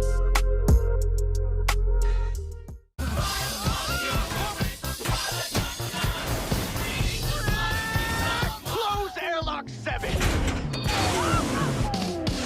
You really don't know me, do you? The best high-concept sci-fi rigmarole in the universe is back. Mob justice! Get back here! This is for your own good! Rick and Morty Season 8 premieres May 25th at 11 on Adult Swim. Get your mouth round it.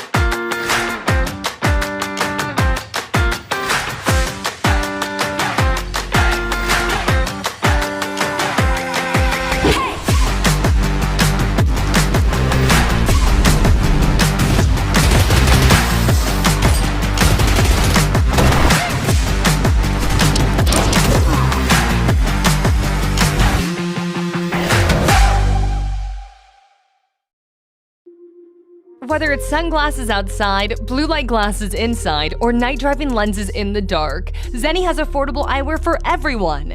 Get 10% off with code PAX at zenni.com.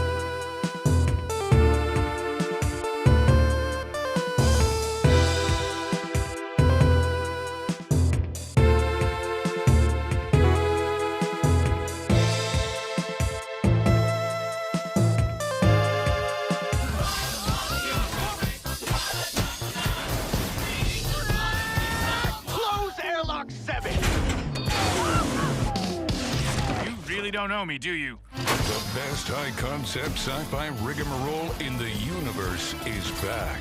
Mob justice! Get back here! This is for your own good!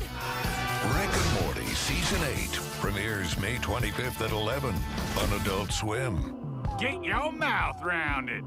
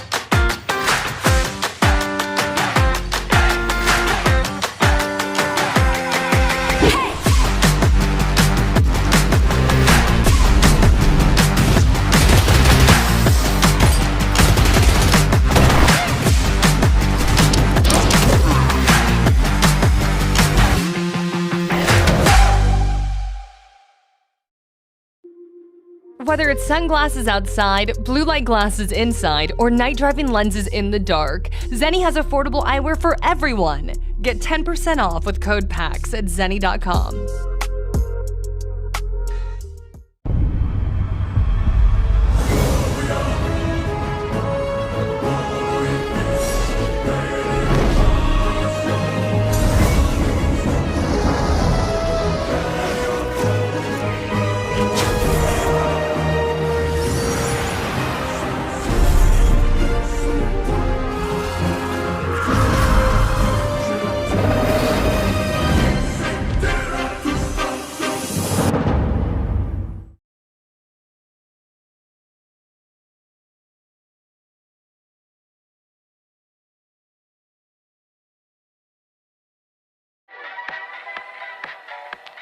Hi, I'm your girlfriend. I can't wait for our journey ahead. I will always be by your side. You can't leave. You're mine, and I won't let you go.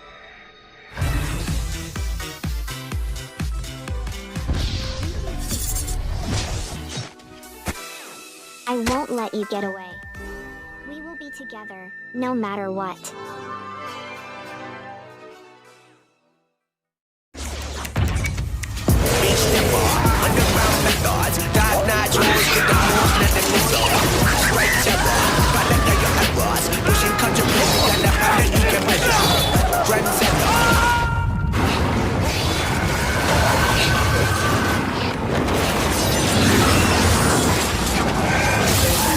Reach your impossible with the AI-powered Legion Pro 7i, Lenovo Legion.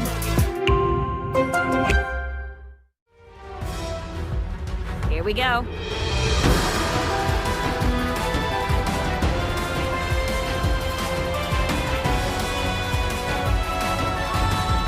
Whoever joins me shall become a legend!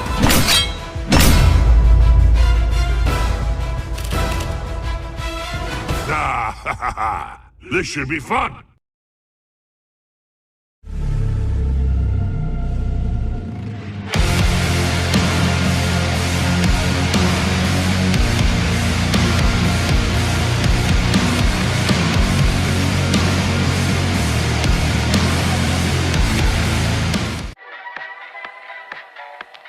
Hi, I'm your girlfriend. I can't wait for our journey ahead. I will always be by your side. You can't leave. You're mine, and I won't let you go.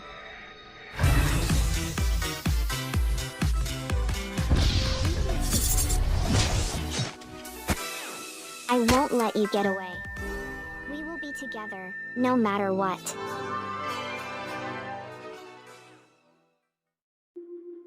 Whether it's sunglasses outside, blue light glasses inside, or night driving lenses in the dark, Zenni has affordable eyewear for everyone. Get 10% off with code PAX at zenni.com.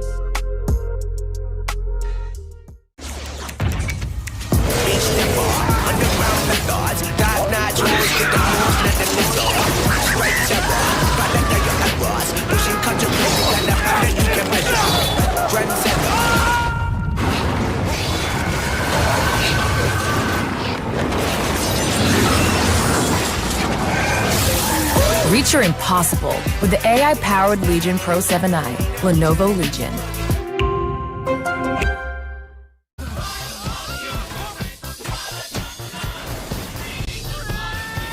Close airlock 7!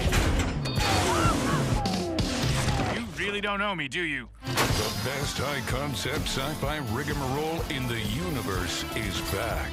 Mob justice! Get back here! This is for your own good! Rick and Morty Season 8 premieres May 25th at 11 on Adult Swim. Get your mouth round it. Whether it's sunglasses outside, blue light glasses inside, or night driving lenses in the dark, Zenni has affordable eyewear for everyone. Get 10% off with code PAX at zenni.com.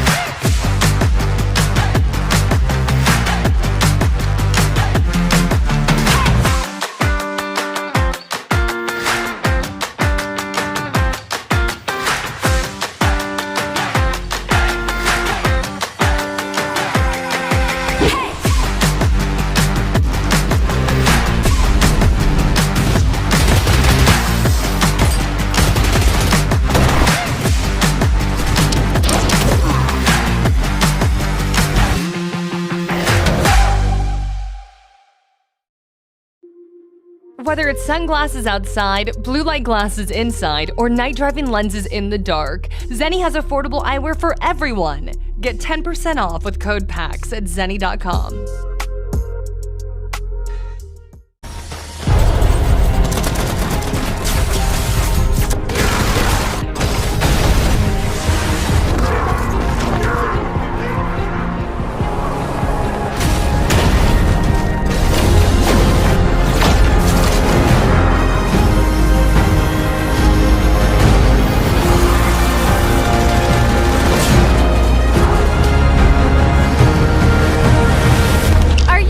Ready to be shocked?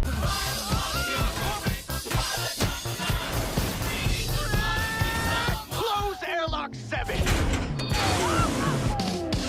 You really don't know me, do you? The best high-concept sci-fi rigmarole in the universe is back. Mob justice! Get back here! This is for your own good! Rick and Morty Season 8 premieres May 25th at 11 on Adult Swim. Get your mouth round it. Whether it's sunglasses outside, blue light glasses inside, or night driving lenses in the dark, Zenni has affordable eyewear for everyone. Get 10% off with code PAX at zenni.com.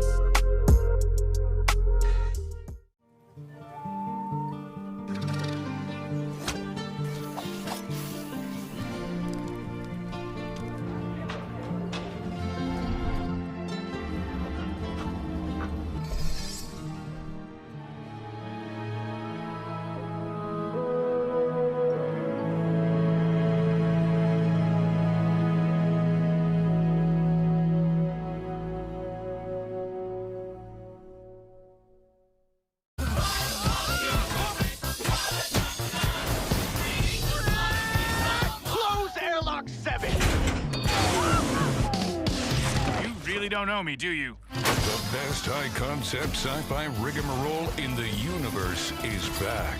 Mob justice! Get back here! This is for your own good! Rick and Morty Season 8 premieres May 25th at 11 on Adult Swim. Get your mouth round it. Whether it's sunglasses outside, blue light glasses inside, or night driving lenses in the dark, Zenni has affordable eyewear for everyone. Get 10% off with code PAX at zenni.com. Tech Crops Awake, taking on a new form. Let me do the talking. Let's rock!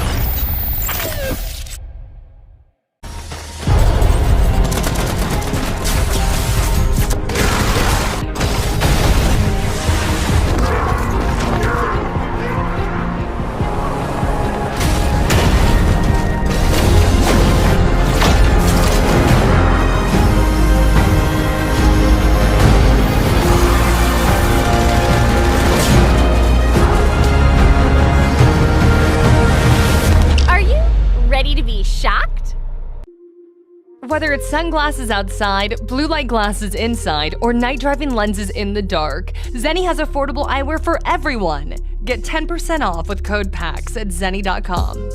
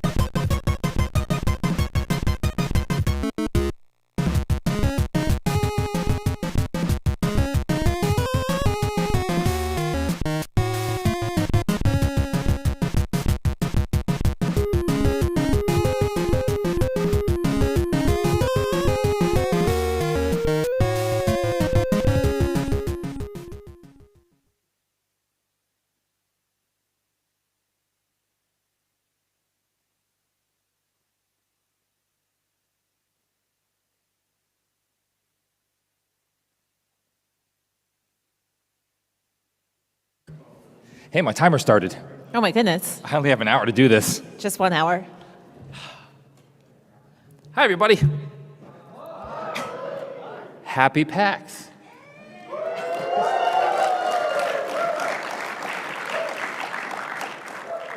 I'm Zach. And I'm Gur. This is my partner, Ren. You sound crazy nervous. Are you okay? No, I'm fine. You sure? Yeah. All right. You want to try that again? You good?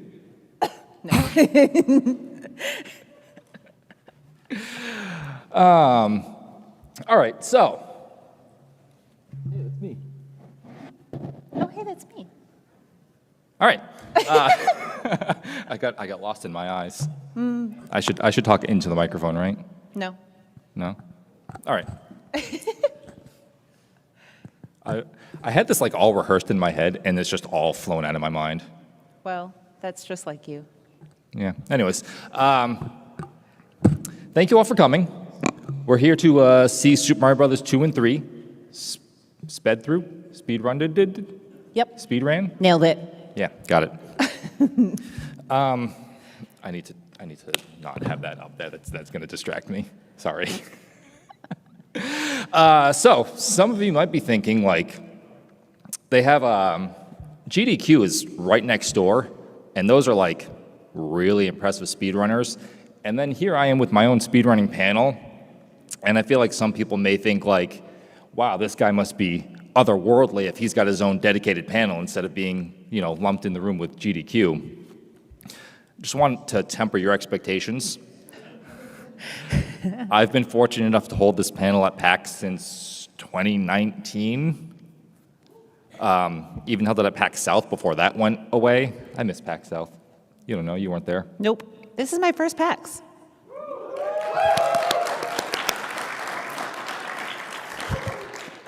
How is it so far? Fantastic. Good. Yep. Anyways, back to what I was saying. Temper your expectations, because this is not, I'm not a professional. I do this for fun, and the point of video games is to have fun, right?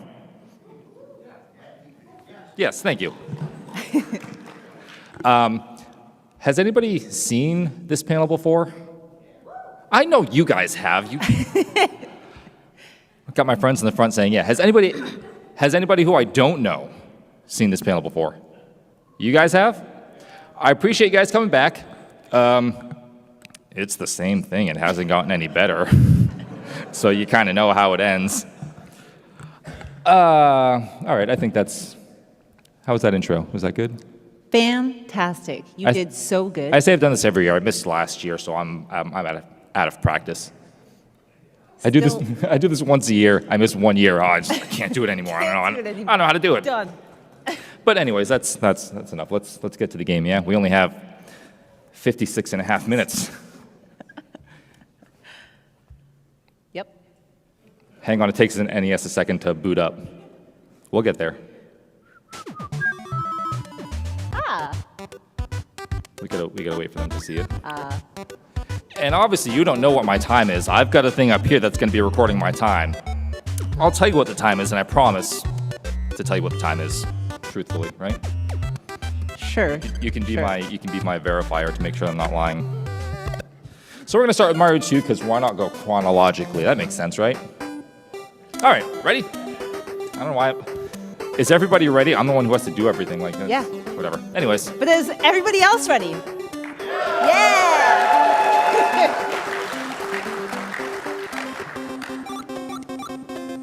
All right. Here we go.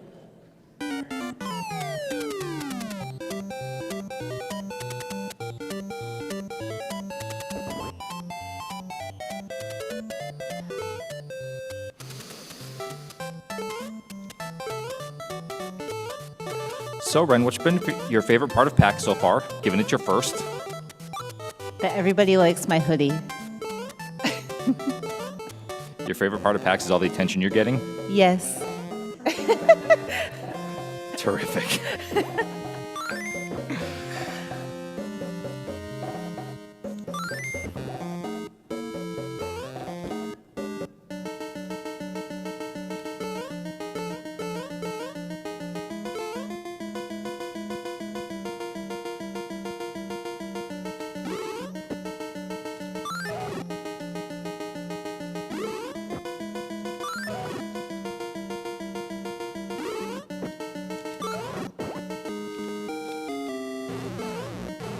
I need to relax. I'm like sitting on the edge of the chair.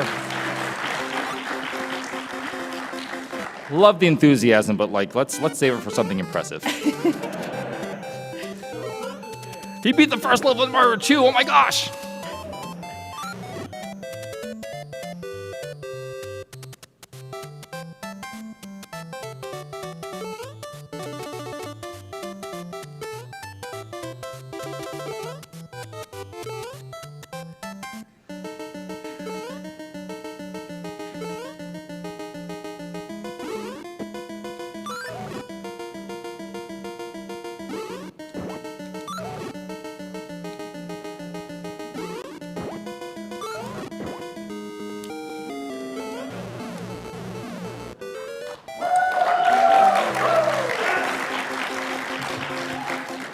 When Birdo spits out the orb, if I can catch it before it hits the ground, then it's going well.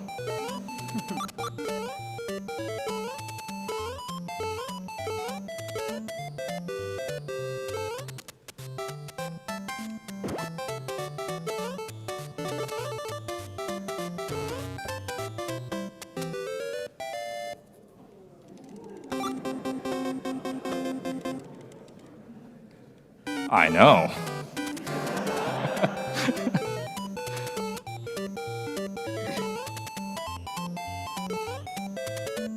What's been the worst part of your PAX, Ren?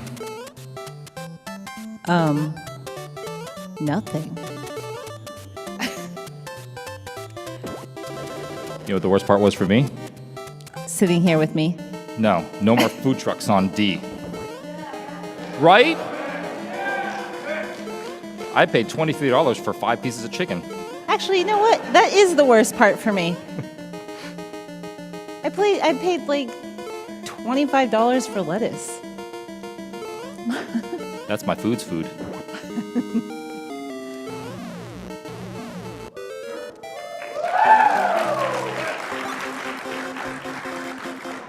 My water dribbled on me.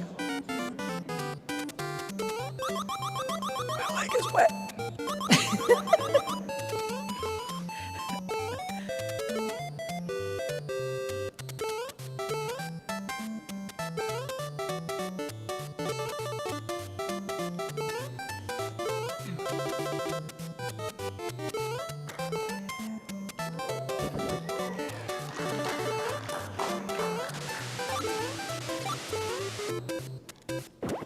That one little bit where I'm dodging all those enemies in that previous screen, that's the most impressive part of this run. So I mean, I don't want to say it's downhill from here, but like that was the best part.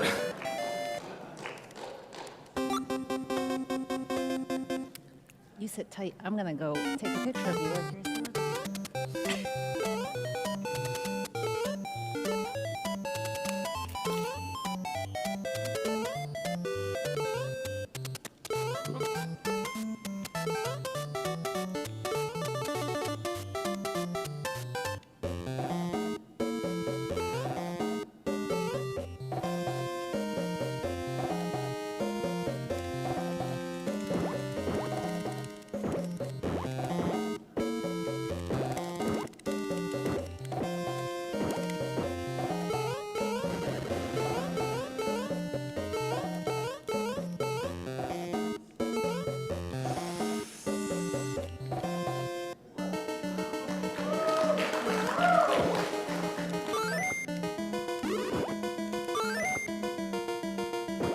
Oh.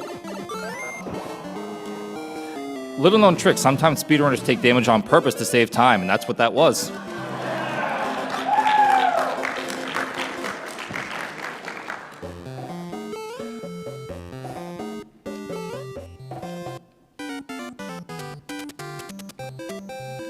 My watch just vibrated, so I got a message on my phone, and now I'm like thinking about that, like, oh, what could it be? It's probably Joe. Probably Joe.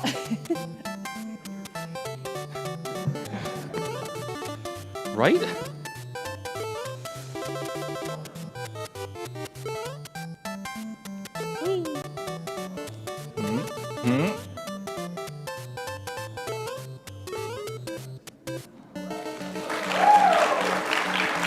It is Joe. It is Joe. Uh-oh, uh-oh, uh-oh. Excuse me. I need this. Thank you. Oh, excuse me.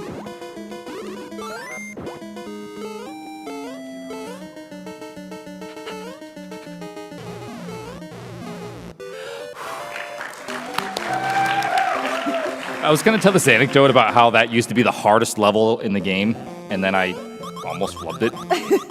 Still the hardest level, turns out.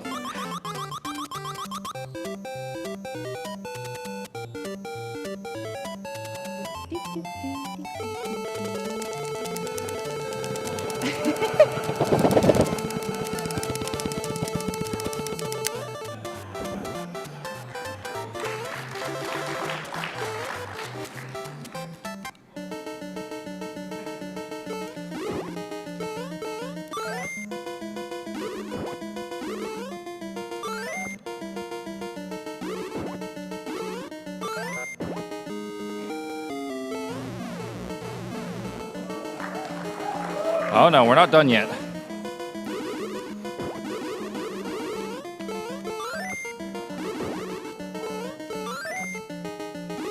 Pick it up. I believe in you.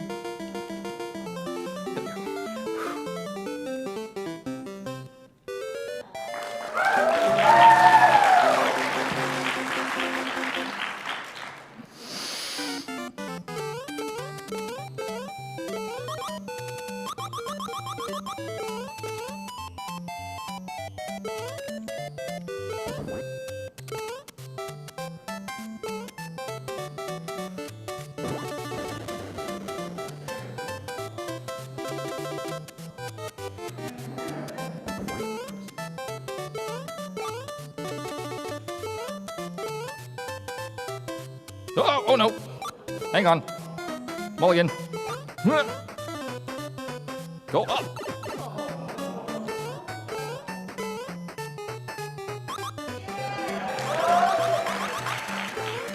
Good thing this isn't live.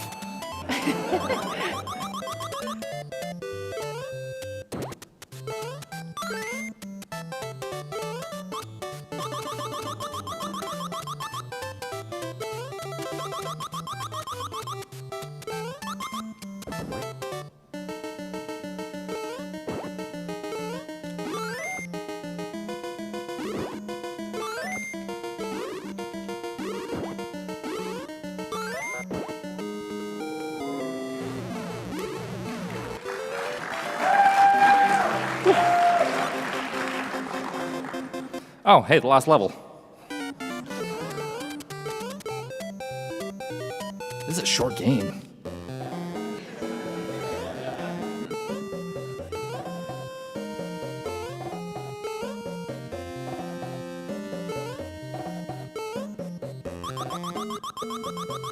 Okay.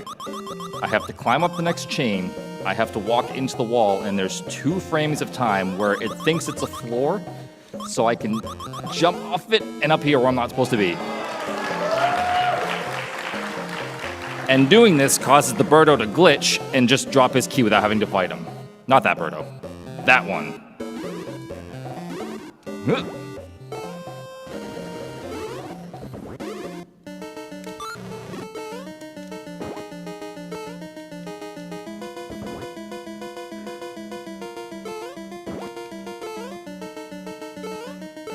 And if I'm lucky, I can get 2 hits off this guy with 1 throw.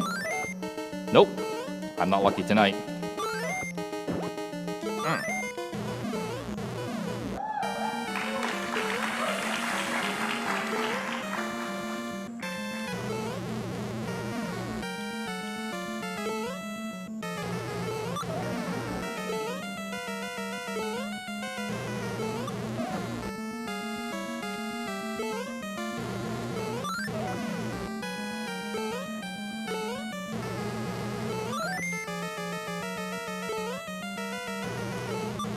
Oops.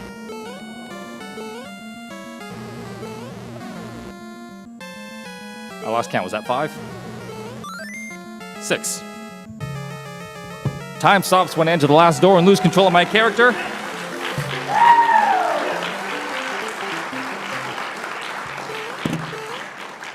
(11 minutes and 3 seconds).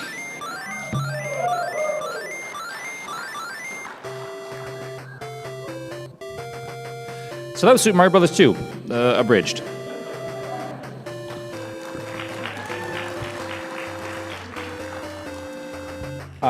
What was your worst time on that? The first time I did a panel speedrunning, my goal time was like 15 minutes. I'm like, if I'm under 15 minutes, I did a good job, and I would like just kiss 15. So I've made improvements, but not for a while. God, what was I gonna say next? You distracted me with I your know. question.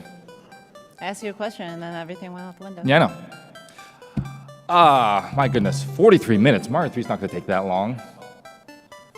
Hey, there's a microphone there. If anyone has any questions and want to like hop up to the microphone, we could kill a few minutes. Nobody has questions. This is gonna be a very fast panel. What about Lion King? Oh goodness, no, I haven't beaten that game. I played it on Super Nintendo. I rented it as a child. And how far did I make it? Oh. You wouldn't know. I don't know. You weren't there. I didn't make it very far. I didn't beat it, let alone speedrun it. Mario 3. What is your favorite Mario game that is not Mario 2 or Mario 3? God, Mario Wonder was so fun. But Mario 64, so that game is on Switch twice. It's on like NSO and 3D All-Stars. 3D All-Stars, all 4 of my save files have 120 stars. And on the NSO version, 3 of my save files have 120, and the last one has like 70. I just can't bring myself to finish it because Hazy Mazy Cave is awful.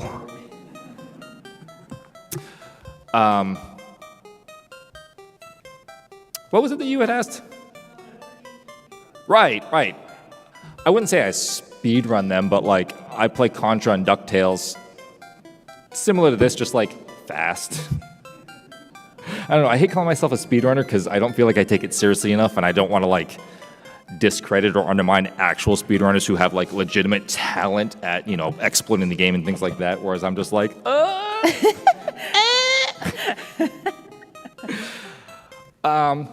Does anyone have any other questions? Oh, that's a great question. I don't know. Was it under 11? As previously mentioned, I don't really take it too seriously, so I set like goal times for myself. As long as it's under the goal time, then I consider it successful. So like on Mario 2, I think like 10 and a half minutes, I got that, and I was just like, oh my god, that was so good. I think my par time, we'll call it, for that is like 11 minutes, and I got 11:01, so not that I'm disappointed in myself, but I'm not proud. Hey, you still did good. I did okay. You did okay. I don't know. This problem is like, as mentioned, I've done this several times at several PAX.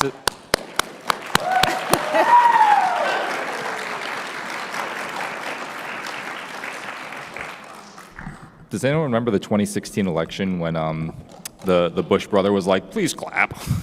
No. That just happened to me. I had my please clap moment. Quick question. Yes. Can you explain the frame rule system using a metaphor involving a bus? Hang on. The room echoes, so I'm gonna go up next to you, and you're just gonna tell me your question because I can't hear with the echo. Echo. Can you explain the frame rule system using a metaphor involving a bus?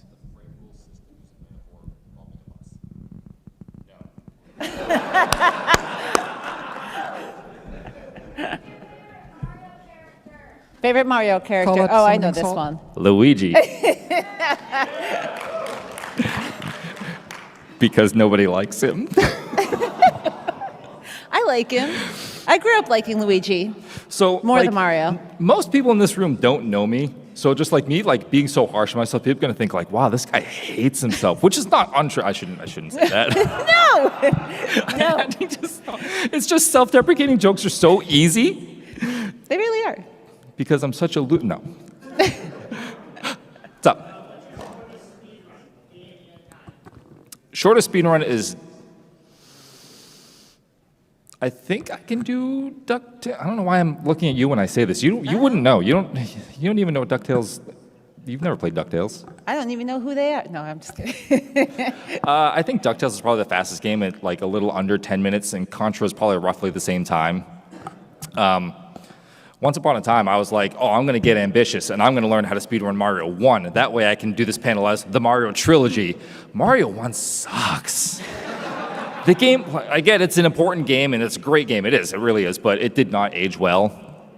But that game, like, I couldn't do it in one run consistently enough, but like dividing it up into chunks and timing like that again is under 10 minutes, whereas both of Mario 2 and 3 are over 10 minutes. So like those are much, much faster games. I just can't do them consistently enough to justify it.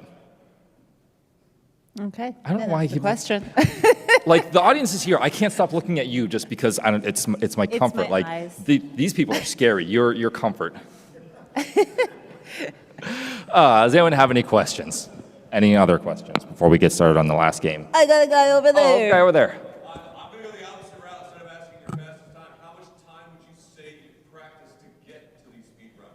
Not enough.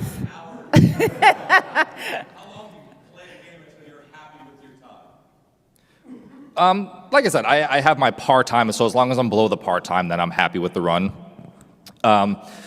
So Mario 2 and 3, I just kind of default fell into doing.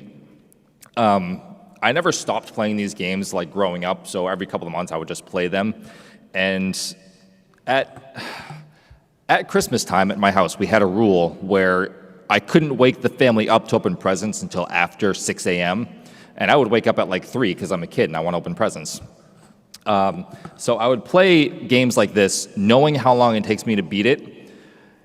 But I had my thinking wrong because I'm like, when I play Mario 3 and I beat it, an hour will have passed. So I would try and beat it as fast as possible to make that hour go by, but I would beat it faster than that and then be confused as to why an hour hadn't gone by because I know it takes me an hour to beat it. So that gave me sort of the experience of like just knowing these games and doing well enough at them. And I don't know why I started speedrunning them, but I just applied to host a panel at Tampa Bay Comic-Con was the first one that I got into. And like I said, my times were like 15 minutes a game, which was not the best. But I slowly worked at them, and the best thing you can do if you want to learn speedrunning is go to like speedrun.net or .com, and you know they have like just the top like 100 or times or something like that. Find your time and find a time that's like marginally faster. Don't look at like the fastest times because man, that's really depressing, and they use tricks that like might be a little advanced.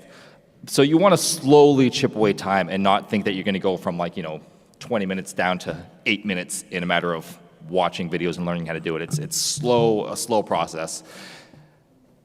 And I pretty much got comfortable where I am, and so I have the times that I have, and these are the times that I go for.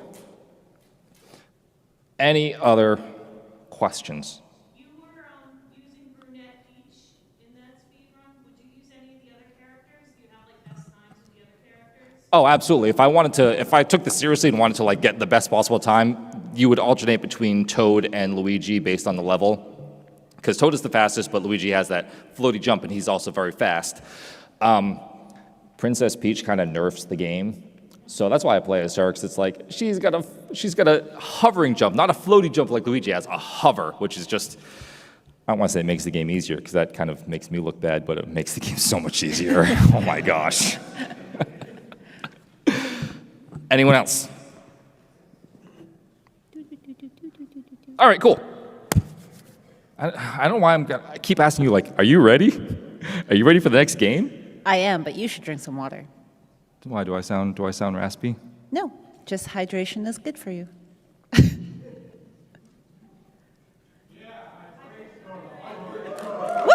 Hydration! Oh, the jacket's coming off. Yeah, it's those lights are hot. They are. All right. Do you need this? No. Ready, set.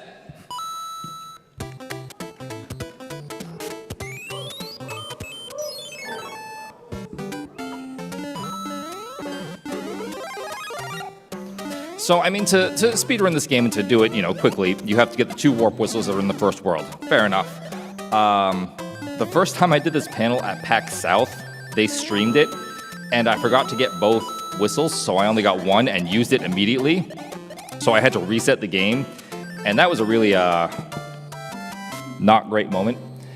And it was streamed, so it's archived on Twitch. So if you go to PAX 2's archive, it's there. You just see me just use the whistle, and then there's just a long pause, and I just go, we have to mulligan.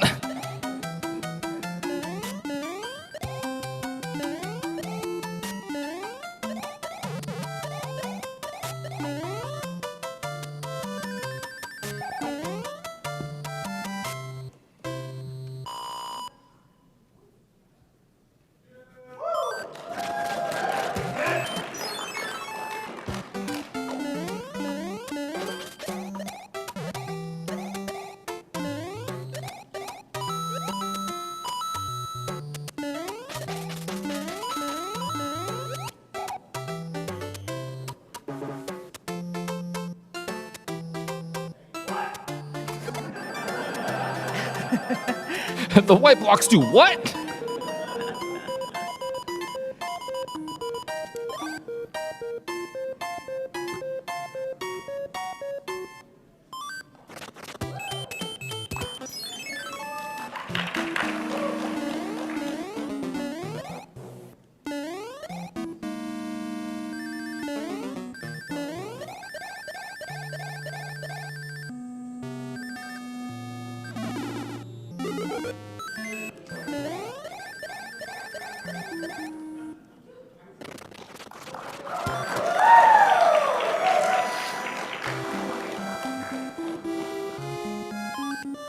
The nice thing about Mario 3 is we're under 2.5 minutes in and we're on the 8th world. The bad thing about Mario 3 is we have to do the entire 8th world. There's no shortcuts, there's no skipping anything. We just gotta power through it, and there's 4 auto-scrolling levels. This is the worst one. There's nothing we can do about it. We just have to sit here for the next 1.5 minutes.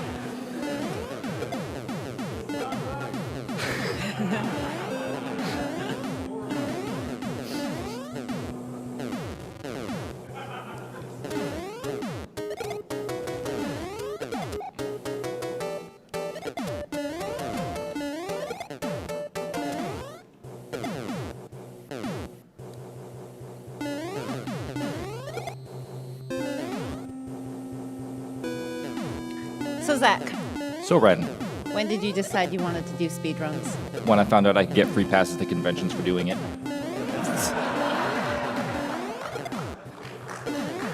Funny statement, not a joke.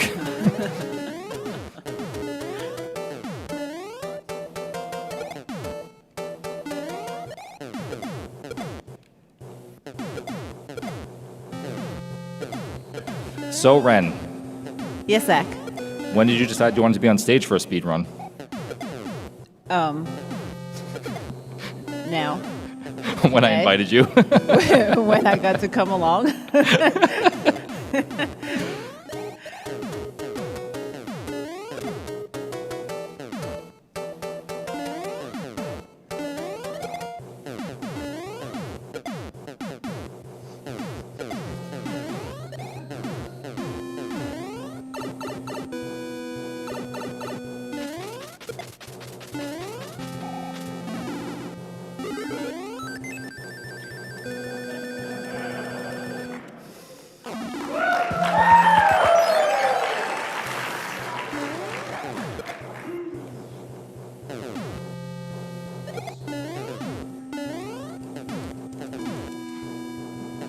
I'm drawing you a Nintendo flower. A Nintendo flower? Yeah.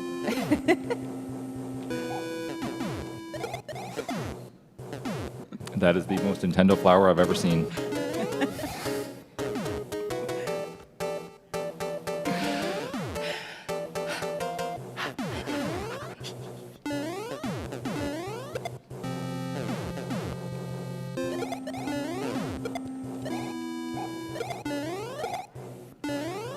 The first time I speedrunned this level, I would actually go under the boats and just swim, because I'm like, oh, that's way easier. I don't have to deal with any of the enemies.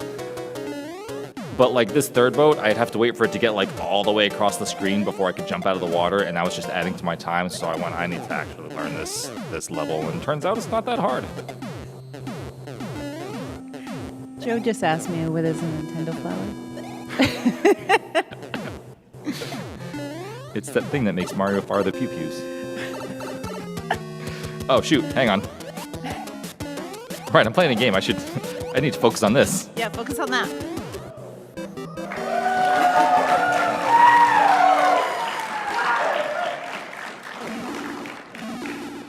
All right, let's hope that we have good RNG. 3 levels, could be selected at random. It's okay, the middle one's the best one. It really is, it's the shortest and easiest. And we're done. All right, guys, don't take the third one. The third one sucks. Yeah! Just before coming here, I was practicing this run in the hotel, and all 3 levels took me. I know.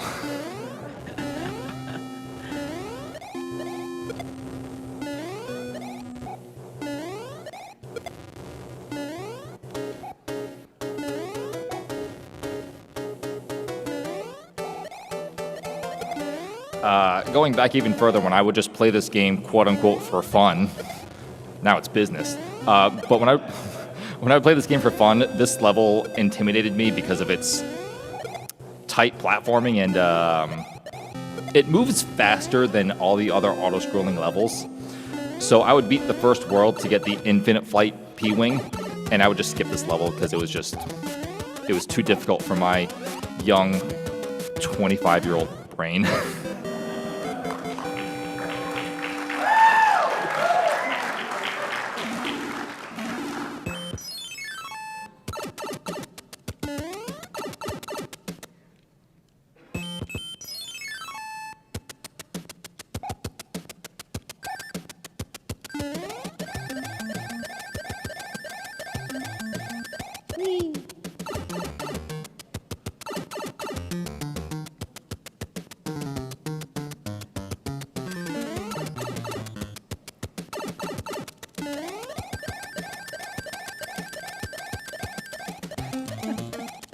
Don't touch me, don't touch me, don't touch me, don't touch me, don't touch me, don't touch me, don't touch me!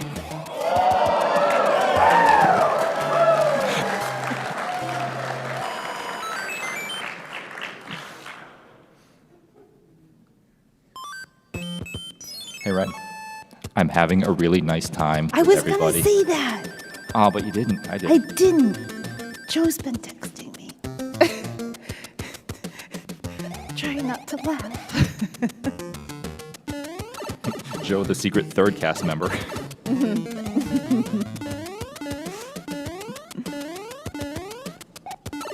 But I am having a really nice time. Really, I'm not. You just said. I was just trying to be nice to you. And I was...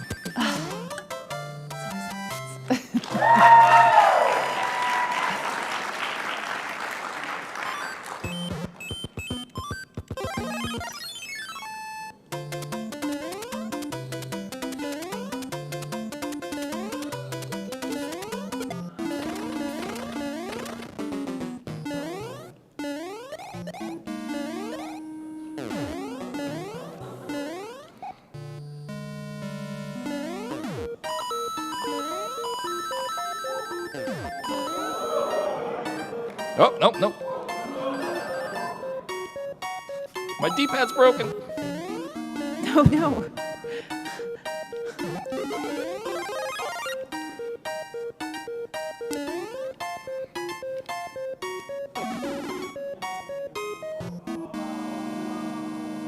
That was really bad. Like, really bad. But you're still doing it. That's like legitimately gonna add 30 seconds to the run. Oh no. Oh no. Oh no, Kool-Aid man.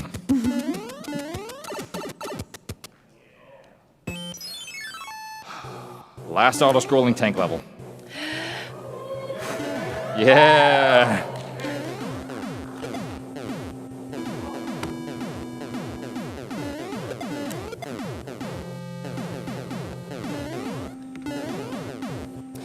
So the game expects you to be like in the last half of the screen, which is where all the stuff is happening. But as long as you stay in the front, like, and you know when these guys are coming, nothing's gonna touch you. None of the cannonballs are gonna touch you. None of the bombs are gonna touch you. So just learn the level.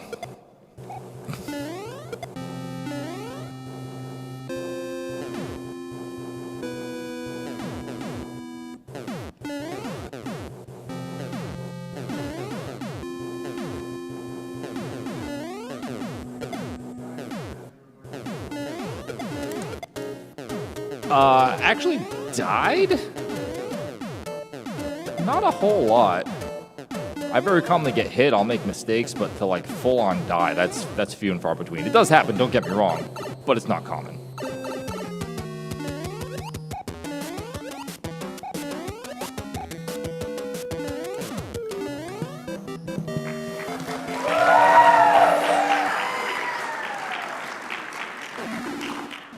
Oh, hey, the last level of the game.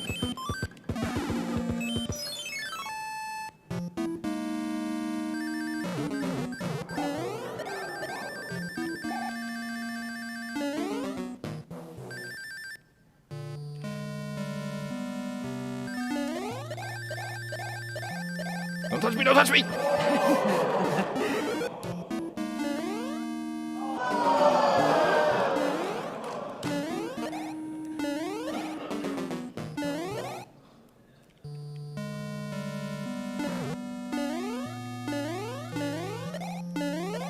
Going through the wall, I was going to make a Jesus joke, but he walks on water, not through walls, so I'm glad I didn't do that.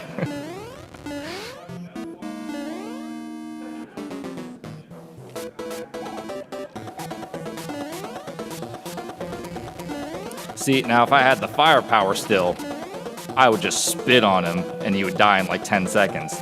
But now I got to beat him the proper way, so hang on. Hey. All right, chill out. I'm talking to Bowser, not you guys. You guys can go wild. I don't care.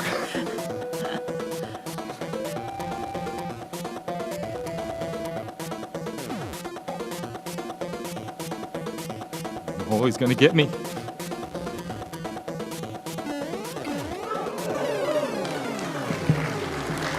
Once again, time stops when I enter the final door and lose control of my character. Just furiously tapping up. Go to the door, go to the door.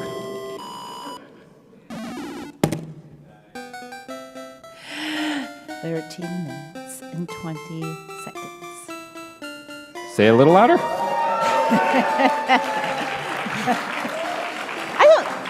My microphone's pretty loud. So that's Super Mario Brothers 3, abridged. And look, I made you a flower. Oh, that's so sweet. I don't want the whole pad though. You can. I'll just take this.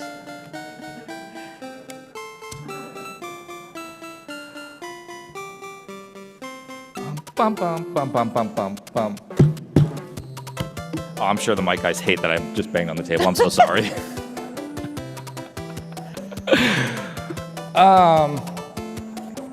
Boy, I never know how to close these things. So what'd you all think? Good call, good call. Thank you very much, everybody. I hope it was either mildly impressive or mildly entertaining, maybe a combination of the both. Like, I hope you didn't feel like you wasted your time. Let's set the bar there. We do still have 20 minutes. Does anyone have any other questions? Yeah, we're just gonna be hanging out here and just like goofing off. So I mean, chilling. Yeah, if anyone wants to say hi, I don't know why you would, but you're welcome to. Otherwise, I'm just gonna pack up my stuff. Hi. So. Oh, I think we have a question. What's up? I have a question. Can I try playing Mario 3 and show everybody how much skill I've lost in the last 30 years? How much I suck? You know what? I'll allow it. Yeah, sure. I wasn't serious, but sure. If everybody wants to watch somebody suck. I just want to say, if I'm being hustled right now and you like blow me away, I'm going to be very upset. No. I mean, Wait, should we I time know a bunch of the tricks, like staying on the right side of the level from childhood, but I don't have the skill Come anymore. on up. If anyone has any other questions, just shout them out. I'm going to set the timer. Yeah, you answer questions. I'll just. This will be fun. All right. Sorry, I'm sitting on that. It's fine. Quick question. What's up? Zach with a K or Zach with an H? K. A K and just a K. Z-A-K is my preferred name. It makes the signature easier because like doing a C in cursive, it's a joke. You can't connect that C without it looking stupid. Not a joke again.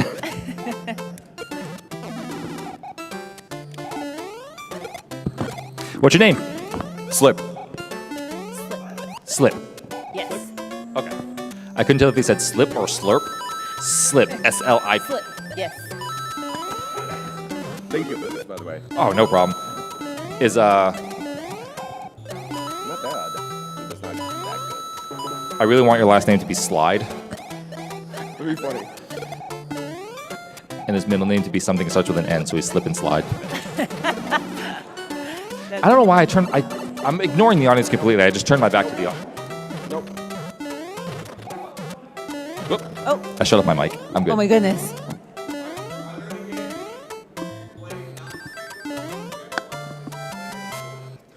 Mario RPG.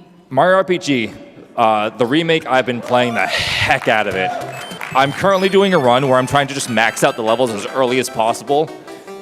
So, I don't know how familiar everyone is with that game, but like, I'm just finished the fight with Croc, and I'm at level 10, and normally you're at like level 3 for that.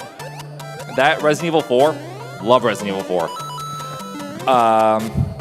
Yeah, those are my two like go-to like my comfort games. In terms of like new stuff, I've got a Switch 2 pre-ordered, but I don't play games very much anymore. I play old stuff. They played Hollow Knight. Hollow Knight. Oh my god. Hang on. They played Hollow Knight. I did the bosses. They did all the navigating because I can't do Metroidvania like navigating all that maze area and like unlock this new area and go back. I hate backtracking in a game. So yeah, they did all the navigating. I did the bosses. What's that? What happened? I'm good. A couple of comments. What? The muscle memory is insane. How you just remember where every little secret is. And also, the game is harder than it looks. Thank you. I appreciate that. I appreciate you, Slip, for making me look extra good. I have a very important Mario 2 question. Go ahead. Did you know that in Japan,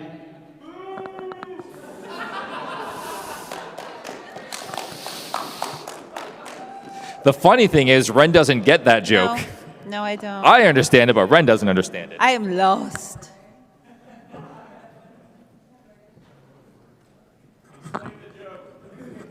Yes, explain the joke. I don't know if that's a joke or Ren not. doesn't get that joke, so bye. I will legitimately explain it for your benefit. See, Mario 2 isn't Mario 2. The Mario 2 I played is called Super Mario USA in Japan. The Mario 2 that's actually Mario 2 we didn't get until the Lost Levels came out because the game was too hard for our stupid American brains and thumbs to play. I'm hyperbolizing, but that is legitimately the true story. Oh. Almost didn't get there. Almost didn't get there, but you got there. I got there. Starter's coming out.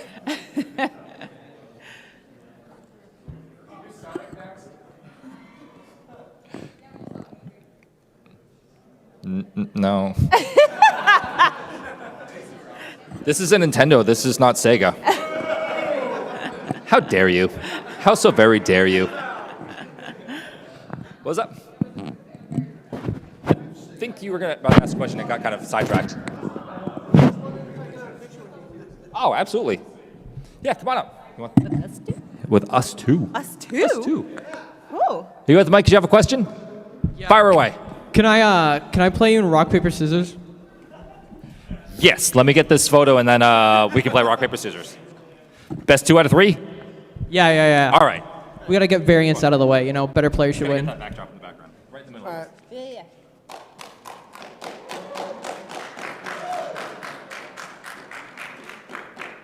Thank you. I have a follow-up question. Are we allowed mid-set coaching? I don't know what that means. Like, are we allowed to like talk to our coach mid-set? Who's your coach? I'm looking for a coach. Sounds like a non-issue.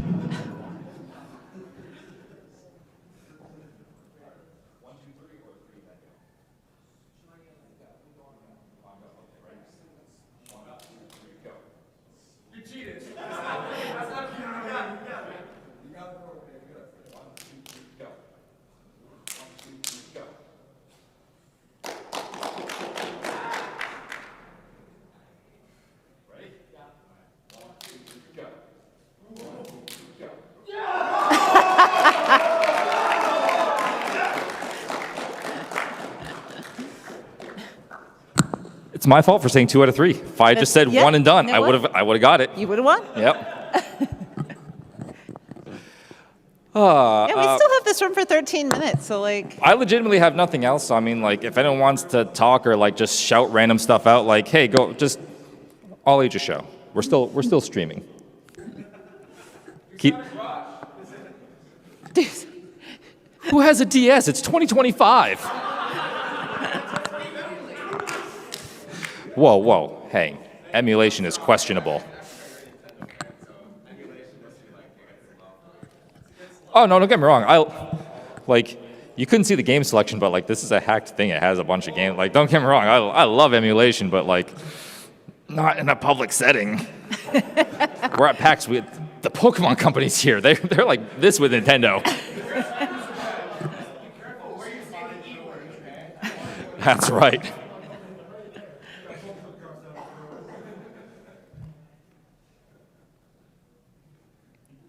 Yep. Comfortable silences. Woo! Freebird. I was going to sing, but I'm not going to sing. I'm not going to sing. You said you would! I didn't say I would! Before the thing, Ren was all confident, like, oh, I would sing, I would get on stage and sing. So I'm like, all right. I took that as you will go on stage and sing if requested. What I said is that I go to concerts a lot. No. If I were to go on stage to sing in front of a concert thing, I could do that. The only thing that separates this from a concert is music. I'll put on some music if you want to sing. No, but it's a lack of crowd. And this is it. Well, we had the crowd earlier. What? You were playing. There was music playing. You could have sang. I did. I went do, do, do, do. That's not singing. Yeah. That's not singing. That's just making noise. That's just doing the music with your mouth. In a melodic tone. That's singing. Yeah, what would you call it? Humming? Humming. I wasn't humming. I was do-do-doing. How would you describe do-do-doing? I wouldn't describe it as singing. Well, if you say it like that, it's not singing. Do-do-do. Yeah. I wouldn't call that singing. There you go. You just sang. Good job. I just don't. This is guys. Encourage me. Oh, we're still up there. We're still up there. I think we're still streaming. We are. This got weird. This got real weird. Joe is proud of you.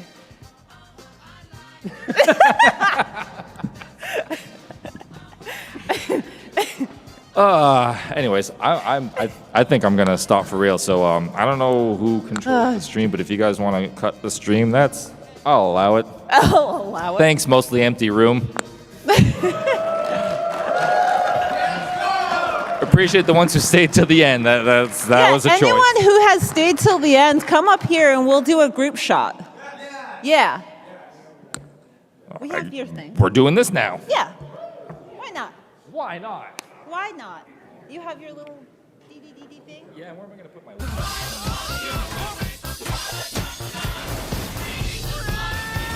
Close airlock 7. You really don't know me, do you? The best high-concept sci-fi rigmarole in the universe is back. Mob justice! Get back here! This is for your own good! Rick and Morty Season 8 premieres May 25th at 11 on Adult Swim. Get your mouth round it. Whether it's sunglasses outside, blue light glasses inside, or night driving lenses in the dark, Zenni has affordable eyewear for everyone. Get 10% off with code PAX at zenni.com.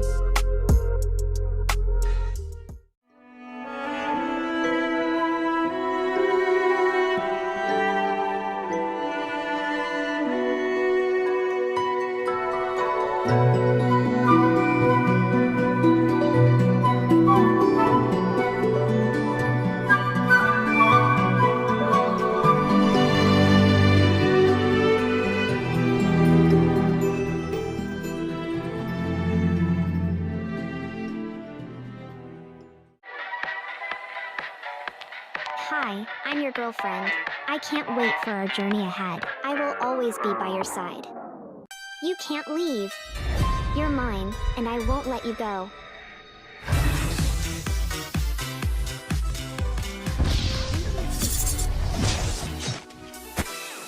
I won't let you get away. We will be together, no matter what.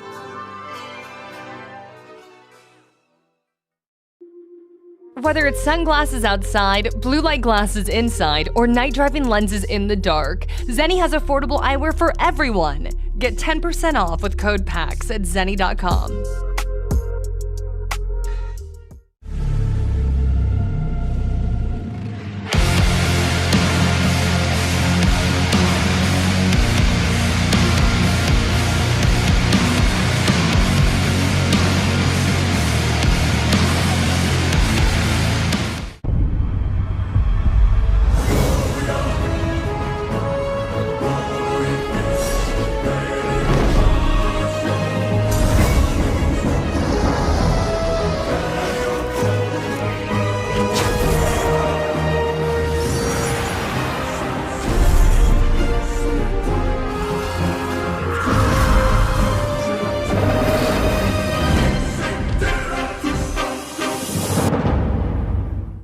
Techrop's awake, taking on a new form. Let me do the talking. Let's rock!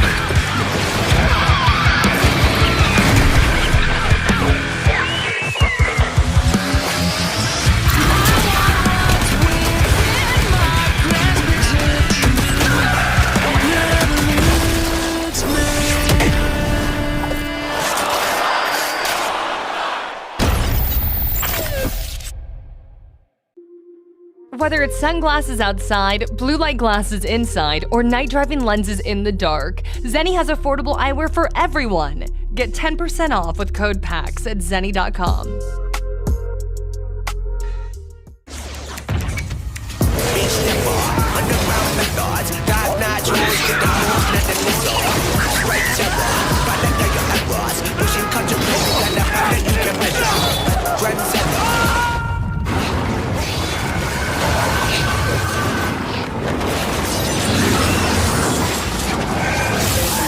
Reach your impossible with the AI-powered Legion Pro 7i, Lenovo Legion.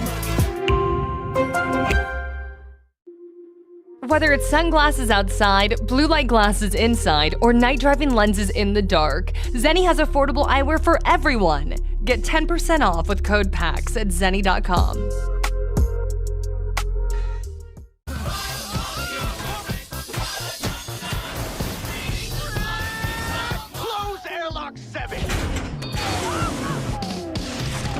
Don't know me, do you? The best high-concept sci-fi rigmarole in the universe is back. Mom, justice!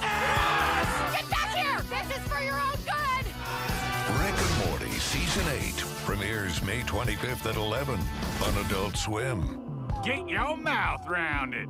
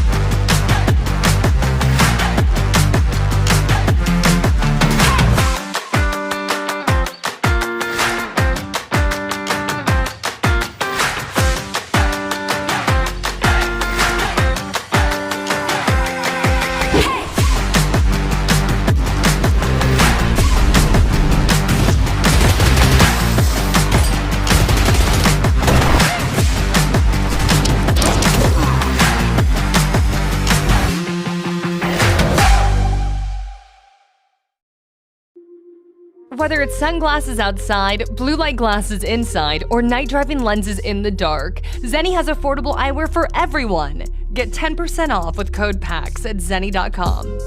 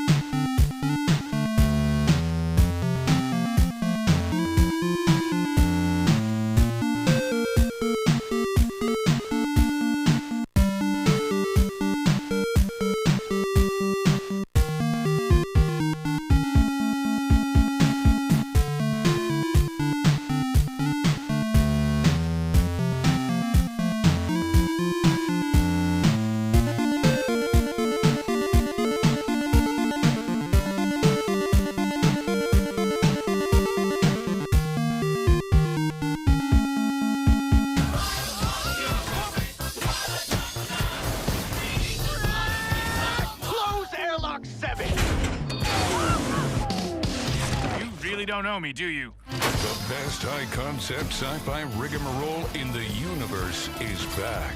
Mob justice! Get back here! This is for your own good! Season 8 premieres May 25th at 11 on Adult Swim. Get your mouth round it.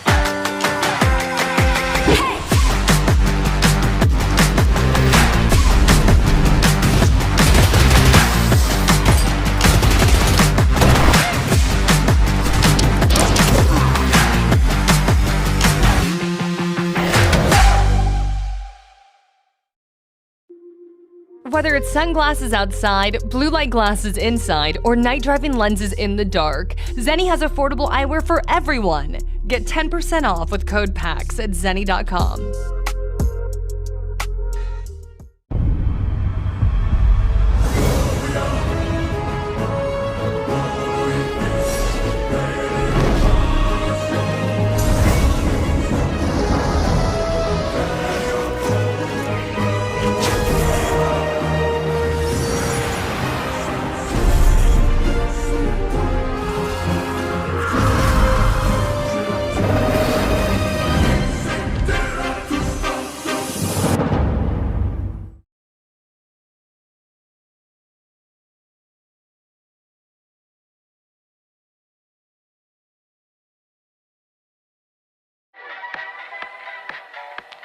Hi, I'm your girlfriend. I can't wait for our journey ahead. I will always be by your side. You can't leave. You're mine, and I won't let you go.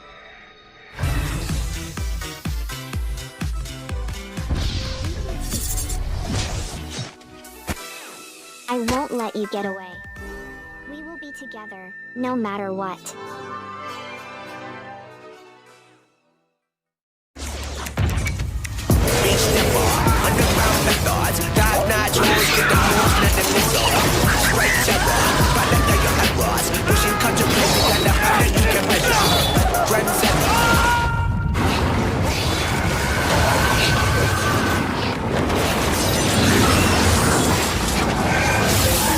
Reach your impossible with the AI-powered Legion Pro 7i, Lenovo Legion.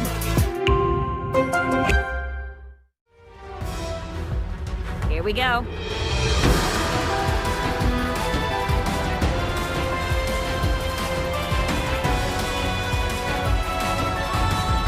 Whoever joins me shall become a legend!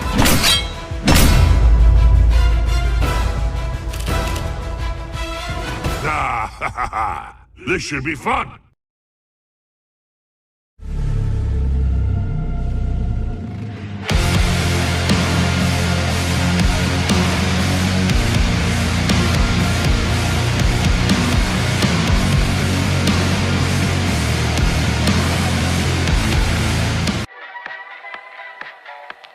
Hi, I'm your girlfriend. I can't wait for our journey ahead. I will always be by your side. You can't leave. You're mine, and I won't let you go.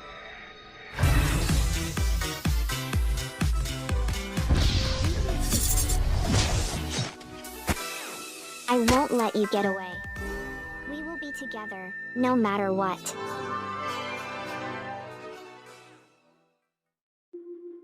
Whether it's sunglasses outside, blue light glasses inside, or night driving lenses in the dark, Zenni has affordable eyewear for everyone. Get 10% off with code PAX at zenni.com.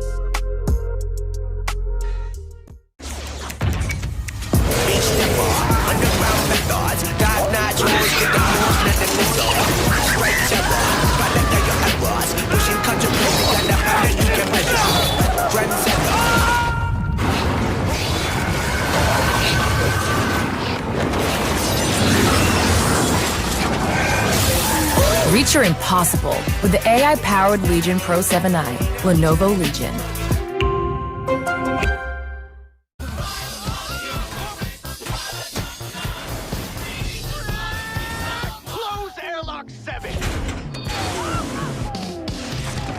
don't know me, do you? The best high-concept sci-fi rigmarole in the universe is back.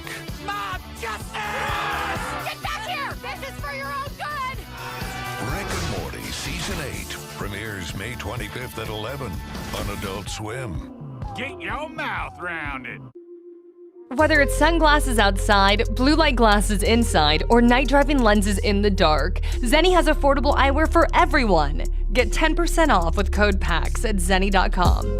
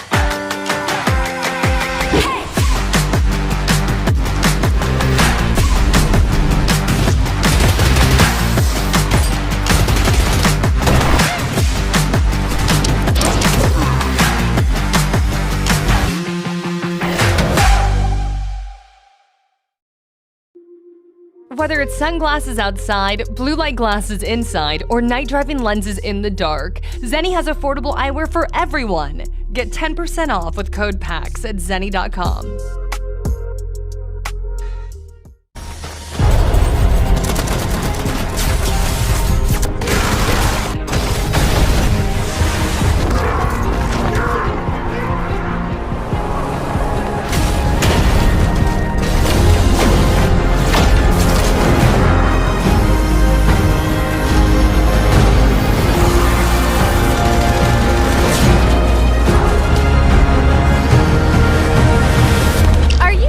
Ready to be shocked?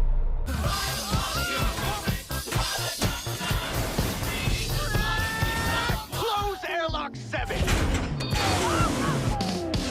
You really don't know me, do you? The best high-concept sci-fi rigmarole in the universe is back. Mob justice!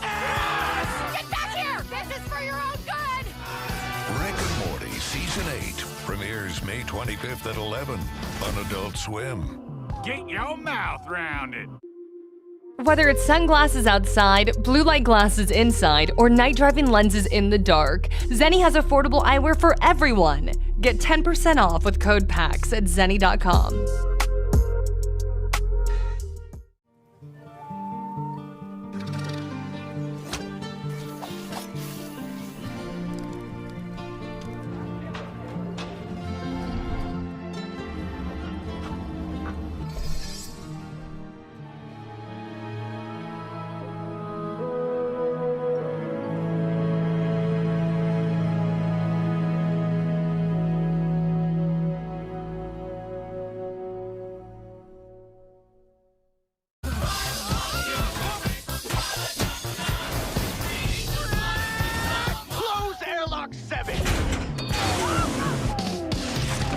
Don't know me, do you? The best high-concept sci-fi rigmarole in the universe is back. Mob justice! Get back here! This is for your own good!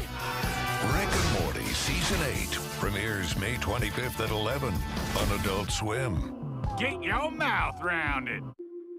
Whether it's sunglasses outside, blue light glasses inside, or night driving lenses in the dark, Zenni has affordable eyewear for everyone.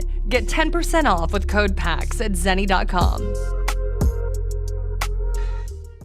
Techcrops awake, taking on a new form. Let me do the talking. Let's rock!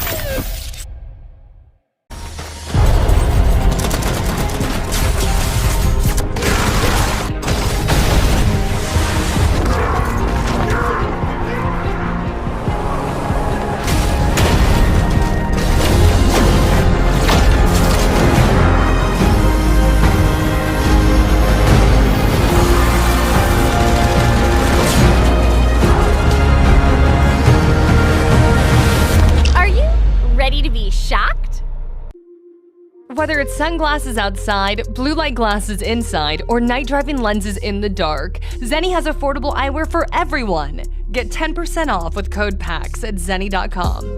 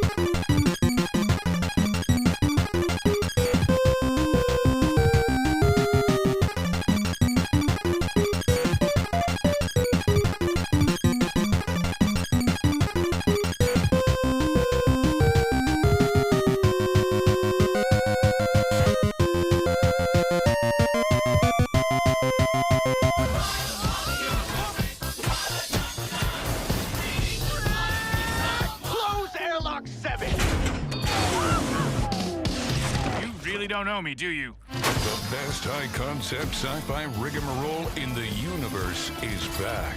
Mob justice! Get back here! This is for your own good! Rick and Morty Season 8 premieres May 25th at 11 on Adult Swim. Get your mouth round it.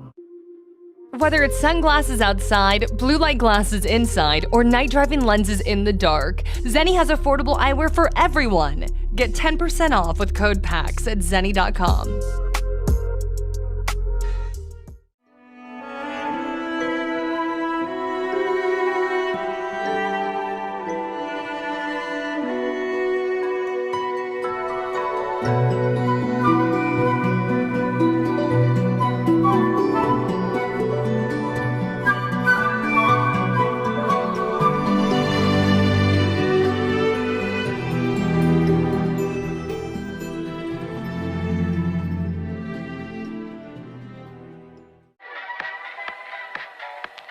Hi, I'm your girlfriend.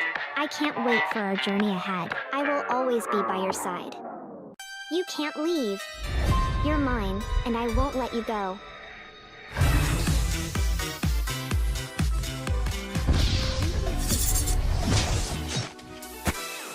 I won't let you get away. We will be together, no matter what.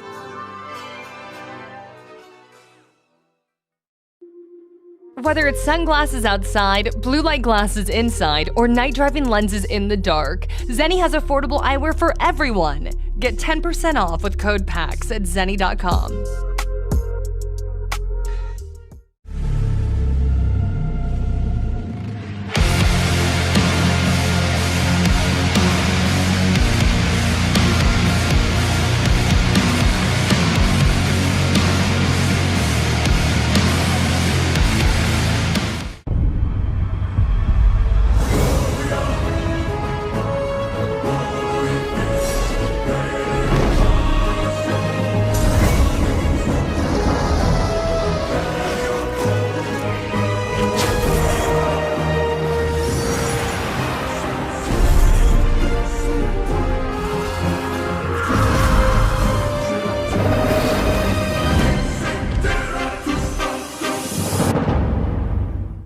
Techrop's awake, taking on a new form. Let me do the talking. Let's rock!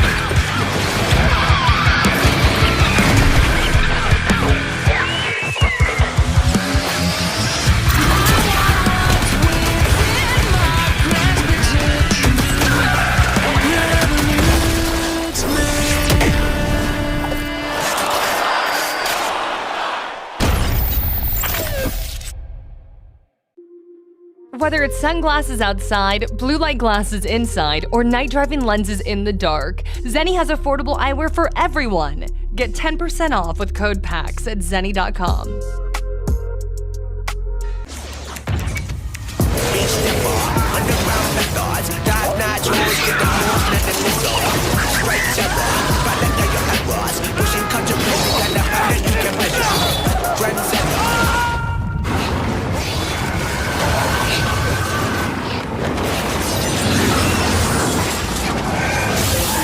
Reach your impossible with the AI-powered Legion Pro 7i, Lenovo Legion.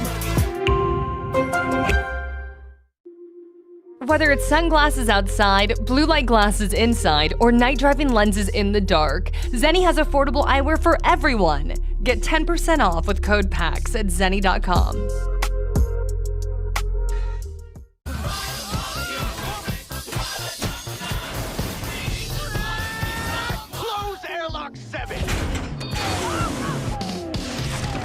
Don't know me, do you? The best high-concept sci-fi rigmarole in the universe is back.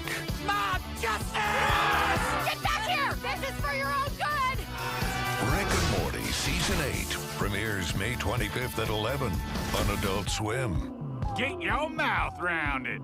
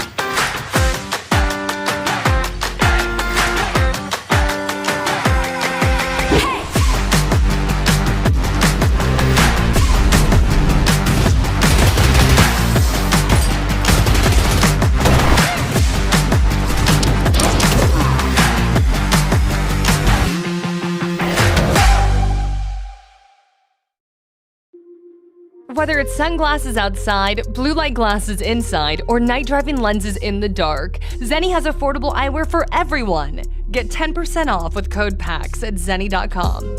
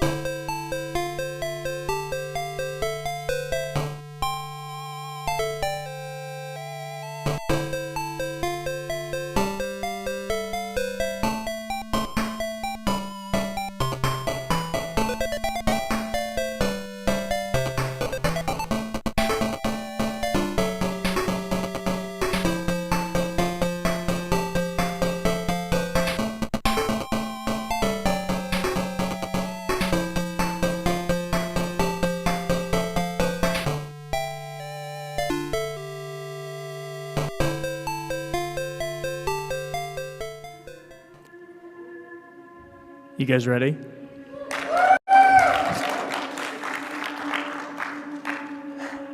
Hey friends, my name is Big Gaming 64. For those of you that don't know me, I am a horror game content creator on YouTube, TikTok, Twitch, Instagram, basically whatever you can think of.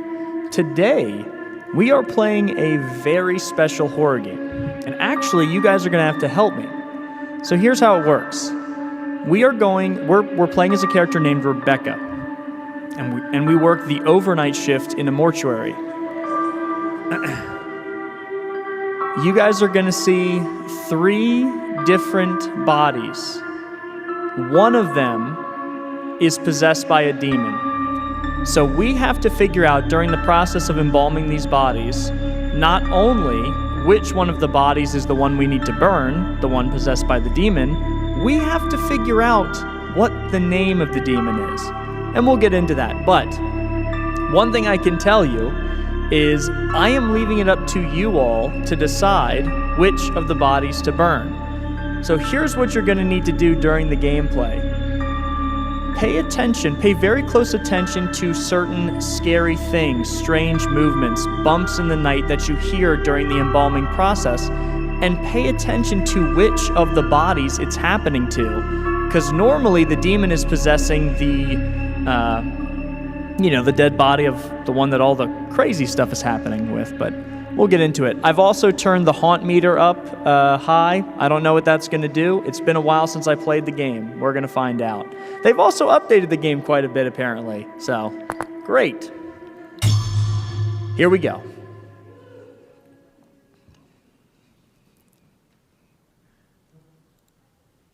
This game is really scary.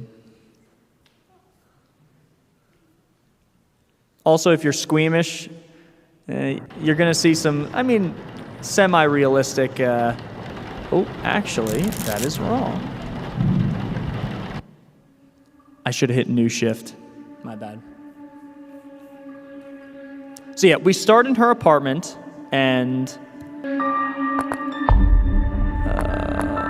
yes, start shift.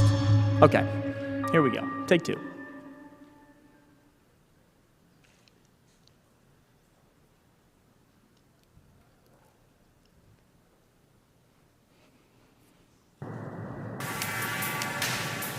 Wow, what a cool apartment.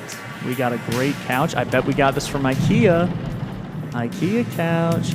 So, again, I have played this game before, so basically what we need to do here is just pick up the car keys, and we're going to head right out the door, because we got a very important job to do. We just started working at this new mortuary, and it's completely normal. Nothing bad is going to happen tonight. I promise. I promise. Here we go. See? Totally normal. Also, it's always raining here, but that, that's normal, right? Okay, so the game plays at first very much like a normal shift. We go in, we have our gurney, and there's going to be certain sounds. And again, you guys are going to have to help me here, because whatever body you tell me to burn, that's the one we're going to burn. And if we burn the wrong one, well, we'll cross that bridge when we get to it. All right, let me grab one of these leading strips. These are going to help us determine the name of the demon. We kind of get to walk them around, and if this thing ever catches on fire, that means we got one of the letters of the demon's name. So anyways, we're going to worry about that later. First things first. We got to get one of the bodies. So I'm going to open up these two here. We're going to grab the gurney. And we're going to take it back.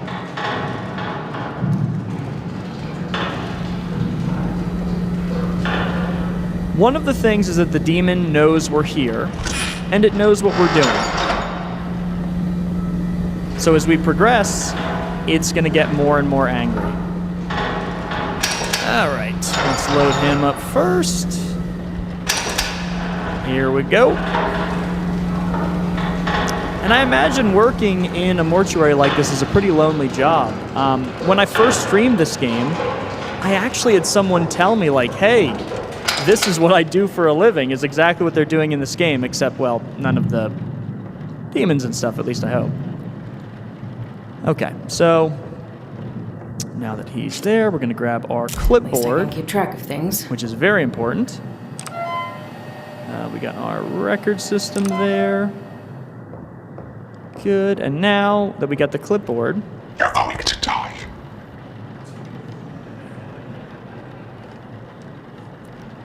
So I'm going to dock this one under suspicious. That has actually never happened before. I've played this game for probably 40 hours, and I have never had a playthrough start with, you're going to die. Could have been anyone, though, you know? Could be, not necessarily a demon, you know? Could be voices in my head. So right now I'm going and tracking the different blemishes and stuff on the body. And one of the things with them, normal blemishes are not something we need to worry about or pay attention to, but strange markings, things like scratch marks that normally a beast would, you know, put on a body is the things we got to watch out for. Okay, so what am I missing here? Oh, the phone? Hello? Hello? Hello? Rebecca? Rebecca? What the? Was that me? On the phone? Okay, so right here, this is suspicious, this scratch mark. I'm not sure if this is all... We'll see. Let me see if I can enter his information. In between the creepy stuff, we got a job to do, guys. Did I do everything? Did I miss one? Shoulder? Oh, huh? Let me go back and check. Let me just double check. Got that. There we go. I did miss one. You were hiding some boils.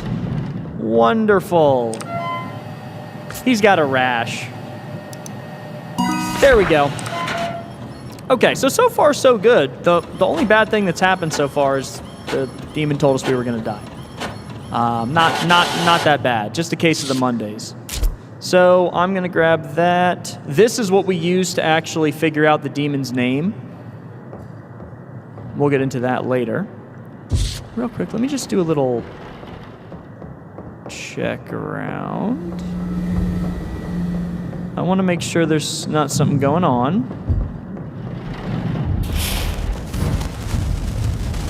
Hello? Oh, there it is. Okay. So that letter is an L with a little dot. So the first thing I'm going to do real quick, because again, this is extremely important. We got to know his name. I'm going to take this, and I'm going to put it right here, just so we remember. I'm going to grab another letting strip, and hopefully we'll be fine. Okay. Here's the gross part. Now we get to actually embalm the body. Put the embalming report there. Okay, so first thing on our clipboard, wire the jaw shut. Okay, so we're going to grab our wiring kit here. Let's go over to homie. Beautiful teeth. Get up. Really wire the jaw shut here. We don't want him talking to us because that has happened before, and that's not a good thing. All right, eye caps are next. Right here. Boop. Okay. All right. Good, get some shut-eye. Okay, next is the embalming fluid, plus a little extra. Let me show you here. So, we're gonna go for the humectant. Gonna go for the formaldehyde, of course, gotta have formaldehyde.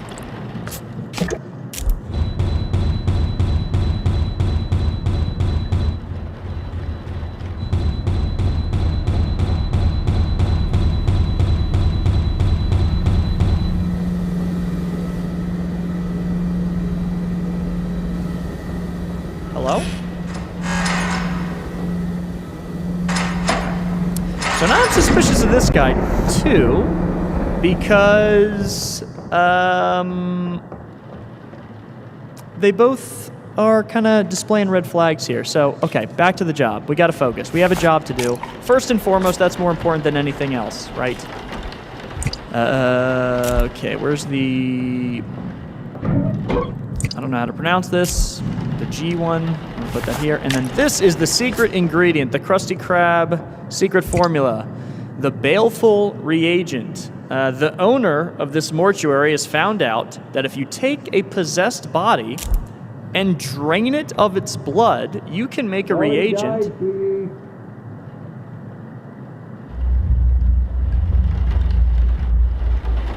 Who was that? You can make a reagent that gets rid of the demon somehow. So we're gonna mix it in here. And let's go ahead. What do we gotta do next here? Make an incision. Oh, I don't like this part. I don't like the incision one. It's kind of gross. Okay, wonderful, brilliant. Let me grab one of these. Okay, this part is gonna get a little loud, but that's okay. So what this is gonna do is it's gonna pump the body full of all those yummy fluids. It's a very quiet machine, as you can hear, and it's gonna get rid of that. While that's going on, I'm gonna search around for anything suspicious again.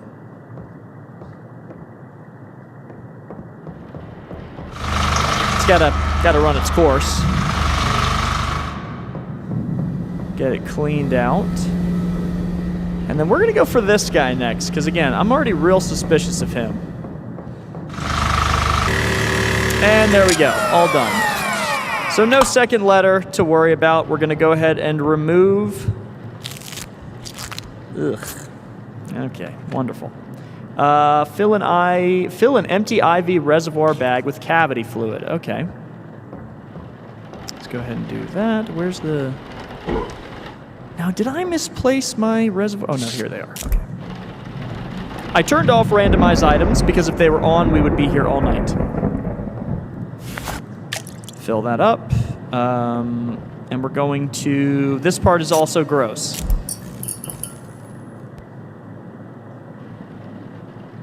Hello? Could just be bad electricity. This is an old building. So now I'm going to stab this thing in the stomach. And we're going to drain it. And I really hope he doesn't start moving.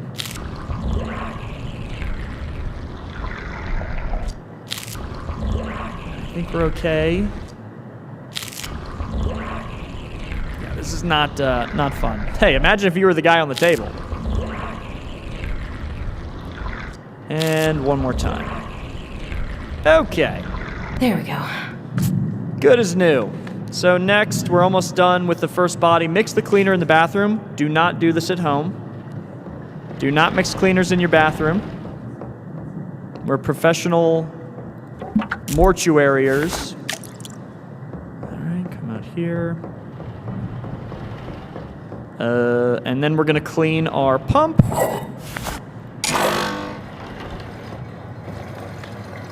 And that's going to run its course. Let me go ahead and see if I can find another letter.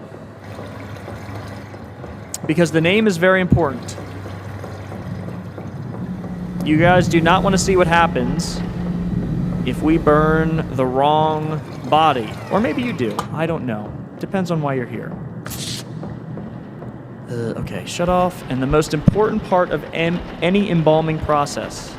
If you guys have a pen, paper, whatever, please write this down, because this, if I can find it, is important. Okay, there. Let me just double check, make sure I didn't miss any steps. I thought I heard someone for a second. Moisturize, guys. This is by far the most important part. See? Look at this. Skincare. Self-care. Healing, moisturized, yes, wonderful. Okay, so you're going back into your prison of eternity, and then we're going to go to the next body.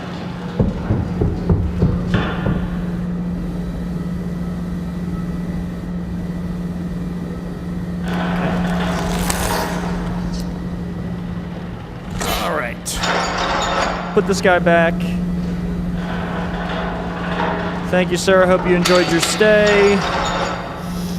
And this is the guy that somehow was making his door open and close. I have a very bad feeling about this guy. But we'll see. We'll see. Let's get you back over. We're going to check for a name, and I'm going to show you the demon registry here. Check this out. Why is the screen? The door is open.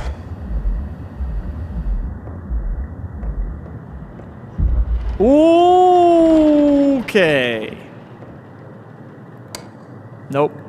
I did not mean to do that. See, they said the door was open, but looks like you closed it. Okay, at least they didn't open the front door. Hey, buddy. Okay, we got a job to do here. All right, let's check you for markings, see what we got. Mole, totally normal. So if he doesn't have any suspicious mark...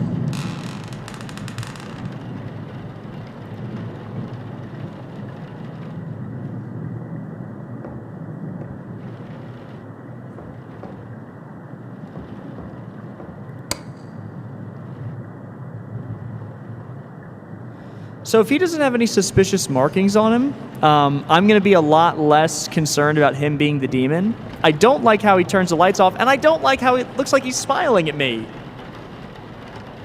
Great haircut. Wow. Wow. You must have died after having a night on the town. Looking fresh. Okay. You have something normal. All right. So not only do we have scratch marks, we have bone-deep cuts on the wrist. Okay, so this, I can't click on it, which means this is an out-of-the-ordinary thing that we don't typically see in the mortuary. There we go. Some sort of... What? I swear I just turned this on.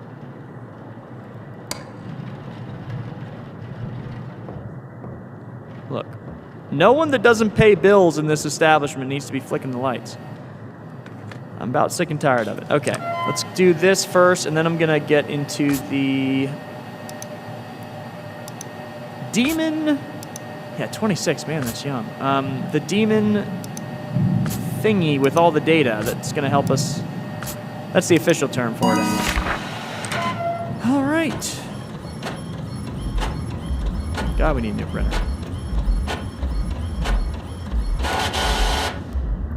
Okay, let's get this report over. I'm going to... Okay. Oh. Oh.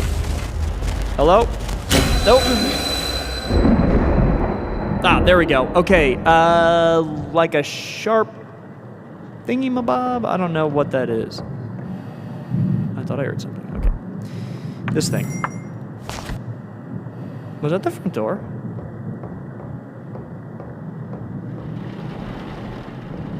Hello?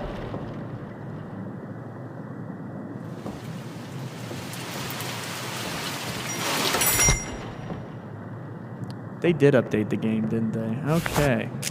Embalming report, putting that in. Because again, the most important thing, guys, we have a job to do. This is not fun and games. This is not fun time. Alright, where are the jobs? Imagine doing this alone. Oh my god. I don't think you could pay me enough to do this. Like, in real life. Great teeth, too, man.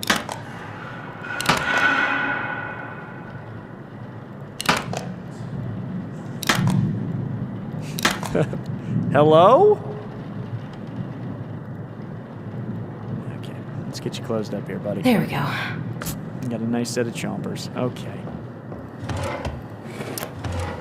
Eye caps.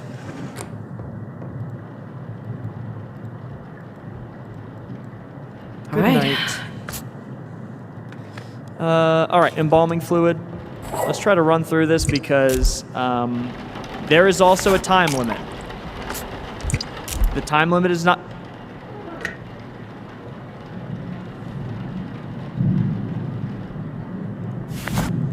is not displayed. Can y'all stop? For real? Okay. Box breathing. Meditation. We need glutaride and methanol. Give me this. Okay, make an incision. Yes, okay, wonderful. Right. Oh. Hello? Oh, I thought I saw something. Don't.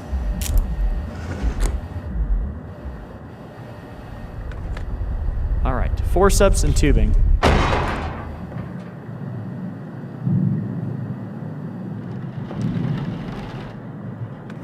I legitimately don't know what that was. Forceps and tubing. Okay.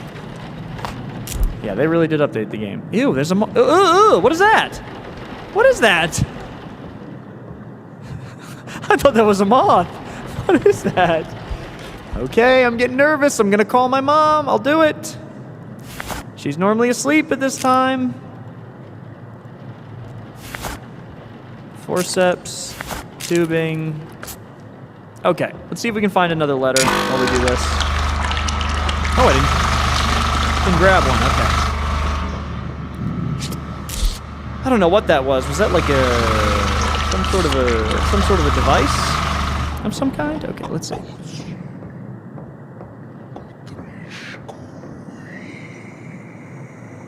Hello? Oh. That's me. That's Rebecca.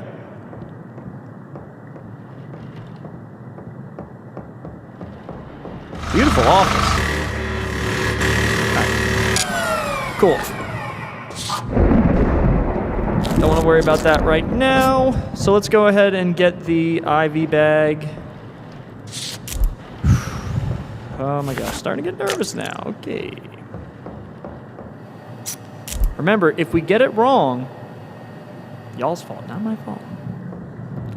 I'm just doing what I'm told. All right, let's start stabbing this guy again.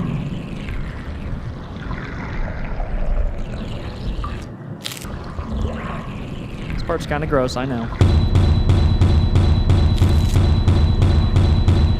Okay. Really? There's another one doing it? Okay. Your guess is really going to be as good as mine in terms of which one of these is actually possessed. Because the guy we're working on now also did the same thing. All right, enough. Stop it. Oh!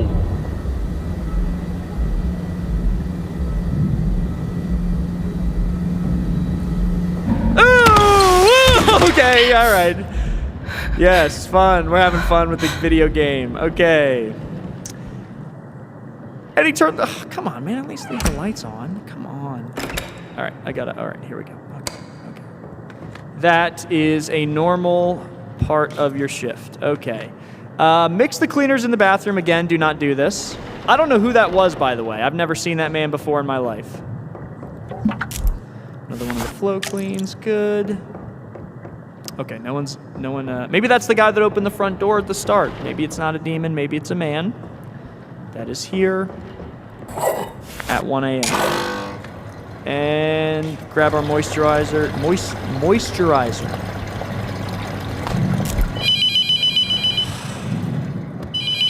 Yeah.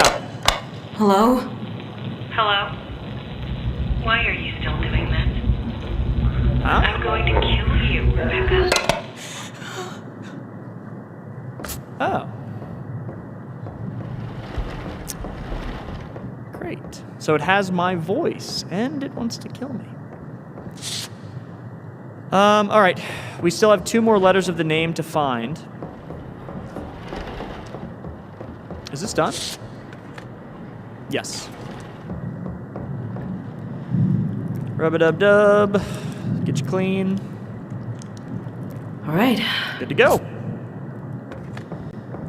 Let's go ahead and return bro. Let's get him back to his bed here. Had a long night, buddy. I know. What was that?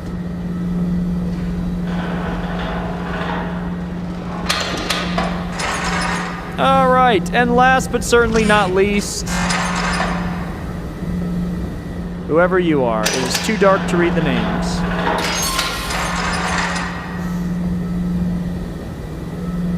Okay.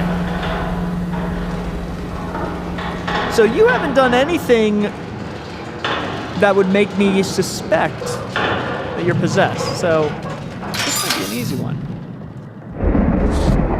But first, I'm gonna do some digging